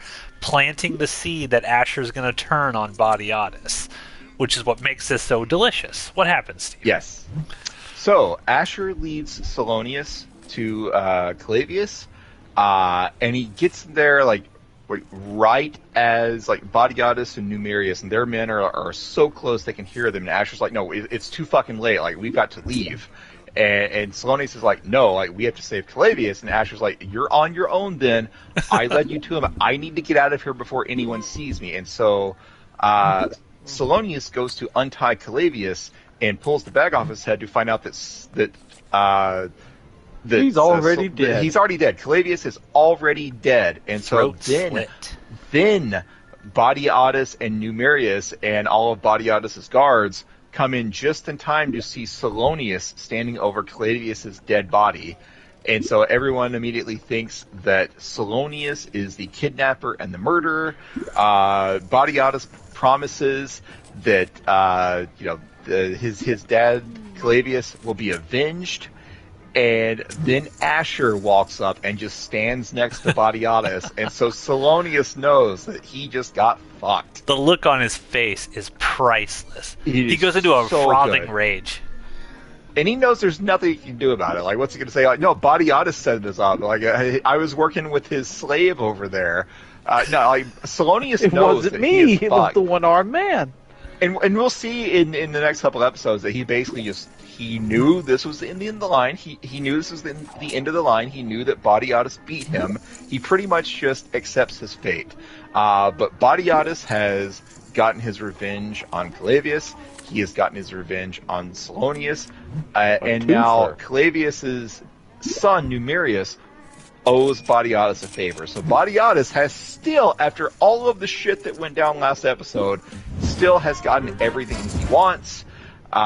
We see Badiatus and Asher having a chat on the balcony, and they're kind of this is the point where they see that Aulus is now dead, and they discuss, I didn't think that was a fatal wound, but shucks, one less loose end to tie up.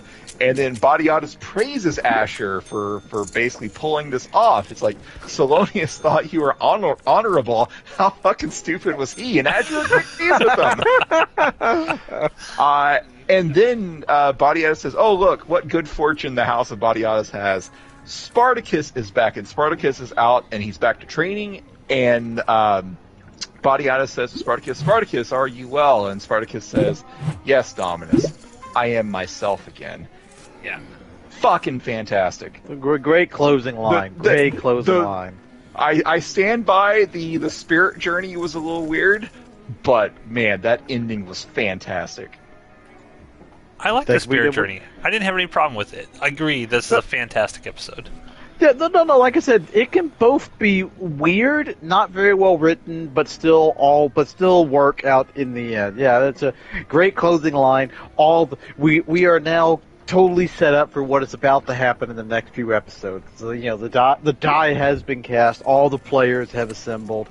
It's time to see what's about to happen. Yeah, and I love Andy Whitfield, like the look on his face when he delivers that final line too, and you just know it's like, okay, now how is it gonna, like, the question now is like, we know Spartacus is going to somehow escape, but we don't know yet. Is he gonna be able to kill Badiatus? Is, like, how exactly is the escape going to happen? And that becomes like the tension for the next few episodes. Like, all right, how is this going to work? How is Spartacus? Because there's 2 episodes left, right? Because this is episode 11. I think there's 13. 2 episodes left. How is Spartacus going to get Crixus on his side? How is he going to get Oenomaus on his side? How is he going to execute or formulate a plan without his best friend Vero around? Like, who does he have on his side right now? Mira? Basically, that's it. So the show does a great job of writing our lead character into a place where it's like we as an audience don't know how it's going to go down, and that's what's exciting. Like, we know the outcome, but we don't know how it's going to happen. God, it's so good. Like this, like I said, the first third of the season was Spartacus the reluctant gladiator. Then it's Spartacus the gladiator that has accepted his fate, and now we firmly have Spartacus the rebellion leader. And I cannot wait to watch the next 2 episodes of this. Yeah, Maybe we'll get to talk about him if Ronan's on fucking time. You know, I'll put that at the top of the very top of the priority list, right by scratching my ass. So, you know, it'll be right there. I don't know what else to say about this episode. I mean, I think it's great. I think Asher's great in this. I love the fact that they didn't do the cliche thing, which when I first watched this series back in the day, I was like, okay, they're just going to do the cliche. Asher's going to turn on him because that's Asher's character.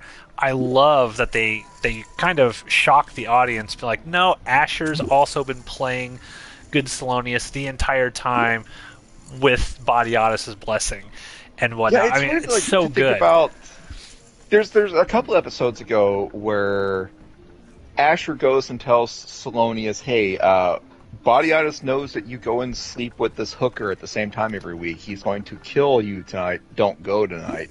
Like, what was that did that just happen so that Badiatus could make Salonius trust Asher? Like, there's so many layers to this. Like, yeah, it's like clearly it's like what happened because like as bizarre as it is, it's like Asher. Yeah, you know, we get he's such a treacherous snake because like if you look at it though, it's like all the treachery shit that he does to the gladiators is because the gladiators have been pricks to him from day one. But Badiatus, Asher actually, you know, like he realizes he understands the slave pecking order, but like Badiatus also understands like, you know, Asher has a skill set. I have a use for this skill set. And so, like, Badiatus does not treat, like, Asher in the same way that the gladiators treated him. Ergo, he buys Asher's, like, you know, in terms of just fair treatment, he buys Asher's loyalty. And Asher stays loyal to him through the whole time, even into the next season. Everything he does is for, you know, the remnants of Badiatus, for lack of a better word. What's interesting to me, though, is that I agree with you that Badiatus doesn't treat him like a gladiator anymore because he's not a gladiator anymore. But I do think, and I don't know if you could call this a criticism of the writing, Asher has been set up as he's always wanted. I mean, that's all he wants to be as a gladiator. I know we got that scene a couple episodes back where everyone's laughing at him when he, you know, gets the brace off his leg, and Badiatus is like, "Nah, sorry, dude, you're gonna work for me." And he has that moment where he really wants to be a gladiator, but we don't see that again. And I almost think that it's a little strange that Asher just sort of gives up on the gladiator dream, because he ostensibly, I mean, he could still fight. I mean, his leg is healed, so it's a little strange to me that he's kind of, you know, I don't know how to phrase it, but he's just not really interested in becoming a gladiator anymore. It's an abrupt change from what his character was for most of this season, and even Gods of the Arena. He also accepted his fate. Yeah. Maybe we just don't see it really. Yeah, I think he realizes that, you know, he's better. Like, you know, he's better off, like, you know, keeping what he's doing with Badiatus. But so the minute that Salonius like tried to buy Asher off, Asher probably, because, you know, Asher's been privy to Badiatus' desire to kill Salonius. So the second Salonius started this, my reading of this has always been, it's like, okay, well, once the scenario played out, you watch the whole show. It's like with that hindsight in mind, you can go back and you can kind of tell yourself, okay, the minute Salonius approached him in the marketplace, like 4 or 5 episodes ago, odds are Asher went and was a good boy and told Badiatus. It's like, hey, yeah, he wants to, like, he thinks that he can buy me off. Maybe we can use this, to help settle some scores later on. And so, like, anytime he's met with them, like, odds are it was part of, letting, like, Badiatus knew about it. It's like, oh yeah, he wants to meet with me again in the bar. Oh, he met up with me today. He told me such and such. Well, let's let him know about this so that way he trusts you more. Like, obviously, killing the magistrate wasn't part of that long-term plan. That just kind of happened. Yeah. But, like, they were able to tie it all together. Yeah. 2 brilliant minds scheming together. Yeah. Badiatus was just like, cause that's what, like, this is the point. I remember, like, my thought when I first saw the end of this episode. I was like, wait a minute, like, all of those times, like, when Asher told Salonius, hey, like, it's hook or not, Badiatus is going to try to kill you. Like, was there ever a point where Asher was actually trying to help Salonius, or was Badiatus playing this long game Badiatus was willing to just kill random people and let Asher give tip-offs to Salonius because Badiatus was so smart he knew that at some point I'm going to be able to spin this and Asher is going to be able to help me get him? Well, that's a good question, because a couple episodes ago, after Asher tells good Salonius that, hey, there could be an assassination attempt on you or whatever, there is that scene with Asher, Badiatus, and was it Oleus or whatever?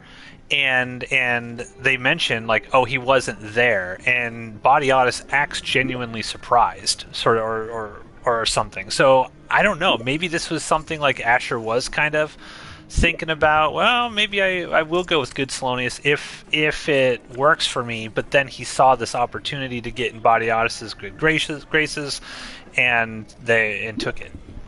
Yeah, I can't, and I don't know if that's a good thing or a bad thing about the show, but I can't tell if all of this was Badiatus playing the long game, or if Asher was doing his own thing and just in the end decided that Badiatus had the winning hand. I think it's good because it adds, multiple options here for these, scummy characters. And it makes you think and like, wow, what actually happened here? The show does a really good job at, normally we, as an audience viewer, we want to know everything that happened that led a character to a certain point or a certain decision. It's like, okay, well, why didn't you show me this, or why didn't you show me that? If you, and this is just a plug for Nobody's Listening, the Star Wars show here on Outpost Unknown, but Rachel and I are going to be talking about, the finale of Mandalorian Season 3, and my extreme criticisms with this aspect. So there's a whole bunch of shit that happens in that they never set up. Comes out of the blue. You never know why characters are doing these certain motivations suddenly, and that's an example of it being done really poorly, bad storytelling. But in this, I think it works precisely because it's not like we've established who these characters are and what type of people they are. They're schemers, they're backstabbers. We already know this. So if you sort of don't show certain moments and it makes the audience think and question, it's not because the audience is suddenly thinking, well, wait a minute, that's completely out of character for this person. Why would they do this? That's unsatisfying to me because none of this was established that this is something they would do in the first place. But with both Asher and Batiatus, it's already been established. Like, yeah, they could do this, or they might not do this. And so I like the mystery of not really knowing everything, since we already kind of know what those characters are about. They've taken the time to establish them the way they are. The end. Agreed. So yeah, everyone, you guys have any final thoughts about this episode you want to throw out before I wrap it up? Just God, the ending of this episode is so fucking good. So fucking good. Yeah. It looks like it's time for us to go all in blind on the next hand. Yeah. Ooh. Well, geez, I've won so much money, though. And so have you, Steve. Yeah, like the ending of the episode. Yeah, like I agree with Steve. It's like that's like that kind of makes everything else, because it's not quite as good as the last episode. You do get that weird kind of, it's like, well, is this the weird mysticism aspect? Are the gods giving him visions now and all that? Like, it's like that part's like, you can take or leave that. But like it closes strong, which goes to show it's like Act 1 and Act 2, they don't matter as long as you nail them with the ending. You can cover up a lot of lost ground. They absolutely nail it with the ending. That one line, "I am myself again." Just it's like there's so many layers to it. It's just like, oh shit, it's about to go down. Woo whoop! Great ending. Also, great body artist lines in here, like when he throws Asher up against the wall, is like, "Take cock in hand and follow the plan." We are committed. We are committed. Oh, all right, God, going so all good. in. All right. Shit. Why do I keep doing this? I mean, no one's forcing you. Like, Ronan, you don't have the mark of the Brotherhood. You're a free man. You don't have to do this. You say that, but no, that's the what you're doing there is that's a fucking little game to try and give me the to give me the not do it so you can talk more shit. I mean, I have so much Colonel money Sanders that, is in too. even if I lose this hand, I'll still end with like 30,000. Oh, So, man. Almost everyone's going in so far. Yeah, So, yeah. so viewer, stick All right, around. there we go. Here we go. It's happening. Take I haven't hold looked at my of your cards. cock, I don't sir. know. Do it. Six of Boo. Ooh, 2 jacks. Oh, A6. Boo! Oh, no. Boo! Oh, no. Colonel, I Colonel said Sanders sixes. just fucked Sixes. you there. Yeah, Sixes. Colonel Give me Sanders sixes. did fuck me here. Not Come on, I need six. one more Give her jack. Not you a get for six. talking Six. shit about Okay. the. I need one Six. more jack. I need a I six. need one more jack. One more jack. Boo. Oh, who's got? Oh, 4. He's got a straight. 2, 3, 4, 5, 6. What a shitty. Side My five, guy's two, fist three, bump. and one. My guy's like throwing a fist up. So It's like everyone except for him had a shit hand. So God. Hey, I still ended the night 31,000 in the green. Somehow so I'm I have good. 71,000 chips now, so I won somehow, and I don't know how. Look at my chip I count. don't know. boo, I'm I don't leaving. care. Bye. End the Thanks, episode. everybody. See you next Thursday. Welcome, everyone. Jupiter's Croc, episode number 12, Revelations of Spartacus, Blood and Sand. We're getting to the end here. I am joined today by Ronan. Yes, you are. You are joined by me.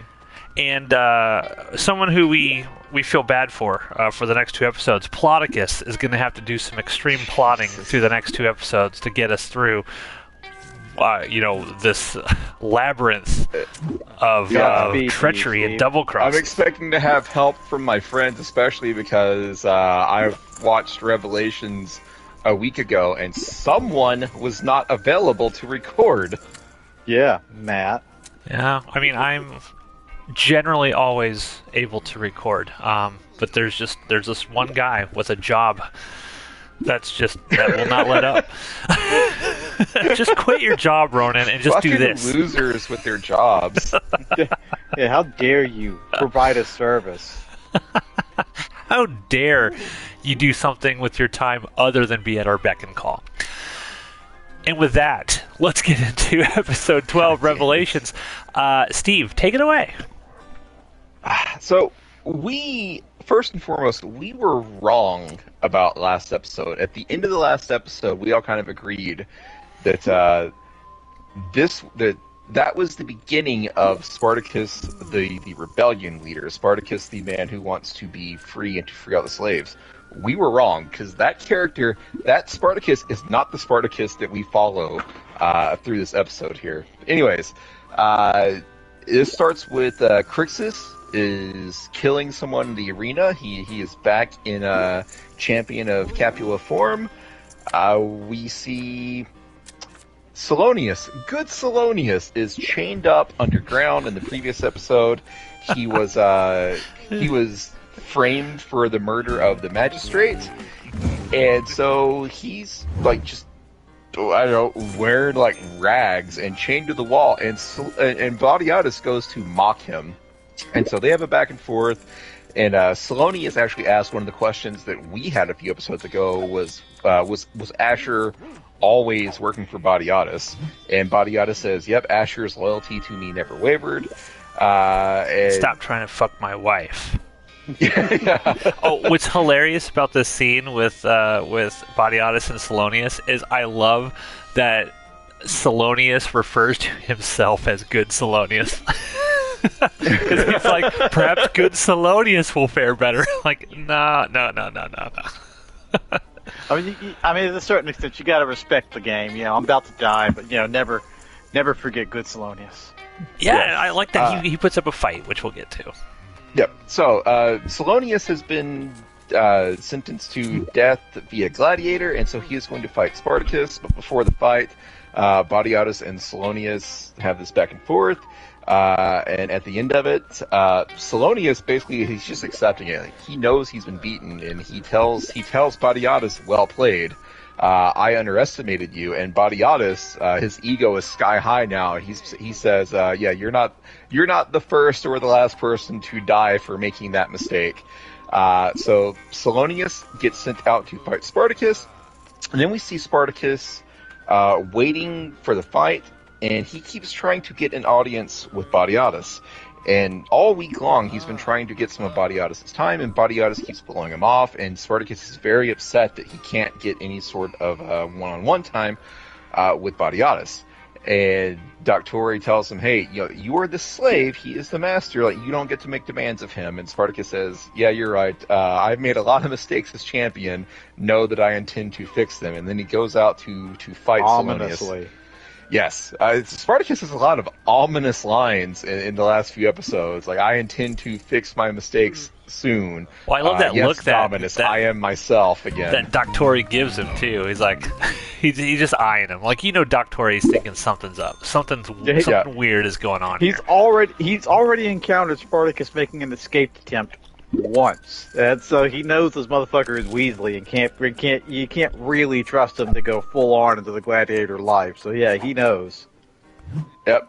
But Spartacus goes out to fight Salonius, and Salonius actually, puts up a fight. Spartacus, compliments him like you're not without skill. But then it's, obviously Salonius cannot keep up with Spartacus, and so Spartacus has got him injured. All Spartacus has to do is hit the death blow, but before the beheading happens, Spartacus and Salonius have a little chat, and Salonius says, if you're here to get justice for the magistrate, you're killing the wrong person. It was Badiatus that killed him. And Spartacus says, "Don't worry, Badiatus is right behind you." And at that point, Salonius smiles and laughs because he knows that Badiatus is fucked, and he's during his imminent death, he has that happy thought of Badiatus being killed, carrying him off to the afterlife. But Spartacus beheads him. That is the unfortunate end of Good Salonius. One of the I don't know how we feel about Salonius. I feel like we're all very pro Salonius in this group. I like Salonius. Yeah, he was. Especially, he doesn't get like this rewatching of the show has kind of, because I swore he had more stuff to do in the first show, and he really doesn't. Too. Yeah, he really doesn't. Salonius is one of the big co-stars of Gods of the Arena. He's not a big part of Blood and Sand. Yeah, it's like he doesn't have that. It's like, really, they fleshed out his character in the prequel season, which does kind of make like that whole, "Oh, well, I underestimated you, Badiatus. I didn't figure you'd do all of this." He really should have known better with the knowledge of the prequel series that, oh no, this motherfucker's crazy. He will do all of this. Yep. So those are the fights that we see. Crixus wins his battle. Spartacus wins his the incredibly intense fight against Good Salonius. Alithia shows up, and the big story of the episode is Legatus Glaber is finally going to come back, and Xena and Badiatus are still controlling her, and they are basically forcing her to convince her husband to give Badiatus patronage. There's a scene where Badiatus is like getting the Ludus and the villa ready to receive Legatus Glaber, and Ilithia shows up saying, "Oh yes, my husband is coming to grant you patronage like you've always wanted.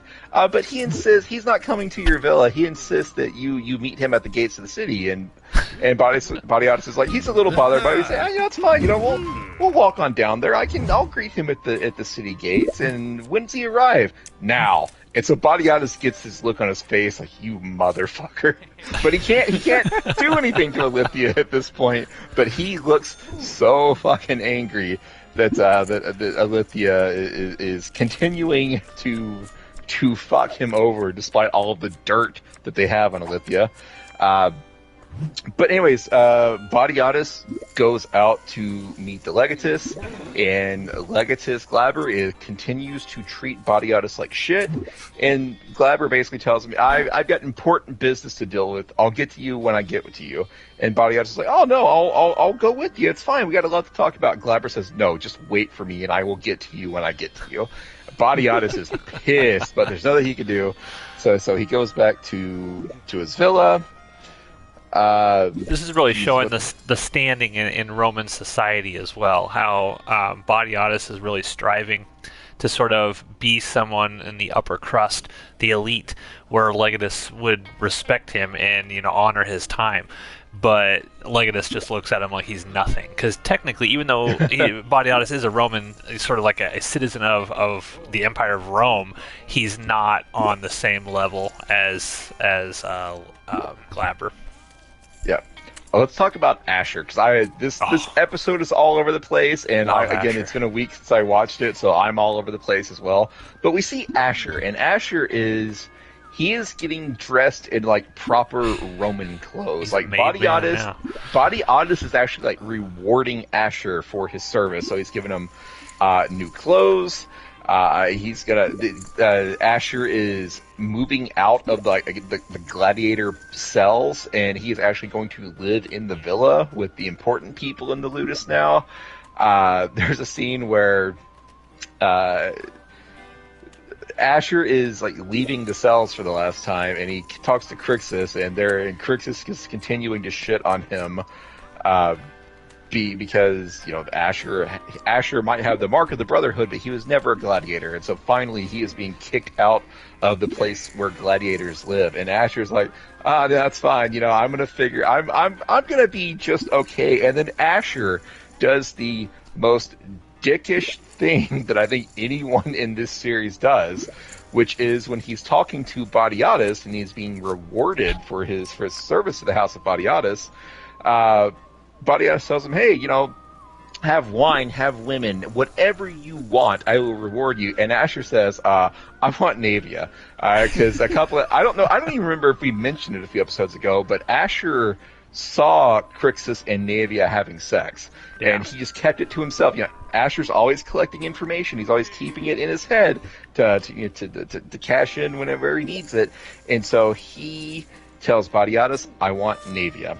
And so this obviously affects the relationship between Navia and Crixus, because when it's their time to get together again, Navia tells him that we were living a dream, and now we have to wake up. I'm a slave. I have no agency. I have been given away. Xena's mad. Xena's mad at Badiatus for doing this because she doesn't like Asher, and she, obviously at this point she doesn't know that Navia's been sleeping with Crixus, but she thought that she was still like a virgin and she was saving her for the perfect man and stuff, and she feels like disgusted that Badiatus did this. Yep. And Badiatus don't care. She's just a disposable slave as far as he is concerned. But important for the end of this episode is Navia does not tell Crixus who she has been given to. She leaves Crixus having to guess.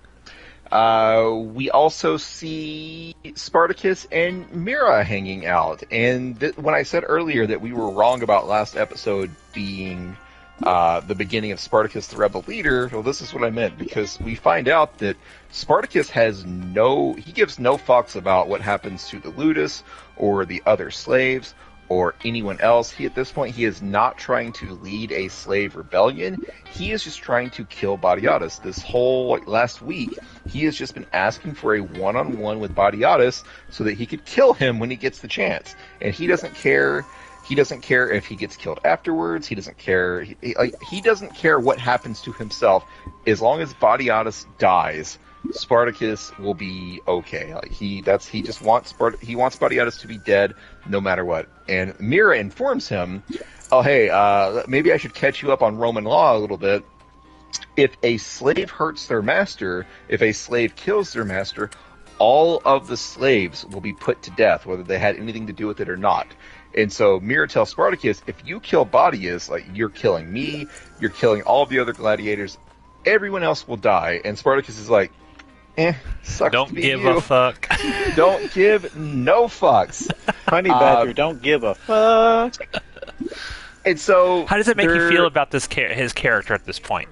Because I think will at say this point, a slight criticism Sorry, I will have. I'm sorry. A slight criticism I will have is at this point I don't feel like this is what Spartacus would do, and it's a little weird to me that he's just kind of like blowing off all of his quote unquote brothers. Like he's sentencing all of his brothers to death essentially without telling them what his plan is or anything at this point. And I don't think that would be what Spartacus would do. Honestly, I feel it's a little weird. No, I think he would. I tracks. think at this point, Spartacus is at the lowest of the lows, because at this point he has had 2 lives taken away from him. He was a free man, and that was taken away, and he was made a slave. And then he accepted his fate, and he became a champion, and he reveled in the life of a gladiator. And now he knows he can't do that anymore either. Like, he has been robbed of his life twice now. I think he is just he is like at his lowest point right now. I would even argue at this point he's even lower than after his wife died, because now he's lost his wife and the life that he tried to, the replacement life that he tried to build. I think he is just so depressed that he does not care anymore, and he's going to get pulled out of that. But I think at this point, I'm completely fine with him not caring about anything or anyone but revenge. Yeah, it tracks, because you mentioned like, oh, well, he would be sentencing his brothers to death. He never bought into the whole bullshit idea of like, oh, the gladiators are a brotherhood, that bullshit that Crixus throws around. He never bought into that shit. Rightfully so. He doesn't like any of these people. The only person in the Ludus at this point, there are 2 people in the entire house of Batiatus that I think Spartacus would give any fucks for. Mira and Del Torre. That's it. He doesn't give a fuck about anyone else in that place, in any way, shape, or form. So yeah, it totally tracks that he wouldn't care. It's like sucks for you. My point is, it's not a good character thing for him to do, but that is how he is. See, and I can see your guys' points, and how they sort of turn it back around where he changes his mind makes more sense here. But to me, before he finds out that Aurelia is sort of in the Ludus, he told Vero, he promised Vero he would take care of his wife. And it just seems so weird to me as we get into this episode and the next episode, where he just threw that out the window to the point where he's like, I don't give a fuck about any of that stuff or honoring what I promised Vero I was going to do. I don't care. I'm just going to have everybody murdered. If he was dead, then he wouldn't be able to take care of her. That was figuring out that Batiatus was the one who ordered his wife to be killed. That was before that point. All bets are off at this point. You could also argue at this point that since he knows that Batiatus is a liar and a murderer, how does Spartacus know that Batiatus was ever going to deliver any of Spartacus's winnings? Yeah, that's fair. That's fair. To me, it played a little weird, but I see your points. So let's talk about what actually changes Spartacus's mind. Spartacus finally gets a one-on-one meeting with Batiatus, and Spartacus is the whole time is like, I fucking this little salad fork or knife or something. And he just keeps looking at it, and he's gonna go and get it. He's gonna stab Badiatus. He gives no shits about what's gonna happen to the rest of the slaves. But then Aurelia comes in. And Aurelia, much like Vero, Aurelia has essentially sold herself into slavery to pay off Vero's debts, which is stupid as fuck. Like, I don't know why Aurelia cares about these debts anymore. Because, Vero is gone. The owner of these debts is gone. If she was actually now being hounded for her husband's debts, that's not explained in the series. All that's explained is she wanted to pay off her husband's debts. She absolutely refused the money from Spartacus, refused the money from Badiatus. She wants to put in an honest day's slave work to pay off Vero's debts.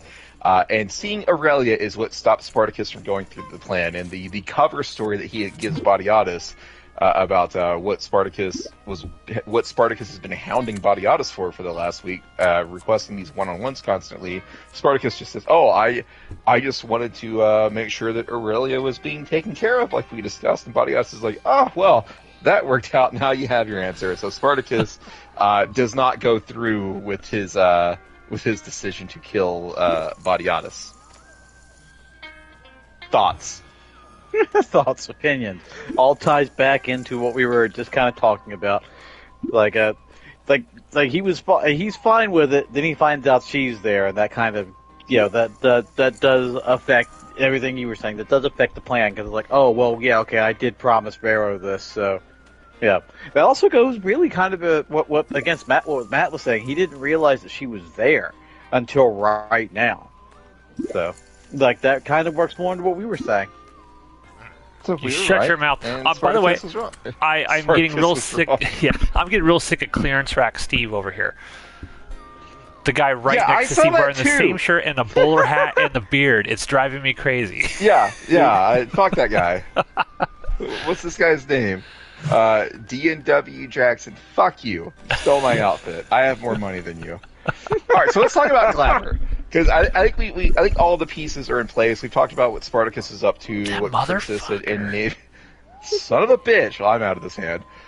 We've talked about what all the other players are up to. So what happens with Glaber? So Glaber shows up and he is just not impressed with Badiatus at all. Like, he's only going and humoring Badiatus because his wife Alithea is telling him to do it. Alithea, by the way, is going to leave. Like, she is going to go back to Rome with her husband, and so she is thinking, oh, finally I get to be out from under Xena's thumb. So she is telling, she thinks that she's won. She weathered the storm. And Xena looks worried too when she says that to her. Like, I'm going back to Rome. Oh, you are? What?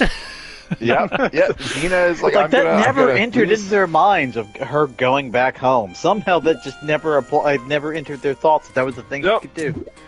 So anyways, like, the Ludus has been prepared for Glaber.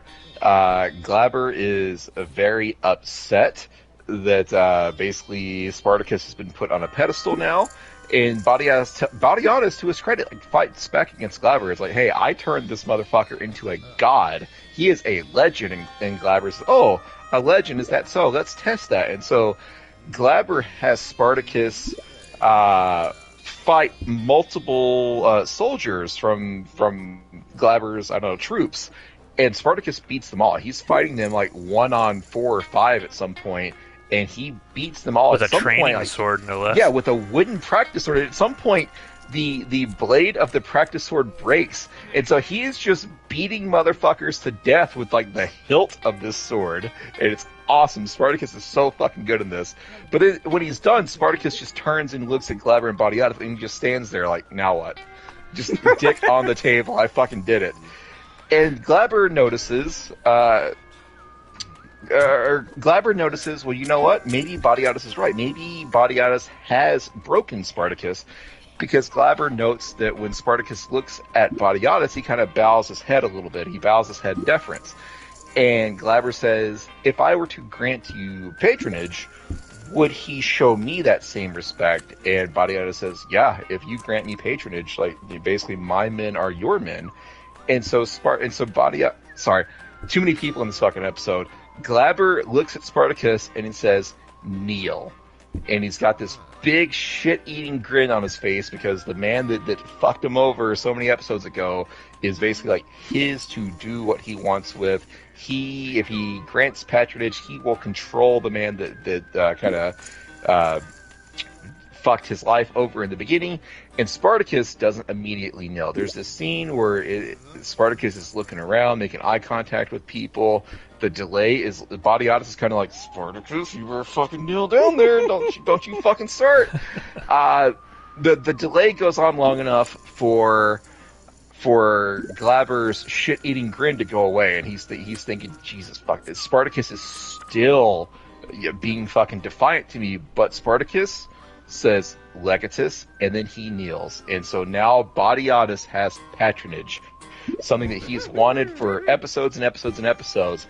Unfortunately for Badiatus, Asher goes to put the moves on Navia, and Crixus I love that sees look. this, it just fucking screams. Oh my god, the look that Asher gives Crixus, he just like rubs his neck and he looks and he just grins. Oh, it's so good. Yeah, and Crixus screams, and he runs and tackles Asher and starts beating the shit out of him. And so Spartacus and the other gods have to pull Crixus off. And this makes Glaber, like, take away his patronage. He says, you told me that, you're in command of all this, but no, your house is just a bunch of animals. I want nothing to do with this. And so Glaber goes to leave. And Badiatus tells him, like, let's talk about this, and Glaber says, "No, we're done," and goes to walk away, and Badiatus yells, "Do not fucking turn your back on me." And Glaber turns around like, "Excuse me, would you like to say that again?" And Badiatus is like, "I tried to do this the nice way. I tried to buy your patronage. Now I'm just going to control you like I control your wife." And he brings out Licinia's hand, like in just this box, this like gray fleshed withered hand with like rotting away. Yeah, with Licinia's ring on it. And Glaber sees this is like, "You killed Licinia? You are admitting to the murder of Licinia?" And Badiatus is like, "Oh, no. Your wife killed Licinia." And Alithia looks at Glaber, he's like, "Oh, sweetheart, I would never do such a thing." And Glaber just slaps her across the face because Reach Glaber back like knows. a pimp and you slap the hoe because the ball is in the hood. He did not buy it for 1 second. Yeah, Instantly Glaber knew it's like, knows she who did his this. wife is. Glaber immediately knew that, yes, Alithia committed this crime, and then Badiatus says, "We've got the rest of the body. Sure would be unfortunate if the remains of Licinia turned up at your house." And so now Glaber has no choice. Like, he will be framed, he or his wife or both will be framed for the murder of the cousin of Marcus Crassus, the richest man in all of Rome, if he does not bow to Badiatus's whims. Now couldn't Glaber just wait this out? Couldn't Glaber say, "Okay, fine, I'll be a patron to you," and then like in a month when it's just a skeleton that's left, be like, "Fuck you," and I'm going to take down your entire house. He also could have just said, said,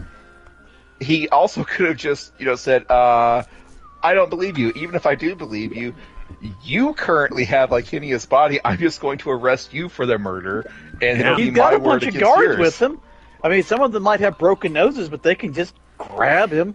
He's got authority. Yeah, apparently, but I mean, it's also established, I guess, with the case of Salonius, if you're found with the body, people would just assume that you killed them no matter what. It's a little weird. I feel like Glaber could have pulled rank and gotten out of this, but whatever. He chooses to go along with Badiatus' plan. He tells Badiatus tells him beforehand, like, look, because Glaber's like, what am I going to get out of this?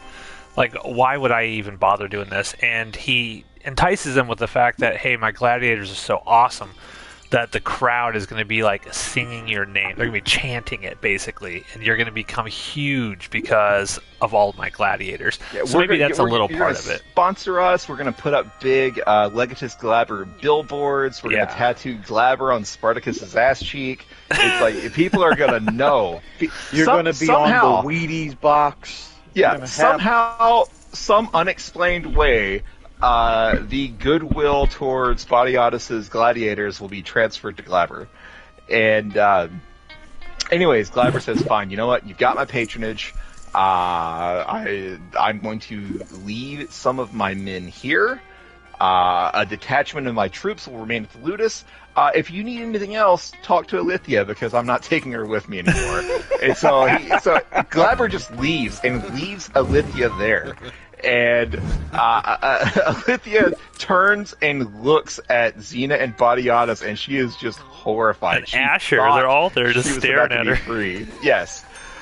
Speaking of Asher, after he got attacked by Crixus, he said to everyone, you know, I knew when I first fucked Navia for the first time, I realized she wasn't a virgin. Now we know who she was already fucking, and so that pisses off Xena. And Xena goes crazy in this episode. Lucy Lawless is so good in this. Yeah, she starts just beating the shit out of Navia, gets some scissors and cuts her hair off. And Navia, for her part, like, basically says, finally, for the first time in the series, like, stands up to Xena and tells her, you know, Crixus never loved you, blah, blah, blah. So, quick question here. Early on, very early on, a few episodes back, I guess, maybe 5 or 6 at this point, we asked the question, did we think Xena was actually in love with Crixus this entire time? Do you feel after watching this episode and then sort of like the finale that she was actually in love with him the entire time? Because Navia specifically tells her he never loved you. Yeah, I think she is, but kind of in a stalkery way. Like, Yeah, I mean, yeah. if she really loved Crixus, you know, there's a lot more she could have done for him. I think, you know, she could have set him free, could have given him a life, but instead, I think she wanted to. What am I doing here? All right, I guess I'm going on. Clearance rack Steve is baiting us here. I'm following here. I took the bait. But I think I feel like it was less love and more of she wanted to have the best toys, and also if she couldn't have them, no one could. Because she was never, for all of the love she claims to have for Crixus, she was perfectly okay with him just being a slave forever. Well, it's that love in sort of a way of, like, you know, incredibly twisted, not at all balanced power dynamic would go for her, because exactly like what Steve was saying, it's like, yeah, like she's the master, he's the slave. So I don't think it's... Come on, twos. But part of the issue is Lucy Lawless's character. She wouldn't have had the power to free Crixus. Batiatus would have been the one that would have had to free Crixus, and she was... Oh, fuck you! Wow! I got the two. Down goes Clearance Rack Steve on the river. Love it. Yeah, so she wouldn't have been able to actually, like, free him, and I don't think she wanted to try to have a conversation with her husband as to, why we should free Crixus. This guy who's bringing us fame and glory to our Ludus, why would we do something like that? So... I don't know. I don't know what else she really could have done for him, honestly. No, it's not so much like, you know, she could have freed him. It's like, yeah, she would have never done that, because then in that instance, that's a toy she doesn't get to play with anymore. It's like, you know, we're thinking about this in our modern day light of, like, you know, love and affection. We like that's not the dynamic that's going on here within, you know, proper Roman times, where it's like this is a person who literally views, like, you know, like Spartacus, like, you know, like Crixus, this gladiator, has nothing more than a plaything that she's, you know, like, you know, to use the more crude term, she's just dick drunk for. You know, that's all it is. So maybe she gets her power from believing that Crixus actually loves her, because early on, after, like, she has sex with him at one point, she says, like, you're mine, you're only mine, Crixus, and no one else can sort of have you, sort of thing. She gets super jealous when Alithia is trying to get on him. So I wonder if it's more like, you know, she thinks that he loves her, and because of that, that's where she sort of gets her, I don't know, sadistic jollies or something. And then when she realizes, no, he never actually loved me at all, basically he's just a glorified sex toy with no feelings towards me, then that's when she goes, kind of like Yep. splash of cold water in her face. So a big important thing about Xena that we haven't talked about yet is when Navia tells Crixus that, hey, it's over, I've been given away. This is happening as Crixus is being taken to fuck Xena. And when Xena and Crixus get there, suddenly Xena starts having pains, and you find out that Xena is pregnant. And Badiatus is over the fucking moon. He's finally happy that he's going to be a father. But all right, so what are we talking about? Crixus has freaked out. So how does this all resolve? Badiatus has succeeded in manipulating Glaber and Alithia into getting patronage. And so the end of the episode is guards. The Legatus's troops have filled the Ludus. There are soldiers everywhere now. Crixus has been chained up outside, and Navia, who has had the shit kicked out of her like Xena, goes out and has this emotional moment with Crixus. I mean, Crixus is crying. Crixus is like, I have destroyed us. Like, I am so fucking dumb. I shouldn't have done that. Like, we're never going to see each other again now because Navia is being sent away, and she doesn't know where she's being sent away. Just like Spartacus's wife, Sarah. Yep. So Crixus is bawling because he thinks he's ruined his chance with Navia. Navia gets pulled away after her moment with Crixus, but before she leaves, she tells Onomaus, Doctore, Barca wasn't set free. Barca was killed, and that sets up Doctore's the next part of his character development, because his faith in the House of Badiatus is slowly being shaken little by little. Did I tell you guys, by the way, when I listened to one of the audio commentary tracks a couple episodes back, whatever, Onomaus was always known as Doctore. That's what everyone called him throughout the show.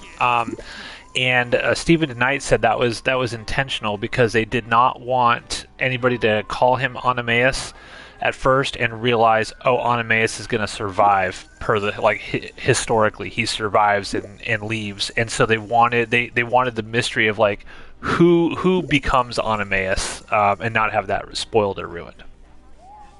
So we'll talk about this in the next episode, but I assume then that next episode when Badiatus uses the name Onomaus, is that assuming you hadn't watched the prequel, is that the first time you would have heard the name? Yeah, right. I think that is. I feel a little weird then that they didn't belabor that. But whatever, we'll talk about that next episode. Crixus is about to be whipped, and Onomaus tells him to embrace the pain. That's the only way you're going to survive this. Yeah, and so Doctore is like whipping the gladiator that he has the most reverence for, and Badiatus is up on the balcony, and he pulls out the head of Hector. Hector is the guard who had his face burned by Spartacus a couple episodes ago, and he's the guard that Navia had stolen the jail key from so that she could go and fuck Crixus. And Badiatus just has him beheaded. He just pulls out his head. Now this is another thing that doesn't necessarily make sense to me, because Hector was not a slave. He was a free man. He was an employee. And Badiatus is just like, hey, all of you Roman soldiers here that are supposed to like uphold everything, I just murdered this guy. I'm expecting you to keep this on the down low. So I don't know what the Roman laws were regarding murder of other free Romans, but Badiatus just confessed to that, and no one gives a shit. I don't know if this was somehow actually allowed per Roman law, or if people have just learned not to fuck with Badiatus at this point. Regardless, Badiatus holds this motherfucker's head up and is like, I killed him because he fucked with me. And he goes on this speech basically saying, I have been too nice to all of you. I have let all of you gladiators and slaves get away with too much shit, and that ends now. From now on, I am the master, you are the slaves, you will be reminded of that at all fucking times. And so then all of the gladiators are taken back to their gladiator cells. They are escorted there by Glaber's troops, who treat them like shit. And so the final scene is Spartacus and Agron and Duro. No. There's one big moment there. Remember, this is where Badiatus tells Xena, he knows that she's been banging You're right. Crixus. I want to come back to that because I think that's probably the most interesting part of this episode. Okay. So the final shot of Spartacus then is Spartacus, Agron, and Duro, and Agron and Duro are like, I can't handle this anymore. I don't want to be here because these Roman assholes are just fucking with us now. And Spartacus is like, about that whole not being here thing. And so this is actually the moment where Spartacus, the rebellion leader, starts. But going back to the end of Badiatus' speech, Crixus has been whipped. Badiatus has made his speech to the other slaves, letting them know, hey, nice guy Badiatus, who only existed in Badiatus' head, is not going to be making any more appearances. And then he turns to Xena and is basically like, I expect you to stop fucking Crixus now. And Xena gets this look on her face like, holy shit, you knew about this? And Badiatus is like, of course I knew about it. I know everything that happens. But He's like, it's an insult to me that you even thought I didn't know. I love that. Yeah, he doesn't care that she was banging Crixus. He's more insulted by the fact that she thought she kept it secret. Yeah, he's like, whatever makes you happy, that's fine. I bang slaves. It's no big deal. He says that I let it go because it made you happy and didn't cause any trouble for me, but now it has caused trouble for me, and so you will stop that now. Your only goal now is to give birth to my child. And so that's what I wanted to talk about. Badiatus knows two things right now. He knows Xena is pregnant, and he knows that Xena is fucking Crixus. Is Badiatus so egotistical that he just believes it can't be anyone else's baby aside from his? Or does he not actually care if the kid's his? He just wants a baby to give his name to. I think it's that one. I think because his whole thing is about status, right? He wants status, and in order to get status, you have to have a male heir, and I don't think he gives a fuck who it came from. Just that he's got one, and he can say, "Hey, this is my kid." There's no paternity test back then. I'm with Team Matt. I think that's my reading of it. Well, there you go. That's it. That's it for episode, I guess, 12? Thoughts? I thought this was another fantastic episode. We keep saying that. There aren't too many loser episodes once you get to the pit in this series. Yeah, once you get about past episode 4, there might be, I think there's like 1 or 2 episodes where this one was okay. There's that's as bad as it gets. It's just kind of being, this one was fine. It's not as good as the last one. So it's just nothing but great episodes. This whole show. How is it that this show is not much more in the cultural zeitgeist than it deserves? It deserves to be. How is it that it's not? I think it's because it's overly violent and overly sexual. And I think that turns a lot of people off. Thrones. Yeah, I gotcha. I gotcha. But this came out way before Game of Thrones. Maybe the culture wasn't ready for it yet. I don't know. I think because Game of Thrones was a pretty. I think Game of Thrones started up about the 2nd season or so of this show. I think. Really? Game of Thrones also was based on an incredibly popular book series as well. I remember when Game of Thrones first came out, people bitched and complained about all the sex and nudity in it, and eventually in later seasons they cut that way down. Spartacus, I don't think ever really stops with the naked ladies. Game of Thrones premiered in April 2011. Wow. Yeah, it ran for a long time. That is crazy. I would never have thought that. I thought it was maybe a 2014, 2015. No, that show had 6, 7 seasons to it. I know this because I've never seen a single episode of Game of Thrones, so this is not me shitting on the show.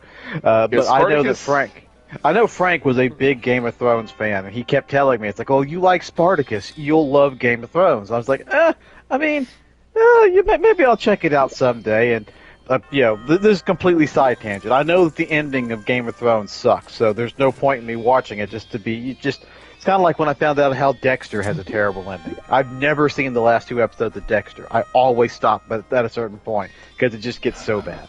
But that's a side tangent, complete side tangent. Spartacus came out January 2010, so a year and a half into Spartacus, Game of Thrones came out. That's wild.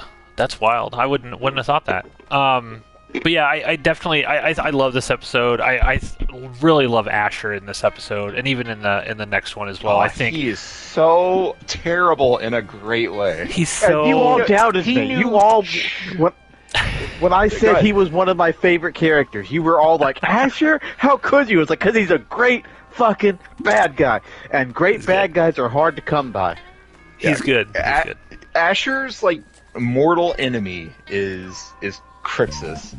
Maybe you can make some arguments for Onomaus or even Navia in future seasons, but Asher's enemy from the beginning of Gods of the Arena to now has been Crixus, and Asher learned exactly how to cause the most pain to Crixus, and it is glorious in a horrible way. Well, I love when he's talking to Crixus there after he's going back up to the villa, whatever, and he's like, everything I have, I owe it all to you. It's just like, oh, it's so deliciously evil. Oh. So Crixus thinks that he's won. Crixus is like high and mighty. Oh yeah, you're gonna go sleep there. You're gonna leave the area where the men sleep. And Asher's like, I'm gonna be just fine, motherfucker. You just wait. Sleeping with your woman, Crixus. I'm in a hurry to take your bitch. Is all he's thinking in his head. Excellent episode, and it just tees up the finale too. It's just like, oh god, the finale. Whew, we'll talk about it. We'll talk about the finale. But do you guys have any other comments about this episode? I mean, it's amazing in my opinion. Yeah, I mean, it's like I really just want to talk about the finale. So okay, this episode was great. I'm ready for next week.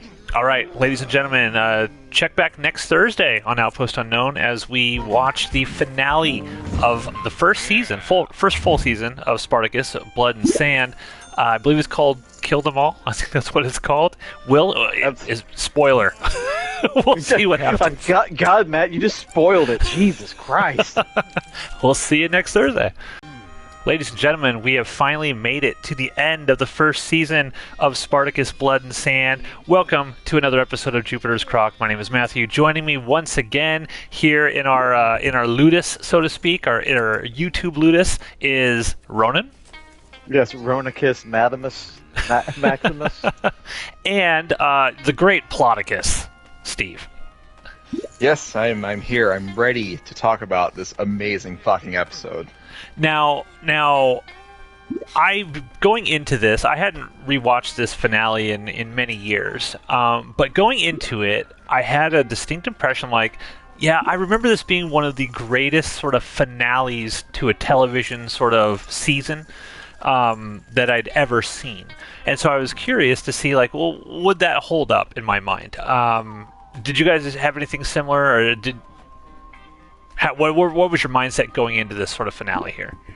I was hyped. Like I just said before we recorded, like I have never not been hyped for this episode. This is probably the fourth or fifth time that I've watched it, because I've gone through this whole series multiple times. That's a testament to the series as a whole. I'm always hyped for it, and it's never let me down. Yeah, Frankie agrees. Yeah, of course he does. I don't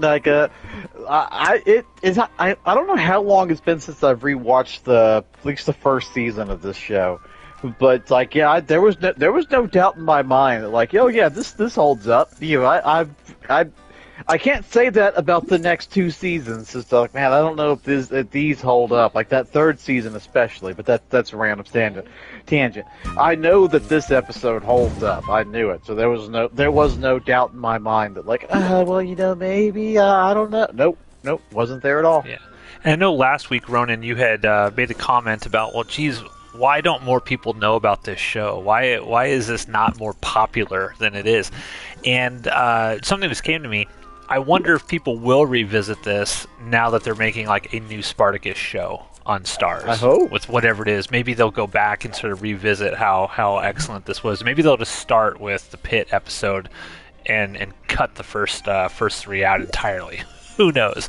But let's get into it. Ploticus, what's happening here in the finale? This episode is all over the place, but in a good way. So it starts in present day, and then there's multiple times where it bounces back and forth between 2 days in the past and 1 day in the past and the morning of the day that it starts on. But the beginning of this episode is Spartacus and Crixus fighting each other, and we don't have any real context for this yet. It's just Batiatus and Xena and a bunch of presumably rich Roman people in the balcony watching Spartacus and Crixus fight. And then can I make my only critique? The only critique I'm going to have of this episode is right here. We mentioned this on a previous. I don't know if it was Gods Arena or earlier this season, but I think you, Steve, made a comment about how it's not clear how much time has passed between certain episodes.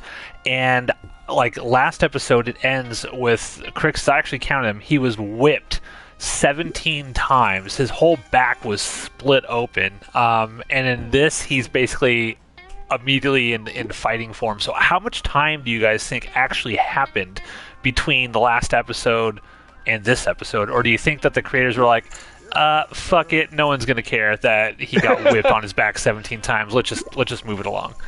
Yeah, that's going to be an expensive prosthetic. I mean, he's already got the big scar on his back from, Theocles. This is, you know what? Fuck it. We'll forget. No one's going to pay attention to that.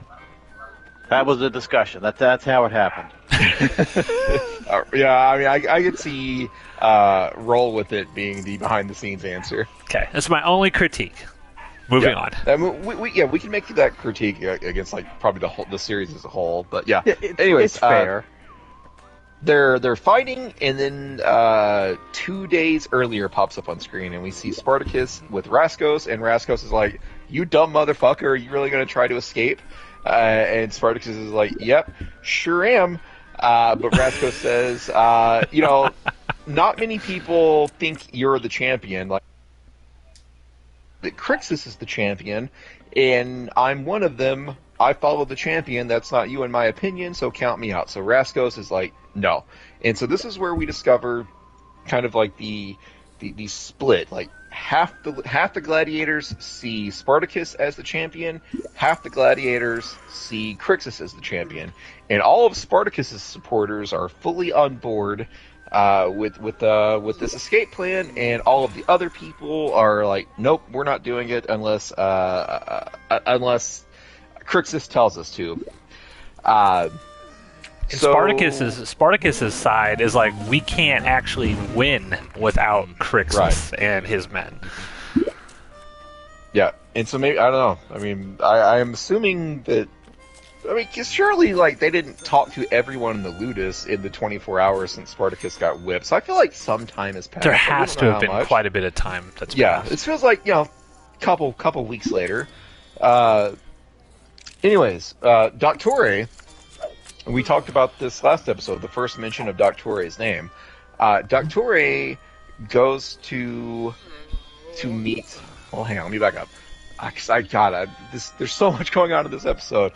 There's a moment where Batiatus says, "I keep giving people good news, and they can't handle it. Like they keep kind of treating me like crap." So I think the first instance is where he talks to Doctore. Doctore says,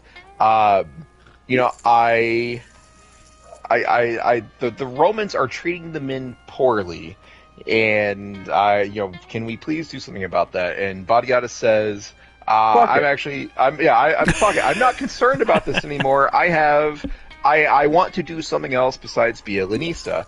And Doctore says, you would abandon your family's legacy. And Batiatus says, oh no, I have other ideas. Turns out, Batiatus was drawing up papers to free Oenomaus and put Oenomaus in charge of the Ludus. So Doctore was going to become the Lanista. He was going to become the Batiatus of this house here. And Oenomaus doesn't really react. And Batiatus is like, I thought you would be happy about this. And Oenomaus says, I thank you, but there's something that's concerning me. I've heard that Barca didn't grant his freedom. I heard that you killed him. And Batiatus takes a moment and he says, yes, I killed him, but I can explain. I sent Barca just to deliver a simple message to good Ovidius. Yes, I sent the Beast of Carthage to deliver a peaceful message. Just a peaceful message. Just, hey, how you doing? It's been so long since There were seen ya." flowers, there was a little puppy, there was nothing violent that could have possibly, and then suddenly there's a bloodbath. How was I to Yes. know? Barca, against my orders. I had nothing to do with this. I told Barca to deliver a message, but instead Barca slaughtered Ovidius and his entire fucking family. What I think is so interesting about this scene, though, is that it's very clear that Doctore and Badiatus have a very unique, special relationship. Like, Doctore is a slave, right? He's got no more standing or power in Badiatus's eyes in theory than Spartacus or anybody else. He's still a slave. But there's multiple times in this series where Doctore is like, "Hey, I need to talk to you, Badiatus, alone, without any guards present." And to Badiatus' credit, yes, he lies about the reason, but he does tell him, "Yeah, I had him killed." He could have said "No, who told you this? These are all lies. I would never do something like that, Onomaeus. I'm granting you my freedom." Badiatus is such a good liar. He knows such when a the good truth lay. helps him. Yeah. Yeah. Did you ever get the feeling that, because this, as smart as Onomaeus is, this interaction suddenly makes you think it's maybe he isn't that smart. Because I was like, why don't you wait? Weird bullshit. I was actually more thinking, let's wait until the papers are signed before you bring this up to him. Let's just hold off till the papers are signed. Don't ask these questions yet. In the last episode, we mentioned that the showrunners intended to never use the name Onomaeus until this point, because I guess that would be a historical spoiler, because I guess Onomaeus gets away, and so by just calling him Doctore, becomes one of over the main and over generals. again. But Onomaeus, there were four main generals for the Spartacus War, historically speaking. So you have Spartacus himself, two Celts, one of them named Gannicus, the other named Crixus, and one guy named Onomaeus, or Onimus, depending on how you pronounce it. And Onimus dies very early on into the Spartacus War. Spoilers, guys. Listen. Anyway, Season 2 is going to get sad.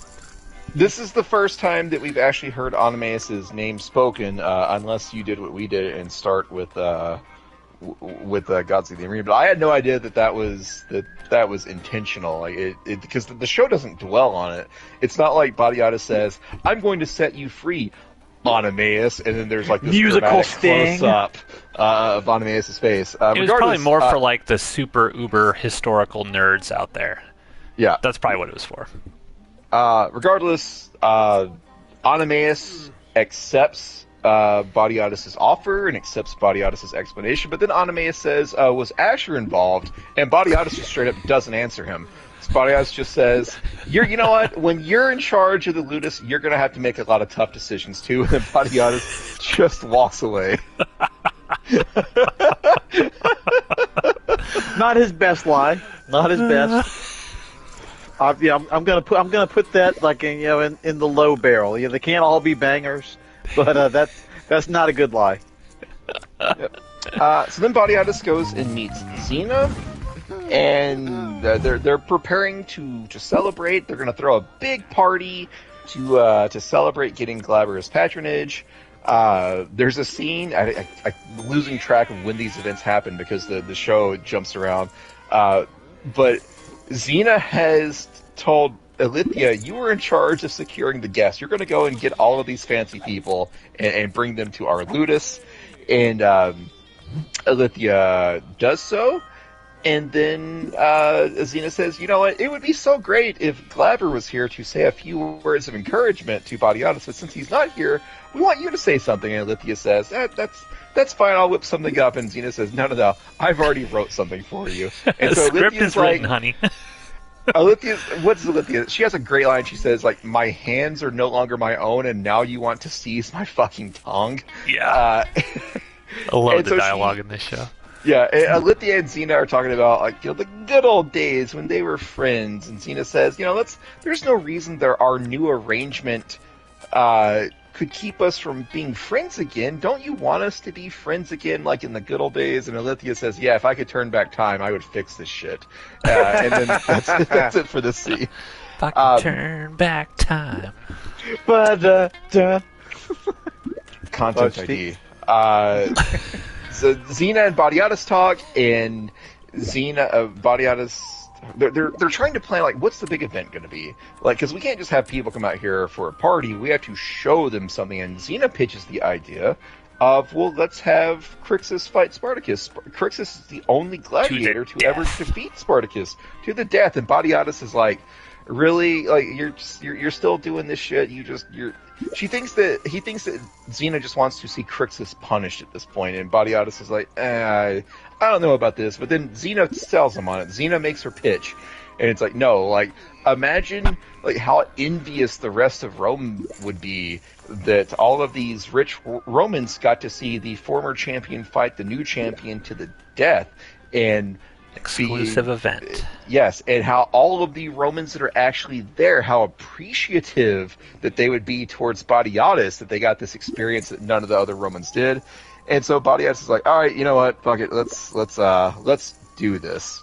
Son of a bitch, so I'm in. That is the plan. That's the fight that we keep bouncing back and forth between. Crixus and Spartacus are fighting to the death. I'm trying to think. God, at what point does this episode return to the present? There's 2 or 3 times where we see Spartacus and Crixus fighting, and Spartacus is just trying to. Crixus is still not convinced, and so Spartacus is trying to talk Crixus into joining his cause. And Spartacus is also trying to delay the fight because he tells Mira, I need you to open the gates so that we can get out when it's time to get out. And so he keeps looking up at Mira, and Mira she shakes her head, no, it's not open yet. And so Spartacus has to keep dragging out this fight with Crixus.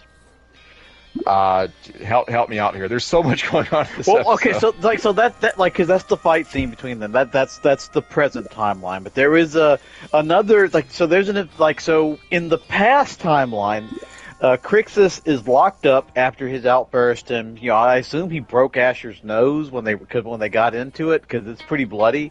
But so Crixus is locked up.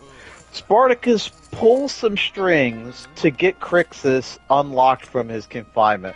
Because, as Steve mentioned earlier, none of the Gauls are going along with him. Apparently, most of the gladiators in the Ludus, about half of them, are Gauls. So they go with Crixus. So they're all on, Crixus' side. So Spartacus is like, I need to get him out so I can try and convince him. So this is in the past timeline. And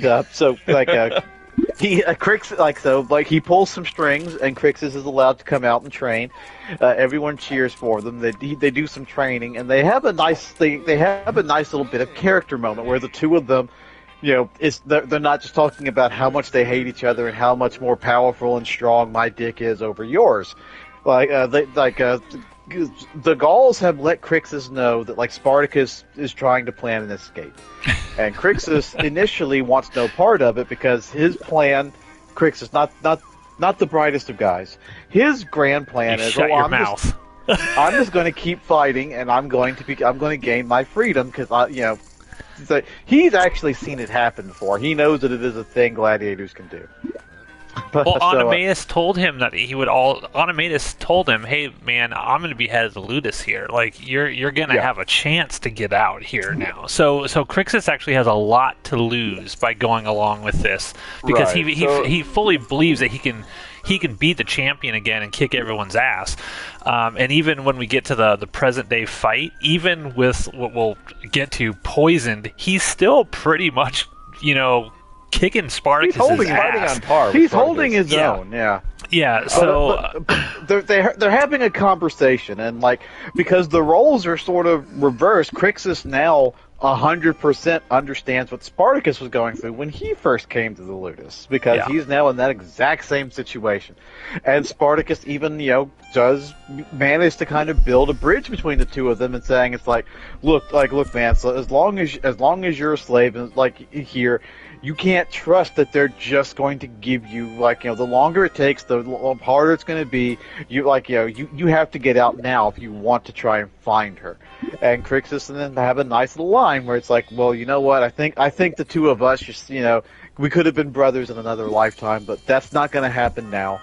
And they make an agreement that, if we're going to fight to the death. If I win. Well, if Spartacus wins, you're gonna search for Naevia. And Spartacus says, okay, yeah, sure. And if Crixus wins, he's gonna make sure that Batiatus dies at some point. Which, I don't know why he would do that, because that guarantees he never gets Naevia back. But he agrees to this. And so they, Crixus is kind of dumb, but they power Shut handshake your on mouth. it. It's not the same kind of awesome, amazing handshake like Forearm in movie Predator. Forearm shake. Well, it's not the Predator handshake, the handshake that all handshakes are based off of, but it's up there. I'll give you that. It's high up there. Yeah, so I think it's instead of trying to keep up with the bouncing back and forth, I'm just going to tell you what happens in the past. Spartacus is told you're going to fight Crixus, and Spartacus. The whole point of the past part, the whole point of the past timeline here is Spartacus is looking for an opportunity to talk to Crixus so that he can convince Crixus. And so when Batiatus says, hey, you're going to fight Crixus for the amusement of everyone, Spartacus says, well, yeah, that's a good idea, but I don't want to fight a weak Crixus. I want to fight Crixus in his prime, so let Crixus start training, and that takes us to where Ronan described. Spartacus, Congratulations, you have 1 day to train. Yeah. Spartacus and Crixus have their heart-to-heart. They make the promises to each other. And so that's one of the big hurdles that Spartacus has to get past is trying to figure out, is Crixus on my side or not? And you don't find out if he is until the end. Another thing that happens in the past is another thing. There's so many things. There's a lot of things that are happening in the past here. In this same scene where Spartacus says, I want Crixus to be able to train, Batiatus tries to dismiss him, and Spartacus says, actually, there's something else I want more than sleep. And so Mira gets sent to Spartacus's room, and Mira's like, are you fucking serious? You can't escape. It's ridiculous. That's a stupid idea. But Spartacus convinces her that, we're doing this. And so Mira says, all right, I'm going to help you escape, but in return, I want you to pretend that I'm your wife and have sex with me. And all I can think is, how unlucky can one man be? A couple of episodes ago, he had to fuck Viva Bianca, and now he has, for the sake of the rebellion, he has to fuck Katrina Law. I don't know what Spartacus did to piss off the gods of ancient Rome, but they must really not like him. It's a fate worse than death. Spartacus says... Now, Stephen tonight on the audio commentary said that there was a huge uproar online with Spartacus fans that they had Mira do this, because a lot of people thought that Spartacus, because he's doing this for his wife, essentially, that Spartacus would not do this, and that she was sort of bribing him into having sex with her, and it was looked at as problematic in some ways. I mean, it probably is. Where's Rachel? Rachel likes the show. Where is she? Yeah. Anyways, Spartacus says, "Aw, shucks, for the rebellion." I guess so. If I must. We haven't talked about Asher yet this episode. Batiatus and Xena want to make sure that Crixus loses, and so their plan is to poison Crixus, and they're very specific. It's like, we don't want it to kill Crixus, we don't want him to be knocked out, we just want him to be just a little off, just a little weak, to basically just guarantee that that Spartacus will win. Aurelia, of all people, uncovers the plot and informs Spartacus. She thinks Spartacus is in on it, and Spartacus is like, I had no fucking idea. Spartacus also takes the time to actually tell Aurelia, finally, I don't know why it took this long, but he finally tells Aurelia, Numerius, the kid that we all hate, he's the one that ordered me to kill Spartacus. The luckiest Aurelia, kid alive. Aurelia, like, she still hates Spartacus, but now she's kind of got doubts. She knows the seed has been planted in her mind. Fault. Yeah, but she tells Spartacus that even if you didn't know that Crixus was being poisoned, I still want him to kill you because you killed Vero. I mean, it tracks. Fair enough. Asher tries to put the moves on Aurelia, but Katrina Law, Mira, saves her. Is there anything else? Okay, so there's one other scene in the past that I think is worth talking about, and that is Crixus is just about to drink his cup of like poison water, but then Xena comes out, and Xena's in his cell while Crixus is chained up, and Xena, when they make the plan to kill Crixus, Xena hesitates, and Badiatus like can tell that she's hesitating, and he's like, "Are you fucking done with this or not?" He wants her to just move beyond Crixus, and she keeps saying that her hesitation is just because she's anxious to just get it done. And Badiatus seems to either accepts it or he just doesn't care because he knows that Crixus is going to be dead soon. But Xena does finally go to Crixus and admit that she is hesitating because she still has feelings for Crixus. Not only does she have feelings for Crixus still, she believes that she is carrying Crixus's baby. And so she goes to Crixus and tries to tell him, like, just tell me that Navia didn't mean anything. Tell me that you're just a stupid man, and when you were presented with the opportunity to fuck someone, you took it. Basically, tell me that you want things to go back to how they were, and I will accept you back, and, you can be a part of your kid's life. And Crixus tells her that, there was a time that I thought about having kids with Navia, and it shuts Xena down, and Xena goes to walk away, and Crixus has the cup of poison to his lips, and Xena says, "Crixus!" And he stops drinking, and there's a moment where you're like, is she going to warn him? What's she going to do? And she says, I didn't want things to end this way. And then she allows Crixus to drink the poison water. Now, do you remember, like, when Badiatus is telling Asher, is like, hey, just a couple drops of this shit, because we don't want to... He pours the whole fucking thing in there! He just puts the whole fucking thing in there. That's why I was like, God damn, Crixus is fucking badass. If he's, like, putting up this much of a fight with this poison, like, going through his whole system. Is there anything else we need to talk about from the past of this show? Because this show flips back and forth between past and present like 4 times. And it works. I'm doing it a disservice right now because it's a lot to keep track of. But is there anything else from the past of the episode that we want to talk about before we get to this final fight between Spartacus and Crixus?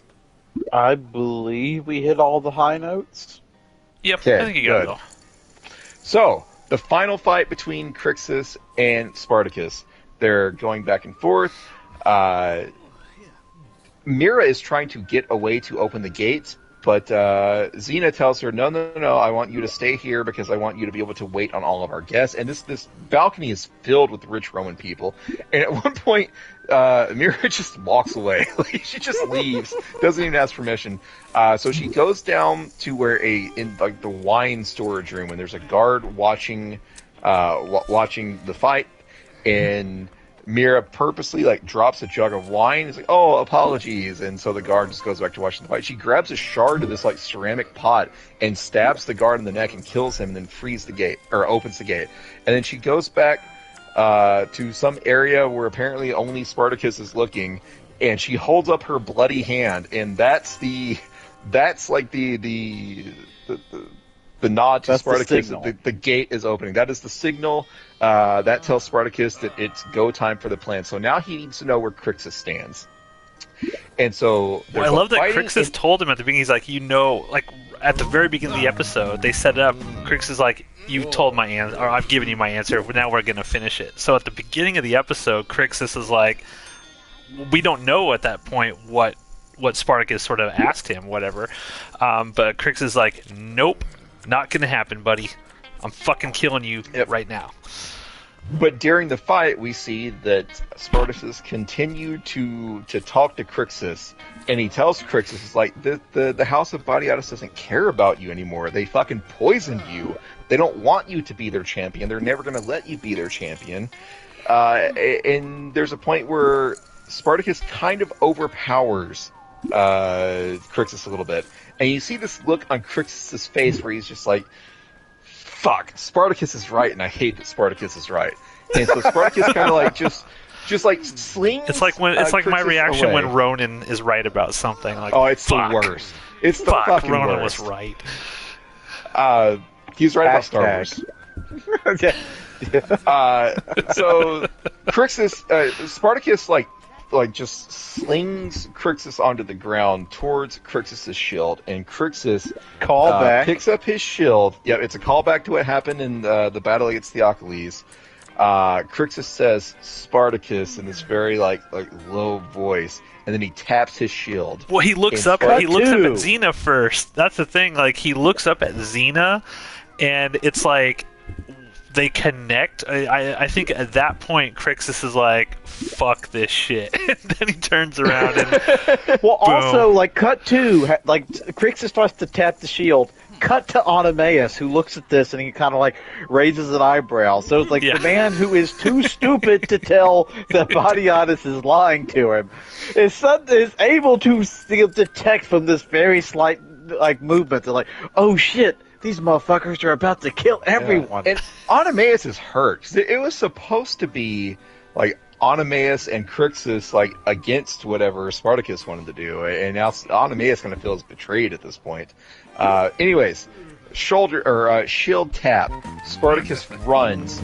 He jumps up. He leaps off the shield that Crixus is holding, and Awesome Spartacus shot. jumps into the balcony and he's aiming for Batiatus, but Batiatus pulls another Roman in front of him, and so Spartacus stabs this Roman through the head, and Spartacus gets ready to fight again. And so Spartacus reaches back and he swings the sword towards Batiatus, and then you hear the crack of a whip, and Onomaus grabs Spartacus' sword arm and stops him, and then Crixus runs up and jumps in the air like he's about to fucking do a windmill dunk, and he slices the whip in half. And so now Spartacus is in the balcony killing Romans, and Asher gets pitched over to the side with the body of this first dead Roman. And then Crixus yells, "Kill them all!" And so all of the gladiators go. They're still chained up. It doesn't matter. They fucking full send towards Batiatus' guards, as well as the troops of Legatus Glaber, and it's a fucking fight. And I it's give great. Crixus some shit. It may seem like, I'm hating on Crixus. Crixus sucks. No, Crixus is great. I do it to troll Matt. But it's like, but to give Crixus his props, there are two great shout dialogue scenes in this episode, and both of them come from Crixus, and that one shout of "kill them all!" It's just a great, like, yeah, that's right, do it, chop down the chains of evil. And he's got another one coming up in about 3-4 minutes or so from this point. Yeah, so so Spartacus is up in the villa, trying to kill Romans on his way to Batiatus. And all of the gladiators are still down in, like, the Ludus area. And Onomaus goes to Crixus. Is like, what the fuck are you doing? We were supposed to bring honor back to this house. And Crixus There's says... a gladiator, I don't want to cut you off, a gladiator for some reason decides he's going to try and take on Onomaus. And he doesn't even look at him. He just grabs his arm and just kind of tosses him to the side while we're walking through this pile of fighting. Just have this conversation with Crixus. There's just no fucks given. Every part of this is great. But Onomaus confronts Crixus, is like, what the fuck? We were going to bring honor back to this house. And Crixus says there is no honor in this house anymore. Like, Batiatus killed Spartacus' wife. And that shakes Onomaus. Like, he doesn't know what to do. But when there's a guard coming up behind Crixus, Onomaus grabs a weapon, and grabs a sword, and throws it and kills the guard. And Crixus yells, you honor us. Like, Ronan, what's the line that Crixus yells? Pass. What? All right, never mind. Rona, you set it up like you had this big line that you wanted to yell from Crixus, but whatever. I think he's talking about the one later on with Lucretia, right? It's the second one with Lucretia. Yeah. Oh, I was thinking about like where he tells he very sternly tells Anameus like you need to be honoring us, but that's fine. So shit. There's two fights going on. There's gladiators fighting down in the Ludus. Spartacus is up top trying to kill Romans, and Badiatus gets into this room with all of the other surviving Romans, and Badiatus is like, everyone calm down. Everything is under control. It's just another Tuesday. Don't worry about it. But it was just in fact a slave rebellion. And Xena's like, where the fuck is Alithia? And she tells Alithia, like, get your men in here and fucking handle this. And Alithia gets this big smile on her face and kisses Xena. And it's those kisses, man. Alithia says, I will make sure that you are properly attended to. And Alithia leaves. And she goes out to her husband's men and is like, bar the fucking door. Don't let any fuckers out. I love Alithia. Oh, she's great. And the guard says, one of her friends is running up to her too. It's like while they're shutting the door, turns back, gives her the most wickedly evil grin as the door closes. Was that one of the friends that were making fun of her several episodes ago? All right. Yeah, with like Hinia or whatever. So there's a guard that. There's a guard that says to Alithia, like, what about the guests? And Alithia just turns on him and it's like, I am the fucking Legatus wife. Shut the door. And they do it, and they close the door.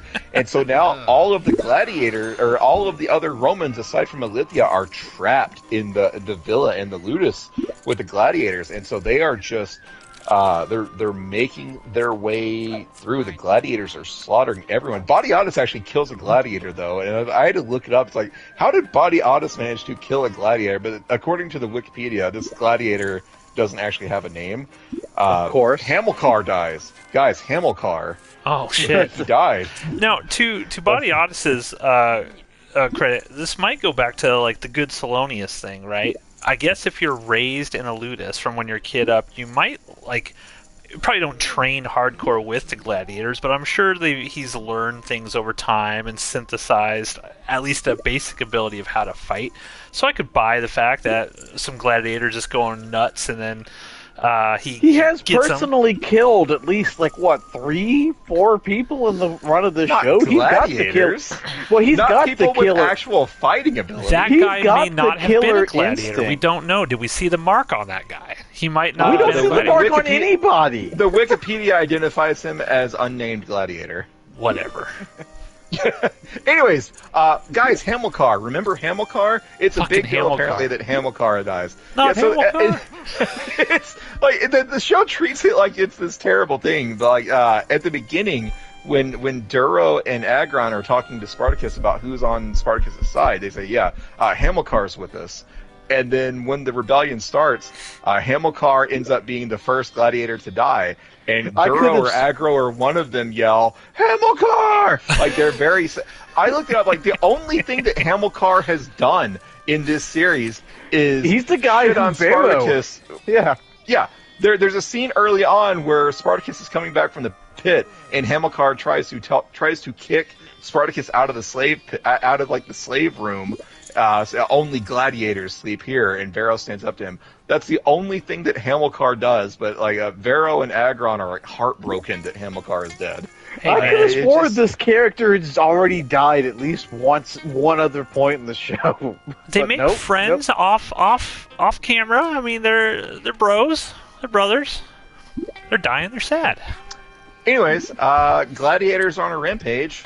Crixus hunts down Xena and Ronan. Is there anything you'd like to say about this scene? Yeah, this is probably the best shout line. Like, if you're going to deliver dialogue in forceful shouting, this is the scene you watch because he just walks up to her and he has this very uneasy kind of like, quietness to him. It's like, where did you send off Navia? And just suddenly, from this low tone, just explodes into the most forceful, violent eruption of rage and anger that could possibly happen within the span of like half a second. Just screams, "War!" This anger and force. It was great. Manu Bennett is incredible in this episode. He's even in the last episode, just the acting, like when he's crying with Navy at the end, and here where he's just full rage. I mean, excellent acting by Manu Bennett. Yeah. It's like there's a reason why of all the people in this show, I think he's the like. I unfortunately I don't think he's done that much. Like I know he was in like Hobbit. He was like they put him in that Arrow show where he was a Deathstroke.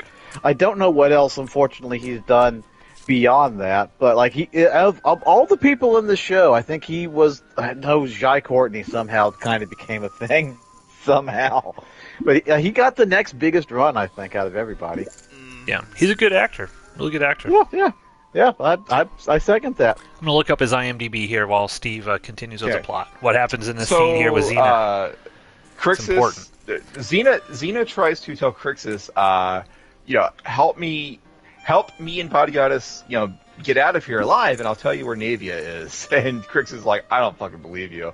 Yeah. And so then Xena tries to use the fact that she's pregnant with, according to her, Crixus's kid. And Crixus tells her, I would rather the kid die than you be its mother. And so watch it suckle. I think he says, "Watch it suck your breast" or something. Yes, that is such a cold line, man. And then he stabs her in the stomach, but he doesn't just like whip the sword in there. It's a slow pushes the sword into her stomach. And so then, prior to this, though. One character we forgot about prior to this. Wait! Before you get there, can I tell you something about this scene in particular from the audio commentary? So Stephen DeKnight said that from the very beginning of the show, he kept trying to tell Stars, this is how I want it to end. I want Lucy Lawless to get stabbed in the womb by Crixus. That's how she's got to die. And Stars kept saying, no, we love Lucy Lawless. You got to have her in the next season. We don't want her to die. And he kept saying, no, she's got to die. This is the story. This is how it goes. And they wouldn't let him do it. So he's like, okay, let's go ahead and start, but we'll bring her back. We won't actually kill her off. So we'll stab the womb. The baby will die, but that's how she will, sort of spoiler, live to the next one. Stabs to the stomach are real hit and miss as to whether or not they're fatal in this show. Because not 5 minutes before this, Duro got stabbed in the stomach and died. Well, it went way through him. I mean, that was... I was about to say, like, that wasn't, like, that was kind of a, violently impaled. I don't know. I feel like stabs to the gut are real hit and miss. I guess it depends on where in the gut you stab them. Anyways, Xena has been stabbed. Her baby is presumably dead. And then we see, prior to this, though, we saw Aurelia. And Xena, it's like Body Goddess, Xena, Aurelia, and Numerius. And they're trying to flee. And Xena tells Aurelia to take Numerius and hide somewhere. Stay out of sight. I'm going to go find Body Goddess. And so Aurelia takes the kid into a secluded room, and she says, is it true that you're the one that ordered Vero killed? And this kid next to this kid's just like, oh, who cares about Vero? He was weak. Well, he says he was nothing. He deserved it. Like, he was worthless. Like, who gives a fuck about Vero? Yeah, and Aurelia starts crying. She's like, what did you know about him? What did you know about... Her spirit snaps like a Twix bar. Yes. You watch it happen. This acting is amazing. This actress was so good in this scene here. Yeah, so she's like, what... she's telling the kid, it's like, you're talking about... you're talking about Vero like you actually knew anything about him. Like, you didn't know Vero the parent. You didn't know Vero the husband that would kiss my cheek when I cry and sang to our baby when he was trying to sleep. Vero may not have been perfect, but he was mine. And she has this knife, and she just stabs the fuck out of Numerius multiple times while yelling, "He was mine, he was mine, he was mine." It's fucking great. The actress did a fantastic job in this scene. And Spartacus finds her, and they stop. It's done. You got it. And then Oenomaus shows up, and Oenomaus and Spartacus kind of nod at each other. We forgot to mention what Oenomaus was doing I'm getting there, you piece of shit. Get to it now, faster, do it. I will say before you move there was actually a scene shot where Oenomaus saved Spartacus from death right there, where it was one of the guards had come up after Spartacus had actually saved or pulled Aurelia back and was trying to hold her. A guard was coming up and was about to stab Spartacus to death, and Oenomaus saves him, and then they cut it out. They cut it out of the show. Yeah. Well, in the scene that we get, Oenomaus is just told to watch after Aurelia, and presumably he will. But before this, when Oenomaus was told that, Badiatus sucks, Badiatus screws over everyone, there is no honor here, Oenomaus says, well, might as well go kill Asher. And so he goes and finds Asher. And he tells Asher, remember when I told you that if I learned that there was anything more to Barca's disappearance than what you told me, we would have a problem? It's like, well, I know that Barca is dead. And so Asher tries to defend himself, and Oenomaus says, you lie to just shuts him up. Like, you lie to everyone you talk to. Do not fucking, try to weasel your way out of this. And so they have a sword fight. And Asher is no match whatsoever for Oenomaus.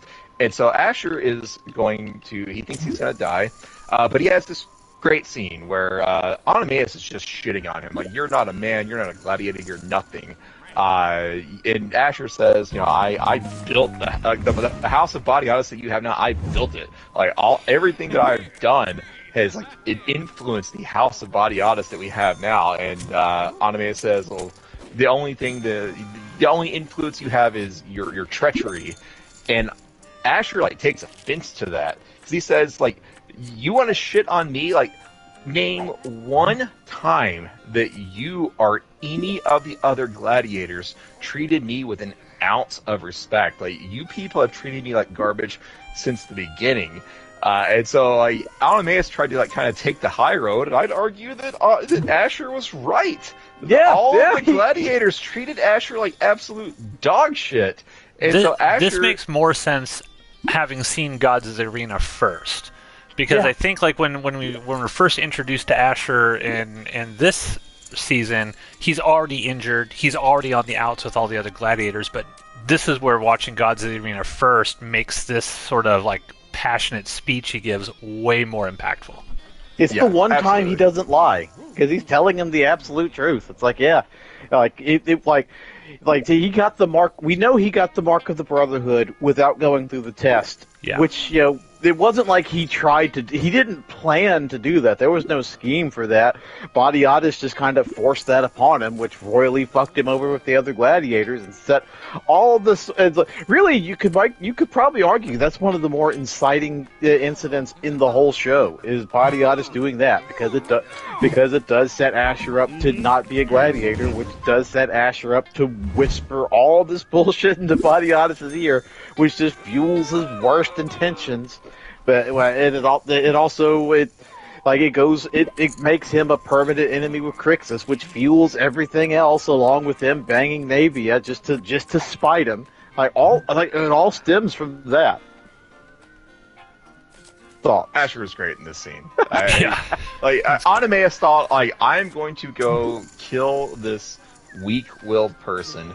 And Asher cannot beat Oenomaus in a fight, but when it comes to, justifying the way that Asher's done, justifying what Asher has done, Asher holds his own, because everything he says to Oenomaus about, you people treated me like shit, he's absolutely right about. Well, basically, Asher's also telling Oenomaus here is he literally says all the Marvel, everything that this house has now gotten, right? Because Animaeus, he's always wanted to restore glory to the Ludus. Well, now that Ludus has glory, and I just love how Asher is just basically, that's all because of me. Everything that I've done, that's why we have all these nice things, and that's why, you know, Badiatus is getting patronage, and that's why this house that you love so much is elevated. It's not because of anything you did. It's because of all of the shit that I did. It's great. He has a great 100%. line where he says, "Every beam, every stone in this house Yeah. bears the mark of Asher," and he starts Yeah. pointing at his chest. Yep. That's a cool name So for a Asher- band, the Mark of Asher. Asher holds his own verbally, but of course he cannot take Animaeus in a fight, and so Animaeus This is beats him. and then one-handed knocking him away. Yeah, Asher starts like crying, and he's like, I know that I've lost. I just want you to kill me as you would a gladiator. Grant me this last kindness." And Animaeus says, "Okay, fine." Animaeus, smartest man alive. Besides, Animaeus believes that Asher is done being a fuck, and so Asher gets down on his knees. Animaeus has the sword above his head. He's going to kill Asher as he would a gladiator. And then Asher stabs Animaeus in the leg and runs away. And hides under a dead gladiator. Yeah, dead and guy. Animaeus is like livid, so he runs out of the room they were in, yelling for Asher. And Animaeus like exits the screen, and then we see Asher crawl out from a couple of bodies he hit himself under. Asher is so good in this. All right, is there anything else that we need to talk? Any other important gladiator that we need to discuss before we talk about the actual final scenes? no, think no, so. I think we hit all the important notes there. All right, so we talked about Crixus and Xena and Aurelia, Numerius. What's Spartacus up to? What's Badiatus up to? Well, Badiatus is basically surrounded by gladiators, and he's got a sword, and he's trying. He's got to put up a fight against anyone that comes near him. Then Spartacus shows up. I love that Animaeus tells Spartacus before this, is like, what, how many more people have to die here? Like, are we done yet? Can we go now? And Spartacus is like, just one more. Well, just one more. And when Spartacus gets in that room, I love that all the other gladiators are not taking out Badiatus. Like, they're just holding him there for Spartacus to take him out. And I thought that was great. They know what's up.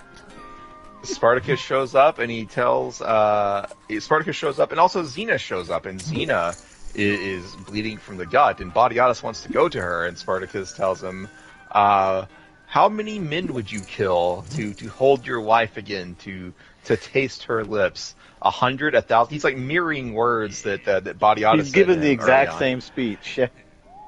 And Badiatus just throws down his sword. Like, he knows that there is no way that he can beat Spartacus. But he tells Spartacus, is like, "I fucking made you.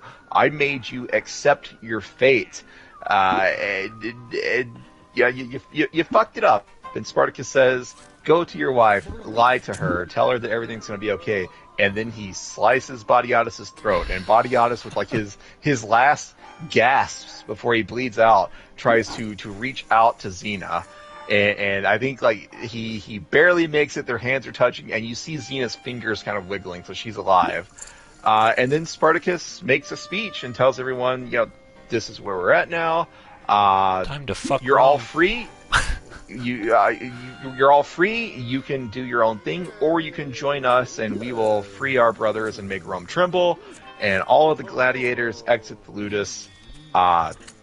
Fantastic episode. Fantastic season, starting with the pit. Now, interestingly enough about this last scene, Stephen DeKnight says in the audio commentary that there's no historical record for Badiatus dying during this, and they sort of tossed around the idea of like Badiatus not dying, but then they're like, well, he has to. For the story that they're telling, he has to. And then he's like, and by the way, we only had John Hannah for 1 year, and that was it. So he's like, they kind of had to kill him at that point in time. So, but yeah, Xena was supposed to die as well. But she lives on. And I echo what you said. This is an incredible finale. What I said at the beginning of this episode was like, geez, does this live up to one of the best sort of season finales I've ever seen? 1,000%. I think this is an incredibly satisfying. I love like the back and forth throughout sort of time shifts here leading up to the battle, and it's sort of playing with our expectations of what's going on. I think the acting is just incredible from everybody. Even sort of like the minor characters like Aurelia. So good. It's got all those moments that makes you just love the show, the reasons why you love the show, but then it has all that emotional weight and impact. 11 out of 10. This is probably my favorite episode of the season. Just overall, because it has so much gravity to what's happening with all the characters, and my boy Crixus, fucking badass. Love it. Yeah, I like it because this is supposed to be the big Spartacus moment. Like he's gonna get revenge on most of the people who have wronged him. He still has to deal with Glabber, but it's like Badiat is like de facto the main guy. So you would figure this would be like a more Spartacus kind of century-old episode, but no, I would I would more make the argument that this is more of a Crixus episode. He gets most of like the big kind of acting moments and stuff. The last Spartacus two episodes just kind of chops. Yeah, Spartacus just chops people up. Not to say Crixus doesn't do that either, but Crixus gets the big, heavy acting scenes, with the exception of that last speech, where Spartacus is like, giving Badiatus a speech and then talks to all the slaves and the ludus, basically letting them know it's like, I know a lot of you guys didn't want this to happen, but it's done. I did this because it is right, because it is just. Blood demands blood. And Stephen DeKnight says in the audio commentary that when they originally were sort of writing the final script here, they had no idea whether or not Starz was going to renew them for a season 2. And originally, like, there was no big final speech or anything. It was basically like all the gladiators just sort of escape through the gates at the very end. And he actually wrote that speech in there because he's like, I have to do something in case we get canceled, that it sort of ends on a, we're going to go do this, or you guys can go be free and go do this other thing, but, we're going to make Rome tremble. If they wouldn't have done anything at all, I would have just kind of left it hanging as to what happened to all these characters, so he kind of had to write that final speech in there for Spartacus. Ronan, your thoughts on this finale? Great finale, great show. As I've alluded to before, great show. Okay. A man of few words. But yeah, so that was the first season. First full season, Spartacus, Blood and Sand. Next, ladies and gentlemen, we get into Spartacus Vengeance. And this is going to follow basically what happens to all of our favorite gladiators immediately after the events of this. They've just escaped the ludus. They've killed 1,000 amazing, high-up Romans. There's going to be some repercussions from that. We're also probably going to talk about on the next episode dealing with the sadness that Andy Whitfield... The elephant in the room? Yeah. Yes. Of the new guy? Yeah. So... if you haven't seen the season 2 of Spartacus, basically Andy Whitfield, he got cancer and he passed away in between this and when they sort of made that. So we have a new guy as Spartacus. So we'll definitely talk about our thoughts and feelings. So I love Andy Whitfield in this role. I think he is perfect. And how we feel about the new guy who pops in, and can he sort of fill Andy Whitfield's sandals, as it were. But yeah. That's all we got. Thank you, ladies and gentlemen. What? Guys, all in blind. It's that time. God damn it. I'm doing it. All in blind. Okay. Man, I had so much money too. Fuck. Fine. How much do I have? I have 34,000 chips, and Steve's making us do this. All right. For Andy Whitfield. Hey, you're free men. You don't have the mark of the Brotherhood. You can do whatever the fuck you want. No, we're your Go slaves. your own way, you can join me. You son of a bitch. You know exactly what you're fucking doing there with this nonsense. There it is. I'm all in. Gosh. All right, come on. Are you in at Pineapple Shirt? Oh, you pussy. Okay, here we go. I busted out oh, you little bitch! I have not done good tonight. Pair of fours. Take cocks in hand. Come on, give me fours. Oh. Ooh, no! No! 9-3. No. I got a 6. I got a 6. I need a 4. Oh, well, there's not a a 4. 9. Oh no, that's for him. That's the other guy. Oh, the ace. I think I got the side pot. I think. Yeah, I just lost a lot of money right there. You know, you win some, you lose some. Oh my Nope, But at gosh. least I Busted out. took you down with me. I want to see like how many chips I have left here after all of that. Did I lose a lot?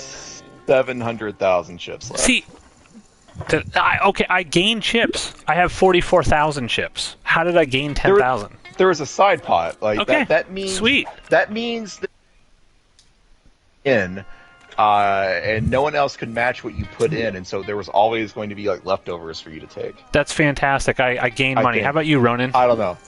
I lost everything. And with that, we'll see you next Thursday.